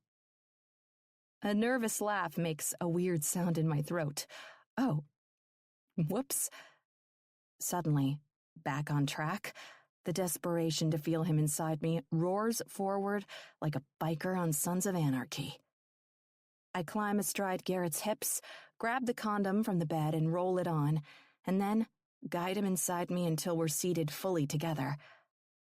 My eyes close and my head falls back, and Garrett's groan is so deep and rich, I feel it all the way in my gut. Sweet Moses, if this isn't the hottest man I've ever seen. Slowly, so fucking slowly, it hurts. I move up and off him before sinking back down in one smooth movement. Both of us gasp. Garrett is right. I don't know why or where it came from, or how it works, but there's something between us. Something big. And I don't even mean the dick. Okay, so, yeah, I guess for anyone who's keeping count, technically, there are 2 somethings. Chapter 20. Garrett. The sheets to my side feel cold and empty and wrong. My eyes flutter as I scrape my way up from the depths of sleep to figure out why my sheets feel cold and empty and so very wrong. It's incredible how they can feel that way now, after so much time when sleeping alone has been my norm. Even when I was married to Bethany, we spent more nights apart than together. If I wasn't gone fighting fires, she was off to the spa or a girls' weekend or something like it. Anything to get some downtime after having to be both herself and me all the time. I got it then, and I get it now. It took me forever to understand that just because I knew why it was happening didn't mean it was a healthy marriage. I need someone who understands me, my purpose, my drive, why it means enough to me to be gone so much in the first place. And Bethany needs someone who can be there, present both emotionally and physically. I climb out of the cocoon of the bed and out into the chilly night air. The house is quiet, and the sky outside the window is as black as it gets around here. It's washed out, nothing like the black skies of the wilderness when we have to camp out in the middle of it, but it's bone dead in the middle of the night with a moonless sky for sure. I walk on soft steps down the hall from my bedroom, peeking into my kids' empty rooms as I pass them, and into the office at the end of the hall that I keep full of all manner of shit. Pictures with the guys that we've taken out in the field, newspaper articles about things that interest me, the articles Holly wrote about Jake. Something I actually kept for his sake, just in case he was too big of a moron at the time to do it himself, and some of my memorabilia from my years playing football. And not too surprisingly, that's where I find Lauren. I watch her for a minute, her tiny, delicate fingers sliding over the edge of each shelf as she studies the pictures on it intently. She bites at her bottom lip and leans forward when she sees one of Jake and me with our kids, and I smile. He's a handsome bastard. Even I know that. I cross my arms and lean into the door jamb. Find what you're looking for? Gah! Lauren jumps and spins around, tangling her feet in the blanket wrapped around her, and ramming her shoulder into the wall unceremoniously. I jump into action, leaping clear across the room to right her on her feet, and a thick fall of brownish-blonde hair slides right in front of her face. She giggles, and any darkness about her slipping out of bed in the middle of the night lifts immediately. I'm sorry, she apologizes. I didn't mean to snoop. I just couldn't sleep, and before I knew it, I was in here, snooping. I shake my head. I don't have anything to hide, Lauren. Look anywhere you want. I don't mind. Well, thank you. But I really wasn't trying to snoop. I just couldn't sleep. I smile cheekily. I think I have a solution for that. Lauren laughs. I love your enthusiasm, but after everything we just did, my vagina needs 5 to 7 hours to recuperate, or she's going to get revenge with a UTI. I shove my head into her neck and breathe deeply. What is it about you that makes that seem like a normal thing to say? She snorts. Maybe because it is. UTIs are the work of the devil, Garrett. We have to unite against them if we have any chance of succeeding in their defeat. Thankfully, I know better than to say this out loud, but all I can think about is the fact that Bethany never, in 20 years together, ever mentioned anything as real and down-to-earth as a UTI. Hell, she never even mentioned her period. It's not that she needed to complain or something, but the female body is a fact of life. I wish she'd have given me a chance to normalize it for her, a chance to normalize it for our daughter. Sarah, thank God, though, took the power into her own hands. She just started her period this year, but she's never shied away from asking me for things like pads or tampons or a heating pad for cramps, and I hope she never will. So, what did you have in mind? What can we do to put you back to sleep that doesn't involve the work of the devil? I ask. Lauren makes an adorable pursed lip smile. I guess we'll have to settle for talking. I place a kiss to the corner of her mouth, whispering, "That's good too." I feel her lips curve up against my own. "What do you want to talk about?" She considers me for a moment, and I think of all the possibilities. Questions about what drove me to be a firefighter, soul-searching about how I can stand to be away from my family so much, facts about my divorce or my ex or anything that could be a red flag for her as she moves forward in a relationship with me. But when she opens her mouth, by God, it is not what I'm expecting.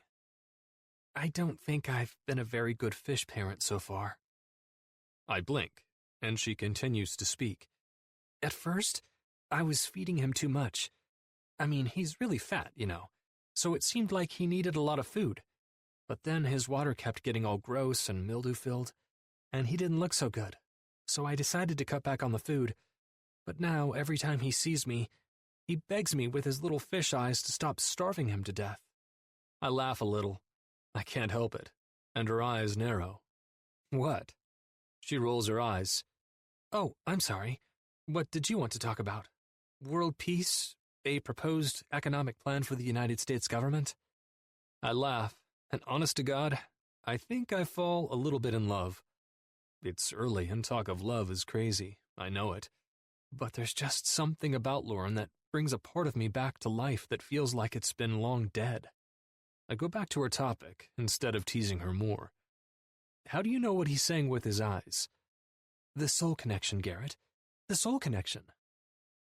"Can you maybe use the soul connection to implore him to tell you how many pellets he needs?" She stares at me seriously. "He can't speak, Garrett. He's a fish." I laugh before taking my hands away from rubbing her arms to throw up my hands. "Okay, I'm confused." "We only speak on a spiritual level."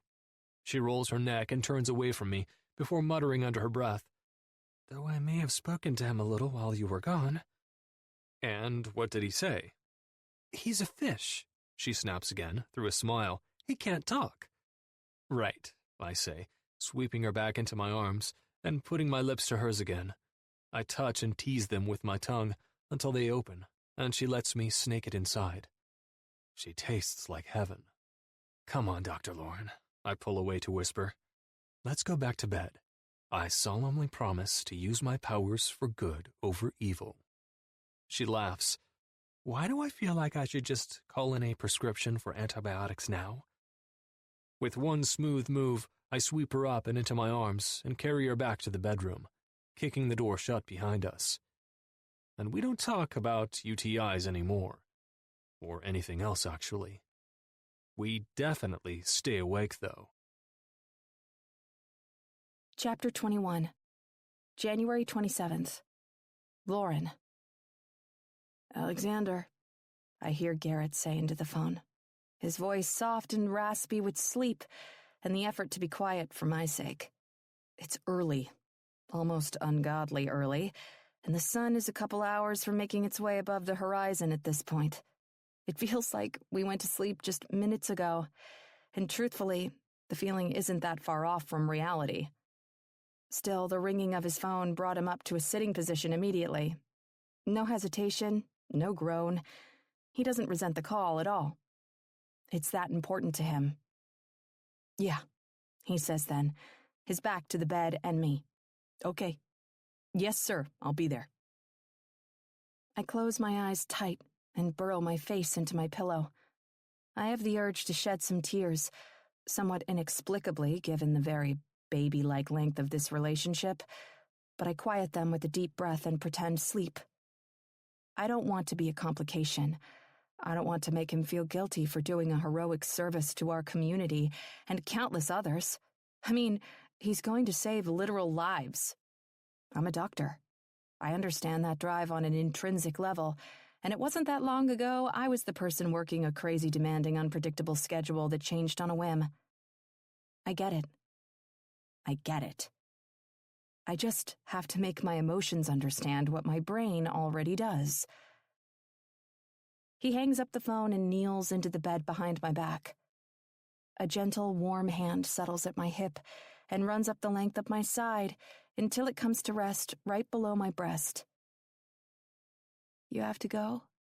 I ask then, giving up the ghost on pretending to be asleep. We're both too old for that shit, no matter how much I want to use it as a coping mechanism.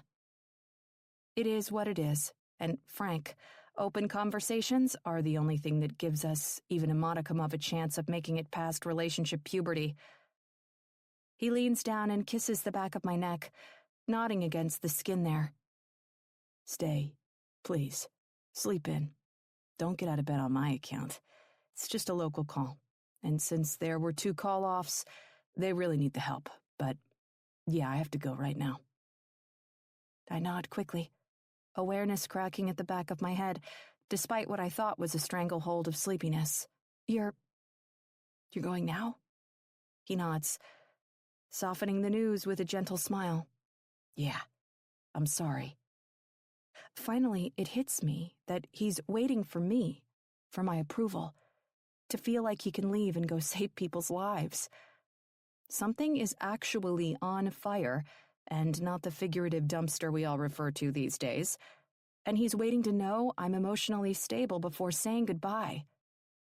"Get it together and release him, Lauren." "Oh my gosh, no. Don't be sorry. Are you kidding? Go ahead. I'll be fine." "Good," he says, jumping up with the urgency I know he's been feeling all along. They don't build the heroic types any other way. Sleep. Get some rest. I'll get in touch as soon as I can. I nod as he heads for the door and give it my best effort to smile supportively. The last thing I want is to distract him from his own personal safety, or that of the people he's supposed to be saving. I lie back on the pillow and listen closely, and it's less than 15 seconds, no joke, before I hear the door close behind him and his Suburban fire up. I roll over to my back and pull his sheets up to my face. They smell like him. Like us, really. And for some reason, it brings me some small token of comfort. It's the scent of him. Vibrant and sexy and orgasm-inducing.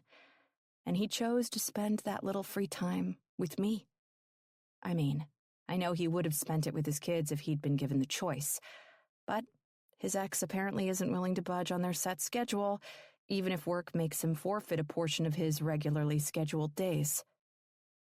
I want to be mad about it. I think he'd like to be too. But in the end, I also kind of understand.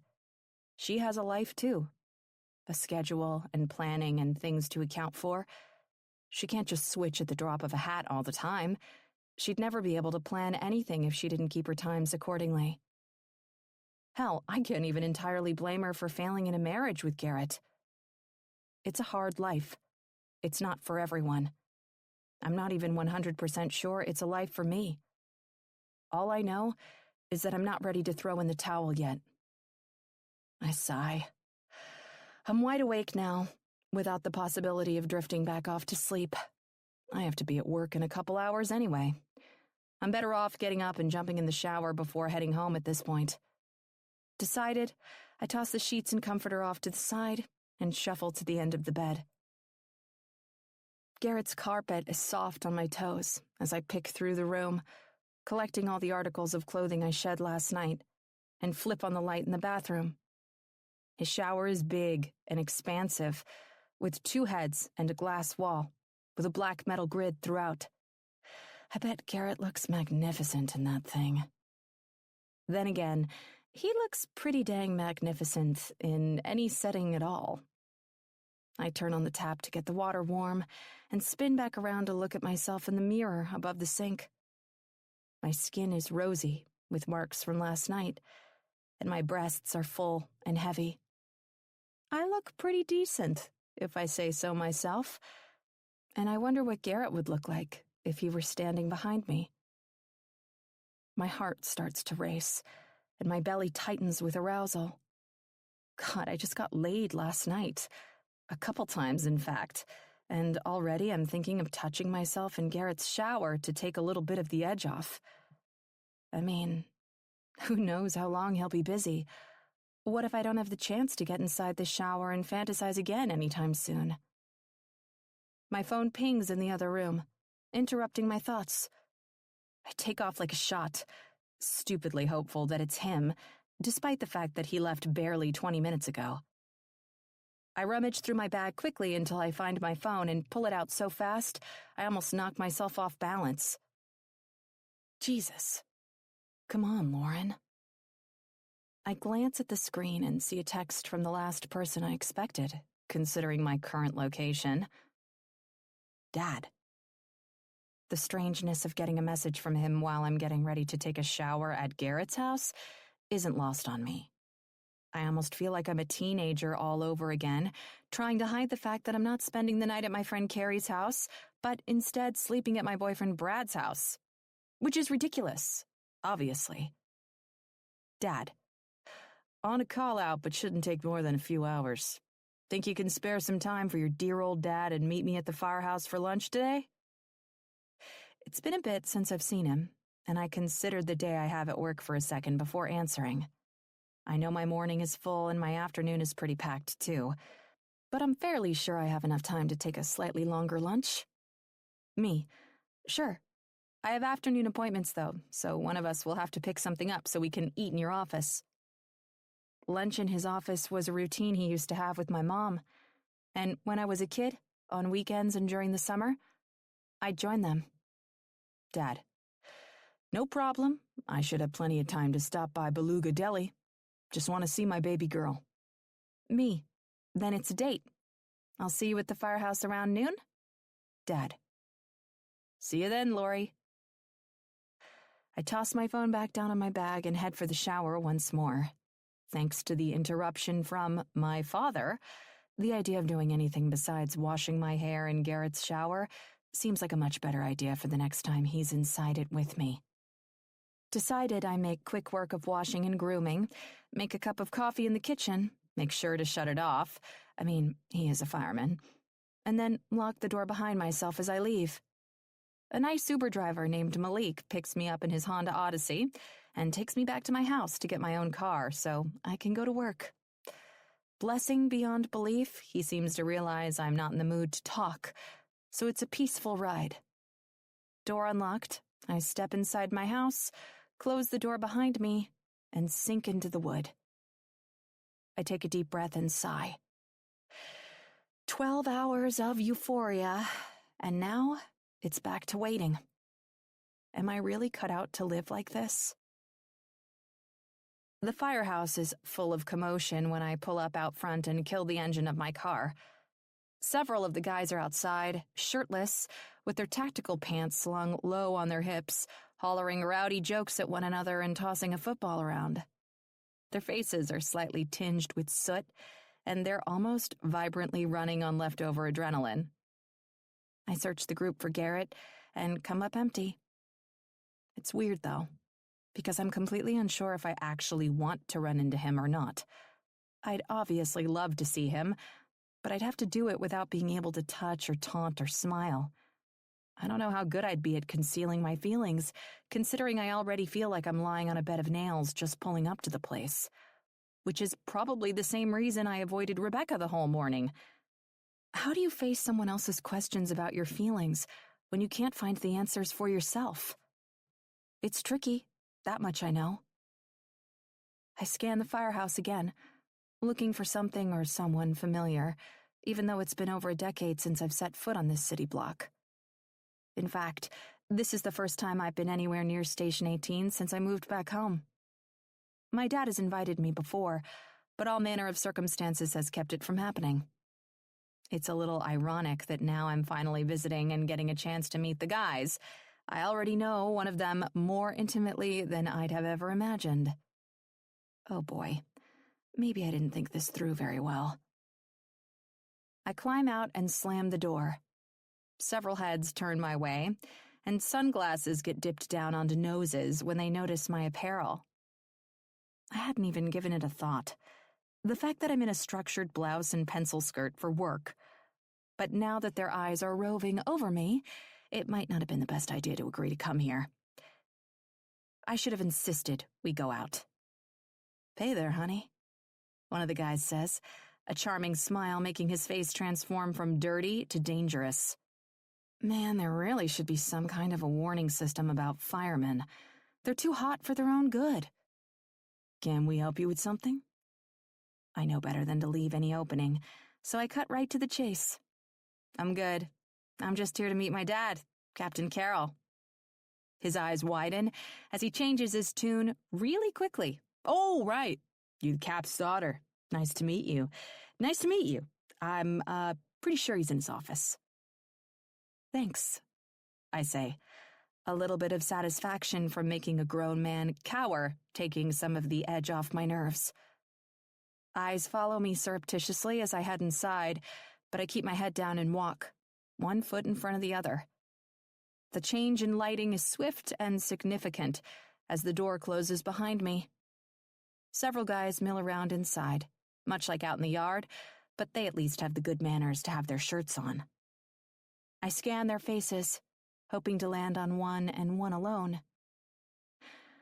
I've finally decided. It's probably a dumb call, but my heart knows what it wants. I'd much rather see him, know that he's alive and well and whole after going out on a call this morning, than not.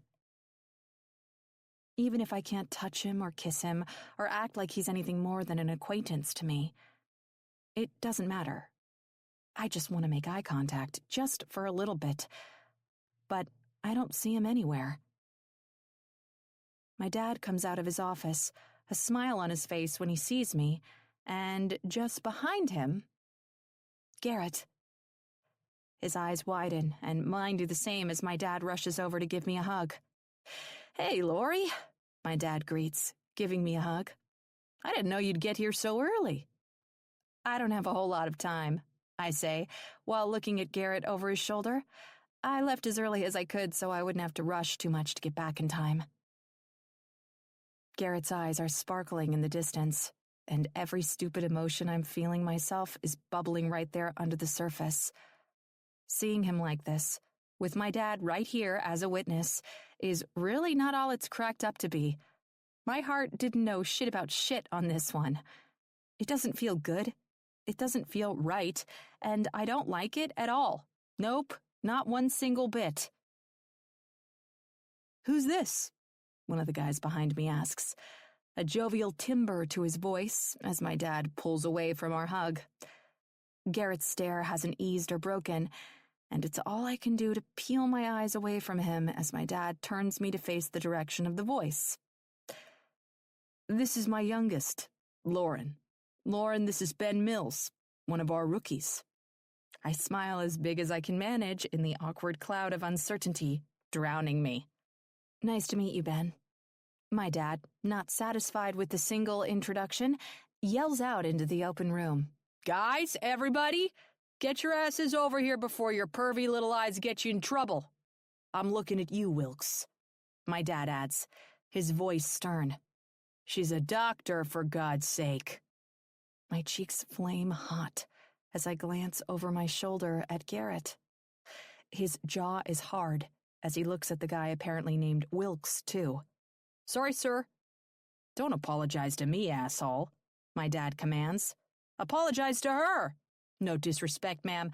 I mean, doctor," Wilkes says immediately, tipping his head in an overly gallant gesture. I nod, thoroughly embarrassed now. "It's, fine."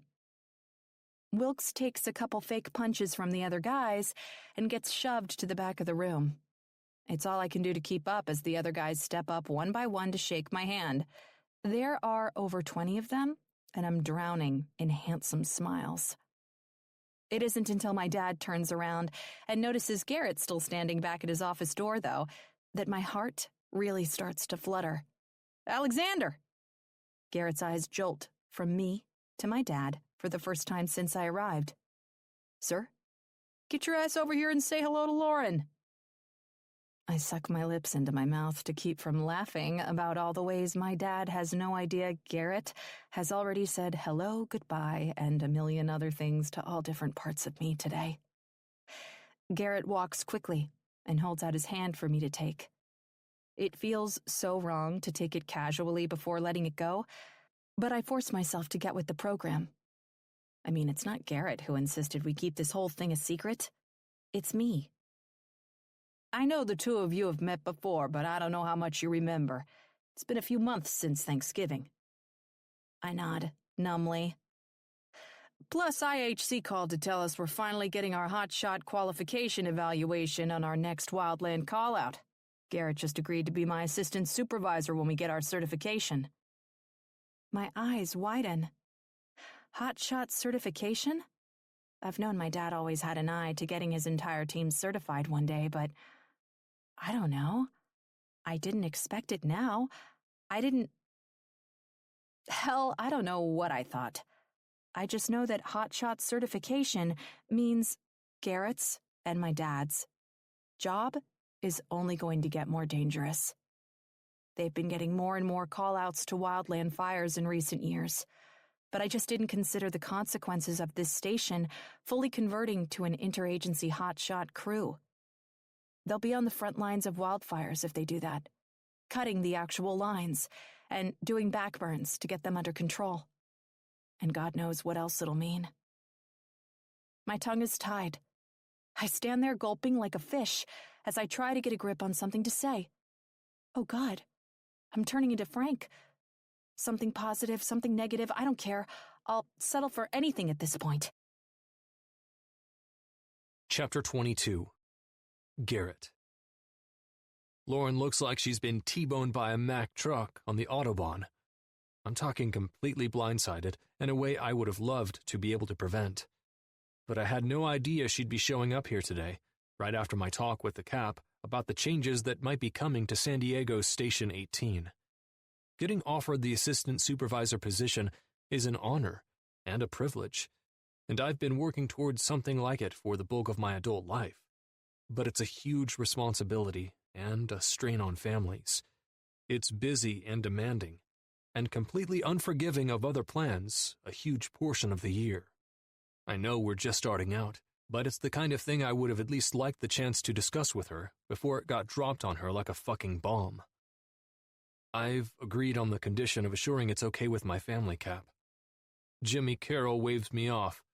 That's a yes. Cap, I warn, trying like hell to keep myself in check. It's a maybe. Cap smiles and pulls Lauren in with an arm around her shoulders. What do you think, baby? Is that a yes or what? I think it's a maybe, Dad. Stop giving him a hard time, she chastises. Horseshit, Cap disagrees on a hearty chuckle. Hard times are a hotshot's middle name. If he can't take this, he can't take being an assistant supervisor, and I know Alexander can take it. I nod. I have to. All the other guys are looking on, and my reputation within the firehouse is at stake. I can take it, Cap. I know you can. Now get the fuck out of my way so I can have lunch with my daughter. Lauren jumps, and I begrudgingly step to the side so they can pass. It hurts like hell to watch her go without anything more, but I know I can't push it. All hell would break loose in this place if I made a move on Lauren in front of everyone.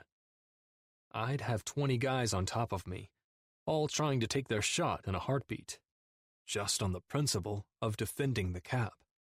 Because they're all thinking about doing the things to Lauren that I've already done. I know it. But they'd never dream of saying that in front of our superior.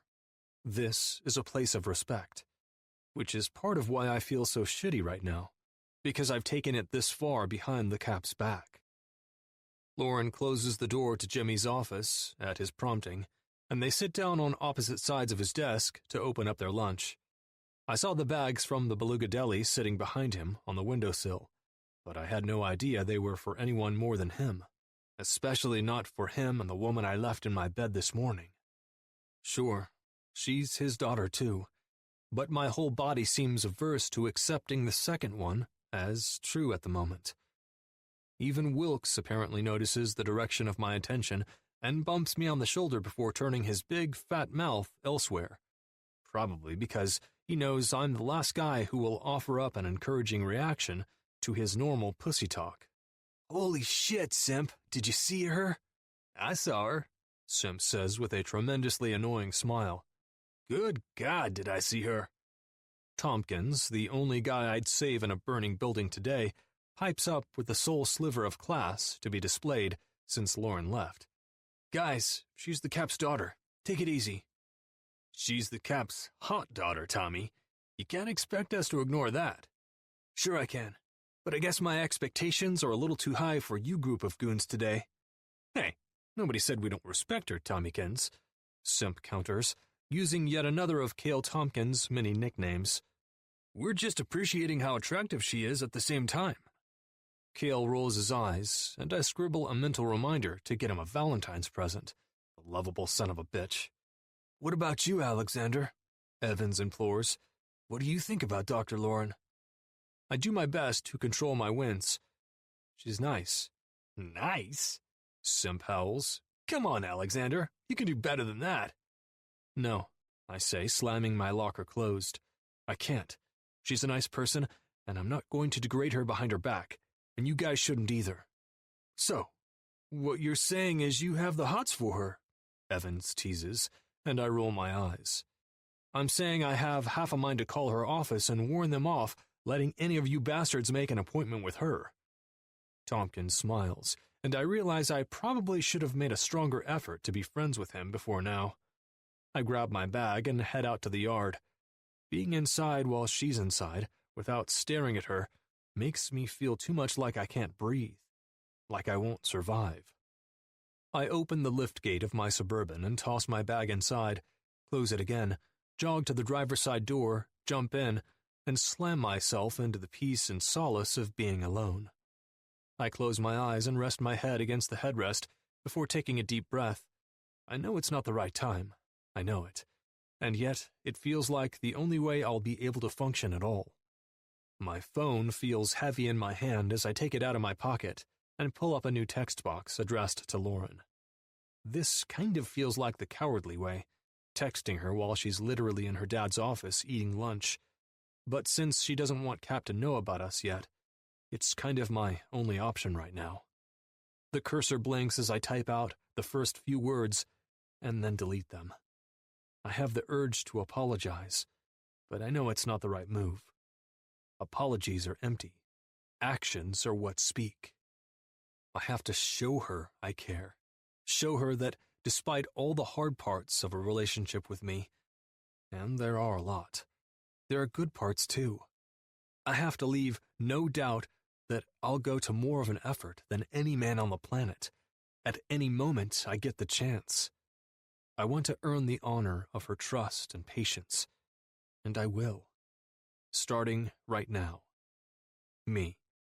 I know it's not the kind of quality time I'd love to get with you, but would you be interested in coming to the zoo tomorrow?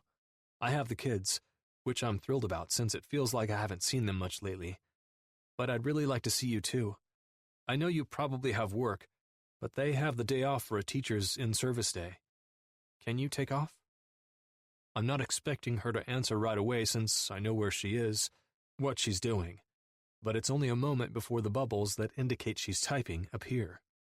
I wait. Lauren. You don't think it's too soon for me to meet the kids?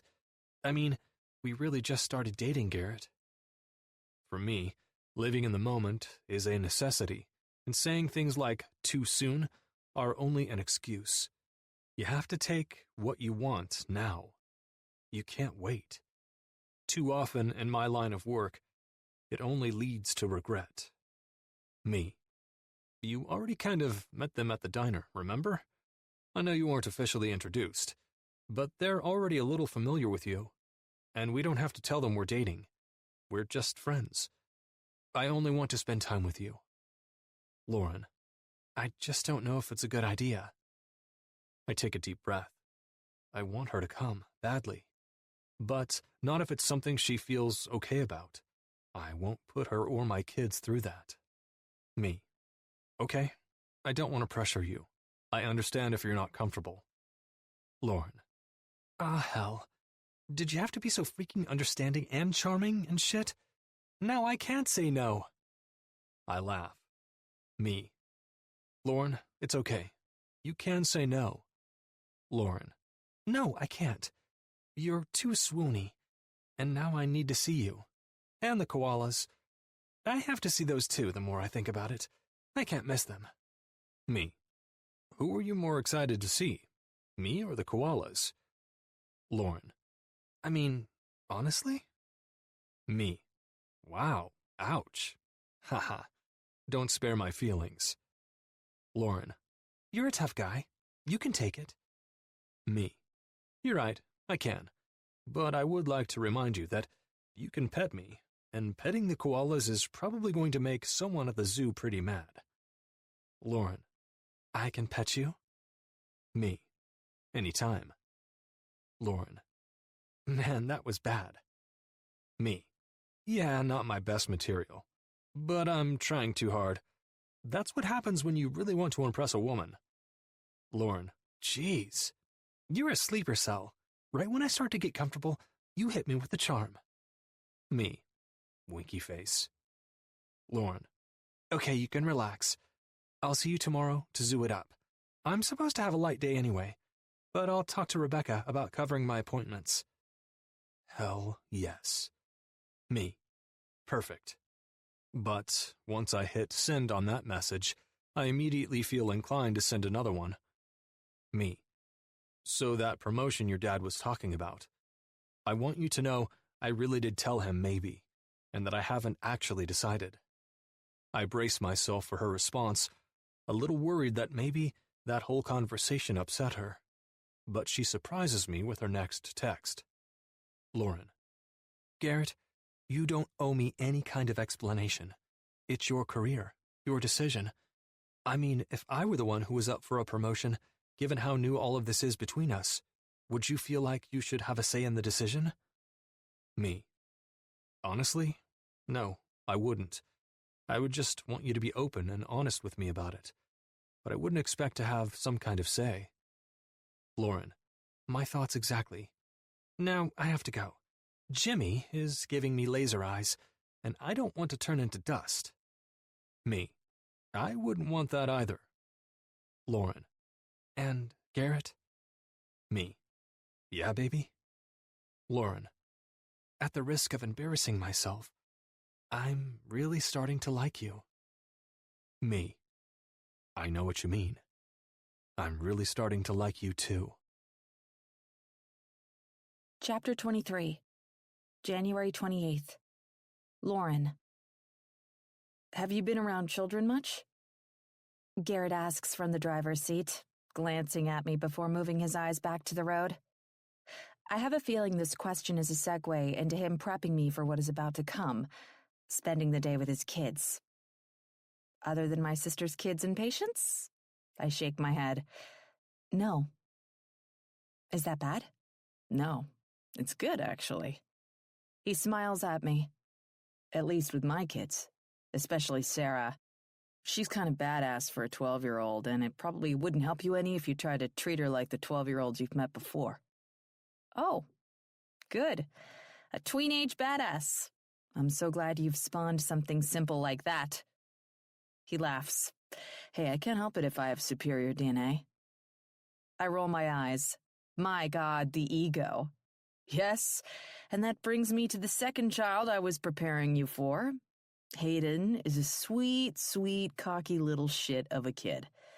His ego is 10 times what I just dealt you, but somehow he manages it without sounding like too much of a prick. So... I tilt my head to the side, scrunching up my nose at the same time.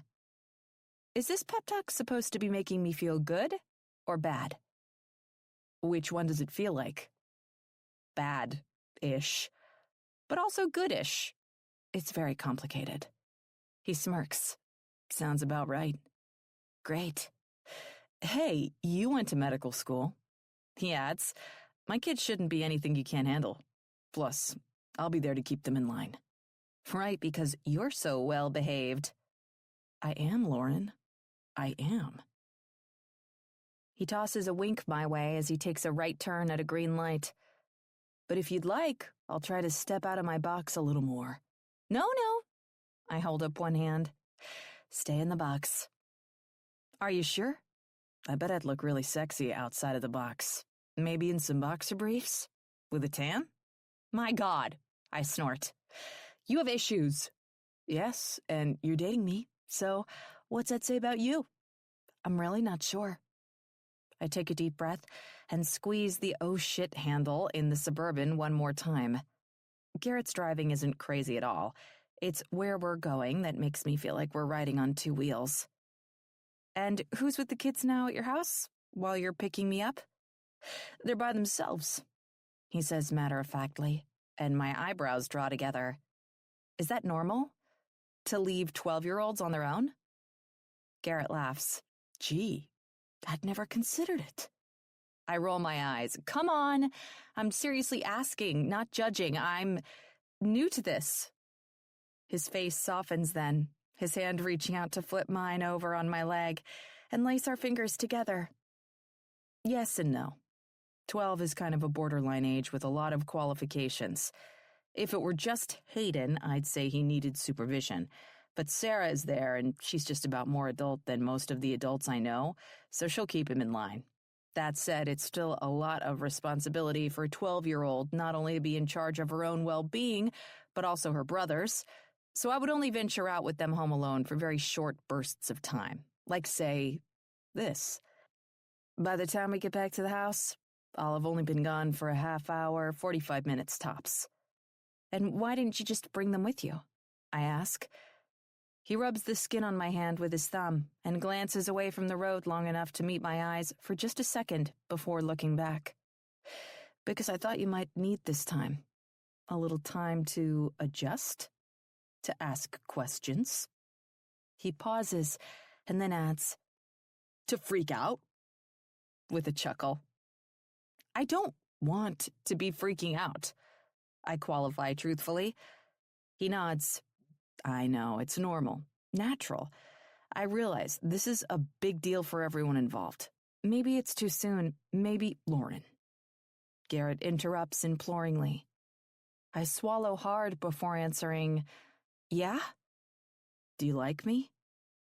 I blush at his straightforward question, studying the side of his handsome face while butterflies swirl in my stomach.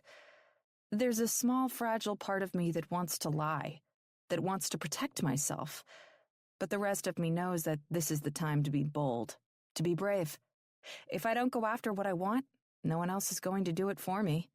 And whether it was planned or not, for the time being, I want him. I do. Quite possibly more than I've ever liked anyone before. Garrett squeezes my hand so tight it almost hurts. "I don't know if there's any question in your mind, Lauren, but just in case, I feel the same. And my kids are the most important people in my life." I nod. He's so right. The only way to know if this is going to work is to try. "You're going to like them," he says affectionately. I have to laugh. "Yeah, I'm not so worried about liking them, Garrett. I'm worried about them liking me." He smiles as we turn into his driveway. He puts the Suburban in park and shuts off the engine, and I take all the air available into my lungs and hold it. The front door bursts open, and a flash of long-limbed boy comes whirling out the door, straight for the car. He's smiling so big the dimples in his cheeks look like craters, but for as much as I'd like to focus on him, I'm drawn to the girl back at the door, leaning casually into the jam with her arms crossed over her chest. She's so pretty, I swear I almost tear up. Sweet Jesus. Of course he spawned perfect humans. I can only imagine what his ex-wife looks like. At that thought, my lungs seize, picturing the day I actually have to meet her face to face, and hope she doesn't claw my eyes out or something. "Ready or not," Garrett teases as Hayden nears his door, knocking me back into reality. One major milestone at a time, Lauren. Here we go. I nod. I'm ready, I think. As ready as I'll ever be, anyway. Hayden rips open Garrett's door, and several peals of his laughter come pouring in. The sound is like a bomb to my fried nerves. Garrett's smile is big and authentic as he climbs from the cab down to the pavement of the driveway and runs a loving hand over Hayden's head. "What's up, bud? Are you excited for the zoo?" Hayden waggles his eyebrows dramatically. "Something like that." I open my door and climb down, and then I round the hood and hold out my hand for Hayden to take. He looks at it with big, wide, excited eyes. I'm not sure people don't normally introduce themselves like adults or what, but his excitement at shaking my hand makes me smile so big my cheeks hurt. "Hi, Hayden. I'm Lauren. It's really nice to meet you." "Nice to meet you, too," he returns. Having seen pictures of them inside the house, I was well aware of the resemblance between father and son. But in person, I have to say the pictures didn't do the likeness justice. He looks so much like his father, it feels like I'm looking back in time at Garrett himself. "Sarah," Garrett calls, making my head swing up to look at the doorway where she's still standing. He wasn't wrong about her. She's one cool customer. "Come over here, please." She rolls her eyes but shoves away from the door jamb and strolls in our direction. She's wearing a long black floral maxi dress with a sophisticated moto leather jacket over top and a pair of Doc Martens-style boots. Her dark brown hair is down in rolling waves around her face, and I'm 100% positive her makeup is better than my own. She has a look in her eye I can't quite read as she approaches, and for a split second, I have to remind myself not to be afraid of a 12-year-old girl. I wasn't quite as confident as she seems to be as a young girl, but I'm pretty sure nerves are the kind of thing girls her age eat for breakfast. The best thing I can do for all of our sakes is be myself without conjecture about who she wants me to be or anxiety. I am Lauren Carroll. Dr. Lauren Carroll. I can handle this. Almost as though she's marking her territory, in a move that actually makes me smile. She goes straight to Garrett and shoves up under his arm until he puts it around her shoulders and pulls her into his armpit. I hold out a hand, just like I did for Hayden. "Hi, Sarah. I'm Lauren. It's nice to meet you." She looks at my hand hard, but after a squeeze from Garrett, she reaches out and takes it. "Your dad has told me a little bit about both of you," I venture gently. "But I'd really like to learn some things about you myself. Thanks for letting me spend the day with you." By the look on Sarah's face, I imagine her mind is saying something along the lines of, like we had a choice. Her self-control, and maybe Garrett's and his ex's parenting, is impressive, though. Because for as much as she's thinking it, she doesn't say it aloud. It's weird, but something about the combination makes me want to smile.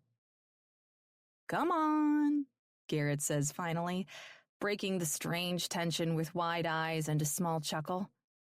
"Let's load up and get to the zoo."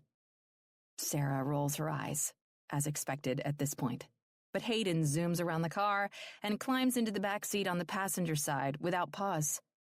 Sarah moves more slowly, demurely, but she follows suit and climbs in on Garrett's side. Garrett's smile is both wild and downright debilitating as he looks at me across the width of the hood. He's so handsome, it's crazy. And if I'm being honest, seeing him like this, with his kids, has only enhanced his hot factor. "You okay?" he asks simply, and I nod. "We should probably get in the car, though. I don't think it's going to help my score if we stand around here making moony eyes at each other while they wait." He laughs. Good point. I move swiftly, jumping into the front seat, while Garrett mirrors me on the other side. The kids are quiet as he starts the engine and backs out of the driveway, so I chance a glance at Sarah in the rearview mirror. Her eyes are already on me, so I smile, but it's safe to say she doesn't return it. I have to stop myself from laughing. Garrett looks at me like I might have lost my mind, and hell, maybe I have. I don't know why Sarah's disdain makes me so giddy, but it does. Maybe it's because it feels so genuinely innocent, so free from actual malice. Sarah is just a young girl with a strong mind, rigid will, and a deep, thoroughly seated love for her father. I can't fault her for any of it, and I don't want to. In fact, it makes me all the more eager to know her on a personal level, to worm my way into the beautiful, brilliant heart of hers. Hayden, on the other hand, is like the cutest puppy dog I've ever seen. So vibrant, so full of life, so willing to love. Unaware or unbothered by the strained silence, he dives into the breach about 10 minutes into our ride with a question for me that, believe it or not, catches me off guard. "Do you have kids, Miss Lauren?" Struggling mentally to put words together, I say the first thing that comes to mind. I have a fish. "So, no kids then," Sarah says with a laugh. "Sarah," Garrett warns, but I grab him by the elbow and raise my brows.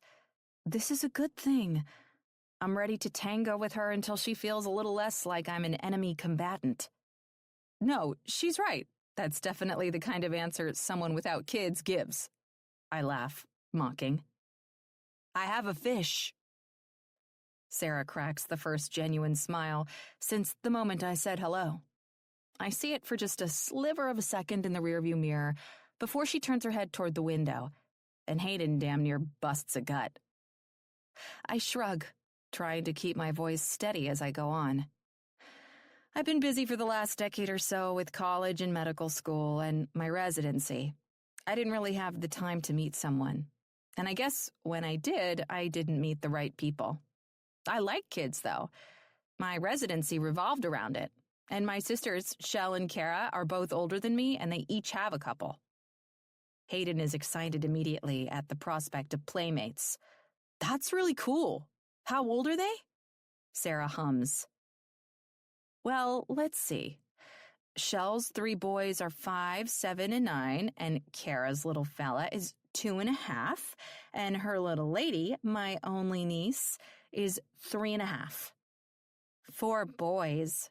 Great," Sarah breathes. "More poop jokes." I laugh. Boys do love poop, don't they? Sarah sighs a beleaguered breath, and Hayden snickers, repeating, "Poop." If smiles had a volume, Garrett's would be turned up to an 11. And now that the ice has been cracked, I feel like I can keep the conversation going, turning slightly to face Sarah directly. "I really like your style," I tell her genuinely, though I'm sure at least a small part of her has to be thinking I'm trying to brown nose. I never think to put boots with my dresses. She shrugs, a little unsure how to handle the compliment, which is totally strange because I feel like people should be complimenting her all the time. Garrett looks from the road to me and back again, his eyes trying to communicate something that's a lot more complicated than what can be said in a look. I make wide eyes in an attempt to tell him this, but I'm not sure he's getting the message. Sarah finally sighs from the back seat, evidently having watched the entire exchange. "He's looking at you like that because my mom hates the way I dress." My head whips to the back seat with genuine surprise. "Seriously?" Sarah looks skeptical, but finally nods. "Yeah." "Why?" I find myself asking before I can reel it back in. Jesus, Lauren, the last thing you need to do is get in the middle of some war with the freaking ex-wife. But I am truly mystified. I think Sarah looks so great, beautiful and put together, and not revealing or anything that would suggest it isn't age-appropriate. It looks like it fits her, and like it's all her, not her trying to mimic someone else. "I'm sorry." I apologize when it becomes clear no one knows what to say. "Let's talk about something else." "Giraffes," I say, scrambling to find something that feels less controversial. Hayden laughs. "I've heard they poop." And just like that, every one of us bursts into laughter, and a rainbow forms in front of the proverbial clouds. Maybe today is going to be okay after all. Chapter 24. Garrett. My chest burns and my dick twitches as Lauren leans against the rail of the panda exhibit and coos at the fluffy cuties. We've been through half of the exhibits, and each of them ends the same way, with Lauren looking at them like she wants to give Fat Frank a companion. And the feral man in me grows more and more upset at my inability to touch her with each one. It's worth it, though, just to see her interacting with my kids and enjoying herself so much. Sarah rolls her eyes at Lauren's cheerleader-like disposition, but Hayden is eating it up with a spoon. Apparently, crushes on Lauren have some kind of genetic link for the men of the family. Did she really just call them fluffy? I laugh. She's not always this gushy, I argue soundly. Obviously, something about the pandas just flips her switch. Right. Sarah? Don't worry, Dad. Sarah cuts me off to say with a sigh, I actually like her. A lot. I just can't stand. She swirls her finger at Hayden and Lauren, flapping their hands at the pandas. This. I chuckle. We'll move on to the next exhibit soon. Whatever, Sarah says dramatically. At least Hayden isn't talking about feces anymore. I smile. For some of us, a pretty sweet woman is enough to make us grow up a little bit. She rolls her eyes again. Hey, baby girl, you say it all the time. You are the superior gender of the species. That's a fact. Lauren turns back to look at me over her shoulder, her smile bright and uninhibited. She's having the time of her life, and for me, that's the sexiest look a woman can have, bar none. You like her, Sarah says simply, cutting through the bullshit in a way maybe only a kid can. I nod and agree. I do. She sighs, leaning into my side, so I put my arm around her. I'm glad. Maybe you can be the subjects of my next romance novel. What? I snort. Maybe not. Why not? She snaps. Because no, I'm just warming up to the idea of you writing them in the first place, I say with a laugh, let alone about me. She smirks. Maybe I'll just rename the characters. You'll never know. I groan, and the sound of Lauren's voice makes me lift up my head. She and Hayden have returned from the side of the panda exhibit. What's going on? Nothing, Sarah says quickly, and Lauren shrugs her shoulders, unbothered. She seems completely comfortable with being out of the loop, and beyond that, she seems to understand with great clarity that there will be times that conversations will be just between the kids and me. Bethany could never stand being on the outside looking in. I always understood it, but there's something so refreshing about someone who seems to understand relationships can work as both a unit and independently of each other. Okay, what's next? Lauren asks eagerly, bouncing on her toes like a little kid. I smile. Sarah rolls her eyes, and Hayden offers up a suggestion. How about the koalas? Yes, Lauren cheers. I love koalas. I wrap my arm around Sarah's shoulders and shake her forward hard enough that she laughs, agreeing. Koalas it is, then. I smile down at my daughter and mouth, thank you.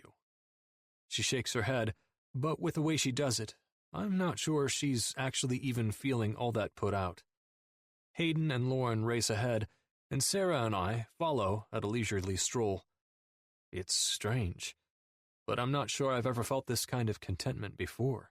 This peaceful feeling of being with my kids without scrutiny and pressure to make up for all the days I've been gone, like some kind of penance. It's just a fun day, plain and simple. And sometimes simple is all you really need. Lauren's on the phone when we catch up, and her face is drawn, unfortunately pulling the mood into a different aura. Even Sarah pushes out from under my arm and looks at me with concern as Lauren talks into the phone at her ear. Okay, but where the hell is Phil? She shakes her head, grinding her jaw a little bit. I know that. She takes a deep breath and punches out at the air, likely in an effort to not verbally lash out at the caller. Of course, Shell. I'm not saying I won't help. I'll come get the kids right now. I'm just saying you deserve a little better than this is all. When she finally hangs up the phone, it's painfully obvious that our nice, simple day is about to be cut short. I reach out and squeeze Lauren's arm. My kids there or not, because she looks like she could really use the comfort. In fact, in a strange turn of events, my kids descend on her like wolves, huddling close in the hopes that it'll make her feel better. What's going on? I ask. Something with Shell? Lauren heaves a deep sigh before giving as short of an explanation as she can manage. She has to stay at work for another shift, but Phil is doing God knows what and says he can't get the kids. We'll go get them then. She frowns and smiles at the same time. Garrett, that's so sweet, but no.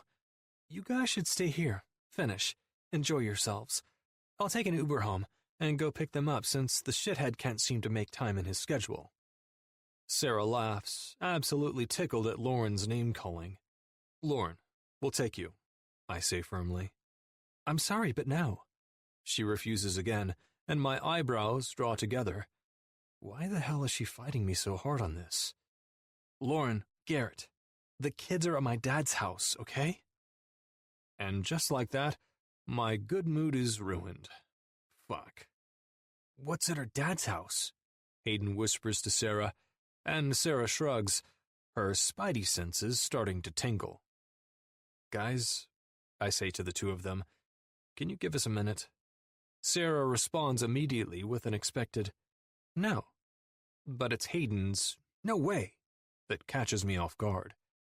Guys, I stress, but neither of them even begins to budge. Instead, they fall into a pose, leaning into each other and crossing their arms over their chests. They haven't looked this much like twins since they were born. Lauren, unfortunately, unapprised of the very important first rule of parenting, hold your ground, caves immediately. My dad doesn't know we're dating. He's your dad's boss. I sink my head into my hands and groan. Oh, I am so putting this in my next romance novel, Sarah says with absolute glee. It's safe to say this is not the way I wanted this day to go. I'm so sorry to do this to you guys, but I hope I'll get to see you again soon. Me too, Hayden says eagerly, stepping up and hugging Lauren around the neck. When he pulls back, Lauren looks at Sarah longingly, and without warning, Sarah steps forward and pulls Lauren into a hug too. To say I'm shocked would be an egregious understatement. My Sarah, she doesn't hug anyone but me. Lauren damn near has tears in her eyes, and she looks at me over Sarah's shoulder, and if I had a mirror, I'd probably find a shimmer in my own eye. Because for as disappointed as I am at the circumstances of this day's end, maybe, just maybe, it's gone better than I ever could have hoped. Chapter 25. January 30th. Lauren. It's been 2 days since I had to leave Garrett and his kids at the zoo and take an Uber to go pick up my sister's kids from my dad's, and I haven't been able to see Garrett since. He spent last night at the firehouse, the beginning of a 72-hour shift, and today I've been trying to play brown noser at work. Rebecca was so gracious about covering my appointments on Tuesday, but I'm still new here, and I don't want her to think I'm going to be leaving her holding the bag all the time. Though, I will admit, that hasn't stopped me from checking my phone a half dozen times to see if Garrett's been able to add to our ever-growing text thread. This time, when I see that he hasn't, I fall into a black hole of picture surfing. Considering I go psycho fish mom on the nights Garrett isn't around and take dozens of new pictures of Fat Frank, there's a lot to see. His best angle is quartering to the left, that's for sure.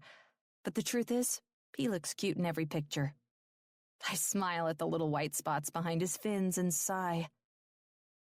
I'm painfully aware of how weird my obsession with my fish makes me sound, but so far I've been unable to stop. I'm not sure if it's because of Frank, or if it's because Garrett bought him for me, but one more roll of film on this thing and my phone carrier is going to put me on some kind of watch list. Or, at the very least, the NSA guy who watches my shit is writing me off as some chick with a strange fish obsession, possibly even checking to see if I'm frequenting fish porn sites on the dark web. Which, truthfully, I don't even know how fish porn could be a thing, but there are people on OnlyFans who get paid by their subscribers to rub lotion on their skin, so yeah, pretty much anything is possible these days. If you don't know what OnlyFans is, don't worry about it. It's probably best to stay naive. I click the side button to lock the phone and put it down on the desk, picking up the script pad so I can finish filling out the forms a few patients will be coming by later today to pick up. It's a tough job, but somebody's got to do it, and no fish, cute fat Frank or not, can stop me. Piddling through the pens in the I Hate NY mug on my desk, a funny present my dad got me when I graduated medical school, I pick up the most boring black ballpoint and start down the rabbit hole of work. When my phone buzzes on my desk, halfway through the second script, I'm almost ashamed to say how quickly I jump toward it. Dear God, I'm pathetic today. Unknown. Hey, Lauren, it's Holly of Holly and Jake. Brent. It's Holly Brent. And yes, I'm painfully aware of how bad at this I am. I just wanted to let you know that we're having a little backyard gathering next Saturday, the 8th, and we'd love it if you could come. I could use some more girlfriends. Not that that's why I'm asking you, you know. It's not just for my personal benefit. By the time I get to the end of her message, another one pops up. Unknown. Gah. I just reread that text, and I swear I'm much better at friendship than texting. I grin at her second text. Heck yes, talk about a fun surprise. Since I moved back to San Diego, I feel like I'm so used to not knowing anyone that I didn't even consider the possibility that the message could be from anyone other than Garrett or the credit card company texting me about suspicious activity. Which, good Lord, I wish my bank would understand that sometimes I go on an Etsy kick. Anyway, my online purchases activity aside, I type out my answer speedily, the excitement, and hit send. Me. Hey, Holly, I'd love that. I could always use more girlfriends too. Or, you know, one. I haven't exactly been good about making friends since I moved back here from New York. So yes, I'd love to come to the barbecue. And yes, I hope to be better at friendship than texting too. LOL. I click her number at the top of the message and go through the process of adding her to my contacts list. I've just finished up when another message comes in that makes me smile. Holly. Yay, us! Just a couple renegade women taking charge of their lives. We're gonna rule the world. Or maybe something sounding a little less Dr. Evil, and definitely something without spiders. Do you like spiders? It's okay if you do. Might be helpful, actually. It's always good to have someone who can handle stuff you hate at your side. Holly. I really am sorry I'm coming across so weird right now. Me. You're not, I swear. I'm excited for our budding friendship. I envision it will be filled with rambling, but that sounds perfect. Holly. I'm so glad you get me, but maybe we can avoid escape rooms from now on. I laugh and then wince. Me. I'm really sorry about that. I didn't even say goodbye to you all. You must think I'm so rude. Holly. Rude schmood. I went home and had hot sex with my husband. I didn't mind. Me. Well, okay then. I'm glad. I mean, that you weren't offended. Not so much that you had sex, but I suppose in a way I am glad about that too. Me. Okay, that last part sounded so weird I don't even know how to explain it off as normal. I sink my head into my hands and groan and laugh at the same time. God, I really am so awkward sometimes. Luckily, Holly sends another text that instantly makes me smile. Holly. Haha, girl, you're preaching to the weird and awkward choir. Yeah, I think a friendship with Holly might work out perfectly. With my phone in my hand, I start to send another text, but my office door swinging open startles me so much that I drop my phone into the desk drawer and slam it shut. Knock, knock, Rebecca says, leaning into my doorway, and I try to ignore how weird my phone hiding just looked and turn to smile in Rebecca's direction. Hey girl, what's up? Just wanted to check in with you, see if you enjoyed yourself Tuesday, she says with a waggle of her eyebrows, and I laugh, blushing a little. I did. I mean, maybe not like you're thinking, but, well, I met his kids. Her eyes widen comically, and immediately she steps inside my office, shuts the door, and takes a seat in the chair across from my desk. Well, okay then. You met the kids? Already? How did it go? I laugh. Yeah, and it went pretty well, I think. I really like them, and I think they're prepared to tolerate me. Well, I'll be damned. I guess it's getting serious then, huh?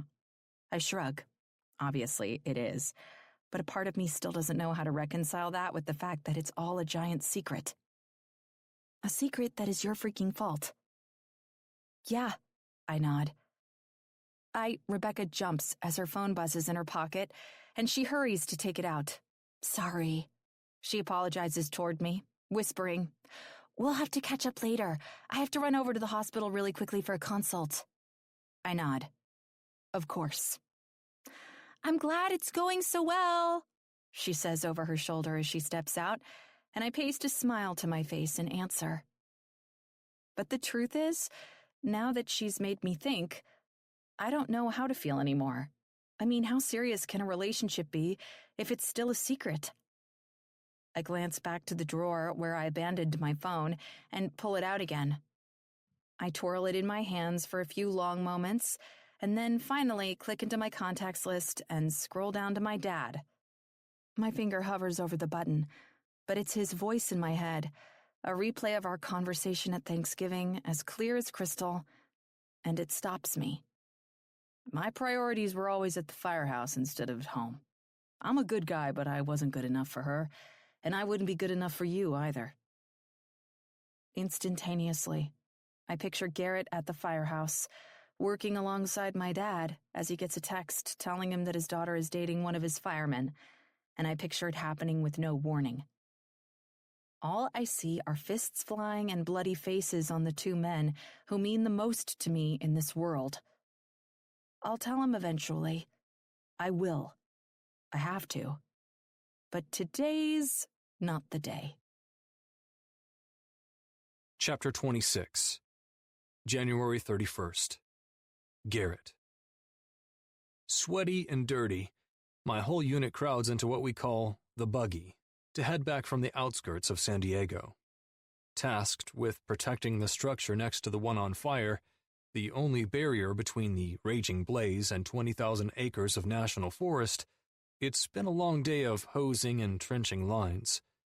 My adrenaline still flows with abandon, though, so I don't think twice about plucking my phone out of my pocket and sending a text to the person who's been on my mind since we parted ways on Tuesday. More specifically, though, I can't stop thinking about the fact that I haven't given her a proper touch or kiss since I left her in my bed on Monday morning. I'm well aware of the strain my career choice can put on a relationship. My divorce is living proof. But I never dreamed of the longing it would make me feel in the beginning of a relationship. How hard it would make starting something new with someone. Me. Hey, Dr. Lauren. I've got an ache. And I'm kind of hoping you can help me diagnose it. It's actually impressive how quickly she messages back to my playful opening, even after missing the lighthearted nature I intended entirely. Lauren, an ache? What happened? Did you get hurt on one of your call-outs? I smile and type again, leaning into the window to ensure our messages stay out of eyesight of the guys next to me. Me. No, nothing like that. This happened kind of slowly. Lauren. When did the pain start? Me. Monday morning, early, close to 3 a.m. or so. Lauren. I was with you at close to 3 a.m. on Monday. Why didn't you say anything? Me. I know, but it didn't start until I had to leave. Right when I had to leave, actually. And it's been building ever since. Lauren. Where is the pain? Me. In my chest. My heart, I think. Lauren. You might be having a heart attack. Well, shit. This isn't going as planned. My eyes go wide at her overreaction, and I type out another message. Me. I don't think that's it. It's also in my lower abdomen. Lauren. You should go to the hospital just to be sure. Me. I don't think the hospital will be curative. I really need to see you. Lauren. I'm not a heart doctor, Garrett. You should go to the hospital. I'll meet you there. Immediately, I picture her running around the office, gathering her belongings so she can speed over to the hospital to meet me. I type quickly to cut off her panic at the pass. Me. Lauren, I'm not having a heart attack, I promise. I was just trying to be cute about my heartache, about missing you, about being horny for you. I miss you. I guess I should have just come out and said it, LOL. Lauren. Oh my God, I'm an idiot, and I'm sorry. And you're so cute, OMG. An ache that started when you left. Me. You don't have to humor me. Lauren. No, be cute again. I swear I'll catch it this time. I grin at her cuteness. Me. Date me. Tomorrow night. Please. There's a comedy show downtown I can get us tickets to, and I don't want to wait any longer to see you again. Lauren. I'd love to. Me. Great. It's a date. In the meantime, I just have one more favor to ask of you. Lauren. Of course. What do you need? Something with the kids? Me. Nope. Just wanted to ask you to give Fat Frank my regards. Lauren. You want me to say hello to my fish for you? Me. He's your soulfish. So yes, I need him on my side. Tell him there's something special in it for him if he takes care of you in my absence. Lauren. Fat Frank's not really the bribable type. Believe me, I've tried. What in the hell are you smiling at, Alexander? The cat barks from his seat across the rig. I tuck my phone back into my pocket as calmly as I can. Nothing, sir. My asshole, nothing, he comments. You better not be fucking sexting in my truck, you animal. I bite my lip and look to the side, willing myself not to snap back with something pithy or dirty. Lord knows it's what the rest of the guys expect, but I'm hoping to hell and back that one day Lauren and I will still be together, and we'll be out in the open. The last thing I need is some comment coming back to bite me in the ass when he finds out the woman in question was his daughter all along. No, sir. He nods, but it's pretty clear he doesn't believe me. Same goes for the rest of you, he yells at everyone else. When you're on the clock, you keep your dick in your pants, you got me? I hear him all right. He just has no idea what I've been up to after I punch out. And I have no idea how long I'm going to have to wait to tell him. The longer we wait, the worse it gets. That much I know for sure. Resolute, I set my intentions. Tomorrow, I'm going to have to talk to Lauren about coming clean. Chapter 27. February 1st. Lauren. Garrett links his fingers with mine, filling the space so perfectly my whole body sighs. He opens the door to the outside of the club, and I can't help but take a big gulp of happy air as we walk down the sidewalk together toward his car. Tonight was so much fun. I don't want it to end. It doesn't have to. It can't go on forever, Garrett. He smirks, almost like he wants to say something, but in the end, he doesn't. Instead, he just pulls me close and places a kiss on my lips. It's long and sensual, and after spending the last hour and a half laughing our asses off and stealing flirtatious looks at each other, it seems like the perfect precursor to a night of desperately desired connection. Physical connection. Garrett's body feels unbelievably good against mine, and neither one of us wants to put any space between us. That much is made clear when he pushes me up against the side of the Suburban and pins me in. My breathing increases its pace, and my breasts ache in my low-cut dress. He leans down, whispering against my bare collarbone. You're so fucking gorgeous. I do my best to suck in air, but it's getting harder by the minute, and if the feel of Garrett against me is anything to go by, it's not the only thing firming up. Garrett, I warn through a giggle. We can't do this here. We should get in the car. He nods against my skin, but he doesn't back away, and frankly, I'm not sure I want him to. no matter what my words say. Things are really getting good, i.e., his hand is on my ass and his tongue is in my mouth, when my phone rings inside my purse. Garrett ignores it, of course, and part of me wants to do the same. But I'm a doctor and a sister and an aunt and a daughter, and I can't pretend I'm not any of those things, no matter how much I'm enjoying myself. "Garrett," I say, pushing him away as gently as I can manage. He nods. He already knows what I'm going to say, but I put the words out there anyway. "I'm sorry, but I have to get it." He sinks his face into my neck and breathes me in. It's not permission per se, but given how worked up I know I was, I can only assume he was feeling the same. It's possible he can't bring himself to speak right now. Somehow I work around him and pull out the phone from my purse and put it to my ear without looking at the screen.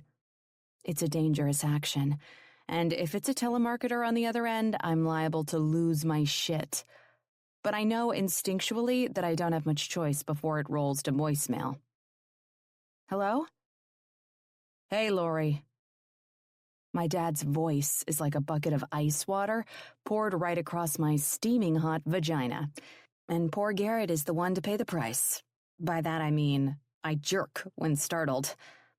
"Ow." He groans on the ground, his hands cupped over the balls I just struck with my knee. I mouth an apology and cover the mouthpiece on the phone desperately. "I'm so sorry." "What's that ruckus?" my dad asks. All the while, Garrett howls some more. I put my finger to my lips and stomp to get his attention before saying way too loudly, "I'm sorry, Dad. Just some guy on the street." "Jesus, get away from this shithead then." He coaches, and I drop my head into my hands and groan. Everyone is a shithead in his eyes. Everyone. "I am getting away from him now." "Good. Anyway, what's up?" "Oh, got something for you to mark down on your calendar." "Sure, Dad, what is it?" "We're doing a bachelor auction down at the firehouse on the Sunday after Valentine's Day. Weird as shit day, I know, but don't get me started. We're raising money to pay for the hotshot certification evaluation." "Okay. Anyway, I figured since you're single, you could come on down to it, show some support, up our numbers a little bit. No need to bid or anything, just observe. I need you paying to go on a date with one of these assholes like I need a hole in the head." I roll my eyes as Garrett climbs to his feet, still limping from the unexpected strike to the family jewels. I feel bad about hurting him, and just as a bonus, I feel bad about being on the phone with my dad and lying to him about who I'm with. All of it feels way too shady for a grown-ass woman, and the sooner I end the call, the better.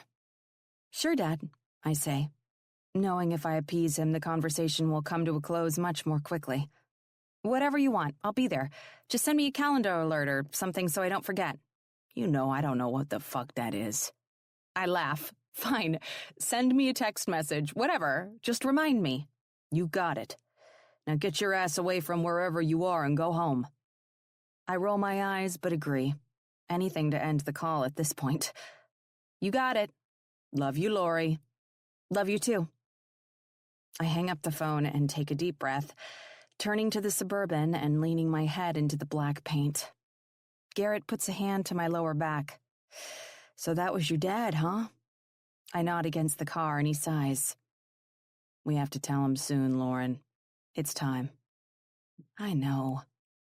I agree with a groan before spinning around and replacing my forehead on the car with the back of my head. "I just don't want to." Garrett laughs, sweeping the hair away from my face with the backs of his knuckles and settling a hand on my neck to give a tiny brief squeeze. "I understand. Really, I do. It's not going to be fun for either of us, but I want to try this with you.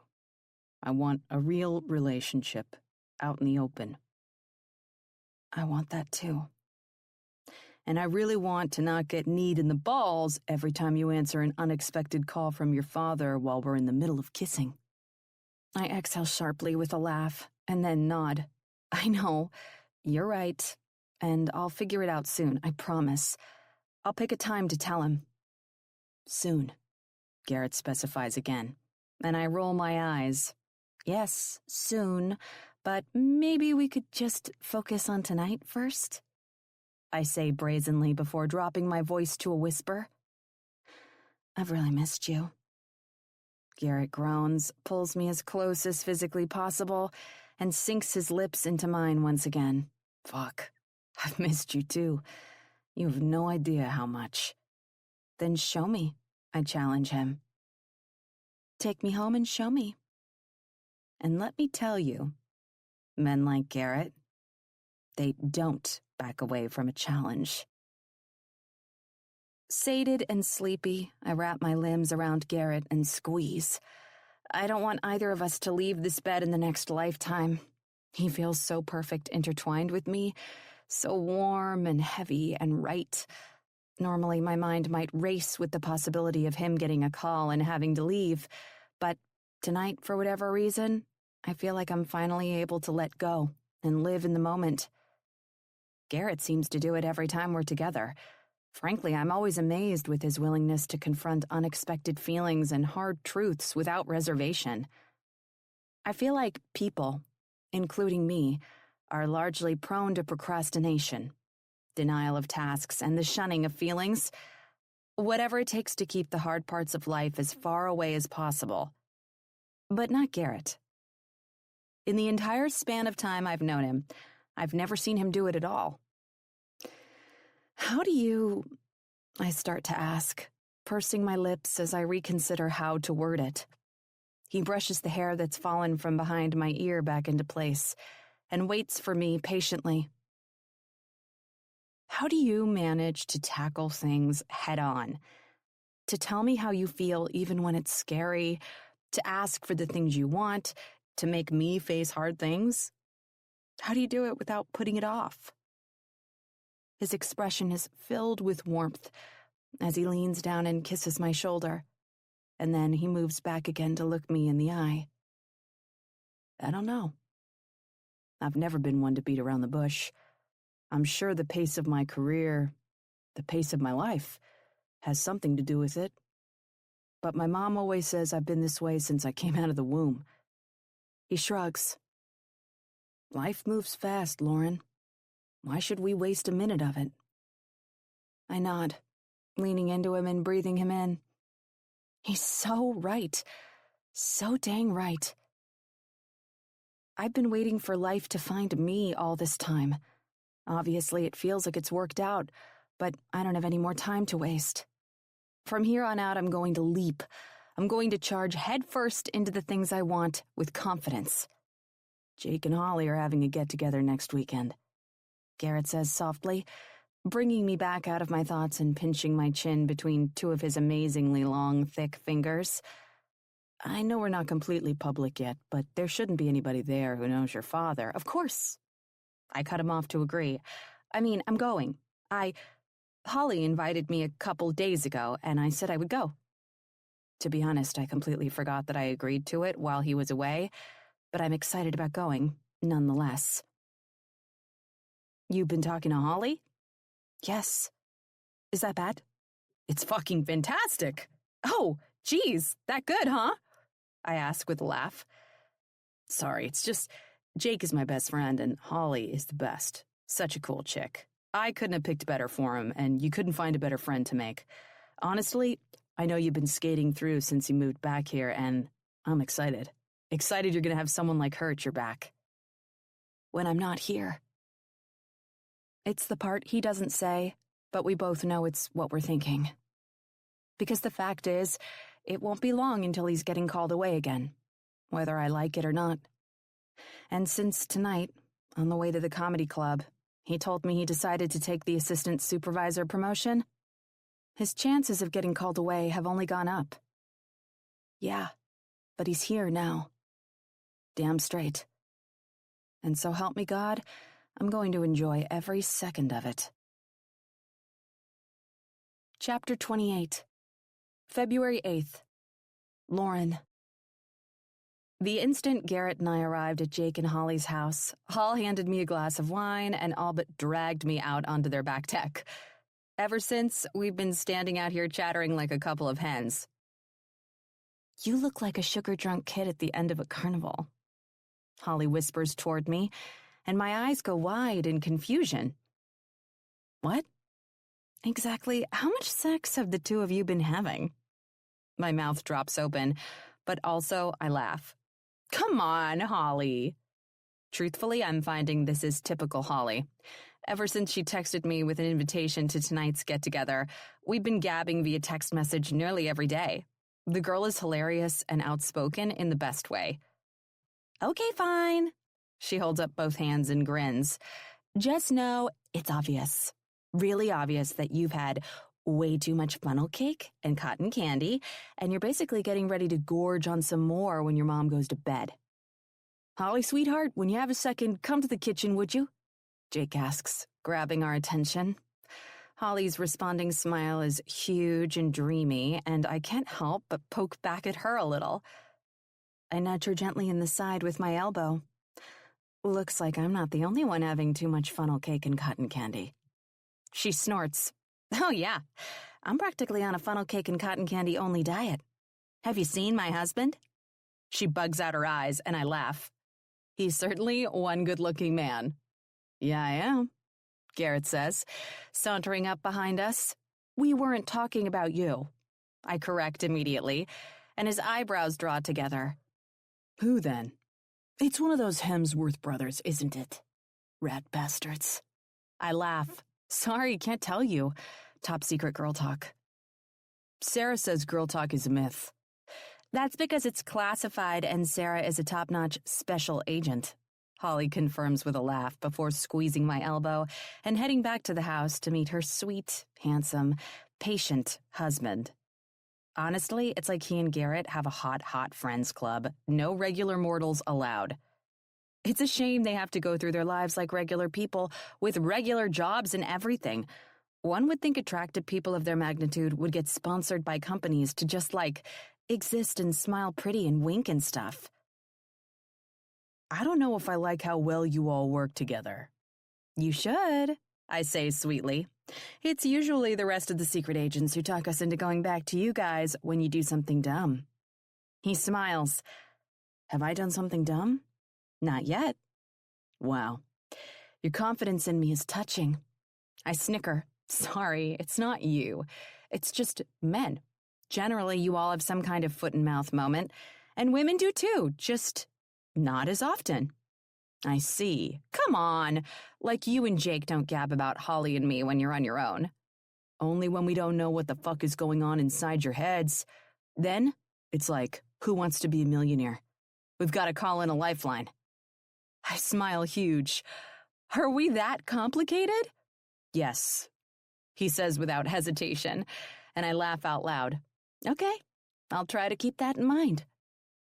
He wraps his arms around my shoulders and pulls me in to put his lips to my neck. Nah, don't. It keeps us on our toes. We need it. You need it? I ask with a snort as he nuzzles the skin below my ear and hums. My stomach tingles and my fingers pulse. God, he's going to have to stop that soon before I can't control myself anymore. As it is, the only thing stopping me from ripping his pants off is the smattering of children running through the yard. His are not among them, or I'd have probably calmed myself down sooner, but Bethany apparently wouldn't let him have them before the scheduled time of 7 p.m. After we're done here, he's going to drop me off at his house before going to pick them up. We do need it, he eventually answers. It makes us think a little before whipping out our dicks and shoving them at you. I see. Are you getting turned on? He asks in my ear as I shift from foot to foot in front of him. His semi-hard arousal pokes into my lower back, and I have to bite my lip. Stop, I chastise. But even I'm not convinced by my directive. It's weak at best. I like you, Lauren. He whispers hotly into my ear. I like you so much that all I can think about is the taste of you. Garrett, you're so sexy. Sexiest woman I've ever known without even trying. A shiver runs down my spine as he presses his lips to my neck before stepping away. Cool air rushes into the space he leaves behind, and it makes me feel like a chasm. I turn around quickly to see him go, up the steps of the deck, into the house, and over to Holly to help her carry out a tray of food. He winks at me, and I inhale a shaky breath. How in the hell he had the awareness to break away from me to go help her, I'll never know. I was firmly within a bubble-like otherworld just moments ago, and none of the many people around us even existed.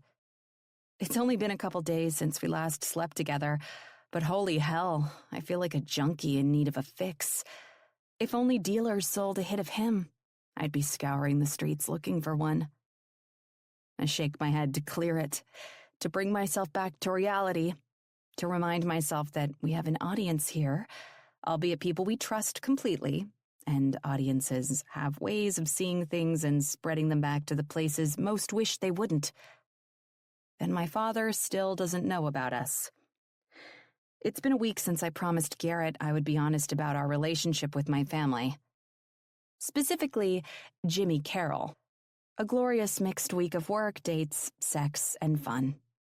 Without a doubt, getting to know Garrett has been more than I ever could have dreamed of, and then some. And not just because he's so kick-ass in bed. No, it's a hell of a lot more than that. For the first time in our history, we were afforded the opportunity to see each other for nearly 5 days in a row. And the amount of effort Garrett put into those days, well, it's easily more effort than my brothers-in-law Pete and Phil have ever put into their marriages combined. While I was at work, Garrett went to the grocery store to get the things we'd need for dinner and had it waiting in my apartment when I got home. We ate, enjoyed each other's company, and then he drew me a bath and suggested I sit and soak while he did the dishes. He spoke to his kids as frequently as he could, dropping by their school to have lunch with them on more than one of the days, picked them up and took them to ice cream with us one night, and still managed to go for a run with Jake on the beach on all 4 mornings before bringing me coffee in bed. The truth is, after this week, I'm swirling in a pit of gushiness I don't know if I'll ever be able to climb out of. And he wasn't even here for the last 2 days of it. On Thursday morning, he got called out to a fire somewhere in Nevada, and today, right now, is the first time I've been able to see him since. I track him with my eyes as he moves to the table of food Holly has set up, sets down the tray, and then goes back for another before repeating the action. I feel a little bit like I'm in the middle of an awkward photo shoot where I don't know what to do with my hands. Only the thing I really want to do with them is touch myself inappropriately to visions of my really sexy boyfriend. I tuck them into my pockets instead. Garrett jogs back down the steps from the deck, and the curve of his mouth makes him look like he's got a dirty secret. Factually, he probably has quite a few, but it's a little disconcerting how sexy he can look just doing regular things.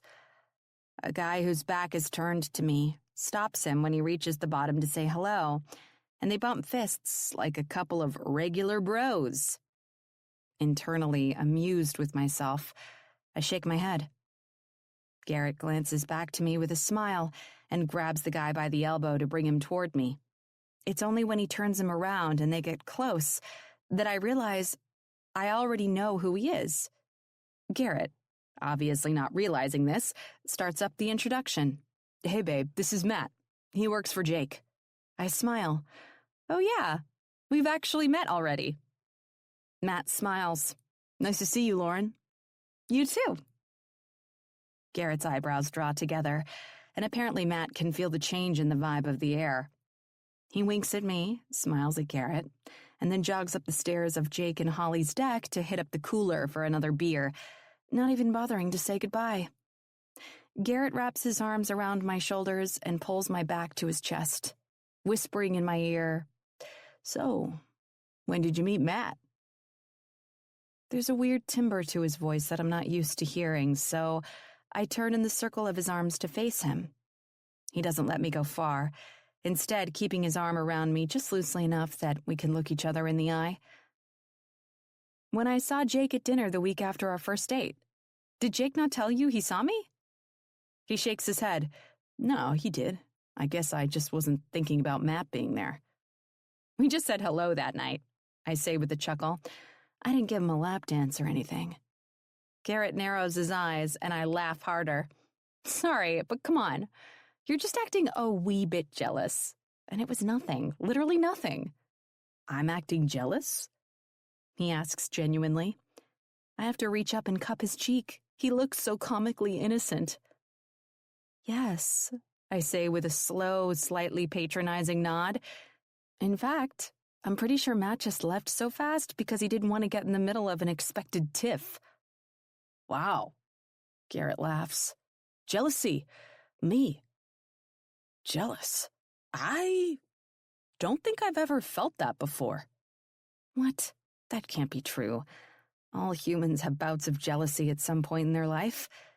It's not pretty, but it's a very real part of nature. You never got jealous about your ex with anyone? Garrett shakes his head. No, I really don't think so. When I say nothing, he does an amusing wince. Is that a red flag? Something I should have picked up on? I shrug. Could just be that you trusted her. We're relatively new. Maybe you're not feeling secure in what I'm like yet. I pause. I'm not a cheater, by the way. Not my thing. Hell, I don't even think I'm capable of it.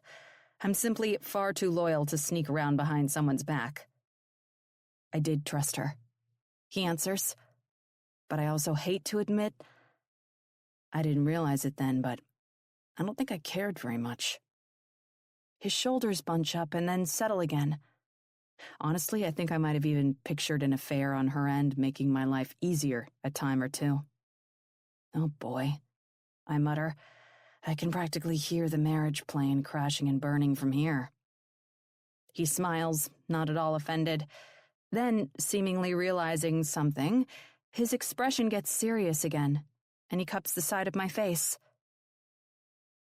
The heat of his hand on my skin is nearly enough to send me into vaginiac arrest. If, it were an actual thing. I trust you too, by the way. He adds, voice gentle. Maybe that didn't make it seem like it, and I promise I'll do better. But I trust you. There's just something about you, Lauren. It puts everything inside me at ease. And I guess I don't want to lose it. Lose you. You do the same for me, I whisper. Garrett puts his lips to mine, and before I know it, I'm so lost in his kiss, I don't even know we're at a party anymore. All concern for being age-appropriate for the kiddos has gone out the window, and I'm about ready to climb him like a tree and sit on his very prominent branch. See? Jake says right next to us, pulling me out of the kissing fog slowly. I'm pretty sure my breasts were a millisecond away from tearing through the fabric of my shirt themselves, just to get a layer closer to Garrett's chest. And now that I realize Jake is holding a phone with a very active FaceTime call, I can see how much of a blessing it is that did not happen. I told you he was dating someone. Uncle Garrett! The young, cute blonde girl yells over the camera, bouncing up and down. OMG! She's a total babe. The two of you are like crazy hot together. I'm loving it. Garrett laughs, wiping some of my lip gloss off the corner of his mouth without shame. Oh, well, thank you, Chloe. Your approval of our looks was just about my highest concern. Hey, don't disrespect my daughter. Jake playfully smacks my boyfriend on the back of his head before turning the screen of the phone directly at me. Chloe, this is your Uncle Garrett's girlfriend, Lauren. Hi, Lauren. I can't wait to meet you in person. Her bubbly nature is infectious. Hi, Chloe. I grin. And the feeling is mutual. Aw, I miss you guys so much. Chloe laughs and then whines, somehow managing to make the normally annoying noise sound cute. We miss you too, Chloe, Garrett says, sincerely, blowing a kiss at the phone. Can't wait to see you next week. Your dad says you're coming home for a visit. She nods excitedly. Sarah invited me for movie night. Groovy. See you then, babe. Bye, Uncle Garrett, she shouts as Jake winks at me before turning the phone back to himself and walking over to the next group of people. Apparently, he's in charge of making sure his eldest daughter, Chloe, who is currently away at college, gets to talk to everyone today. Seeing Jake's eldest daughter makes me think of his youngest, baby Hadley, who has evidently been napping the whole time. I haven't had a chance to get my mitts on her sweet cherubic face yet, and it's almost time to go. Holly comes jogging down the stairs right at me, so I decide to give her hell over this very fact. "Excuse me, Hall, but how is your baby still napping? I was promised cuddles." She snorts. "Trust me, anytime you want to cuddle, all you have to do is ask." "Okay, I want to cuddle. Now, please." She guffaws so loud, half the guests turn to face us, but she doesn't care. "Yeah, no, I will never ever wake a sleeping baby, so no." "Holly, you just said anytime she's awake," she says tauntingly, moving away from me and heading for her husband. I sigh heavily, and Garrett wraps his arms around me again. "I'll bring you back. You'll get to hold her." "Sure, whatever." He laughs and checks the time on his phone. "Come on, let's start saying goodbye to everyone. I don't want to be a minute after 7. I nod. I don't blame him. And I know I could suggest going straight there to Bethany's house instead of dropping me off first, but the truth is, I'm not entirely sure I'm ready to meet her. Chapter 29. February 11th. Garrett. Sweat runs down my neck and into the loose, soot-blackened collar of my undershirt. The firewall is at least half a mile away, but the heat is just as intense as always. It's the kind of thing that, if you haven't faced it head-on hundreds of times, you'd swear it would swallow you whole. We've been fighting this beast for the last 3 days, and we've barely had time to sleep, let alone anything else. I haven't been able to check in with my kids or Lauren, and it's all part of my normal. And my kids' normal. But Lauren, this is new for her. Being with someone who can't even call you to say they're okay. Someone who can't ask you how your day was or offer you the support you need in any way.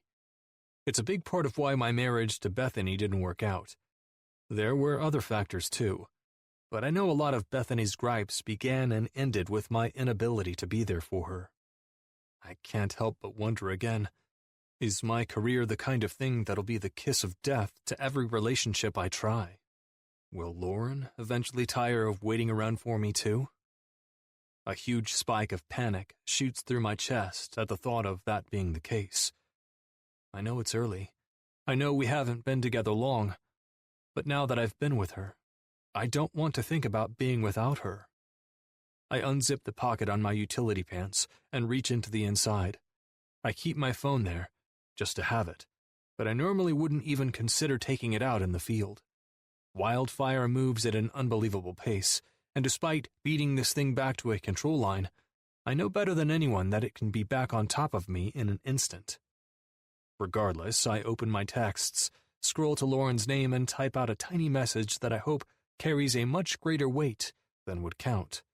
I got the call to leave early Sunday morning, and I didn't even get to give her a kiss goodbye. With my kids spending the night, we both decided it would be best if I took her home late Saturday night. By the time I got out of the house early Sunday morning with the kids and dropped them off at Bethany's with Blake, I didn't have time to do anything else but head straight to the firehouse to join the rest of the crew and come out here. Me. I'm busy, but I miss you. I hope you're having good days. That's it. Without waiting for a response or a moment of hope or pondering, I put the phone back in my pocket and grabbed my water canteen out of the side pocket of the pack on my back. Our observer from ICS is 20 feet away, writing his notes on his clipboard about our every response on this trip. One wrong move could lose us both our qualification as hotshots, and to be honest, our lives. He's taking a huge risk just by trusting our trainee asses enough to hang out with us this close to the trigger point. "Alpha Squad," Cap yells. "Let's move. We're going to set up half a mile west and establish a line. Backburn up the hill and try to get a handle on this thing." "Hell yeah," Simp yells from 30 feet to my left, grabbing his shovel and axe and taking off toward the cap. I look to the guys behind me, confirming on the radio with Cap. "Good luck, Alpha. We'll be on the ridge to your east, establishing a secondary line." 10-4, Bravo, my radio squawks. I turn to my guys and yell, "All right, guys, grab your saws. Let's go. Hustle up, hustle up. We're headed for the ridge to cut a line." "You got it, Soup," Bridges affirms, tossing his chainsaw up on his shoulder and leading the charge. I wait to make sure all of my guys are accounted for, and then take off at a run to head up the train. We move fast, but not so fast that we can't keep up with the footing. It's rough terrain, wild bush, and it's the perfect fucking tinder for fires like this one. "Watch your feet," I call out behind me, dipping off the side of the ridge to cut across to the other side. The guys follow, calling out my warning behind themselves as they pop over the edge to make sure the message makes it all the way to the back of the line. The bandana around my neck is soaked with sweat as the heat pours off the wall of fire up the mountain. When we reach our go point, I establish a grid for our line so we can get to work. "All right, boys, let's get it ready. Move, move, move." They all jump into action, like they haven't been running on pure adrenaline for the last 72 hours, firing up chainsaws and getting to work cutting. They break limbs and toss them behind the line, and Hayes and Bellows clean the line with their shovels, trying to establish a hard end for our burn setup. We've done this hundreds of times, and the urgency never wanes at all. "Come on," I yell at them, pushing them to make themselves work harder and faster, even though I know they're all already giving 110%. I grab a saw and start cutting the other end of the line, working my way toward Alpha Squad to bring our lines together. We're all breathing hard, and the sounds of action are jam-packed. But when fire's involved, time isn't your friend, because it can move faster, do more, take more from you in an instant than you could possibly fathom. I've seen fires move 14 miles per hour before. It might not seem like much, but when there's only half a mile between you and the wall, that means it can be on top of you in just over 2 minutes. 2 minutes to process the direction of progress and the fire. 2 minutes to get your men out of the way. It's not easy, and it's not safe, and hypervigilance doesn't even make you entirely secure. Come on, I scream. "I want this ready to burn in 30 seconds, you hear me?" Everybody picks it up, willing their bodies to move faster, work smarter. "You got it, Soup!" Ben Mills yells enthusiastically. He's brand new, practically a baby at 20 years old, but he works unbelievably well with the rest of the guys and has more spirit than a few of them combined. His heart's in the game, and, maybe better than that, his head usually is too.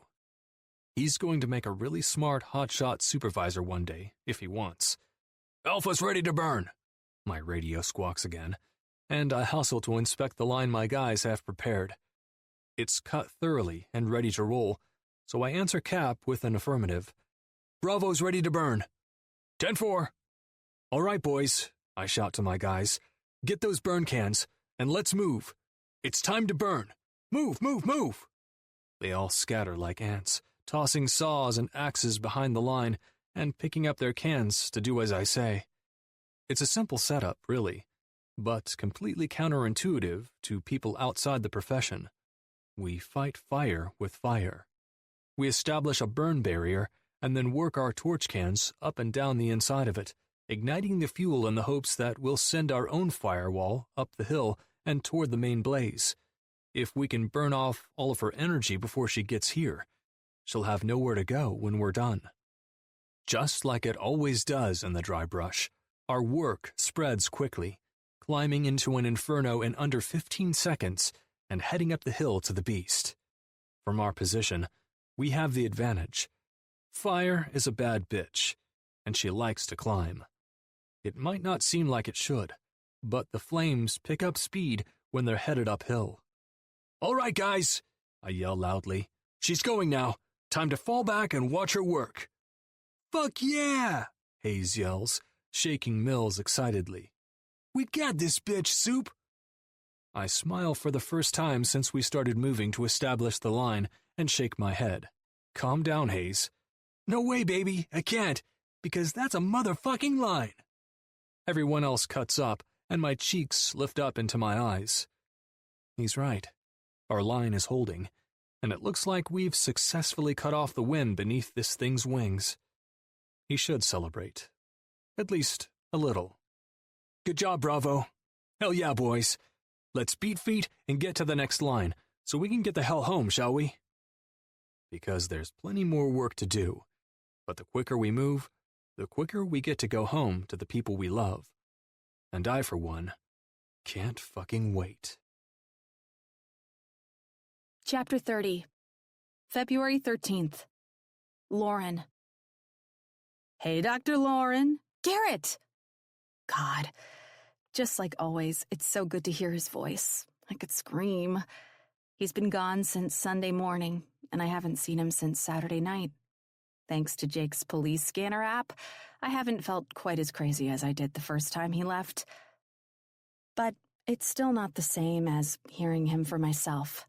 Living, breathing, healthy. Hey, babe, I'm homebound. Chopper's due to land in San Diego in about an hour and a half. Really? You're coming home? I'm coming home. Oh my God! I squeal because, hell's bells, this is the best news. Thank God. He laughs.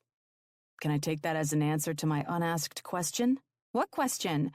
I know I maybe should be getting this on my own, but I'm too excited. If you've got a question for me, you're going to have to ask it out loud. He chuckles. How about I head home and shower, and then pick you up for a date tonight? I look down at the bag in my hand and the leggings and spandex covering 80% of my body. Then I glance to the clock on the microwave. I'm the one who asked Holly to get together tonight, to go to an adult gymnastics class, which is completely out of her comfort zone, and then dinner afterwards, so we could take our burgeoning friendship to the next level. She's expecting me to pick her up for class in 20 minutes, and I would feel awful if I canceled on her. And beyond that, I would feel awful if I canceled on me. If there's any chance at all that a relationship is going to work with a guy like Garrett, a guy who's sometimes gone more than he's there and has to drop everything in the blink of an eye, I'm going to have to maintain a life of my own of some sort. That means keeping plans and promises to myself. That means carrying on with my life whether he's there or not in the same way. That means going to this gymnastics class and dinner with Holly and enjoying myself without guilt or regret, even though Garrett has been gone for almost a week. I miss him. I like him. But I can't drop everything to go running to him every time he comes home, just like he can't drop everything to stay with me. And dear God, I want this to work. I need it to work. Garrett, I would love to. I want to see you, badly. I've missed you. I've missed you too. But I can't. He's quiet on the other end of the line, so I carry on. I didn't know you'd be back today, and I have plans. I can't cancel them. I'm sorry. Don't be sorry, Lauren. I don't want you to cancel plans for me just because my schedule isn't much of a schedule at all. It's a clusterfuck, I supply helpfully, and he laughs. It is. And I don't expect you to cater your every whim to me. I want to see you, of course, but I'll fit it into the time you have, not the other way around, okay? Never the other way. Garrett, I don't know. It's the truth, babe. You'll have to make a lot of sacrifices in a relationship with me. I know it's not easy, I know. So I won't let you sacrifice even one thing more. Not ever. I'll fit my way into your time, okay? Not the other way around. Okay. I agree because, well, this is how it should be. For me and for him. If I don't have a life of my own, and I'm always just waiting for him to come back from the next fire, the guilt I'll have to carry because of that burden and the sadness I'd feel from a situation of my own making wouldn't be good on either of us. Now, I have the kids tomorrow, he continues. But if you're free, we'd love to have you join us for projector movie night. It should be a rousing good time. In fact, I'm not sure if you remember, but Jake's daughter Chloe is going to be home from college, and Sarah has already invited her to join us. Plus, it is Valentine's Day, and I figure it might be nice to actually spend it with my girlfriend, even if it's in a different capacity than traditional. Holy shit, tomorrow is Valentine's Day? How in the world did I miss that little ditty? After spending so many of them single over the last decade or two, I guess I finally just gave up on keeping track or something. I wouldn't miss it. In fact, I'm almost glad we're going to be spending it with the kids. It really takes the pressure off. Sure, there are a few aspects that would make it nice to be alone, but all in all, I'd rather it be this way. Good. And don't worry, we can celebrate just the two of us on Saturday night. I smile. He really might be the perfect man. Garrett? Yeah, babe? Thanks for understanding about tonight. Of course. Though I suppose I maybe should have asked if your plans are with some other dude. He remarks good-naturedly. I laugh. They're with Holly. That's almost as bad. How is that almost as bad as another guy? I ask, flabbergasted. Because Holly is a troublemaker. No, she's not. And I thought you were all excited about me hanging out with Holly. In fact, if I remember correctly, you whooped and told me it was the best news ever. He laughs. Okay, she's not a troublemaker. And I may have said that, but now that I've had more time to consider it, I'm thinking the two of you together seems like trouble. Man, I've missed him. How are we trouble? I don't know. That's the tricky part. I can't specifically name it. Relax, Garrett. We're just planning a simple night out to one of the back alleys downtown to meet a couple drug dealers and prostitutes to discuss the terms of our entrance into the underground world of sex clubs. No big deal. You're a cruel woman. I snort. We're taking a gymnastics class. With prostitutes? Not to my knowledge. I can hear the smile in his voice as he replies, Have fun. And maybe, just maybe, you could do a gymnastics class with me sometime. You want to learn gymnastics? I ask skeptically. No, I want to watch you do gymnastics while on my body. Oh, I mumble through a blush. Clearly, I didn't catch on to that one quickly enough. My stomach pitches and twists with need as I think about how long it's been since Garrett's been inside me. God, I want him. Why do I have to be such a complicated whore who wants to have her own life? I'll see you tomorrow, Lauren. Yeah, tomorrow, I repeat. But maybe... What? Maybe I can call you tonight? I look forward to it, baby. I pull the phone away from my ear as he disconnects and stand in the middle of my living room for a few long seconds. Fat Frank swims wildly in the tank, uniquely attuned to my emotions like no fish should be. It's okay, Frank, I tell him, my heart still beating wildly. I just didn't expect that I'd feel this attached, this crazed about someone this quickly. I've been content to be on my own for the better part of my life.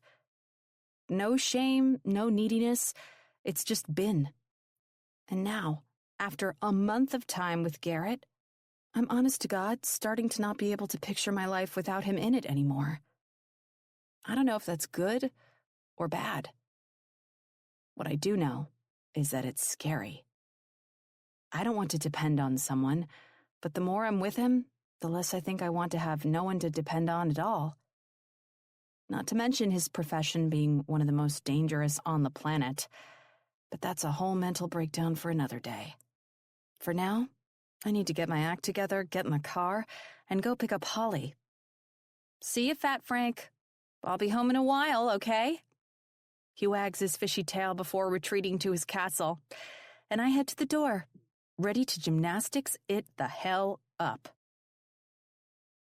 Holly jogs down the stairs while Jake stands in the doorway of their impressively large house with Hadley in his arms. She's a little cherub, and now that she's starting to get older, she's looking more and more like a real little person with a personality of her own. Holly climbs in and shuts her door, waving frantically to the two of them as I put the car in drive and start to pull away. Does it bother you, leaving the two of them? She snorts in a way I'm completely not expecting, and then devolves into cackles. No, it's not hard at all. What? I laugh out of surprise, and she rolls her eyes. I mean, Of course it is. I love them. But I am so excited to have a girls' night out, I can't stand myself. Even if it is a gymnastics class that you forced me into. Man, I guess it's a good thing I didn't cancel. Don't get me wrong, I'll probably be missing them in 5 minutes, but I'm thrilled to get a little time when no one expects anything of me. She glances at me and laughs. I mean, you're not planning to have me wipe your ass, are you? I shake my head. Hadn't planned on it. See? That's fantastic. I snicker. You know, Hall, if you need to get out more, we can always do more stuff. Thanks. I'd like that. Though I'm starting to feel a little badly about how excited I seem. I mean, Hadley is the apple of my eye, you know. I nod as supportively as I can as she spirals into the mom guilt pit of despair. I know. And Jake? Holy hell, he's the best. So helpful and so hot. And so, Holly, it's okay. I get it. You do? I do. Of course I do, I exclaim. I mean, I don't have a baby or a husband of my own, but I understand how demanding it is. You're allowed to have moments for yourself. You need them. You're right. This is natural, normal. I smile. Completely. Okay. I feel okay now. This is good. This is terrific. I might even get to enjoy a hamburger without someone latched onto my breast. I laugh. Is Jake bothering you that much? She guffaws so hard she almost slams her head into the glass, and I cackle. Okay, that was good, she says. I like the way you think. Maybe I'm turning into Garrett. I feel like that's the exact kind of thing he would say, and I kind of can't believe I said it. We do have a tendency to turn into the people we're around. I'm not even around him that much. I mean, his schedule is pretty demanding. Oh, God, you're not thinking about throwing in the towel, are you? Her eyes go wide in panic. I swear, Garrett is worth the heartache of his career. From what Jake tells me, he's probably the reason we're together now. Besides, you know, our being madly in love with each other, Garrett's the one who talked sense into Jake and got his head straight on his shoulders. Really? She nods. Well, I'm not planning on leaving. In fact, it scares me how much I'm not planning on leaving. Oh, yay! She says, clapping her hands. You're falling for him. Whoa, now. I didn't say that. She hums. Sure. Holly. What? I didn't say anything. It's the way you didn't say it. How's that? Smugly. You were absolutely smug in your silence. Don't be offended. I've just been there. I've only been dating him a month, Holly. She nods, licking a finger and pretending to make it sizzle in an imaginary air fryer. Been there too, Holly. I couldn't possibly be falling for him. She shakes her head, lifting her eyebrows to her hairline. Yep, also familiar. Holly! You're not helping me not freak out right now, which I don't think is a really smart move considering I'm driving this car, and you don't accidentally want me to drive it off a bridge. You're not going to drive off a bridge. You're going to keep your cool and pretend we didn't have this conversation until you really need it. What do you mean, until I really need it? She sighs and waves a hand in front of her face, blowing air out of her lips so they make a duck bill. Yeah, I can't really explain it right now, and you don't want me to. It'll just happen one day. How will I know it's happening? She snorts. Oh, man, you'll know. Trust me, you'll know. I'm starting to feel like maybe you're not good at the friendship thing in person, either, I say mockingly. It's a little mean, but she seems to know I'm joking. Mostly. Her laughter is almost obnoxious. It's so loud. And I kind of love it. I completely understand and validate your feelings, Lauren. I'm being a kick-ass friend, but I understand and appreciate why you don't feel that right now. Are you shrink-talking me right now? Is it working? She asks casually. Frighteningly so. Did you go to medical school? Do a rotation in psych I don't know about? Nah. She smiles. I just went to therapy a lot when I was a kid after my mom died. My head whips to the side so quickly the car swerves, and Holly reaches out for the handle on the door. Okay, wait, I'll answer however you want. Don't drive us off a bridge. I want to laugh, but I'm a little busy trying to force a swallow down my throat. It's not that I haven't known people whose moms have already passed, but I had no idea Holly was one of them. I'm sorry. I apologize quickly, thankfully coming up on the parking lot for the gym and pulling into a spot before I can be any more of a hazard on the roads. I just had no idea your mom wasn't alive. Really? I expect all of my new friends to know. I shake my head, but I also laugh. Holly really is fun to be around. No, sorry, it's just that, well, my mom is dead too. Are we going to start a Dead Moms Club? Because if we are, I'm going to need to invite Chloe. Jake's a widower? I say staggeringly. Jesus, I feel like I've been living under a freaking rock for my whole life. How did I not know any of this? Holly laughs. Sorry, but your face is hilarious right now. I shake my head. But no, he's not a widower. Not technically. He and Wendy weren't married. Wendy? Holly laughs. Chloe's mom. Jake's girlfriend at the time. He was deployed as a Navy SEAL when she went into labor and died in childbirth. Jake came home from the wilderness to a brand new baby girl to raise on his own. Holy shit. She nods. It's pretty intense. But it's been so long at this point, I don't think he even really thinks about it. It just is what it is. Wow. What else can I tell you to rock your world? I don't know. I just hope I get to have some soup first, settle my stomach. Then I guess we'd better get class over with, huh? She laughs, and we climb out of the car to head inside the gym. I have Giorgio's, one of the best American-style home-cooking restaurants in California, and their cream of turkey soup on my mind.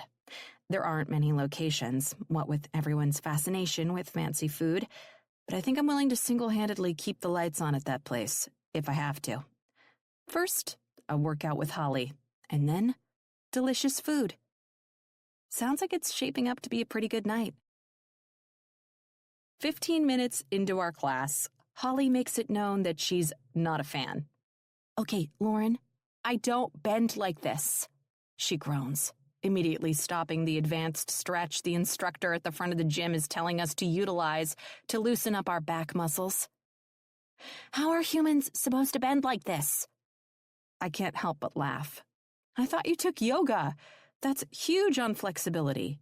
I said I take yoga, not that I'm good at yoga. I'm going to end up killing myself here. I mean, are these women even women? She questions, glancing around the gym at the other members of the class with both hands on her hips. How do they move their bodies like that? Just take it at your own pace. I try to reassure her, bending down to touch my toes and stretch out my quads. It's just supposed to be fun. Fun for a sadist, maybe, sure. I laugh. Holly? What? They are literally flipping, Lauren, twisting, doing kung fu moves, while upside down in the air. They were gymnasts. It's muscle memory. You were a gymnast, too.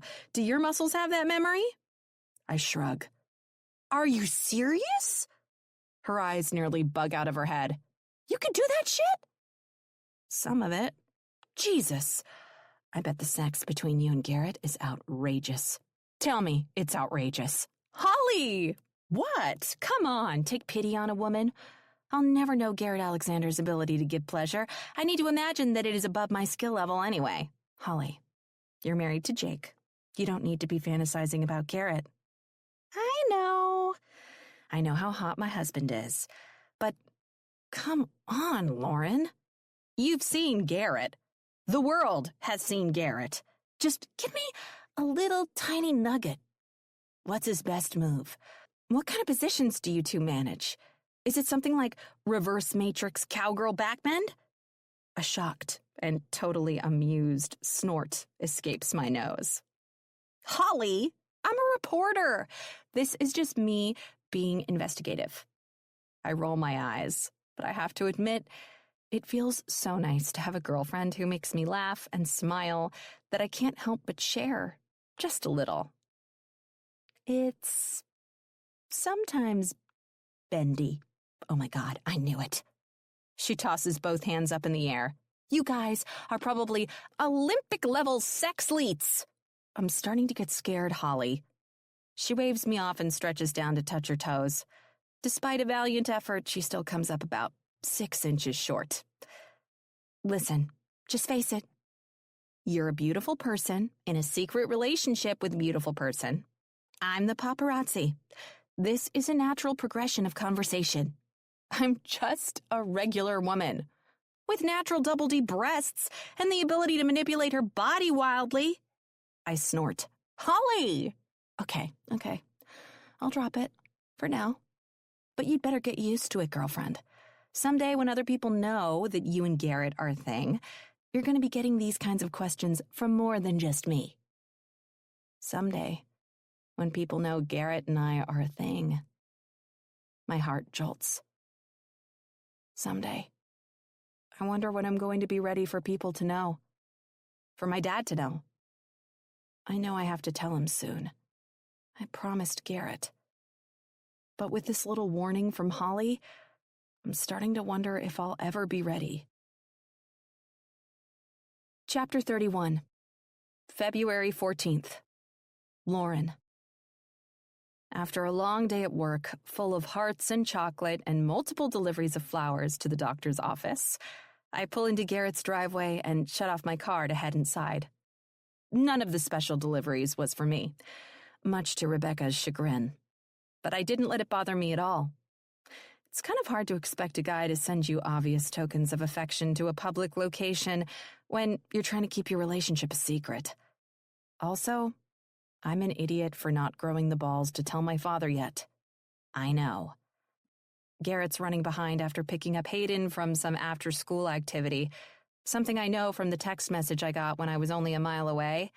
But I was given explicit instructions to go in the house, change out of my work clothes into the comfy clothes I brought, and then go on out to the backyard with Chloe and Sarah, where they were supposed to be setting up for the backyard movie projector night. After one deep breath, that's what I set out to do. Gathering the grocery bags in my tote with a change of clothes from the back seat, I climb out of the car, slam the door, and head right for the front door. It's unlocked, just as Garrett told me it would be, so I push it open and step inside, carefully calling out to the girls just in case they're inside, and my arrival might scare them. Sarah? Chloe? Neither answers, and I can hear the music coming from the backyard, so I venture down the hall into the kitchen, toss my groceries on the counter, and then continue down the hall to the half bath to change my clothes. It's a quick switch, and I feel so much better once I'm out of my tight pencil skirt and heels. I actually groan. Of course, when I open the door to exit, Sarah is there, looking at me with assessing eyes. Oh, hey, Sarah, I say as casually as I can manage. I thought you were outside. I was, she says simply, and I can't help but laugh. Fair enough. I jerk my head toward the kitchen and head that direction, and she follows. Listen, I got a couple of things at the store. A veggie tray, some chips and dip, that sort of thing. You feel like taking them outside for me and setting them up while I put my other stuff back in my car? Sure. Great. I cheer with a smile. I'll be back out in a minute, okay? She rolls her eyes a little, but also nods. I take it as a win. Teenagers are an unpredictable element at best.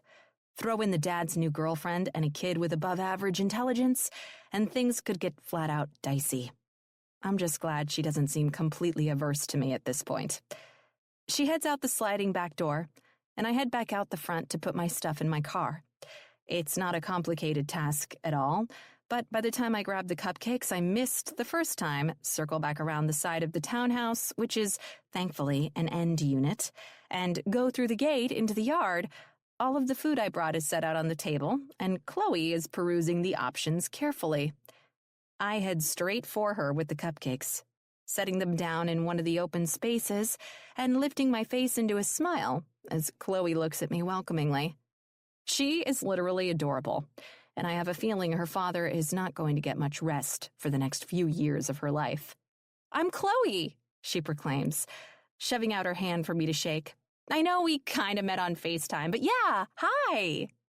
Hi, Chloe. It's nice to meet you. I laugh a little before adding, officially.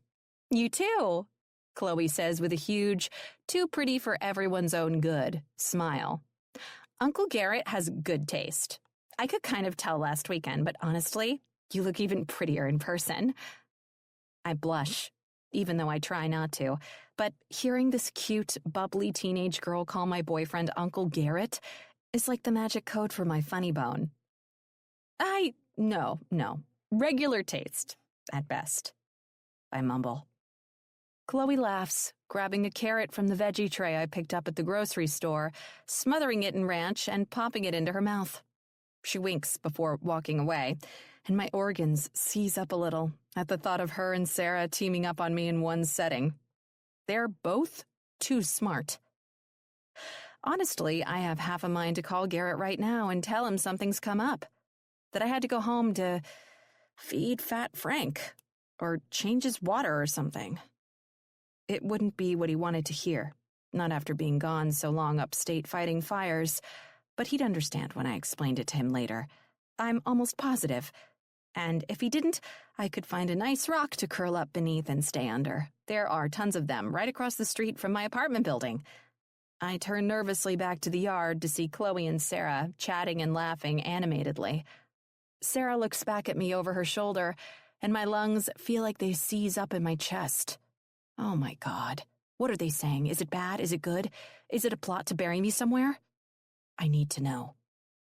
Suddenly, it seems like being a part of their conversation would be better than watching from the sidelines. There's something about the unknown that makes it much scarier than the worst conversation you're actually a part of. At least, I think. I might live to regret this, but I pick up my bottle of water and head for the arena. I don't know if a lion's waiting to be released like I'm in a Gerard Butler movie or not, but maybe if Gerard Butler shows up, it'll be worth it anyway. I'm a doctor. I can triage a mauling. Hey, girls, I greet, sidling up to their little powwow by the beanbag chairs. They both look up at me with smiles, and suddenly my throat tries to close around itself. I jab an emergency mental scalpel through it and speak. Do you mind if I join you? Not at all, Chloe says, jumping to answer before Sarah can say a word. I'm not sure what she planned to say, but by the look on her face, she looks up to Chloe enough not to question the direction she's taken it anyway. I nod, and we all take seats on the beanbag chairs and form them into a little circle. I'm pretty sure I'll never be able to get up from mine, but that's neither here nor there. So, Chloe, how are you liking college? Where is it you go again? Berkeley, she says with a smile. And it's great. I'm really having so much fun. Oh man, that's a terrific school. I'm sure your fun isn't all academic, though, I add with a laugh. She blushes a little, and a bolt of panic shoots through me.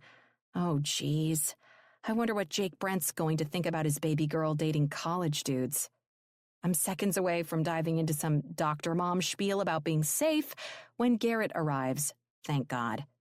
I'm not sure if I would have been able to stop myself, and it's really not my place to be telling that girl any major things about how to live. She's not my daughter or my patient, and I literally just met her. Abort, abort. I climb to my feet off the beanbag and turn to face the new arrivals. Hayden takes the lead, running ahead of Garrett down the stairs off their back deck and slamming into me with a hug. I'd be lying if I said it doesn't feel amazing to have him be so excited by my presence. This family really is special, even in a way that my own isn't, and I feel like it's a huge blessing to be a part of it. Hey, hey, I say cutely before winking at Garrett's mini-me with a smile. He laughs and pulls back to dive into the food table, and when he steps aside, I finally see Garrett in all his glory. Not one, not two, but 3 bouquets of flowers fill the space of his giant arms. One by one, he starts handing them out to us girls. First, Sarah, who rolls her eyes, but I swear is absolutely glowing from the inside out. Then Chloe, who gets up on her toes with a squeal to give Garrett a kiss on the cheek. And finally, me. My insides feel like they're screaming. I'm so overcome by this simple gesture, and it's all I can do to keep the noise inside. Garrett leans down, places one gentle kiss to the corner of my mouth, which is the first PDA we've ever displayed in front of his kids, and then looks me dead in the eye. The sincerity I see in his makes my knees feel weak, and any thoughts about fleeing are gone like the wind. Happy Valentine's Day, Lauren. I nod, too afraid that if I say anything back, I'll burst into tears. Garrett chuckles. I'm pretty sure he can tell I'm on the verge of a chick meltdown. Instead of addressing it directly, he spins back to the kids and propositions loudly, "Have the participants decided on the film for tonight?" I jump at his volume at first, and then I have to bite my lip to keep from snorting as Sarah and Chloe dissolve into giggles. I've never seen Sarah this free of inhibition before, and it is a beautiful sight. "Yes," Chloe proclaims with the same energy. "We have selected Valentine's Day." "Oh, come on," Hayden whines, but the girls talk over him in tandem. "We thought it was appropriate," Sarah says. "Considering the holiday and all," Chloe finishes. "Plus, well, Ashton Kutcher, Jamie Foxx, and Bradley Cooper are all involved." "Oh, and Eric Dane," I add helpfully. "Who's that?" Chloe asks. "You know, Steamy, Mark Sloan from Grey's Anatomy." "Oh, yes!" she shouts, and Sarah laughs again. Garrett sighs, turning to Hayden to console him. "Sorry, bud. Looks like we're outvoted." "There are 3 girls," Hayden contests. "We didn't stand a chance." Garrett shakes his son's shoulders, leaning down to tell him carefully, "Trust me, son. It's always better to be outnumbered by women, even if it doesn't seem like it at the time." I have to bite my lip to keep from laughing out loud and revealing my little bout with eavesdropping. "Yeah, there..." Hello again. Let's slow down for a minute and reset with a bit of music. Don't worry, this audiobook won't cost you a thing. Thanks for being part of this journey.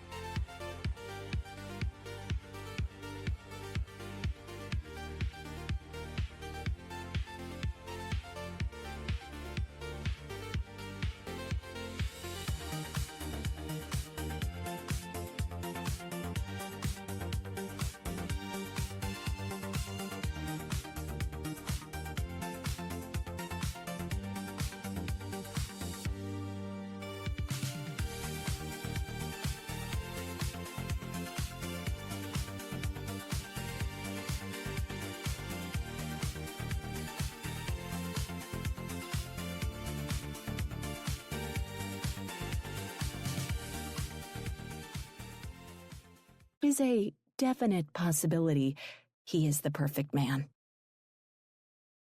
The movie plays outside, while Sarah, Chloe, and Hayden laugh and sprawl on the beanbags set up in the yard, and Garrett and I are carrying food into the house to be put away.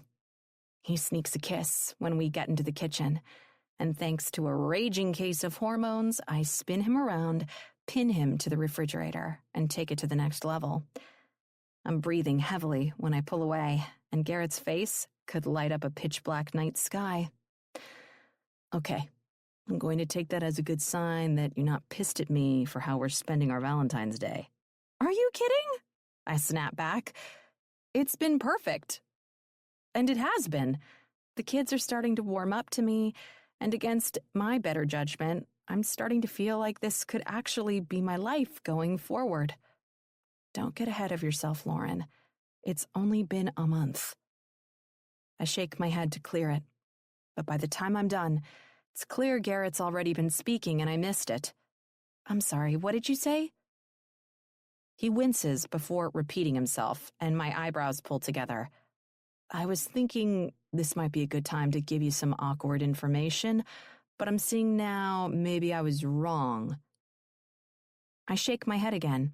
I just didn't hear you before. What's the information? Well, tomorrow night is going to be our Valentine's. He hedges, and I roll my eyes. Yes, you already told me that. Right. He pauses and takes a deep breath.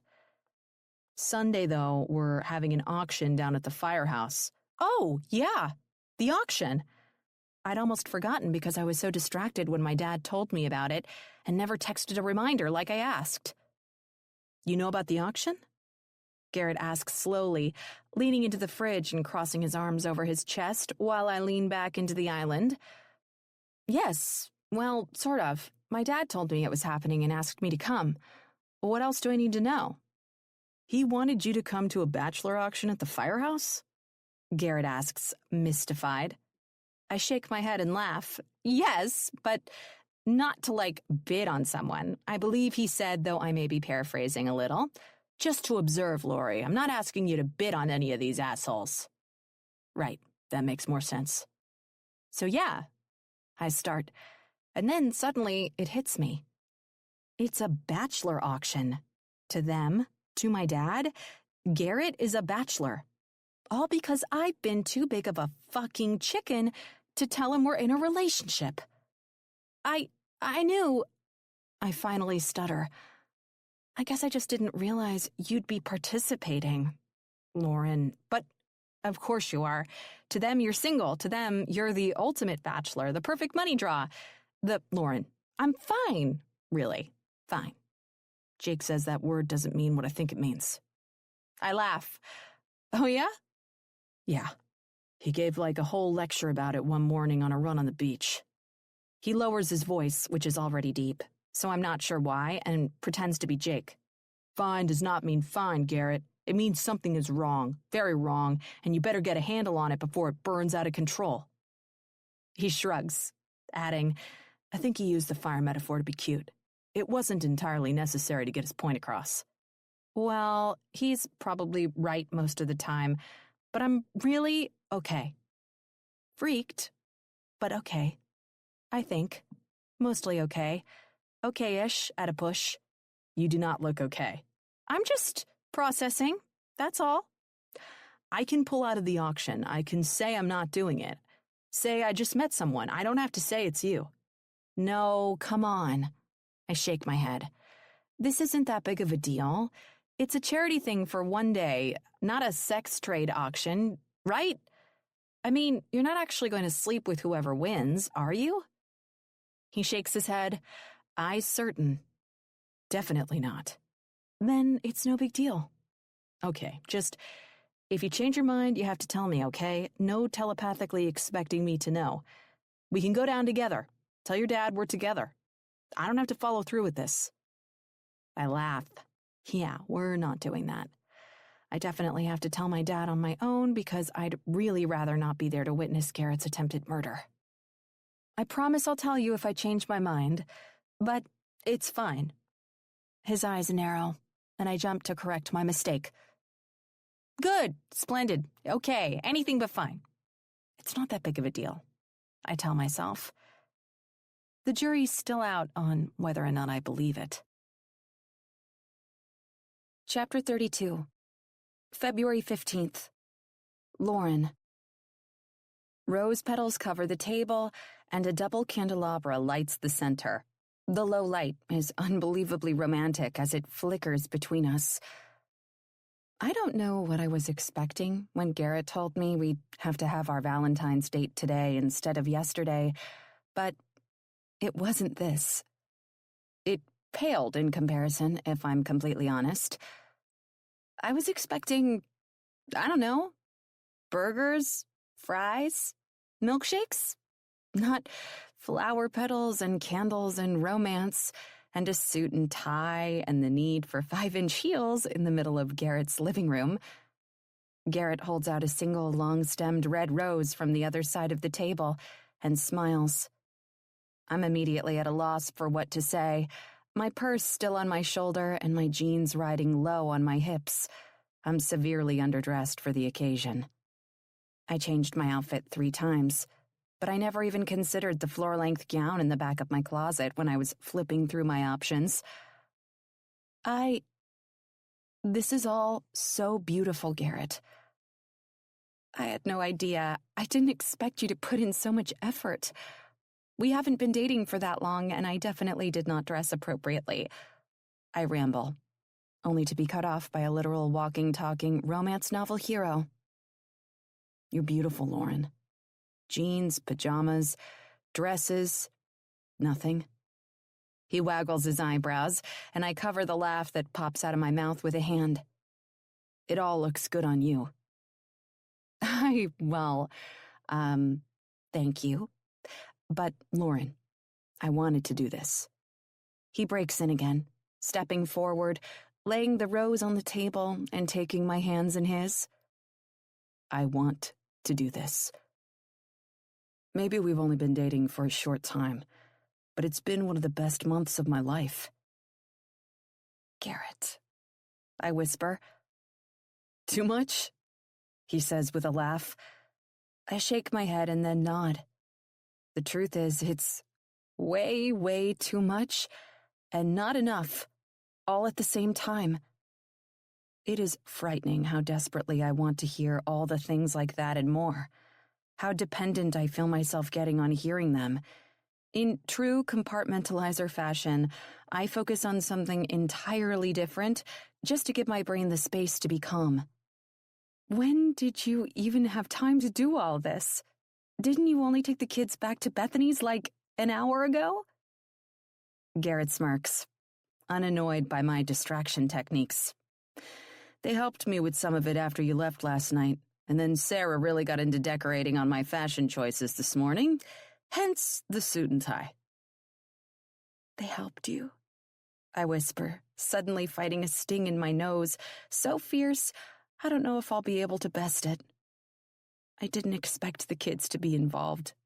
At all. I didn't expect them to know, let alone participate. I didn't expect them to care. His smile is so gentle, my lip quivers. I can't help it. They like you, Lauren. They like us. After you left last night, you were all Sarah and Chloe could talk about. Oh my God, I announce. The pressure in my sinuses is too much. I can't fight it anymore. I'm going to cry. Garrett pulls me into his arms and tucks my face into his chest, and I breathe him in so hard I swear he should be a part of me. Hey now, he tries, cooing to me softly. I shake my head against his chest. No, this is too much. Too good. I pull my face back and lock onto his glitzy blue eyes. I'm so happy, Garrett. I don't know of anything else you could do that would make this night better. Are you sure? He asks with the cutest, richest laugh. Because I can think of a few things. Shut up. He kisses me then, soft and sweet, and so in tune with my entire body that I spark into a flame. I moan as he moves from my lips to my throat, nibbling a perfect path down and back again. When our lips meet again, he doesn't hesitate to sweep his tongue inside and sink his hands into my hair. It's carnal and vibrant, and I have never in my life felt more alive than I do right in this very moment.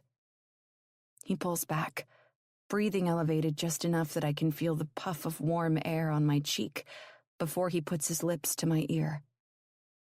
Ready for dinner? He whispers there. No, I answer without shame. Not even remotely. We can eat dinner after. He doesn't need any more convincing than that. With one swift sweep, Garrett takes me into his arms and climbs the stairs like I weigh nothing at all. And maybe I don't, because I sure as hell feel like I'm floating. Chapter 33. Garrett. I inhale against the skin of Lauren's neck and hold on to the gulp of sweet, floral, fruity notes desperately.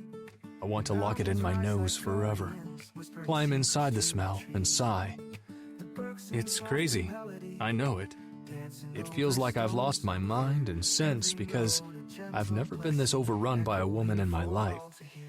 She arches her back off the bed as I run my fingers against the inside of her bare thigh and groan. God, she's hot. So fucking hot, I can hardly stand myself anytime I'm within 10 feet of her. I'm like a rutting buck, and any and every little bit of sense I had goes right out the window. In fact, that's the whole reason we ended up in bed before eating dinner in the first place. She deserves to be romanced, wined and dined, and shown how special she is outside of physical beauty. But goddamn if I can turn myself off now that I'm so turned on.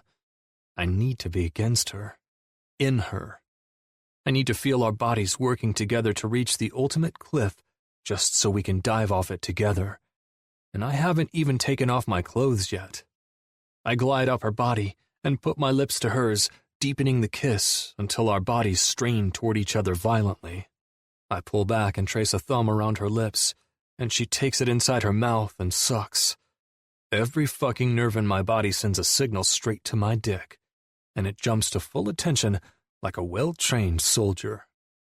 I groan, forcing myself to sit up on my knees and rip my shirt open so I can take it off. Lauren's eyes are half-lidded as she watches, and I think to myself, for not even close to the first time tonight, that she is, without a doubt, the sexiest woman I've ever had the pleasure to encounter.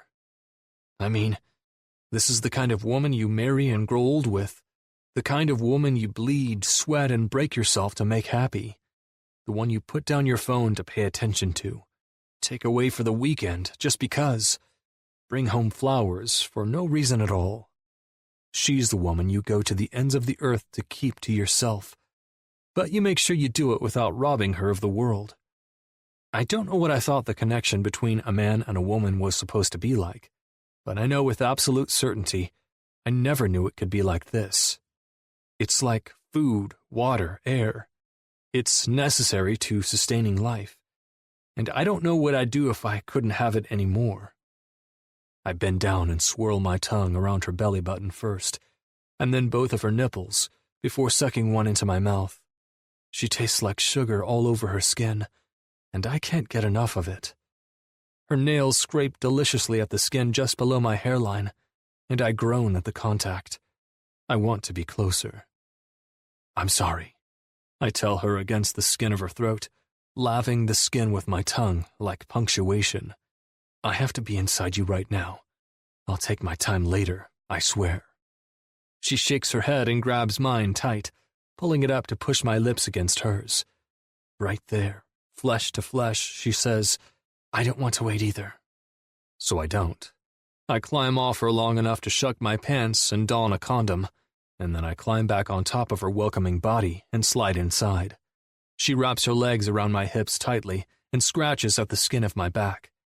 It feels so good, I swear I could come without even moving. I don't, thankfully, but it's only because of a very large mental effort to stunt my body's reaction. Lauren, I breathe, moving slowly now, building the pressure between us. She moans back, arching off the bed to get closer, and I increase my pace as sweat forms on my forehead. It's not from exertion, really. I think, actually, it might be from the effort to hold my heart in my chest instead of letting it pour out all over the bed around us. I'm not sure how I got so attached to Lauren so quickly, but I did. And now, I don't know if I'll ever be able to go back to thinking I don't need a woman in my life. To thinking I don't need her. Because I need her in a way that feels like it won't ever die. I need her in a way that makes me think I might just be in love. Chapter 34, February 16th. Lauren. The firehouse parking lot is absolutely packed when I walk up to the gates, carrying the buffalo chicken dip my dad asked me to bring. I had to go a block away to find a parking spot, and now it's becoming obvious why. I don't know why I didn't realize there would be so many people here, but it's clear that I way underestimated the serving size of the dip. Jeez, I mutter to myself as I spot the line to get inside wrapped halfway around the building. Did they advertise for this or something? Put out a billboard or buy out a website domain? I mean, how did people even know this was happening today? I walk to the front of the line cautiously, not wanting to anger the mob of waiting women, but when Ben Mills spots me from his place at the check-in table, he jumps to his feet and waves me over. Obviously recognized by one of the guys, I feel like the ladies' attitudes ratchet up a couple notches. Eek. Quickly, I scoot over to Ben, the casserole dish of dip tucked as tightly as I can manage to my chest without getting a boob in it accidentally. "Hey, Ben." "Hey, Miss Lauren," he says so respectfully my chest squeezes. God, he really is just a little man-faced baby. "You can go on in. Not sure where the cap's gone to right now, but if you need anything, just look for one of the guys. Any one of us will be happy to help you out."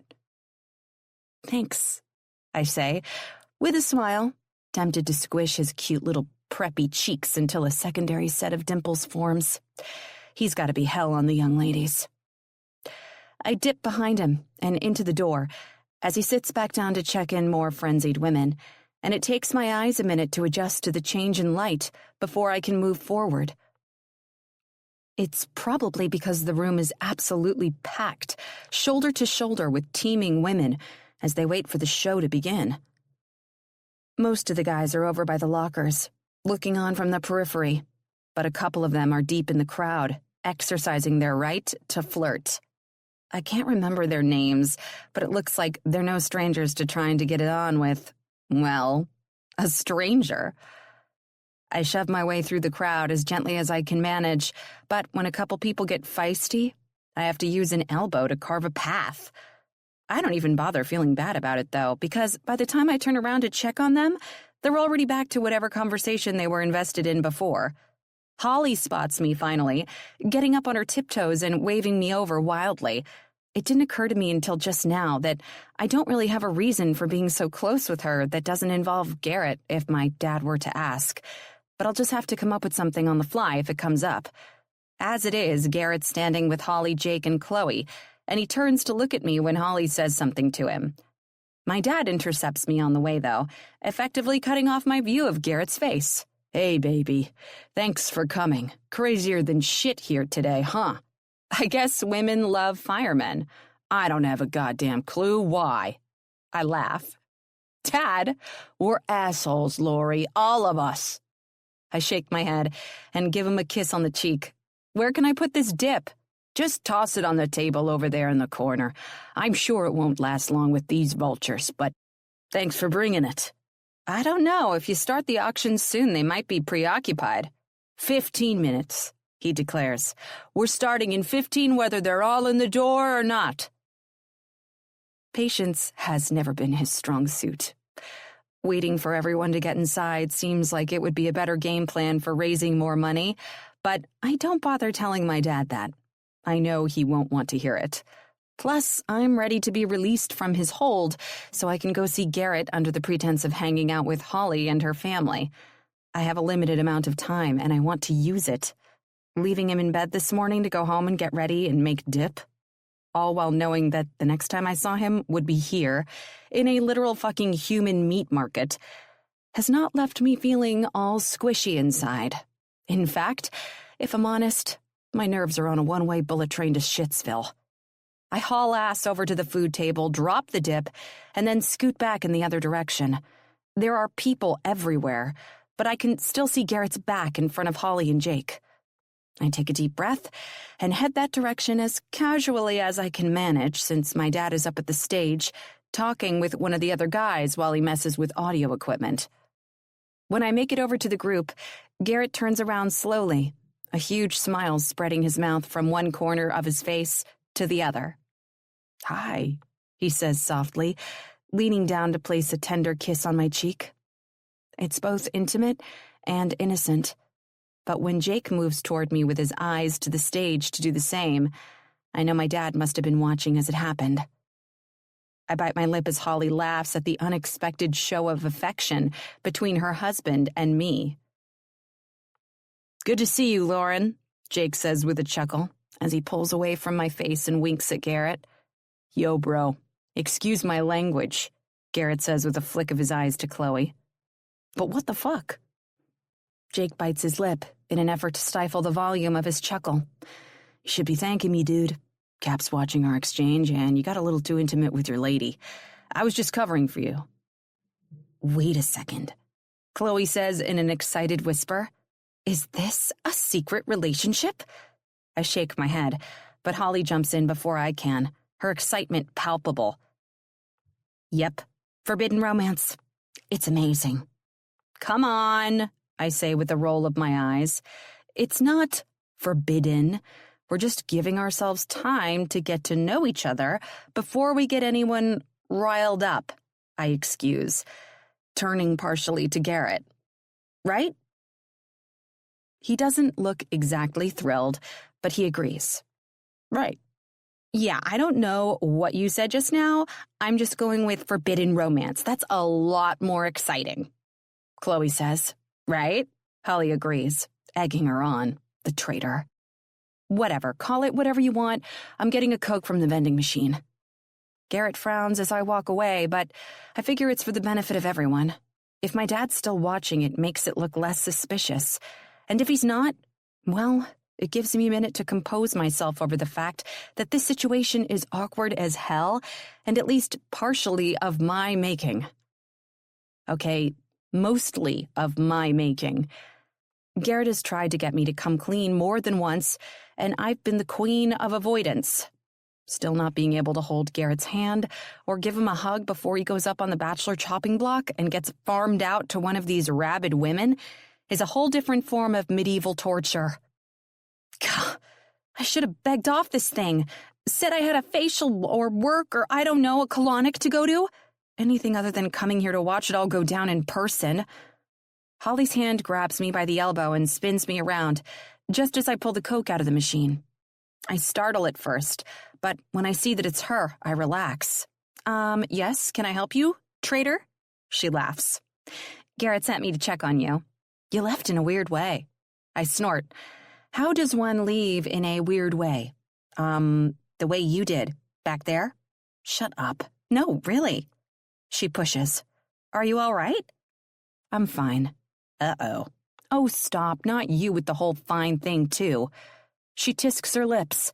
Honey, I invented the fine thing. I'm the reason the whole fine thing exists. Whatever. I'm just ready to get this over with. Well, that's good. Garrett had to go with the guys to get ready to come out all sexy and shit. I frown, and she laughs. Yeah, you're fine, all right. I shake my head. It is what it is, Holly. It doesn't have to be. I wave her off and she shrugs, walking me to the back of the crowd and looking up to the stage as they make moves that appear like they're about to get started. Ben Mills runs by us on his way across the room, apparently done manning the door, and waggles his eyebrows. Holly cranes her neck to watch him go. Who is that? A puppy named Ben. What? He's just a little baby, but he's a cutie for sure. For real, she agrees on a giggle. Do they have a hotness test just to get on the team or something? I shrug. They have a fitness test. I think that's it. They all have to have good bodies because they have to be in great shape to do what they do. I'll say. I shake my head and laugh. Would you like to bid on one of them? Are you kidding? No way. I've got my own hottie. I also have a 9-month-old who's still sleep training. I'm just not getting a good sleep-sex balance yet. I chortle. I didn't know there was such a thing. Oh, there is. Definitely. Well, you know, I could watch Hadley sometime, if you and Jake wanted to have a night alone. Say no more. I will take you up on this with no questions asked at your earliest convenience. You're something else, Hall. I know. Jake tells me all the time. I can't seem to help myself. I open my mouth to tell her not to change, but the sound of the microphone squealing overpowers me and makes me stop before I can start. All right, okay, my dad says over the microphone for all to hear. Jesus, simp, I got it. I suck my lips into my mouth to silence my laugh, but Holly lets hers fly. Your dad is hilarious. I sigh. Other people always find parents hilarious when their children get embarrassed. Sure he is. Laugh out loud. Holly snorts. Man, you're in a mood today. I roll my eyes. And you'd be in a good mood? I mean, do you see what's going on here? I ask as my dad says something about the first guy coming on stage. All right, ladies, my dad continues. It's Nate Veros, here to make your fantasies come true. The crowd cheers and hands go up in the air, but I know for a fact it's not the Bachelor I care about, so I only half pay attention. Plus, listening to my dad say the word fantasies over a microphone is the kind of thing that makes me want to throw up in my mouth, grown woman or not. Okay, I'll give you the mood, but can you at least acknowledge how fun it is that we're at an actual real-live Bachelor auction? Holly insists.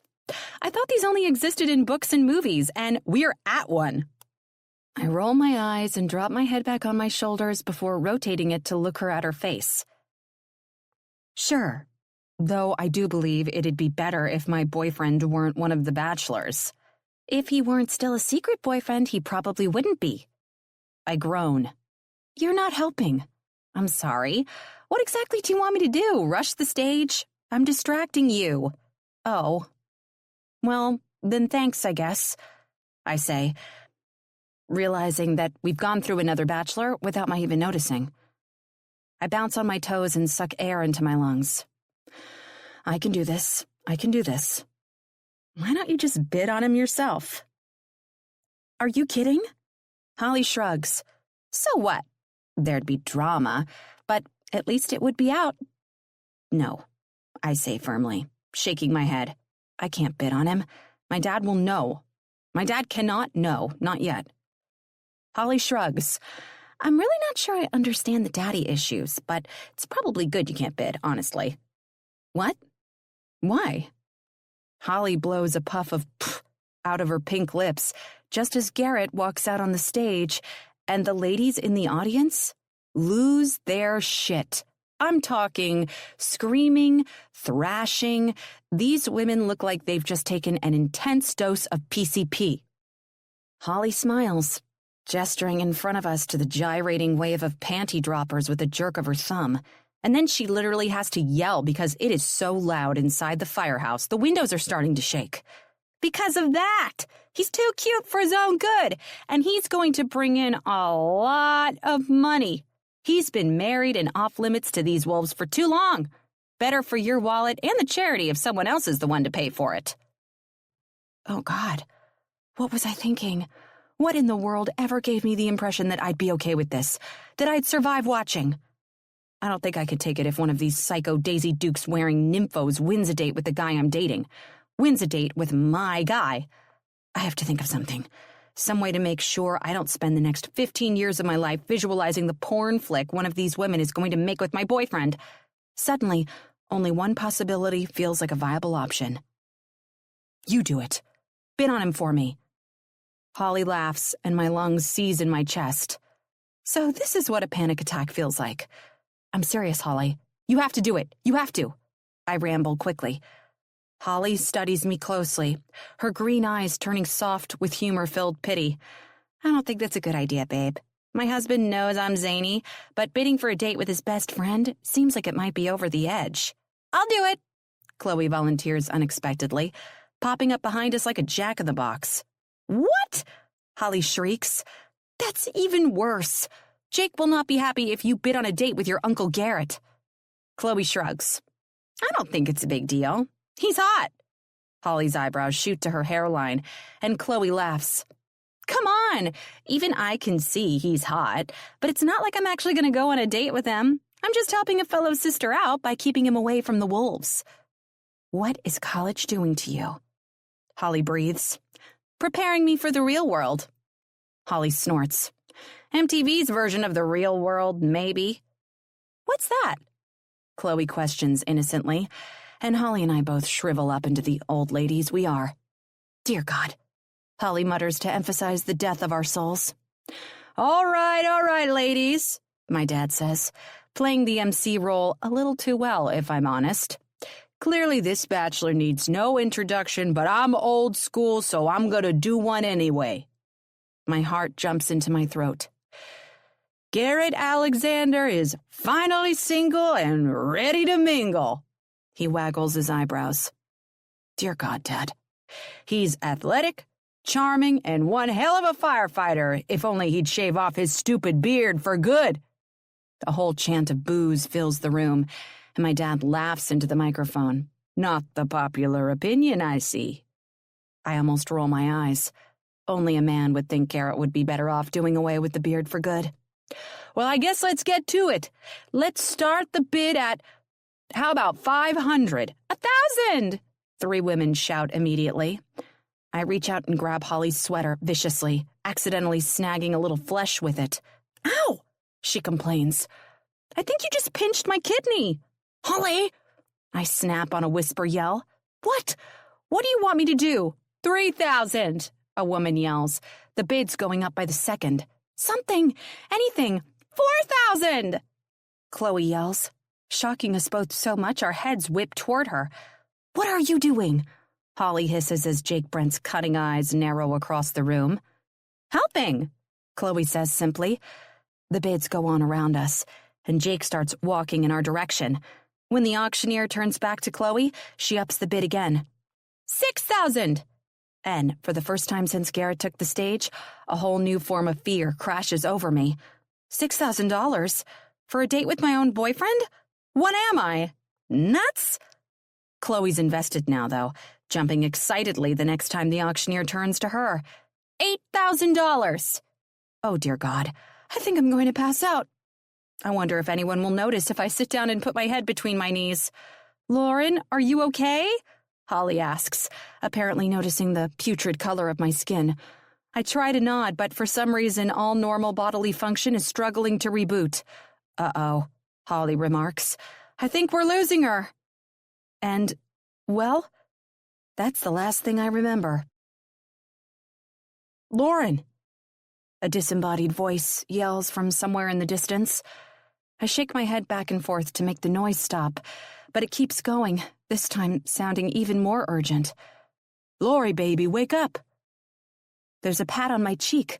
I can feel it there, and it seems like there's a crowd around me, but for as much as I try, I can't manage to open my eyes. And as memories of the last half hour slowly filter in, I can't completely rule out that the reason is rooted in not wanting to. Let me in there, Cap, I hear Garrett say from somewhere in the background. I just recerted my EMT training. There's some shifting around, and then the distinct feeling of Garrett's warm hands as they feel around the surface of my scalp tenderly. I am mortified, but I find the strength inside myself to open my eyes. There she is, Garrett says kindly, as I blink against the bright lights of the room. My dad, not exactly the most patient man, shoves back, though, knocking Garrett to the side and grabs my hand. Lori, you okay, baby? I look down at the ground to help contain some of my embarrassment as I answer. Yeah, Dad, I'm fine. You sure? I mean, maybe we should call the ambulance, just make sure. I'm fine, Dad, I swear. I'm a doctor, remember? Not right now, you're not. You're the patient. I laugh a little, even though I'm not finding anything all that funny. I just didn't eat enough today. I was busy with a friend, then I came straight here. It's not entirely the truth, since I crawled out of Garrett's bed at the last possible minute to be able to get home, make the dip, shower, and get ready in time. But I definitely did forget to eat enough food. That, combined with the panic-induced arrhythmia from secretly bidding thousands of dollars for a date with my own boyfriend, was apparently enough to tank my nervous system. Maybe, Dad, I just need a soda, something to get my blood sugar up before I can even finish the sentence. Garrett is holding out a Coke from the vending machine. I accept it with gratitude. Chloe, God love her teenage mind, pipes up with the important questions despite the fact that I'm still sprawled out on the ground like a newborn filly. So, did the bidding end? And did I win? Jake opens his mouth to protest, but Garrett reaches out and squeezes his arm. Jake glances his direction before rolling his eyes and muttering, Jesus. Apparently, their bromance is quite the unspoken language, and Garrett's interpretation of what's gone on here is far too keen for my own good. I only wish I could figure out how to communicate back, because if I could, I'm positive I wouldn't be stuck here on the floor in the middle of a crowd of people, watching the one person I want to be there the most out of everyone walk away without looking back. Jake looks to me briefly and then smiles and gives me a thumbs up before following Garrett into the men's room. All I can do is sit there as my dad rants about the importance of getting meals in no matter how busy you are, and wonder how on earth I'm going to find a way out of the giant mess I've made.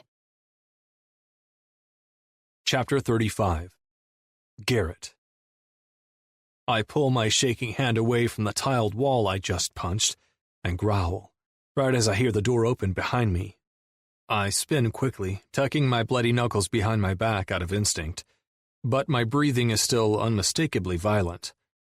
Thankfully, it's Jake, but even his eyes widen as he runs his gaze the length of me and then notices the cracked hole I just created over my shoulder. He puts his hands out slowly and holds them there before looking me in the eye.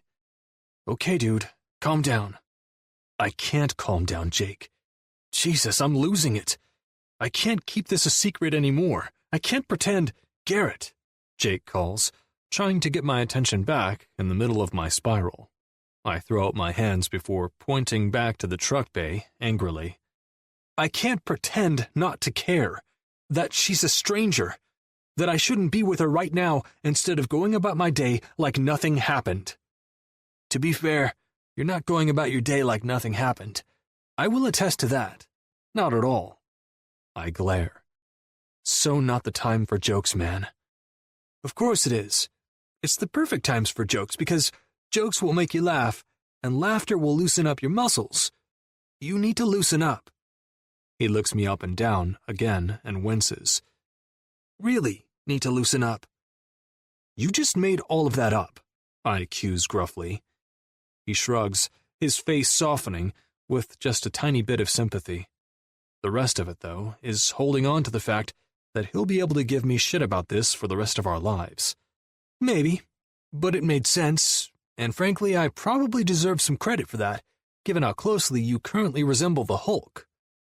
I roll my eyes. I'm not that worked up. He raises his eyebrows like he can read my mind, and it makes me reconsider. Am I really turning into some freaking superhuman green monster? Jake nods. Yes, you are. Well, I'm freaking out. I don't like this, okay? I'm gathering that. Well, offer something helpful then. You want me to be brutally honest, because that's all I really have to offer. Yes, whatever. Just say something. Okay, here it is. Don't like the way this makes you feel? You need to step up to the plate. Take charge of your life. If you don't want the two of you to be a secret anymore, make you not a secret anymore. Tell people. Tell her dad.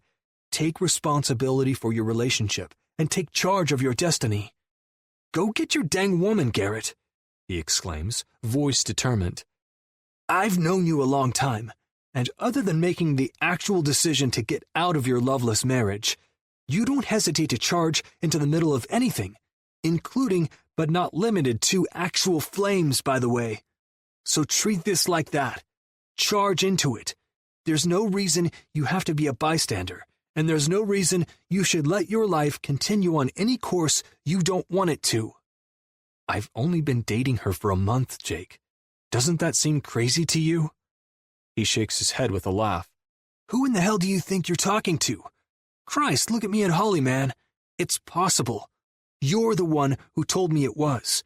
Sometimes, when you know, you just know. I'm afraid to want it this badly, I finally admit, my voice shaking. I've never felt like this before. I don't want to end up letting her down. Come on now. You and I both know it's not some intangible magic force these women, our women, are after. They just want to be loved and respected and treated like they're both. That's it. I snort. That simple, huh? Yes, it's really that simple. I heave a big breath and roll my neck in an attempt to ease some of the rigid tension. I don't want to feel like a psychopath for wanting to be with my own girlfriend after she passes out. And I sure as shit don't want to be back on that stage watching random women throw money at the chance to go on a date with me. There's only one woman I want to go on a date with. Man up. Tell everyone the truth. Deal with the consequences. Got it? Jake summarizes, his face forged with the seriousness only a dad is truly capable of when giving the enough of this nonsense talk. Jeez. Okay. Yeah. That's what I have to do. I put one foot in front of the other, completely pumped up to charge out into the truck bay and declare my intentions. But Jake puts a hand to my chest and pushes me back. Whoa, cowboy. Did you think I meant now? I did not mean now. Now is a very bad time to do this. You just said yes, but not while the firehouse is literally fucking full of bodies. Come on, bro. Set up a time one-on-one. Talk to the cap without so much collateral damage, for fuck's sake. I'm blown back. It's not like Jake doesn't curse ever. He just doesn't usually drop more than one F-bomb within 15 seconds of another. What am I supposed to do then? I ask.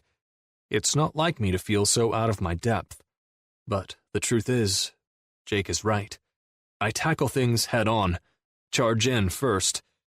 I don't know how to strategize in a fucking holding pattern. I only know how to attack. You're going to go back out there and make sure Lauren is okay. From a distance. Which, by the way, I'm certain she is, or Holly would have come to tell us by now. And then? Then you're going to sort this auction mess out somehow, since my own daughter just bid a freakishly high amount of money to go on a date with you. That was Chloe bidding? Yes, Jake growls. All part of this cluster of a lie web you and Lauren have going on, I'm sure. But still, you are not going on a date with my 18-year-old. Dude, I say, downright appalled at the mere idea of it. I'd never. I think of Chloe as one of my own. Jake nods. I know that. But you're going to have to figure out how to tell them I'm not paying $8,000 for nothing. I'll figure it out, I assure him. I promise. I'll talk to Lauren tonight, and I'll have a talk with the cap tomorrow. Straighten everything out. Good, Jake affirms. And now that you're rational, we can go back outside. You go ahead, I tell him calmly. I'll come out in a minute. I just want to wash some of the blood off my hand. Jake nods, turns, and steps back outside. I consider myself in the mirror. It's fitting, really, because, like it or not, it's time to look myself in the eye and set things right. I don't want a short-term fling with Lauren. I want forever. And it's high time I started acting like it. The headlights of Lauren's car scroll a bright flash across me as she pulls into my driveway, so I set the beer I've been pretending to drink down on the front steps beside me and rise to my feet. She climbs out of her car quickly, having noticed me sitting here. Are you okay? She asks immediately, slamming the door behind herself and rushing toward me. It's not like me to be waiting outside for her arrival, but to be honest, today hasn't been much like any other day in its entirety. I haven't liked it very much at all. I should be asking you that, I return easily, welcoming her body into mine as she slams me with a hug and wraps her arms around my shoulders. I'm fine, she says into my neck. I swear. I nod against her hair, but it's all I can manage through the clog in my throat. By the time I got myself cleaned up and ready to leave the bathroom earlier, Jake had been on his way back to get me. It seemed that, while we'd been in there, actively working on talking me down, the cap had called an ambulance, put Lauren in it, and taken her to the hospital without me, just to be sure she was okay. Something inside me shut down after that, as I sat there helpless, waiting for Holly to send me updates about my own girlfriend. Garrett, she says again, pulling back and taking my face in her hands while she looks me in the eye. I'm all right. The whole thing was so dumb, honestly. I shake my head. Dumb or not, Lauren, I hated it, and I can't ever do it again. She nods, her throat bobbing as she swallows. Are you? She pulls her lips to the side, tears pooling in the corners of her eyes. Do you? I mean, are you breaking up with me? What? I mean, you said you can't do it again, And I understand if you— Lauren, stop. I just don't want to— Lauren, I don't want to break up with you. I'm just done hiding. I'm going to talk to your dad tomorrow morning. Put it all out in the open and take whatever consequences come my way. Garrett, no. You shouldn't. You seriously don't want me to tell him? I ask heatedly. Even after today? You can't be serious, Lauren. No, she says, her voice elevated now too. I'll tell him. Myself. I swear. I shake my head. I'm sorry, but no. What? You've given me no choice, Lauren. You said you were going to tell him. I've waited for you to tell him. But I'm done waiting. I'm meeting with him tomorrow morning. Garrett, what? Garrett, what, Lauren? She tosses out both of her hands in frustration. You're not even letting me finish. I take a deep breath in and then blow it out. She's right. I'm being an asshole right now, and I don't want to be. I'm sorry. You're right. I shake my head. I'm sorry, really. Go ahead. She smiles then, cupping my cheek with her hand and sweeping her thumb just below my eye. It feels so damn good, and for the first time since she arrived, my adrenaline starts to slow down. I was just going to say, can I still spend the night? Or do you need some time to get over being mad at me? I scoop her into my arms, eliciting a shriek, and then climb the stairs to my front door 2 at a time. She giggles, and I squeeze her tighter. You're staying all right, I say, carrying her up the steps to my bedroom as quickly as I can. Hold on to your hat, because we're about to try makeup sex. Chapter 36. February 17th. Lauren. My hand shakes slightly as I try to smooth eyeliner across my top lid.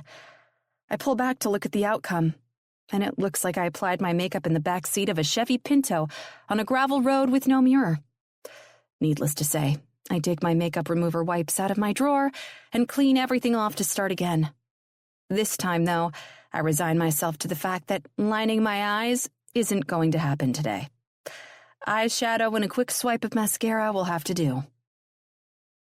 Garrett and I left his house at the same time this morning. He was headed to the firehouse, and I headed home to get ready for work. Just like several ordinary mornings we've had together, we were both aglow with happiness from the time we just spent together. But unlike usual, by the time I made it to the stop sign at the end of his street, I had dissolved into a complete mess. Because this morning, Garrett is telling my father about the relationship the two of us have been pursuing behind his back.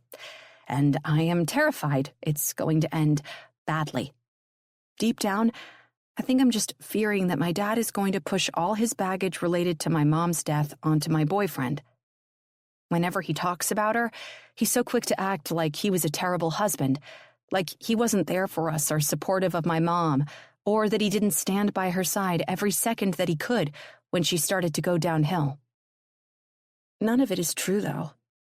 He did the best that he could. Loved her, loved us, the best that he could. Once again, I take a deep breath and start over on painting the palette of neutral shades on my eyes. My hand still shakes, but with powder and space, it's a lot more forgiving. And well, if I end up looking like Mimi from The Drew Carey Show, so be it. It's only one day. Throwing the makeup brush down on the counter, I stride out of my bathroom, through my bedroom, and down the hall to the kitchen. I take the coffee pot off the burner, pour myself a cup in a waiting mug, all the while letting the still brewing coffee drip onto the hot bottom with a hiss, and then replace the pot in its original position. I turn and settle my hips against the counter soundly, and then bring the still black cup to my lips. Sometimes I add cream and sugar, but this morning it's all about the caffeine, no matter how it tastes. I'm just about to lean forward and set my mug down on the island in front of me when the floor starts to roll under my feet. As it moves up and down like a wave, the room looks so strange. It takes me more than a little time to realize what's happening. Fat Frank's tank sloshes loudly, and water splashes up and out of the top and onto the floor. Holy shit. Holy shit, it's an earthquake. Somehow my years and years of fire safety talks from my father kick in enough to make me turn off the switch to the coffee pot and yank the cord out of the wall before scooping up my phone and running for the kitchen doorway. The onslaught is jarring. It's without a doubt the biggest earthquake we've had in Southern California in a while, and I have to brace myself against the door jamb just to keep from falling down. The first person to come to mind is Garrett. The second and third are Hayden and Sarah, and then my dad and my sisters and their kids, and Holly and Jake and Rebecca and everyone else I know. "It'll be over soon, Frank," I yell to him as he sloshes from side to side. "It'll be over soon." I hold on tight as my whole house shakes so violently the dishes fall out of the cabinets, slam to the floor, and break. Dear God, please let everyone be okay. Chapter 37. February 17th. 5 minutes earlier. Garrett. "Cap?" I call out loudly. He's in the middle of a rowdy session of shit-talking with the guys, but when he hears my voice, his head cracks in my direction like a whip. He can tell by the sound of my voice, and no doubt now that he's looking at me, by the way I'm carrying myself, that something is up. Something out of the usual. "Yeah, Alexander?" he asks, his curled lips melting into a straight line. "There's something I need to talk to you about. Privately." He looks back to the guys, all of whom are now looking at me with serious faces also, and then back to me. "Now?" I nod.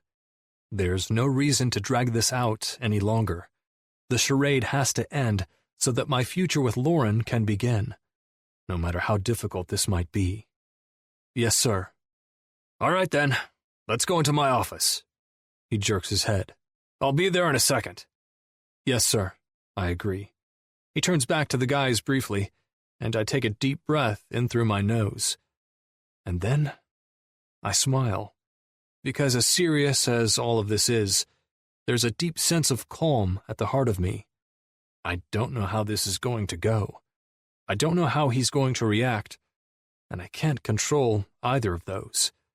But I know I can be a good man for Lauren, and a good father for my kids, and at the end of the day, those are the only things that really matter. I grab the handle on Cap's office door, start to turn it, and stop suddenly as everything around me goes wonky.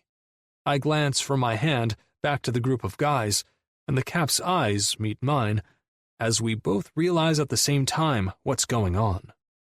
It's strange how it takes your brain time to process the literal scrambling of the earth. It's so different from normal, so otherworldly. It takes a minute to even remember what's happening in front of your eyes is possible. "Earthquake!" Cap shouts, and Ben Mills takes off at a sprint across the engine room to sound the alarm. "Let's go, let's go, let's go!" I yell, watching as men pour out of the bunk room in droves, rubbing sleep from their eyes, all while at a run. The onslaught is violent, much worse than we've seen here in decades, and a huge ball of air gets lodged in my throat as I move toward my locker in a hurry. All of us gear up quickly, just like when being dispatched to a 911 call. We can tell by the way the whole world seems to be turning upside down, there will be an aftermath. Quickly, we load into our 2-engine trucks and a buggy and pull out with sirens blaring. The Cap is right across from me, barking orders to Hunter, the guy driving our rig. But I pull out my phone anyway. Several of the guys are doing it because, quite frankly, it's a fact of life. We're on our way to help people, but we all have people of our own we're praying are finding help from someone else. I did dial Sarah first, and then Hayden, neither call doing anything but going to voicemail. I move on to Bethany next, but her phone does the same. Frustrated, I slam a hand into the side of the rig, and the Cap turns hard eyes to me. I don't care. I dial anyway. And by some stroke of luck, a call finally fucking goes through. "Lauren?" "Garrett," I hear Lauren say before it cuts out, so I try again. "Lauren, are you there?" So starkly it feels like slow motion, I watch as the Cap's eyes find mine and hold, a hardness that's unmistakable taking root. He's heard the name I've said loud and clear. and he's put that together with the way I've been this morning, and he's fucking pissed. But now isn't the time to care, and for him, now isn't the time to give me shit. We both know we've got a job to do. Yes, Garrett, I'm here. How are you? Are you all right? Yeah, baby, I'm fine. Are you okay? I'm fine. A little shaken. She laughs, and despite the knot in my throat, at the sound of it, so do I. No pun intended. But fine. I'm fine, I swear. Thank God. Jimmy Carroll holds my eyes in the clutch of his and doesn't let go.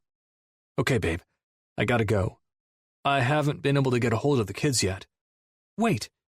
I'm sorry to rush, Lauren, but I've got to get a hold of them and get to work. We're on our way to search and rescue now. No, Garrett, I know. I just wanted to tell you that I spoke to Sarah. I called them first. She says she, Hayden, and Bethany are all fine. Blake was at work, so they're still trying to get a hold of him, but... My throat gets tight with emotion, but I push through it to speak anyway. You called my kids first? Yes, I just had to make sure they were okay. You, I know, can take care of yourself, but... Lauren? What? I love you. The words just shoot from my lips, and once they're out there in the open, I have zero regrets. Just 0 regrets. I don't care that her father is currently shooting lasers into my skull with his eyes right now. I don't care about any of it, because I love her. Garrett, I love you, and I'll talk to you later, okay? Go save lives. I'll drive over and check on the kids on the way to help out at the hospital. Okay. Bye, she says, her voice strong and healthy and ready to take on the world. I take a deep breath as I pull the phone away from my ear, letting my head sink back on my shoulders briefly. They're all okay. Thank God they're all okay. When I tip my head forward again, the cap only has one thing to say. After this is over, you and I are going to talk. I nod. Looking forward to it, sir. Chapter 38. Lauren. Everyone on Garrett's ex's block is out in their yard, comforting one another and trying to make sense of what just happened as I drive down the street. It was scary, so I completely understand the impulse to find comfort in others. For me, though, I'm just now realizing it was scary enough, and the need to see Sarah and Hayden was urgent enough, that I didn't even think about the fact that this will be the first time I meet Bethany, ever. And I'll be doing it without Garrett. Sarah and Hayden and Bethany are all in a huddle in their front yard, too, but when I pull into the driveway and Hayden notices it's me, he breaks away from their group and heads toward me at a run. I climb out of the car just in time for him to slam into me with a bone-jarring hug, and I return it with all my might. You guys okay?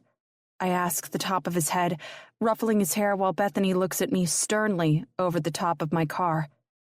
Yeah, we're good. Like so much stuff is broken, but we're good. I nod. I know the feeling. Good to hear, buddy. I grab his shoulders and spin him around so I have room to shut my door. Come on, let's go talk to your mom and sister. Hayden takes my hand in his, and I have to suck my lips into my mouth to stop the sting of tears in my nose. Garrett may not be here, but his mini-me is, and he's going to take care of me just like I'm going to take care of him. Squaring my shoulders, I walk right to Sarah and Bethany and stick out my hand. Hi, Bethany, I'm Lauren. I'm so sorry to be meeting you like this, but I'm so glad to see you're okay. Where's Garrett? She says in return, and Sarah's eyebrows rise 3/4 of the way up her forehead. Right. Okay. I trudge forward anyway. He's at work. Shocking, she says with disdain. And for the first time since Garrett told me about her, I get a sense of the full level of betrayal she feels for the years she's spent on her own.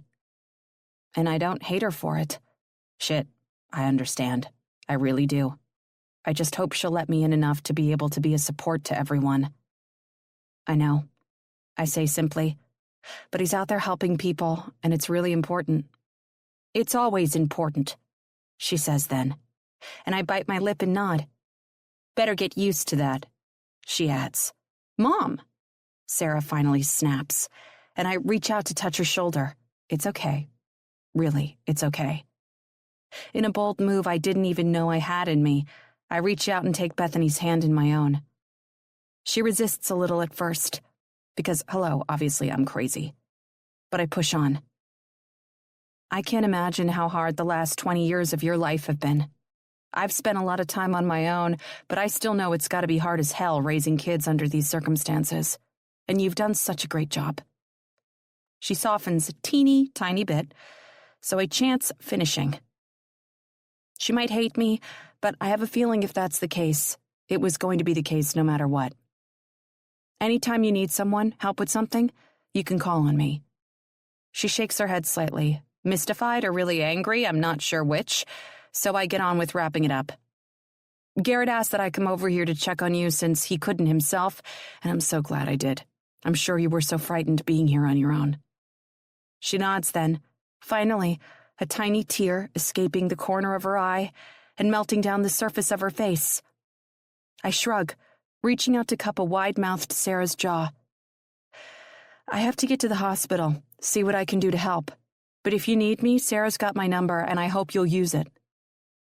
Bethany gulps, and Sarah's and Hayden's smiles follow me all the way to my car. I feel like a feather could knock me off my feet. I'm so close to coming right out of my body. But I don't look back. I don't overthink it, and I don't let myself fall into regret.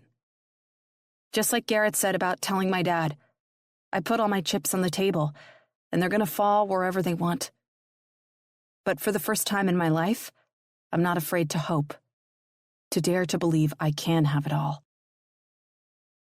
It's been a full 24 hours since the earthquake hit, and I've been running the halls of the hospital all night. It's been a while since I did my trauma rotation during my residency, and I remember now why I didn't choose to make a career out of it. It's stressful and fast-paced, and rarely ends in a cheery fondle of a simple ball sack. But, for now, I'll take the discomfort and the long hours, and I'll be thankful for them until the end of time. Because I survived this thing without a scratch, as did everyone I love and care about, and so many of the people I've been working on for the last day did not. I'll work myself until I can't work anymore to make sure these people get back to their families. I check my phone for pages, and while I'm in it, I see there's a new message from Holly and a new message from my dad. Both are checking, which I appreciate greatly, but I don't have time to answer them now, especially since one of my dads reads, "We need to talk." I have to be back down on the first floor to suture a laceration, and then there's a little boy complaining of stomach pain that they desperately need someone to check out. I'm dying to hear from Garrett, but I know better than to let myself want it. I know he's busy just like I am, helping as many people as he can, and that's what I want him to focus on. Because when the dust settles, I know he'll be waiting for me. And I know this because I'll be waiting for him, too. Chapter 39, February 19th. Garrett. Alexander! I turned back from my locker, droplets of water from my shower still dripping onto my neck sporadically. The cap is staring me down, and I know it's not because he wants to tell me what a good job I've done over the last 48 hours. I know for the cap, we're still back in the engine right after the quake when he heard me call his daughter, tell his daughter I love her, before he could call her himself and make sure she was okay. He's running on fumes of betrayal, and he's about to light them up all over me. I slam my locker closed and raise my chin, prepared to face the music. For Lauren, for the relationship we've built, for the respect the cap has always shown me, I'm more than ready to hear everything he has to say, and then some. He deserves that much. For the daughter he raised, he deserves everything. Yes, sir? Get your ass in my office, now. I nod, moving swiftly and without delay. He slams the door behind me and rounds his desk to lean into it. I'm not sure if he puts it between us as a power move or as a tool to prevent his own urge to commit murder from taking over. I move to stand behind the chairs across from him and wait. Sit down, he orders, but I shake my head. Respectfully, sir, I'd rather stand. Respectfully, huh? He asks, cynicism ripe in his voice. I might understand if you knew what the real goddamn definition of that word was, but you've made it very fucking clear you don't. I nod, not because I agree with him, but because he deserves to say his piece without me making any excuses. He stares at me for a long moment, and then finally asks the question I know has been rolling around in his mind on a constant loop since the earthquake hit. How fucking long have you been dating my daughter behind my back? I tell him the truth. Just over a month, sir. A goddamn month! Yes, sir, I assert again. He shakes his head, his cheeks turning a ruddy red as he gets more and more worked up. I stay silent, hoping he'll give me the opportunity for a rebuttal when he's ready. But apparently he's well past that stage of anger. You're done. Sir? You're fired, Alexander. I take a deep, gasping breath in through my nose and slowly, ever so slowly, let it out. I can tell by the wild look in his eyes that no matter what I say, no matter what I do, it's not going to be enough. So instead, I nod. When he speaks again, his voice is soft and raw, the battered hurt of a man betrayed by both his daughter and a friend. We have to trust one another out there, and I can't trust you. I understand, sir. His eyes widen slightly, like maybe he didn't expect me to take it this way, but I'm already on my way out of his office when he calls my name again. Alexander? Yes, sir, I ask, looking back over my shoulder. Let her go. Let her find someone who deserves her. I shake my head and set my jaw.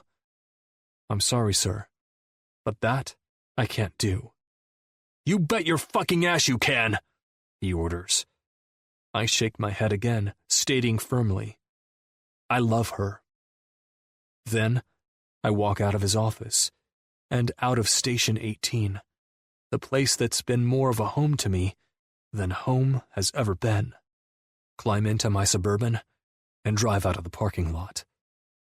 And I don't look back. Chapter 40. Lauren. When the phone rings with Garrett's name, I finally let out the breath I've been holding since the earthquake happened. I've been busy and stressed, and I've known Garrett was okay, but being able to talk to him again, see him with my own eyes, is a reunion I've been longing for. Hello? Hey, babe. Hey, I say, melting into my couch in a gooey pile of warmth. You home? Yes, I answer, tucking the phone between my cheek and my shoulder so I can unscrew the cap on my bottle of water. Just got in from the hospital a couple hours ago, and I'm dead on my freaking feet. It's been too long since I've worked in a trauma environment and I'm out of shape. He chuckles lightly, but he doesn't sound right. I know he must be tired too, but still, I ask anyway. What's going on? Are you okay? I'm good, babe. I just wanted to check with you and see if it was okay if I came over for a little bit before I go get the kids. I want to sleep, but I'd like to do it with you. Of course. But are you sure you're okay? Did you talk to my dad? Yes, I promise, and yes, I did. We'll talk about it when I get there. My eyebrows draw together at his cryptic foreshadowing. What happened? Lauren. Garrett, what happened? He sighs heavily. Okay, but listen, it's not a big deal. It doesn't change anything for us, okay? What doesn't change anything? Lauren, Garrett, tell me. He fired me. My spine goes stiff as I pop up from my couch like a jack-in-the-box. He what? Baby, this is not a big deal. Not a big deal, my ass! I yell. Even Frank jumps in his little fishy tank. Lauren, gotta go, I say simply before taking the phone away from my ear and jumping into action. All remnants of fatigue, long gone. I run around like a madwoman, gathering my purse and keys and putting on a pair of shoes, and just like that, I'm out of the house. Jimmy Carroll is going to get a piece of my mind, whether he wants it or not. I speed down my dad's street and slide into the driveway on what feels like two wheels. Shell, having apparently come over at some point with the kids, steps out the front door at the sound of me slamming my car door. She gets one good look at my face and shoves her kids back inside the house. Where is he? I yell. Are you talking about Dad? Shell asks, somewhat bewildered. My dad and I have always gotten along well. even when my sisters and he have had bumps in the road. In fact, I don't think we've ever had a big fight, but let me tell you, we're about to. Yes, I'm talking about Dad, I shout back. Where is he? Shell, if I'm not mistaken, actually kind of smiles as she steps back toward the front door and offers, let me see if I can find him. Clearly, she's getting a twisted form of pleasure out of this little sign of the apocalypse. When my dad steps through the front door and comes down the steps, his face is just as steely as my own. You summoned me? He says, his attitude so thick it could smother a bat. Don't play coy. You know what you've done. What I've done? He snorts and points a sarcastic hand toward himself before turning that exact hand toward me. How about what you've done? What Alexander's done? Clearly, he didn't have any trouble opening his mouth to tell you I'd fired him, but he sure as hell didn't exercise his ability to speak when it came to telling me what the hell was going on between the two of you. That's because it wasn't any of your business. Bullshit.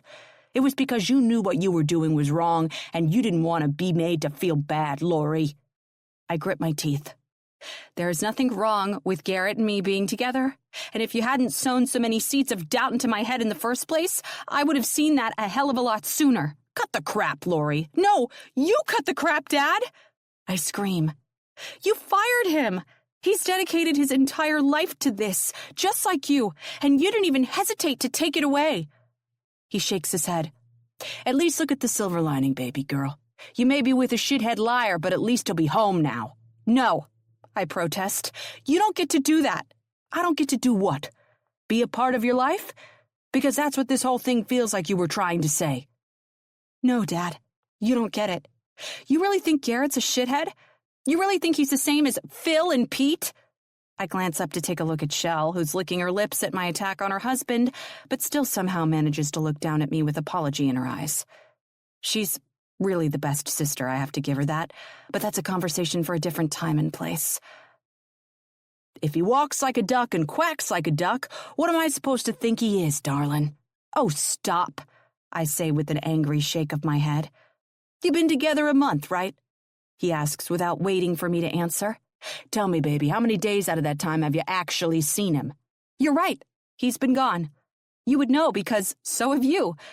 But I'd rather be with a guy who's truly sorry to have to go than one who's completely apathetic about his ability to stay. My dad's forehead crinkles as my words sink in, but I don't pause. I don't let up. Pete and Phil, they're there all the goddamn time without a single shit to give. Garrett may be gone half the month, but when he's there, I have to swallow against the building emotion. When he's there, he's there. He's present and helpful and fun and supportive and attentive. He's twice the guy he needs to be because he only gets to be him half the time. Chapter 41. Garrett. Lauren doesn't even notice as I pull to a stop behind her car in her dad's driveway, shut off the engine, and jump down outside. She's busy in the middle of a rant, her arms flying out to the sides as she talks animatedly to Cap. Her sister Shell stands on the top step in front of the door and gives me a small smile as she notices me come up behind Lauren in the driveway. Her words, though, they bring me to a rocking stop. My heart clenches in my chest as the overwhelming certainty that I've done the right thing, that I've chosen the right woman, washes over me like a springtime rain shower. It's gentle and comforting, and it makes me want to wrap my woman up in my arms and never let her go. Lauren, I say gently, pulling the Cap's very active eyes straight to mine as she spins around. Garrett, she says before tugging her lips into her mouth and then letting them go. What are you doing here? I shrug. I had a very strong feeling this is where you were heading when you hung up on me. I'm sorry. She apologizes. Are you kidding? I ask with a chuckle. My woman dropped everything to go to battle for me. She doesn't have anything to apologize for. Lauren, you're everything, I say simply, trying like hell to put a whole fucking truckload of feelings into a tiny little jar.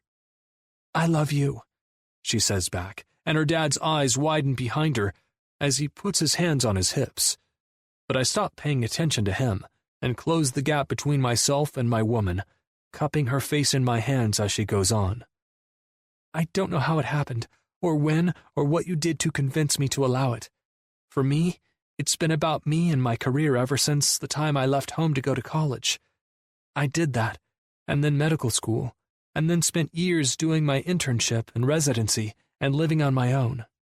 I sweep a thumb under her eye, just as a teeny tear slips out. I wasn't supposed to come back here and find someone, she says, and I definitely wasn't supposed to see his penis before he knew my full name. I laugh at that and shake my head. God, I had to make a laundry list of famous grandmother figures to keep myself from getting hard during that infamous appointment. But I did, she says, her voice certain. And the rest of it? I've never had something feel so right. So I love you. And your kids. I don't love your schedule, but I get it.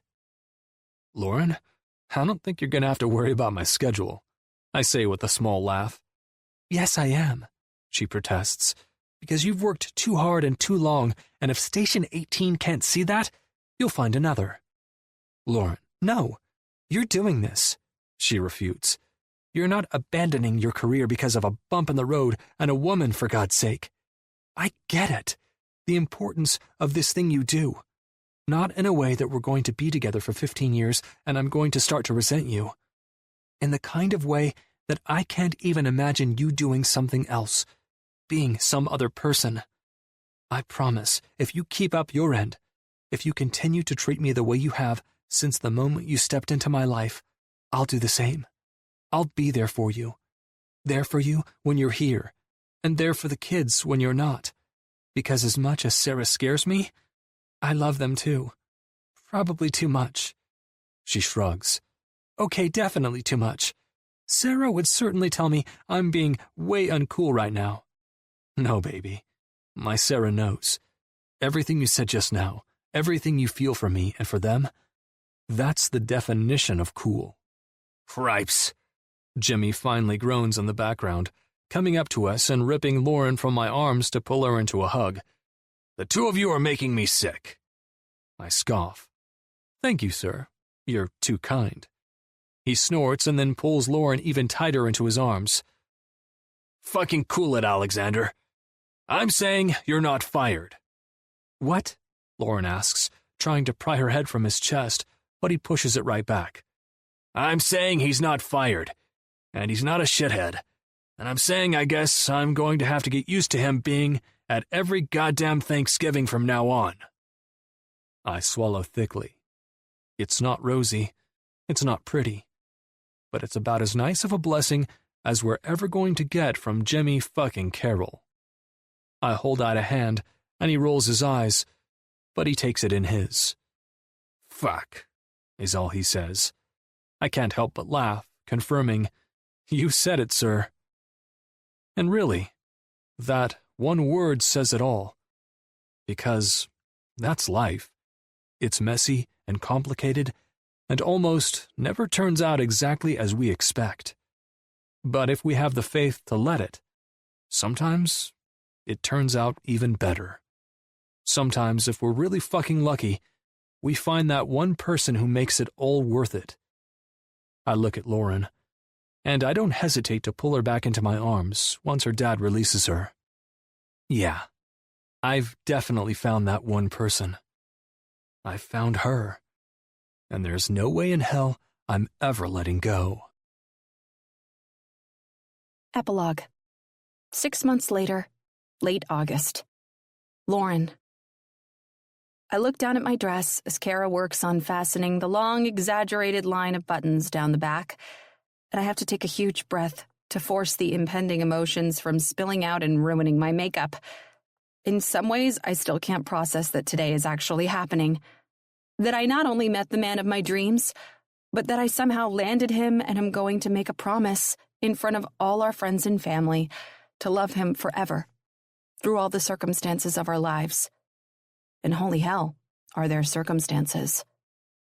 Mostly wonderful, unimaginably lucky ones like the unexpected gift of 2 of the best stepchildren and a network of friends and extended family that will keep us on our toes for years to come.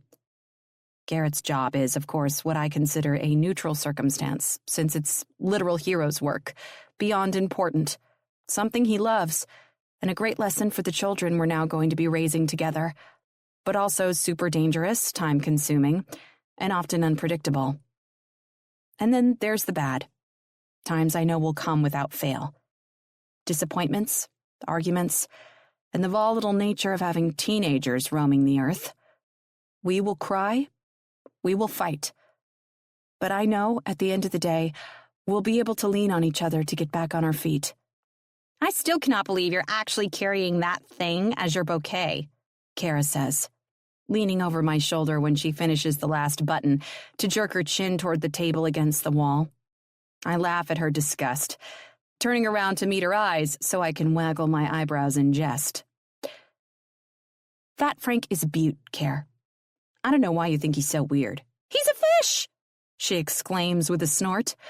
You're carrying a stupid fish in a stupid bowl in front of a Valentino gown, for Christ's sake. I shrug, turning back to look at Frank and smiling as he swishes his fishy tail. Garrett bought him for me on our first date. It's when I knew I was at major risk of falling in love. My dad buying you a fish made you swoon? Sarah asks from her spot on the couch, just glancing up from her phone enough for me to know she's talking to me. I turn to face her completely, and Kara reaches down to spin my train around. Yes, I confirm matter-of-factly, I was borderline insane that night, spouting off about my soul connection with Frank over there like it was the New Testament of the Bible. And instead of making fun of me, instead of trying to act cool or tough or mansplain all the ways I was mistaken, your dad offered to buy him for me. Holly huffs and storms toward the box of tissues on the end table next to Sarah. Damn it, Lauren, you're messing up my makeup. I giggle, my eyes starting to get a little misty themselves. Sorry. Blame Kara for making me get all lovesick. There's a knock on the door, and Holly jumps from her spot by the tissues to run and get it. When she opens the door, Shell and Chloe walk right in, leaving Bethany in their wake to loiter under the arch of the doorframe. Everything is ready out front, Chloe announces proudly. About 10 minutes ago, we sent her on an errand to get an idea of timing, and she's wearing the responsibility like a badge of honor. Seriously? I should have hired her as my wedding planner. The Reverend says he expects everyone to be seated in about 10 minutes, and then we'll get started. Garrett and the guys are ready, too. Shell supplies helpfully. Dad's a little bit of a mess, but he said he'd meet me here in a couple minutes. She smiles cheekily.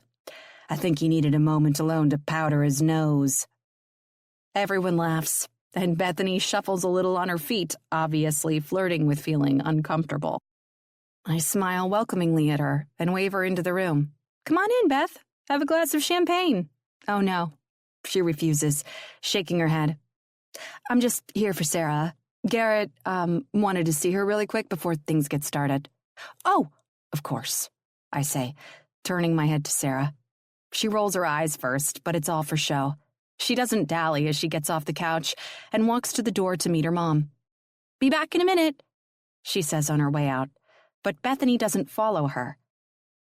It looks like she wants to say something, so I lift the corners of my mouth in an encouraging smile. Her shoulders rise and settle, kind of like she's just taken a deep breath, and then she curves her mouth into a friendly smile of her own. She's gorgeous. So freaking pretty, it's unbelievable. But I swear, seeing her smile today is the first time it's been as obvious as it probably should have been all along. You really look beautiful, Lauren, she says then, making my throat get tight with unexpected emotion. I'm happy for you both. She shrugs, clearly embarrassed by her audience, but she pushes through it anyway. Congratulations. Thank you, Bethany, I say softly. She nods, glances at several sets of shocked eyeballs, and then makes her way through the door and down the hall to catch up to her daughter. Okay, I demand answers right now. How on earth did you tame Satan's mistress? Holly asks, and I burst out laughing. What? What are you talking about? Bethany! Holly whisper yells, just in case the woman in question is lingering right outside the door or something. I've seriously never seen her looking anything but constipated with a whole shitload of anger. Come on. No, Chloe remarks casually. It's true. I raise my shoulders slightly. I think I just treated her with kindness. Holly's eyes bug out dramatically, and I can't help but giggle. And I really, really love her children. Bingo, Shell says softly from her spot at the mirror, putting on another coat of lipstick. It's the kids. When it comes to a mother, the key is always her kids. Holly sighs heavily and walks to the box of tissues again, yanking one out with a violent tug. The rest of us try not to laugh at her, but it's useless. Shut up, she demands playfully, and our laughter only renews. Anyone else have something noteworthy to say? Want to make me cry some more? Come on, Holly teases, pretending to glance at an invisible watch. We've got another 5 minutes or so. Rock me, really, bring the pain. Most of us laugh, obviously taking her words as a joke, but one of us, Shell, I believe, says something with words. I whip my head to the side at what I think I heard, but I'm pretty sure I must be imagining it. What did you just say? I said, I'm leaving Phil. Oh my God, Holly breathes. What is going on at this wedding? Is this a wedding present? The question pops from my lips before I can stop it, and Shell actually snorts. It's something that needed to happen, and I finally got the courage to do it. I legitimately cannot believe this is happening, Holly whispers under her breath, making Chloe reach out to wrap an arm around her shoulders as she laughs. I turn back to Shell and take her by the shoulders, looking directly into her eyes. Are you okay? She nods, smiles. Yeah, better than okay, really. This is something I should have done a long time ago. I am so happy, I state with a shake of her body. To an outsider, that might sound cruel or cold-hearted, but I know my sister, and even more, I know what she's been through with Phil. I've seen the downright horrible way he treats her. His mind-blowing apathy to everything related to her and the kids. When my father says he's a shithead, he's not wrong. I'm happy because my sister deserves better. So much better. And thankfully, she understands why I'm happy. A small laugh jumps from her throat. Yeah, I knew you would be. If I didn't, I probably wouldn't have told you right before your wedding. The timing is perfect. Everything is perfect. Today, I already know, is going to go down in history as the very best day of my life. Garrett. Lauren's legs are silky smooth as I dip my head under the hem of her dress, run up the length of them with my lips, and grab the lacy garter from her thigh with my teeth. The noise from the partygoers around us is overwhelming, the sound impressively intimidating, like the roaring wall of a fire. My heartbeat speeds up to supersonic levels, and I close my eyes for a brief second on my way out from under the dress, just long enough to mentally prepare myself for what I'm about to do, for what the guys at the firehouse talked me into doing. The lacy scrap of material in my teeth, I emerge from the darkness under Lauren's dress, and the wall of noise triples in intensity. Her smile is punctuated by red cheeks, the embarrassment of such public affection making her sweat. But my God, she's the most beautiful woman in the world. With a quick wink and a deep kiss, I step back from Lauren, shoot the garter off like a slingshot over my back, and turn to the DJ with a nod. Immediately, the chords of Donna Summer's Hot Stuff fill the tent, and I fall back 5 steps directly into my choreographed position. Lauren's eyes widen so far, I can see the whites on every side, and Jake whoops a holler of surprise so loud you'd think he's possessed. God help me, here we go. 1, 2, 3, 4. I counted off with my fingers in the air, all 21 of our guys from Station 18 falling in behind me, including Lauren's father, Captain Jemmy. 5, 6, 7, 8, they yell as a unit, dropping into a deep squat at the end that I join in for. I noticed Sarah cover her eyes off to the side, and all my embarrassment starts to melt away. Because if I'm embarrassing my kids, I'm probably doing something right. 3 hip chugs forward start our dance, followed by the hand behind the head arm sweep. Lauren's smile is so fucking huge, I swear I could combust. But I know the show must go on. I run my hands down my sides, knowing the guys behind me are all mimicking my movements, and Lauren points directly to her dad's position, covering her mouth as laughter spills out from everyone in the room. I make my sexiest eyes as Donna yells about hot stuff over and over again, twisting my hips and gyrating harder with every shimmy I take toward my bride. She dances in her chair, and I fall in love all over again.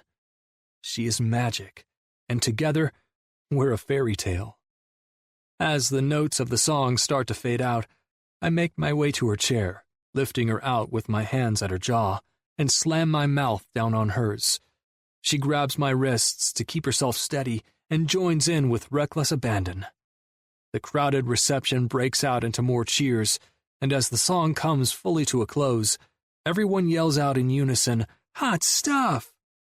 "You and me," I whisper against Lauren's mouth. "Hot stuff forever," she returns, and I smile against her lips. "Goddamn, I love you." "Always and forever?" she asks on a whisper. "It's going to take you infinite lifetimes to get rid of me." "Never." She giggles and wraps her arms around my neck. "I'm never getting rid of you." I rub my nose against hers and lock our gazes. "I am yours and you are mine. Till death do us part, beautiful wife of mine." "Damn straight, husband." 8 months later, late April. Garrett. "I'm so sad you have to go already," Lauren complains adorably from her seated position on our bed. "I thought you were supposed to get a couple days between calls. It's not even peak fire season." "I am, and I know," I say honestly, trying my hardest not to ruin the surprise entirely. I want to tell her so badly what I have planned, but Jake, the stupid bastard, is convinced that secrecy is going to make the big reveal that much sweeter. 3 months ago, he planned a surprise trip to Matt's cousin's ranch in Utah for Holly.